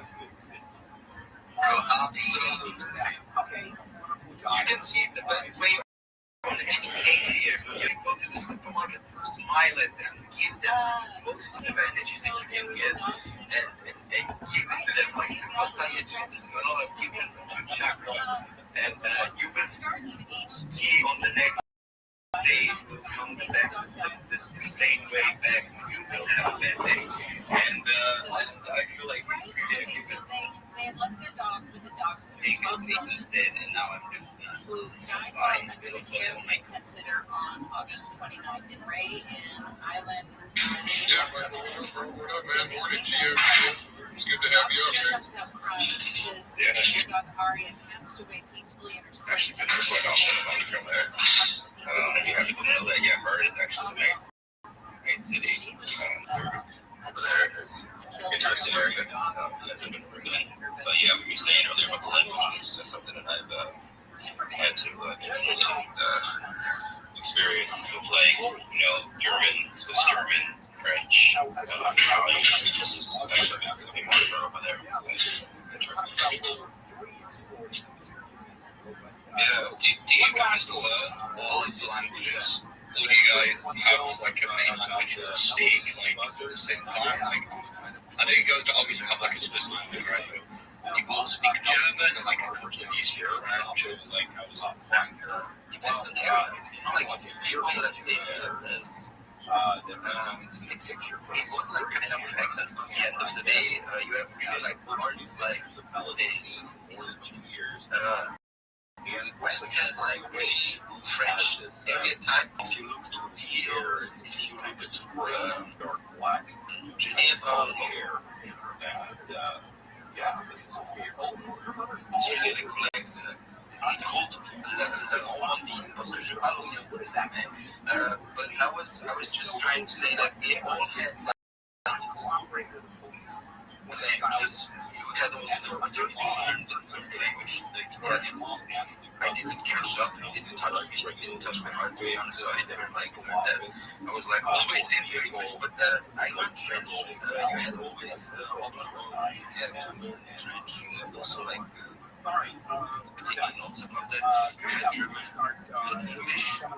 Those three languages you had anyway.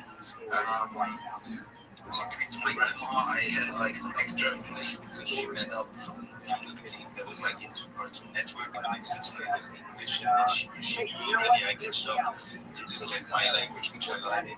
And yeah, you had to learn like all those Italian in the south. And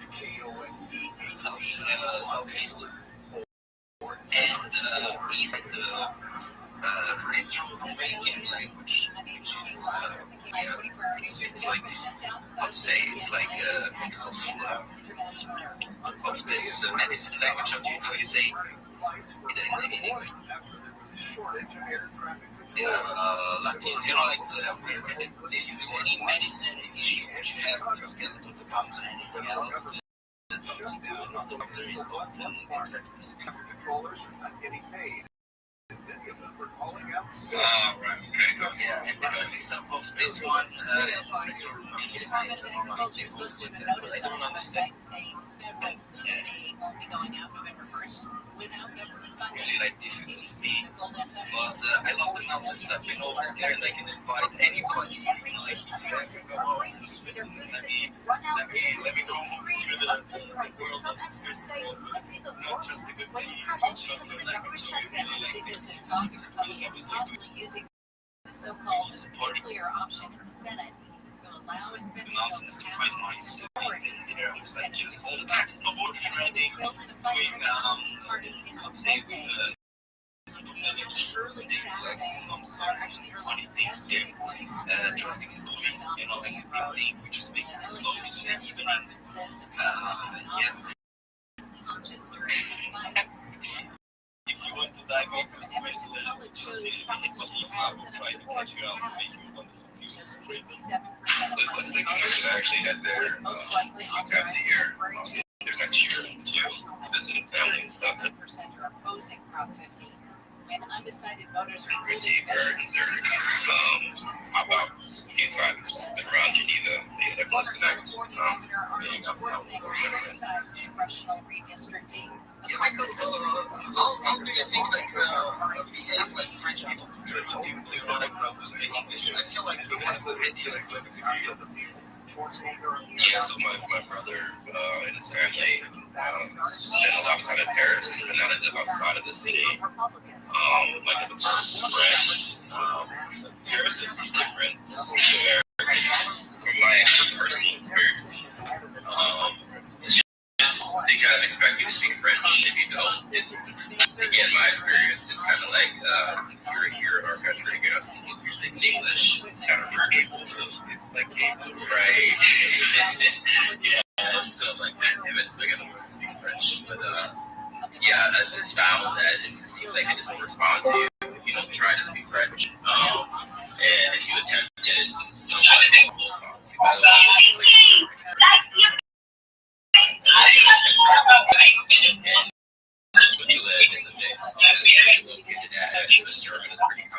Yo, how are you?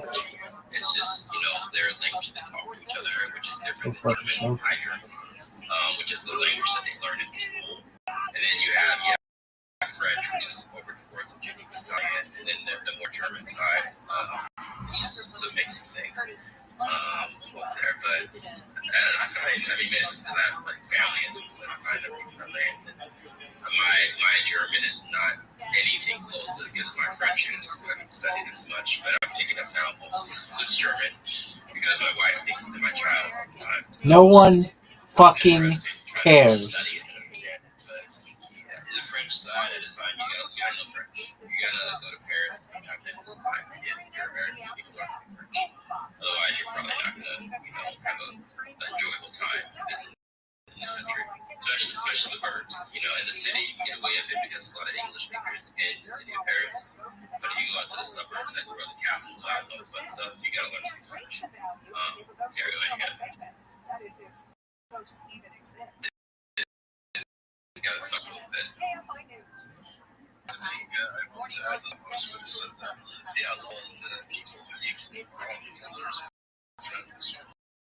Germany, Italy, they can be good markets for this, but if kids they're not allowed to be in the schools, the kids they're not allowed to speak stuff. Yes, but they can travel and work. So It's 59 in Fullerton, 57 in French, Studios, 59 in Whittier, and 58 in San Juan Capistrano. Nowadays, trading up 300 points in NASDAQ is up 364. People have to pay taxes in France, vice versa. Okay, that's interesting. Yeah, but you got obviously it's really like that. Anybody like from the east, especially, let's say like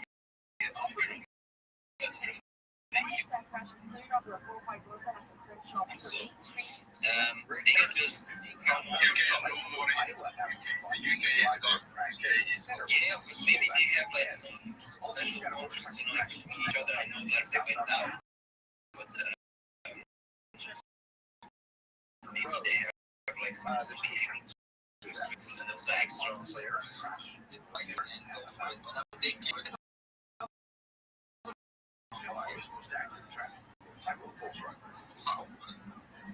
give you an answer of like migration. I think you said that. I think you said it's there like between the UK and like Switzerland and the rest of the EU. So I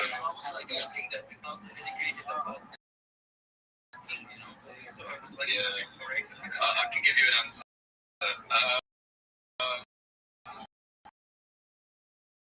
So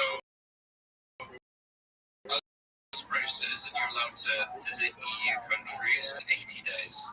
So if I visited between January to February, I could then stay there between those months. I'd have to go back to the UK, stay there for 6 months, or elsewhere in the world for 6 months, and then I could go back. So you can go up to 6 months a year at most. But that's a ruling 180 days. So to make it a bit more complex, if I went for January and half of February, and then I went back again a few months later, which is getting quite complex to explain over words, but time allowance would start to build up.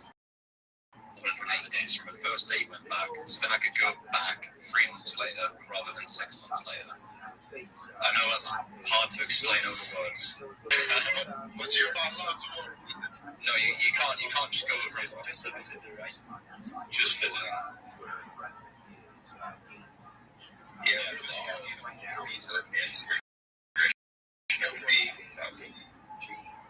It is annoying. I was going to live in Lithuania with my girlfriend, but then it was like the same thing. Like you have to be a resident, and it's very difficult to become an EU in any of the countries. You have to learn the language in some cases, and I'm terrible at languages. I'm just lucky I'm English and everyone speaks English, right? And you have to do a bunch of other shit. But yeah, obviously in Dubai everyone speaks English, like everyone.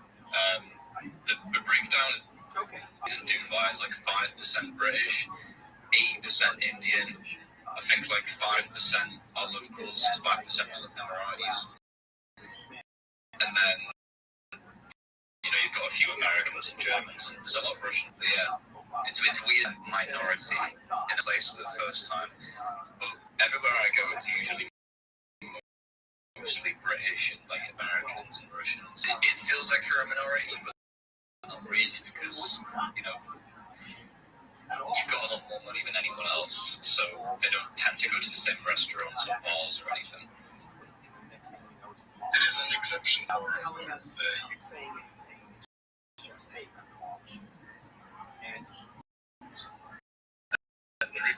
Ireland, Western states, it's treated as independent for UK, and it's still enforced in the ocean. And there's a lot of British people that they have like origins, like sisters from Ireland, and they apply for Irish citizenship. Yeah, 100%. Ireland is countries, Northern Ireland and Ireland. I mean, they're both the same place. It's just to do with but yeah, these mostly viewed as all the same place. Like if you're from Scotland or Irish, we're all basically the same. We just have different accents. The cultures are the same as well.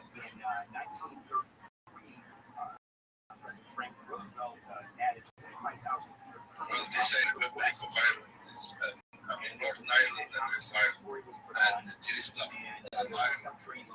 If you see Northern Ireland, it's still with the United Kingdom, but the Republic is not.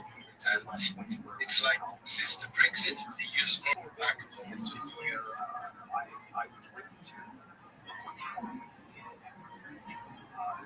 It is, but I think I'm pretty sure that when we do things like referendums, that Irish people get quite upset in Northern Ireland because they feel like we basically met them because we voted to leave and they voted to stay, but they have to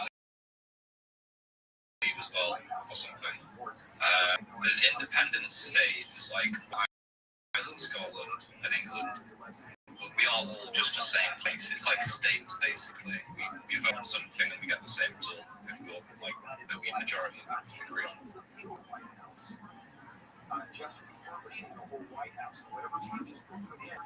No one cares. There is two major parties of Ireland, which is Sinn Féin and DUP. And Sinn Féin is a party that used to be in the troubles in the 90s. The IRA, the Irish Republican Army. That's the IRA, and after the Good Friday Agreement, it became a political party that's called now Sinn Féin, and it's the one that has even all everywhere in Wales, all the MPs, they can go to Westminster. That's like the parliament of the United Kingdom, and they represent the kingdom. But in Northern Ireland, the UP, which is the Protestants, they can go to Parliament. Sinn Féin after, even now, they can't go to Parliament. They can't be in the Parliament. It's kind of still more. They don't. It's a bit complicated, but still, there is peace, but still a lot of complications. Deep side of it.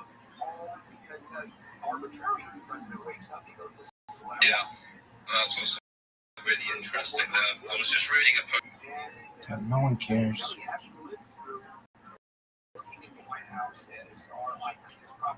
Resulted in users seeing significantly fewer posts from people that they follow who should be fixed by tomorrow. I can definitely agree with that today. For some reason, my posts did significantly worse, but an average post from me would get like 15k views between that. If it was a good post, it'd need to 100k. But today it was like 1,000 after a couple hours, which I was like, what the fuck what's just happened? It's fine by me. I'll say I bang it tweets for tomorrow, then I'll just tweet about news or some shit today. Yeah, I talked about the X algorithm a lot yesterday when I was 30 minutes, 40 minutes. No people open up. People like the X algorithm, if you can master it, will change your life. I think I'm just having a big social presence on this app. Every job I've ever had in my life has come from this app, and just having this on it, every significant amount of money from this app. If you can genuinely just not try to trade all day long and try to spot meme coins or whatever else and just spend that time growing your X account, I think it'll yield significantly higher ROI than trying to trade coins. I don't even trade these. I don't give a fuck.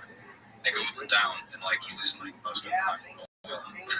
Like, why am I going to spend all day doing that? It doesn't seem like it makes any sense to me. I'd rather just make guaranteed money from sponsorships and from X, like acquiring clients for marketing agency or anything like that. So if I was to give any advice to someone starting out in crypto, it would be grow your X.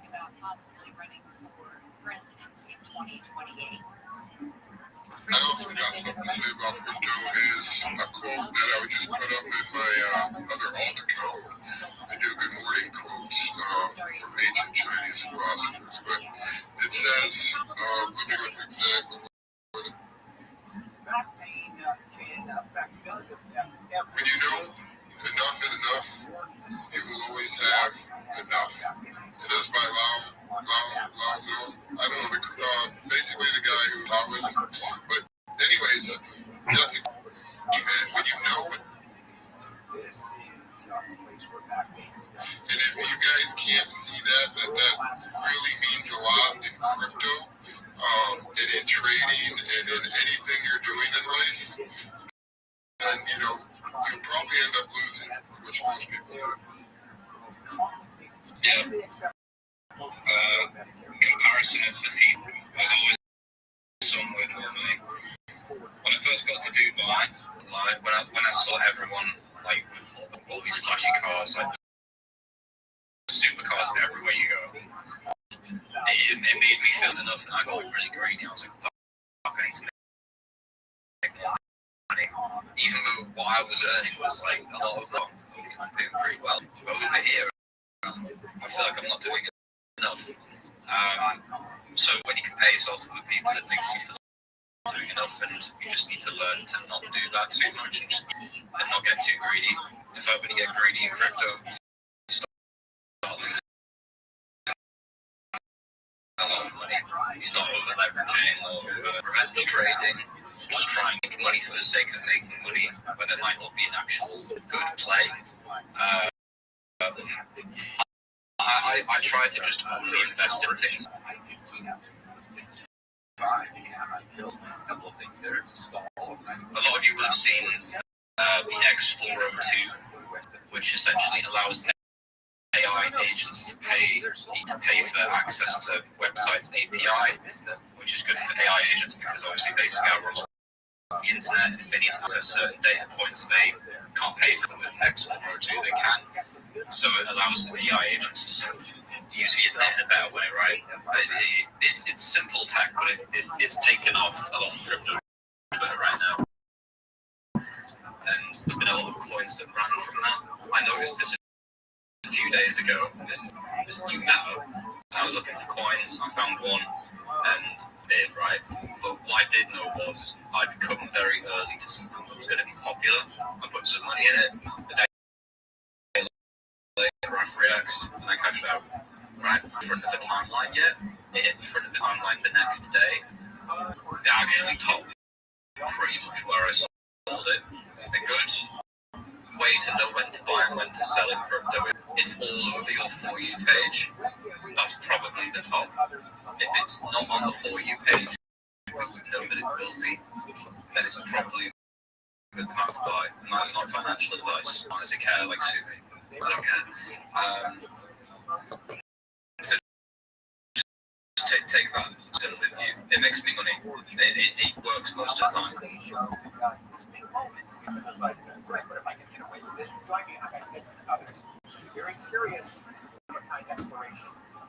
Yeah. Did anyone even see the X402 now? Surely.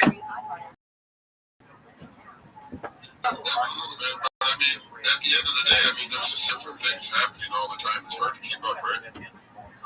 It is. It can be. I mean, if you use X Pro, it's pretty easy. I've got an article where I discuss this. If you go, I don't like to pin my own tweet it like a week ago or something, so I feel like I'm not taking the piss. Right, give this a read. If you want to just skip to the X Pro bit, feel free if you're not too bothered about the algorithm. X Pro is your account, but it's also great for seeing everything going on. It's blank up top, no it's black. No, it's oh, you want me to just leave it off? Okay.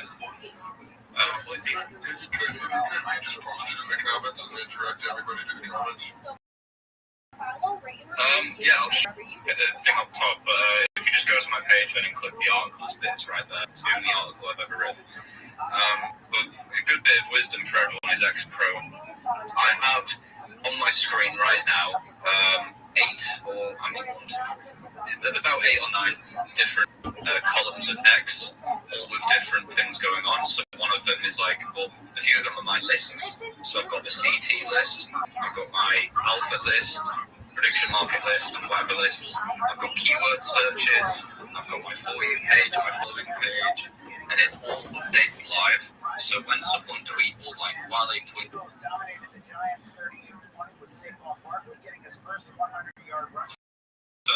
just like 2 seconds of them posting it, so I get the lead, and I'm not just relying on the For You page to feed good information. I can see information from across crypto Twitter all the time, so it allows me to be way ahead. That's how I catch these news early.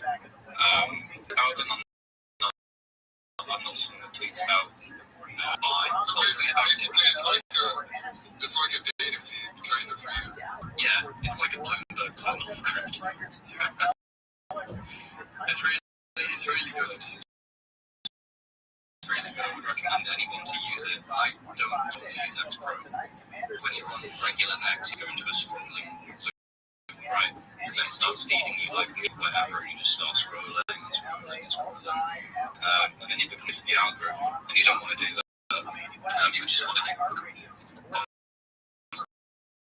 being fed good. Free iHeartRadio and the most sports podcasts. Thanks for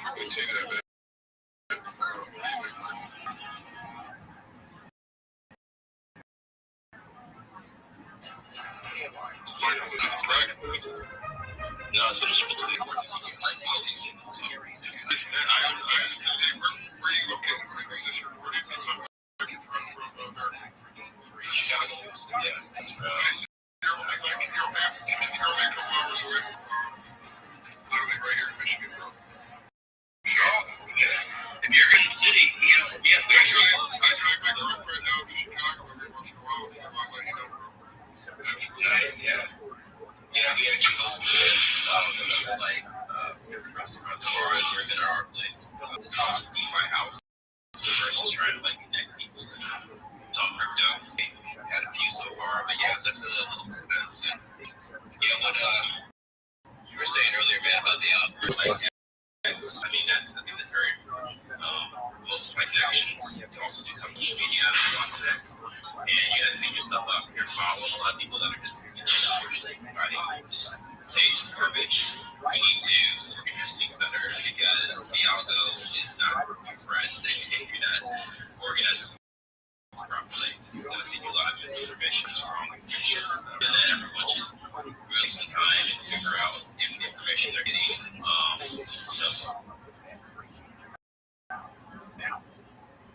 they should be looking at, because if it isn't, it's gonna keep you behind. So definitely very important to follow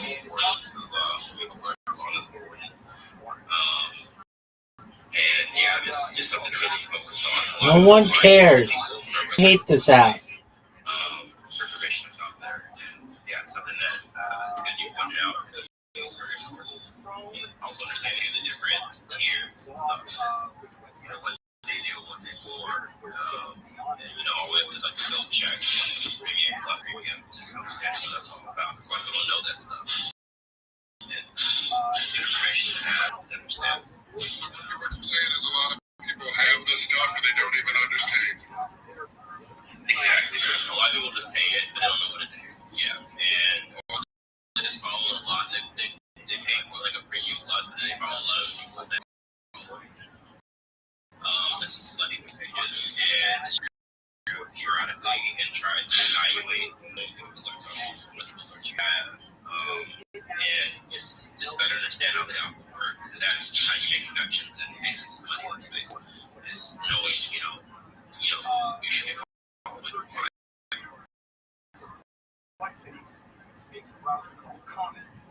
I think with X, you don't need anything higher than the $5, $7 package if you account. If you want to grow your X account, Premium Plus is the one you should pay for. It's it's like $50 or something. And I don't care if it's a lot of money for you. If you want to grow your X, you need Premium Plus. The reason for that is because Flyco strategy is the best way to grow. With Premium Plus, it says on the package, it does boost your replies higher on the reply board. So if you're replying to Elon Musk or you're replying to someone else, your replies can appear higher when you go from a comment and more views and more traffic to your page, as long as you're posting good comments. So that is a good bit of it's also working. Not about making. So it's definitely worth the money in any kind of social networking skill or anything that you're doing is also to spend a little money to build your account in the beginning, and that way it doesn't take you so long to grow. Yeah, 100%. Another thing I wouldn't recommend people do, what people do is giveaways. Giveaways for many reasons. One, someone doesn't like it when you have a good giveaway in it. It just views you as like a spam account. Second, if you get followers from your giveaway, they're not following you for your content. They're following you because of the giveaway. So when you put it there. And that's a perfect explanation of like 90% of people sitting inside these giveaway spaces. That's 90% of these people. So, yeah, that's kind of crazy.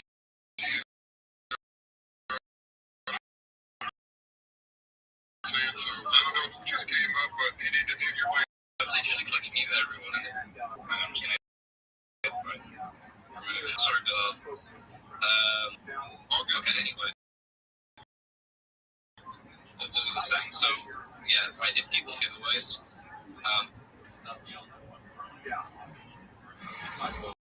when you post and X distributes your content, which is the test phase, these people are unlikely to engage with your content in a meaningful way, which will then penalize you further on from the post test, the post where you got followers first.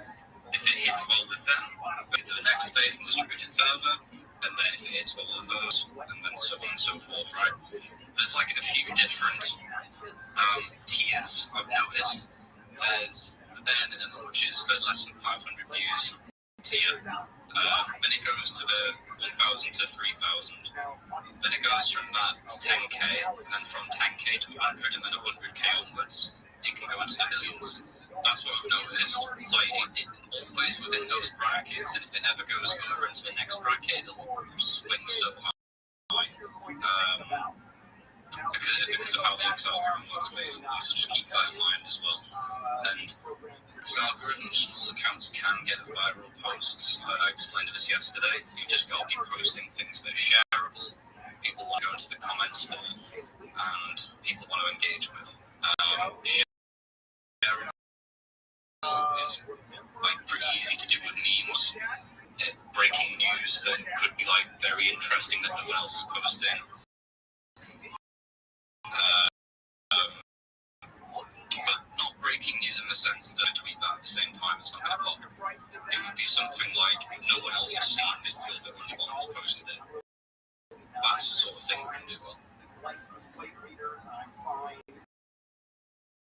With cameras in boxes, helicopters. Everybody in here, but you better be thankful to just be sharing all of the stuff he's taken his time out of it. All right, coming up, still will continue to grow without hiring anyone.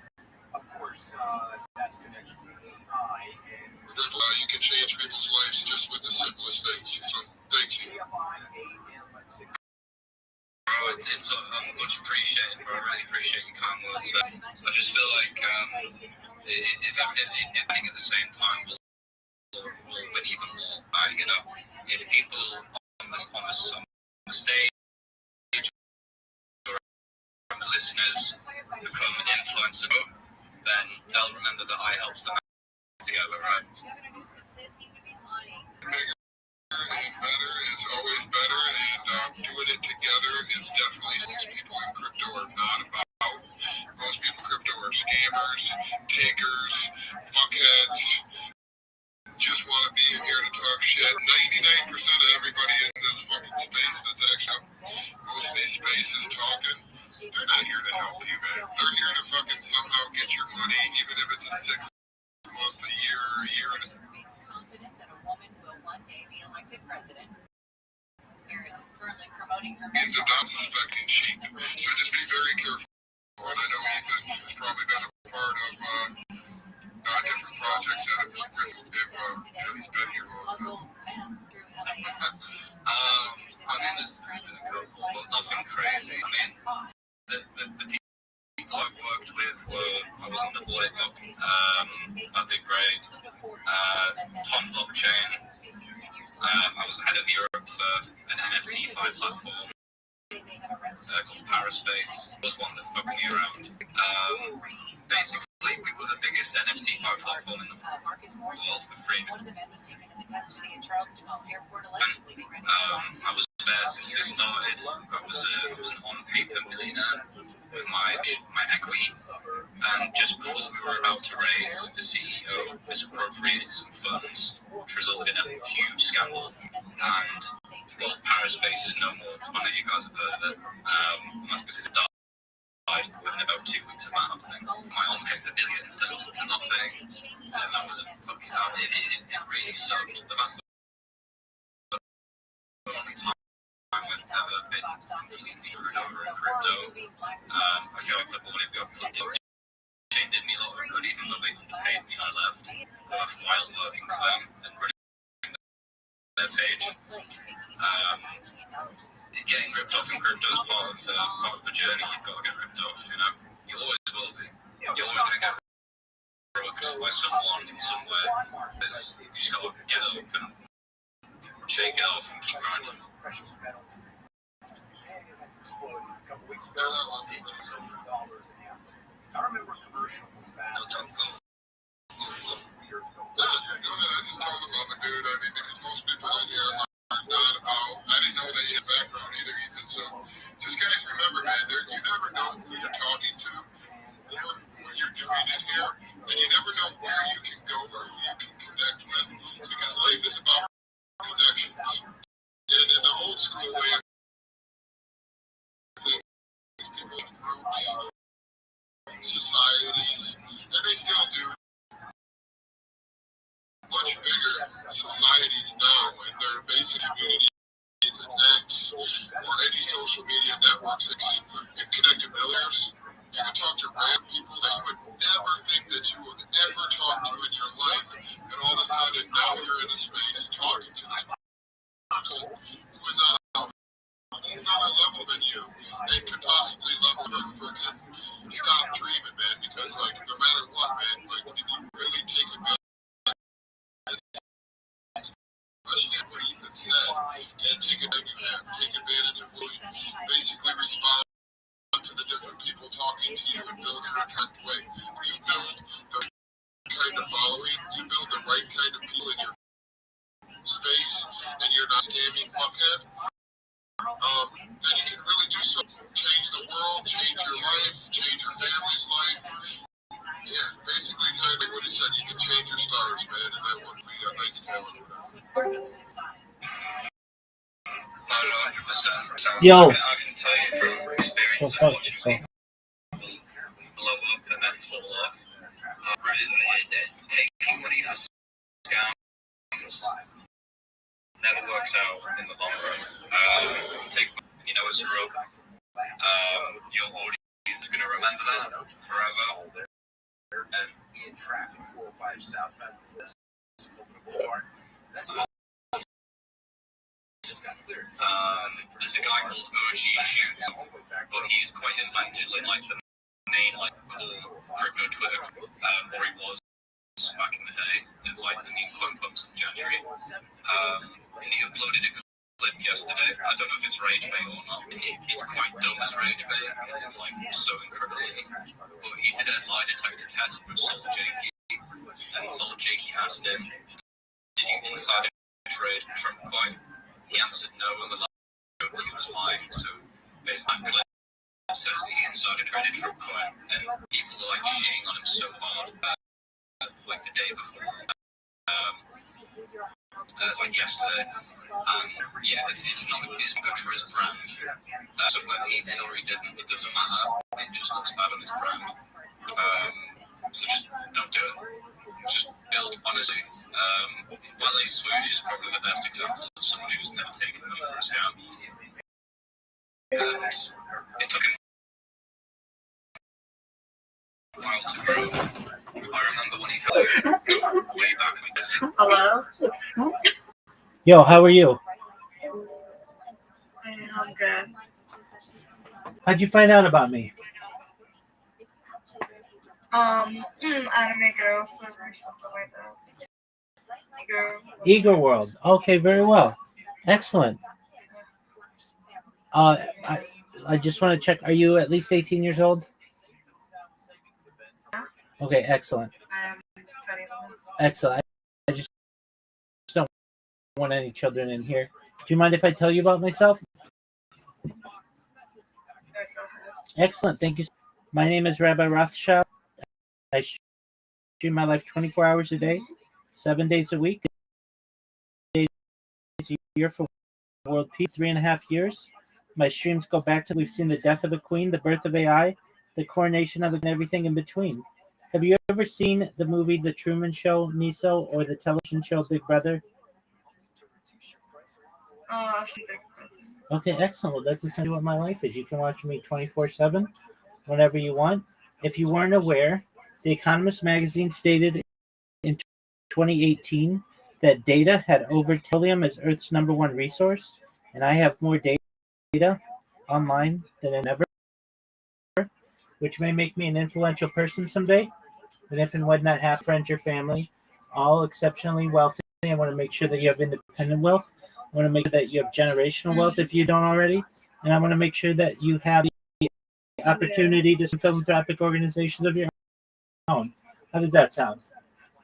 That sounds cool. Yeah. Excellent. I talk about other things for the benefit of society, things like ending world hunger through the use of technology, such as agricultural drones, floating greenhouses, saltwater greenhouses, hydroponics, vertical farming, cloud seeding. I want to help end world thirst. I'm sponsored by a crypto that's worth about $100 million. One of the things that we do is we build wells in developing nations, such as Nigeria, for the benefit of the less fortunate. I'm an advocate for the Lifestyle program, and most importantly, desalination technology. How does that sound to you, Miso? That sounds cool, actually. Excellent. I talk about other things of society. I'm a futurist. That's someone who studies. Enjoy talking about anti-gravity, antimatter, faster than light, travel faster than communication, things like Santa Claus machines and replicators, teleporting, space elevators, space tourism, forming of other planets. I like to talk about things like de-extinction. You may not be aware, Miso, but the first successful de-extinction took place in the year 2003 with the Pyrenean ibex, which was a goat located in northern Spain, southern France. Fast forward to the year 2021, a company out of Dallas, Texas is founded known as Klossabot Scientific. They've made it their goal that within the next 3 years, or by the year 2028, to reintroduce the woolly mammoth into the Arctic Circle using Asian elephant surrogates. I just think this is. Additionally, they want to reintroduce the Tasmanian tiger, the dodo bird, which I just think is really exciting. So I talk about some things. It's actually happening. It is. Which is like a very big brand. It absolutely is. So that's a little bit about me. So tell me about yourself. There's nothing good. I've been here from like very long time. Just been hanging around there. Okay, well, I'm always live. You're always welcome here. I have people who spend their entire day here. I have people who just sleep in here. We play games and karaoke. What are your hobbies? I do sing. I'm visiting. I love singing. Doing music and stuff. And I am a baker. Excellent. What do you like? I am not a baker. That's like I am an entrepreneur. Oh, okay. What do you like to bake? I like to bake artisanal pastry, artisanal. Absolutely. Very well. Like to bake bread? Like French pastries. French Michelin star pastries. Okay, very well. And you're an entrepreneur, you said? Yeah. Okay. What are you? I have like startup. Like in pastries. Oh, very well. Okay. And you found an e-girl world. Are you a game? Are you a girl gamer? Do you like to game? Yeah. Excellent. What are your favorite games? My one is Valorant and League of Legends. I even play Far Cry. I've played Far Cry series. Right now I'm playing Valhalla. What is it called? Valhalla. It's like on the Vikings or something. You ever play Grand Theft Auto? Oh no, I'm not playing the Shadow one. Yeah. You Grand Theft Auto. Oh no, I'm not playing that. Okay, very well. What other hobbies aside from baking or cooking? Music, yeah, I music and I do dance and stuff. Very well. What kind? I learn language. I know many languages. Excellent. What languages do you know?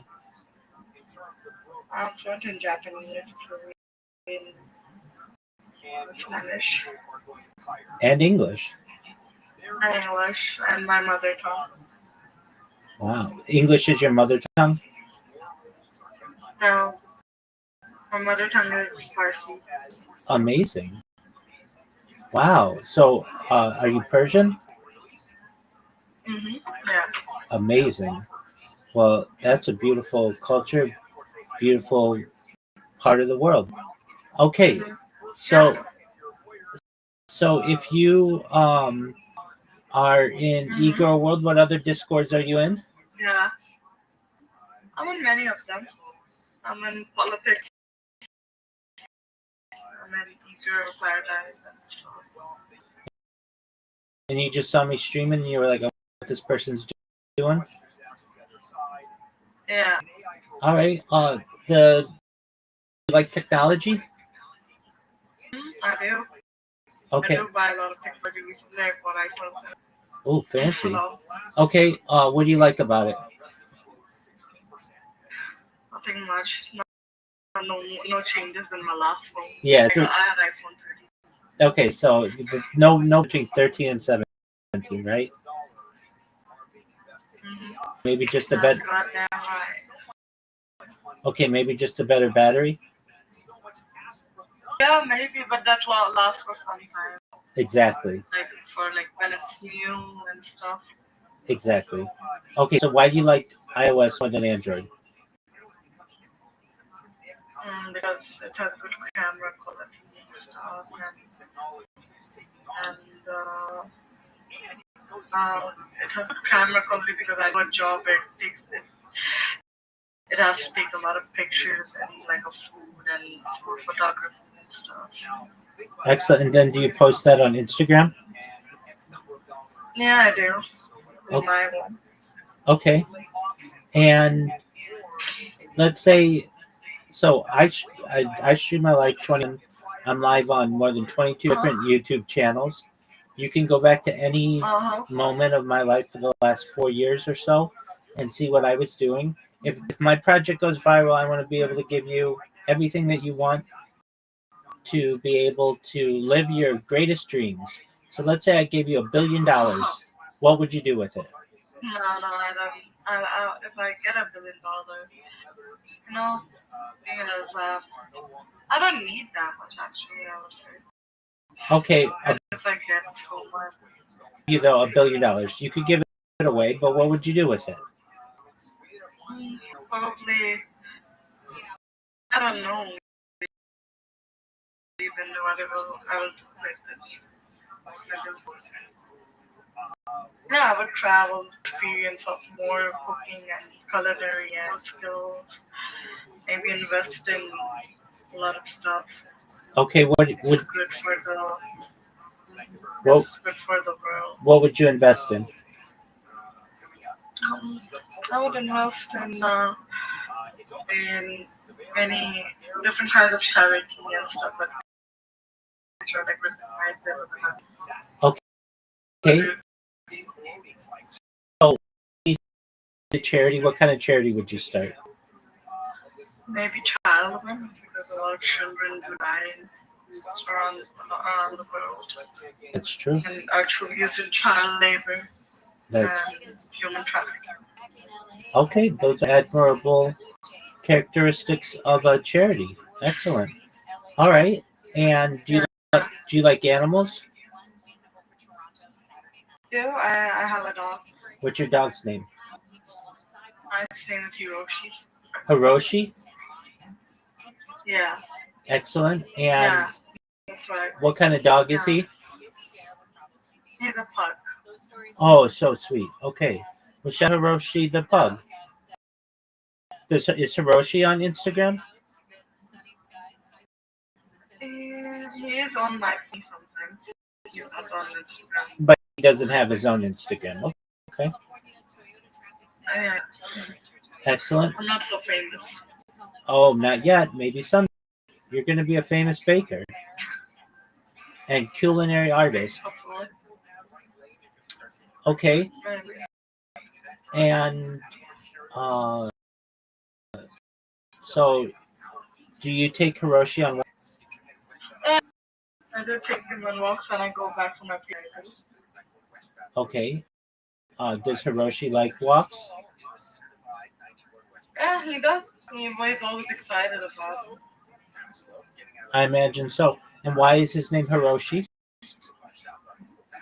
Because I learned that and I used to watch this Japanese cartoon when I was very young. The dad of the guy, his dad was named Hiroshi. Okay, that makes sense. Excellent. All right. And do you have lots of friends on Discord? What? Do you have lots of friends on Discord? Yeah, I do. Okay, excellent. Today my friend put up, so I just was like going out to. Well, absolutely. You should know that you're always welcome here. You and Hiroshi are always welcome. I have Miss Aquarius. She is June. And then Braylon, and we had some other people in here earlier. And you should know more than anything. If you ever need anything from me, I'm here. I'm here to be a positive person in your life. I'm here to have an optimistic view on the world and hope. So if there's anything you ever need from me, Miso, I'm here for you, okay? Thank you so much. Yeah, that's nice. Absolutely.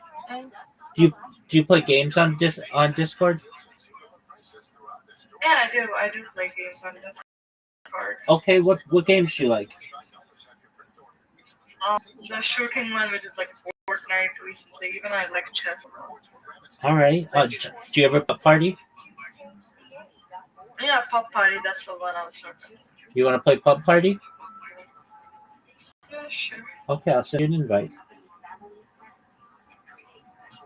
Are you good?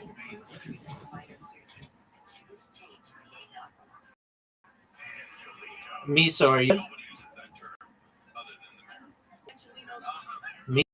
Miso.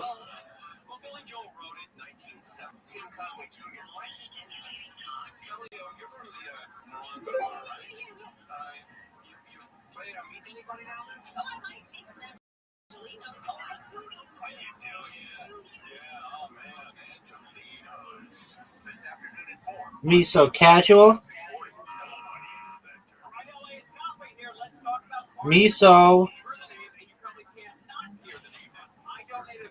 Miso, are you there? What happened to you, Miso?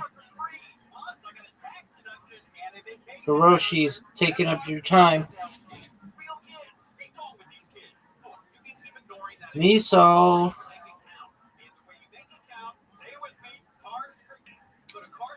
Miso. Do you need me to send you an invite?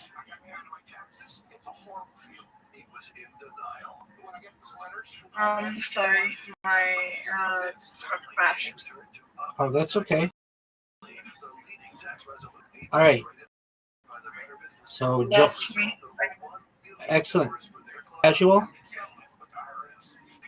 Yeah, sure. I just turn on my camera. Okay. Can you see me?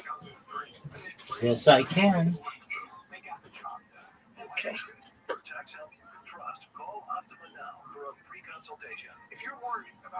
Do you want me to send you an invite? You can play on the server. Yeah, no. No, that's what we're going to do. Okay, this one, the quality. Okay. Yeah.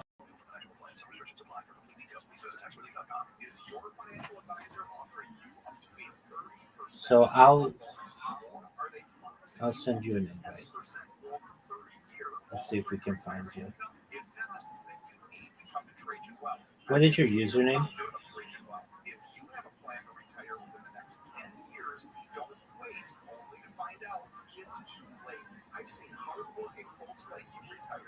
Are you still there?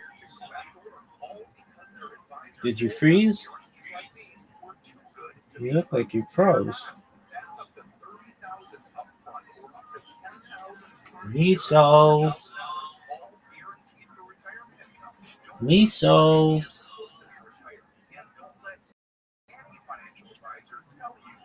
Miso.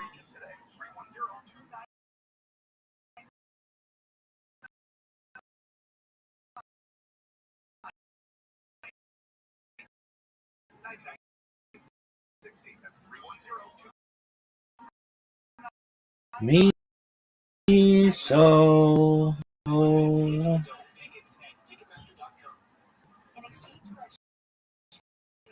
Miso. So, can you hear me?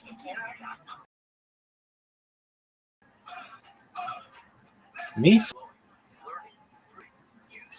Miso.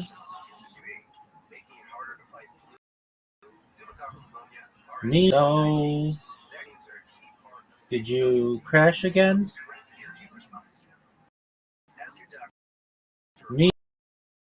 Miso.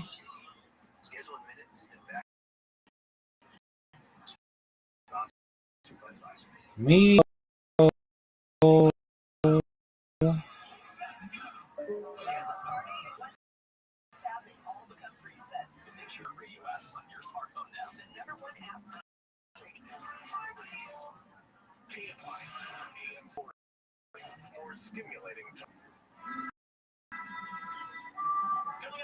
On the stage, how you did?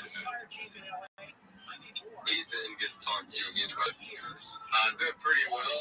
I just got inspired, heard Matrix talking, and something that I kind of live by is the quote, enjoy what you do, and you'll never forget your life. Oh, okay. So, yeah, Web3 is a great opportunity. Marketing in general, you know, even if you get into like sales, right? Whatever industry it is, and that gives you a lot of free dog, kid, whatever it is that makes you, at the end of the day, be a person to enjoy life. And the key factor in living is creating, you know, and not over-consuming. And keep it create, you don't consume, make the world a better place. Be happier with yourself and you know, inspire other people. Definitely gives a lot of value and purpose to live. But yeah, just wanted to go up there and kind of drop it on my mind. 100%. A lot of good stuff. A lot of good takes, inspiring takes on this Monday morning. Just getting going. Trying to get my coffee in me. But yeah, man, freaking Web3 and even the IRL hustle. I got a nice IRL hustle. I hear I get baseball lessons. You know, I'll umpire some games, even though, you know, to me, fucking around baseball, I really enjoy that stuff. So, it's like kind of like a vacation. You take to go to work, you know. So, that's really cool. That's super appreciate you. You're totally right with if you love what you do, never work a day in your life. Like, for me, it's the same. That's crypto for me. I fucking love crypto. I could never work anywhere else in my life. There's always something funny that happens in crypto. Like every single day, you're in crypto, something fucking crazy happens. It's so entertaining, and then it's not a tweet about it. Like, it's not sick. And I'm just sat here. We've got music on. I'm talking to you guys, having a chill time. Moon's having a good time with what he does. I think we're all in a good place right now, and I'm just so happy that we're all working towards a future for ourselves. I feel like the people on stage right now are really intelligent people, and everyone should be following everyone on the stage and turning on notifications. If you don't have anyone in notifications, fill in people that are providing you with genuine information. 14 pages. And Shilling, Alex, if you know him. Fill it with these type of people. We've got a couple pages as well. I think Chairman, this name's fucking brilliant. Chairman Meow. I got one for you before you go on. Now that you mentioned Shilling, I remember a long time ago I was in a space with Shilling and Thread Guy, and Shilling made me co-host, and I ended up fucking pissing Thread Guy off by calling some of the shit talking about scams so much, and it literally fucking made him flip out, and fucking he left the fucking stage, and from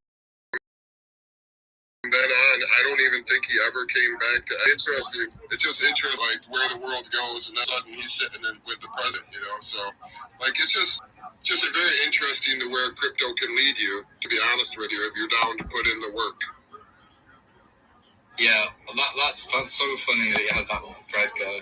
Fred guy's probably, he's got such a good reputation that he can do no wrong, and that's not bad on him. He's a great guy. He's earned it. Me and Fred Guy sort of started around the same time. I was neck and neck with Fred Guy back in the day, but then I quit for 2 years. That's my fault. He's a very smart ex-girlfriend slowed me down, bro. Ex-girlfriend? Bro, it happens, bro. Same here. Ex-girlfriend. Bro, having a girlfriend when you're locked the fuck in is normally like such a massive negative. I'm lucky I've got a good girlfriend and she's very supportive. But if you've got a girlfriend who is constantly like stressing you out and needy, bro, needy. Exactly, man. Exactly, bro. Then you have to stop doing what you're doing. You've got to tend to the girlfriend and you've got to argue about this. It just puts such a bad fucking mental on you. You can't properly log in, and it's so. Yeah, exactly, bro. If I listen, it makes ultimate alpha for the sorry, Chairman. Meow. Brilliant name. How are you doing? Good evening. Yeah, I was up yesterday. Had a great time, actually. Just chatting with Tom and now, Tom, he showed up backed up. Now, this guy, I walked to the whole backed up. It was something around that 2 to 3 years ago. And this guy, man, he used to have like 24-hour spaces non-stop, and he still managed to be able to. Yeah, and there was the bed looked like someone sat on it. Like while we were talking out of the corner of my eye, it looked like someone sat on it. But I don't believe in ghosts in that sense. I'm based on Asia. One night it was 2 a.m. and he was talking about being a vampire. My girlfriend's appreciate me in the Spain and Chinese. In Chinese or Cantonese? Can you speak Mandarin or Cantonese? It doesn't matter. She understands.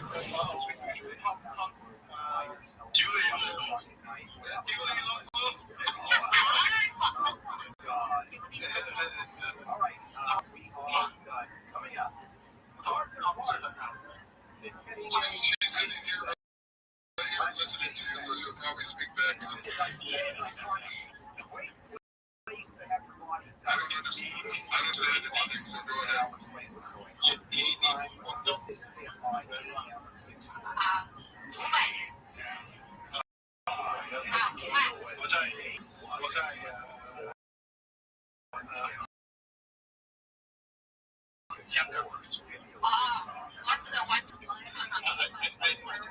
Dodgers are back from Toronto and get ready to host the Blue Jays for Game 3 of the World Series.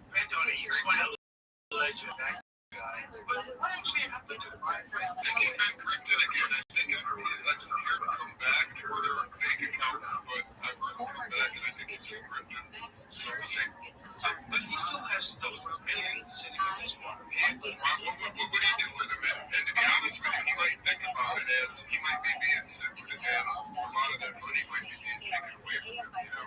So I'm sure there's a lot of lawsuits. I'm sure there's a lot of lawsuits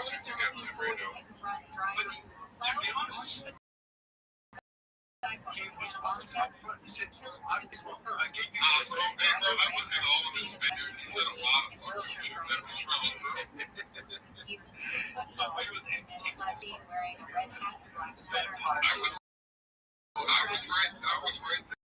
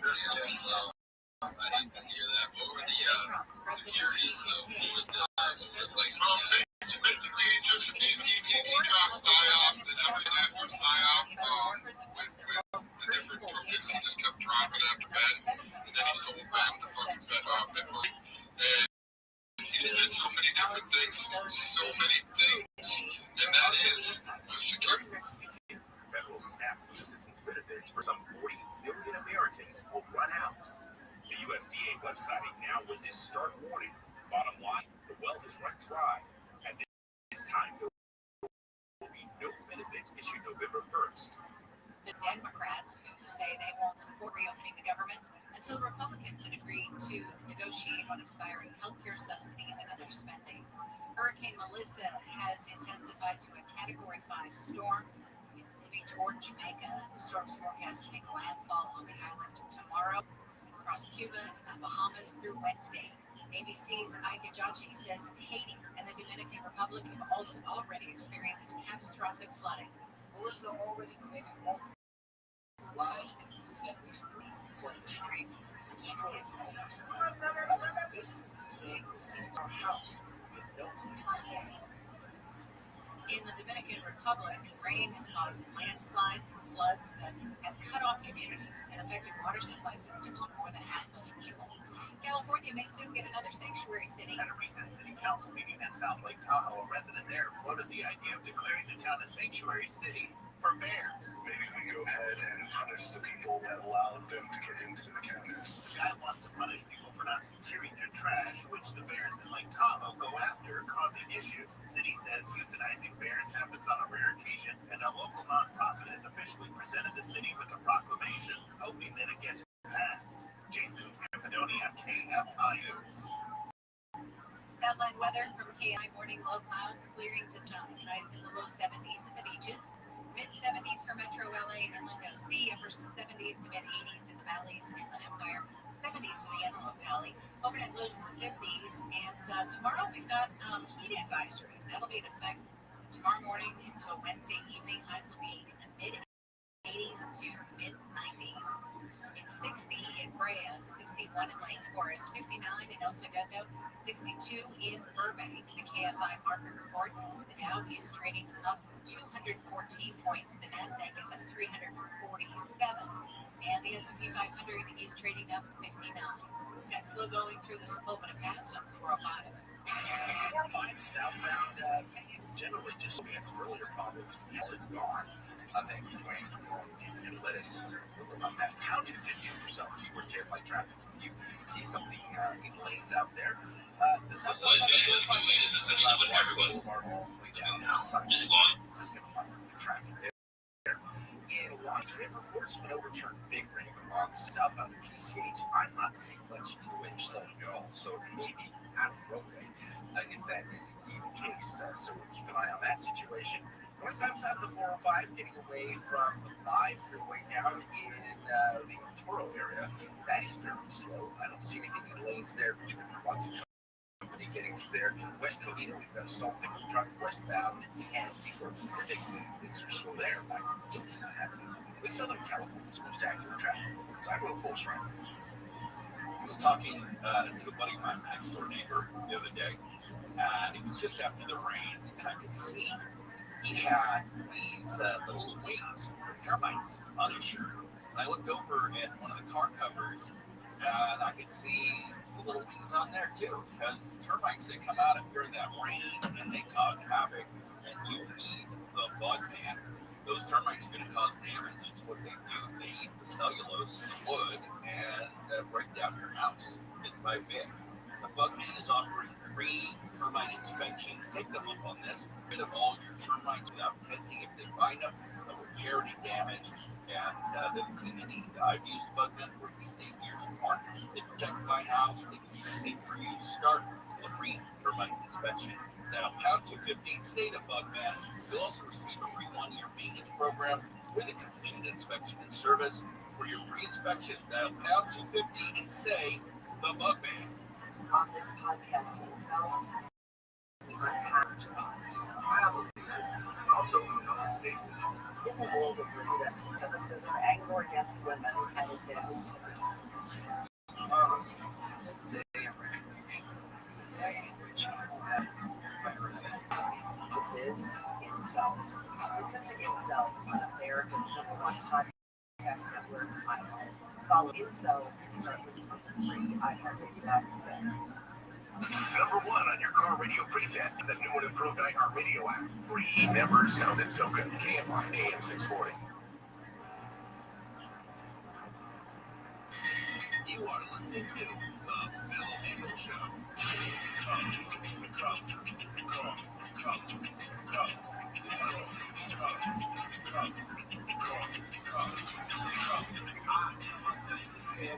Psychopath talking, king of materialistic gangsters, stalking, living life like a firecracker. KFI AM 640, Bill Handel here. It is a Monday morning, October 27.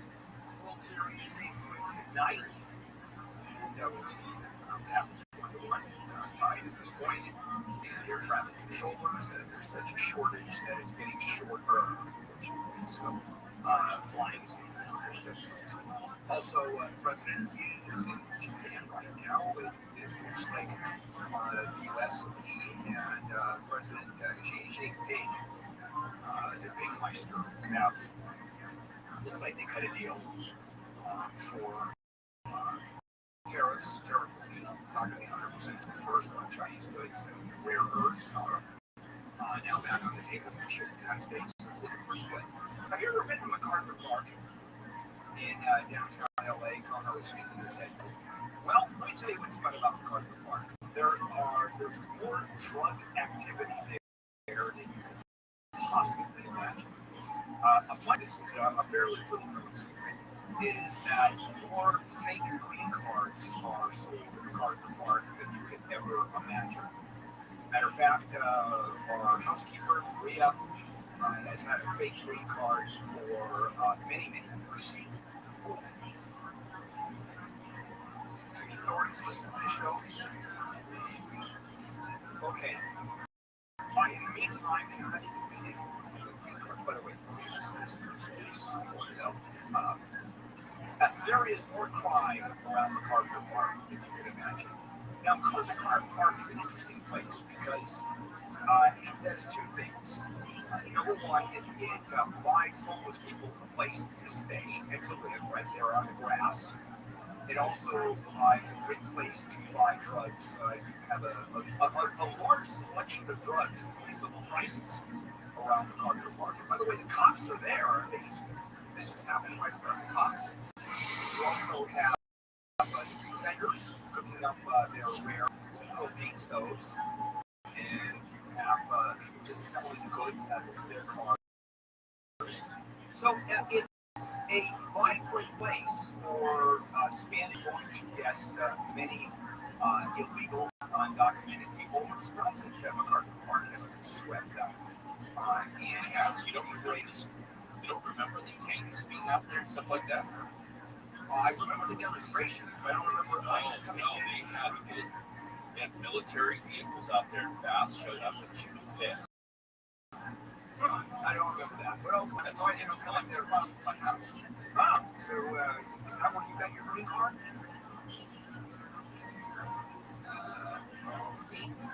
Okay, nicely done. By the way, that is about as racist as you could possibly get. Thank you. What up, Miss Aquarius? That's me. What's happening is this is not only a place for families. We're talking about English. That's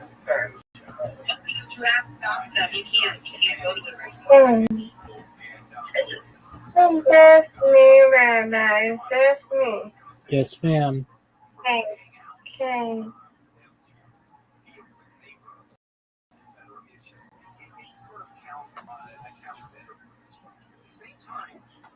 Do something. There we go.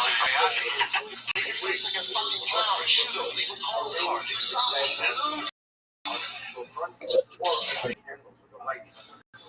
Wait, bro. I think I get shot. It's my name. I'm the first one to kill Yashi. God damn. He's so predictable.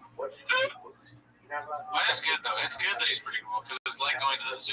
They need to get me another account so I can go to another server, because I got another phone, but I don't feel like losing this one. What is that? I need another phone. Have you seen that one? I don't know. I don't think we have. Maybe. I need a lot of devices like you, Rabbi. All right, it's okay. We already Hey, know it just another takes work. haphazard duty is heavy on the girls this week, dude. I don't need it. I don't need it. I'm good. I wish I could get upstairs. Okie doke. Just sit still, right? I'll be all right. I don't need all that, huh? I need to just live what I got, right? Exactly. A lot of work, I know.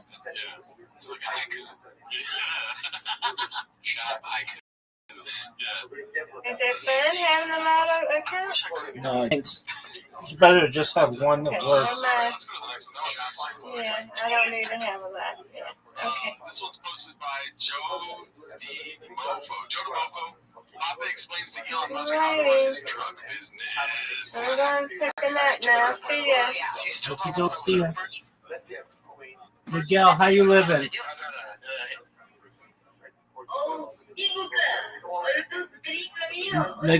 Miguel, you've got to be 18 to be a dog.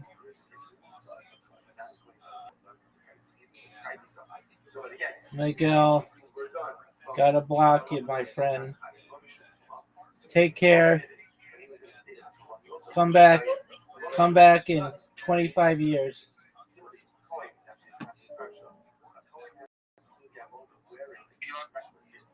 Trucks. The production of those trucks is not great. Work on that, dude. Work on that and starting pizza. Okay. Well, as a truck expert, Elon stuff is for tech, you know. He's saying that I guess the Tesla trucks aren't good. Papa would be able to go for that. Yeah. He mods trucks all the time. And even somebody messed up his truck earlier. He sent some moron out there to look at it in Arizona, and then it came back and it had an Australian Toyota driver in it. The most Australian. So Australian. It's just weird because you'd think 7 days ahead they would know. Yeah. Get out the demon out of the Challenger. You'd think it'd be better because they have time travel. Yeah. I mean, we are. The Rock and Joe already discussed this. Yeah. You already know. I bet you Elon, though, if he's like sleeping at 3 a.m. and Papa's giving him truck advice, one of his homies is coming in to be like, yo, you gotta see this. You know what I mean? Yeah, for sure. They're like, check it out, dude. Like, I know you were struggling with the truck thing, but guess what, Danny? Chop is talking directly to you. And Elon just lights up. He's like, holy shit, only 1,000 gold trucks. Yeah. All right, let's go to this one. It's called Coach HP Speaks on Brendan's Comedy Talent. Hosted by Brendan is a hack. It's an aggressive name. Yeah, I said it before. I'll say it again. I was looking fresh. Earlier today, you were not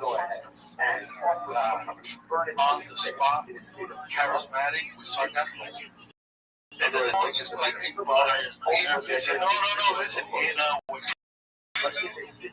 fight with the man, which I one to hit, how you kept right on her friend for nobody does it. So I like that fact. You know what happened to me? That's shocking. I love it. If somebody was standing in there with like a crazy meter, it would just explode. Nobody doesn't like you. Here's the funniest on the spot with sarcasm. Also, sarcasm kind of sucks. It's funny sometimes, but if that's your calling card, but have nothing being around. Yeah, sarcasm is not like cute. You can't eat it all the time. You know, I mean, only 1,000. You can do it like you, bro. One thing, producer note, it's very annoying that his podcast is not in mono. It's in stereo. You know what I'm saying? Not the best brains. The view count shows it. Let's see here. This one's posted by Hazard. It's called Carnivore Diet Includes Twizzlers, right? Okay. Let's see. Who says it, Brian or Brent? I mean, Brennan. Okay. What do you, what's your, do you stick to a diet? Are you still carnivore? Still carnivore, yeah. What do you have, though? Do you have any kind of vegetables or fruit? Just depends. Sometimes I'll mix in some corn, some spinach. It isn't very carnivore, but if it's there and I need a little more calories, I'll do it. Yeah. I've been carnivore for weeks. And then what do you do supplementation? What do you do supplements? A lot of coffee. Oh my god, dude. You're right, I need to start throwing cock jokes into my Kiwi bit, dude. Yeah, dude, what else do you eat? And then you just think about it and then drop it. 8 inches. Yeah.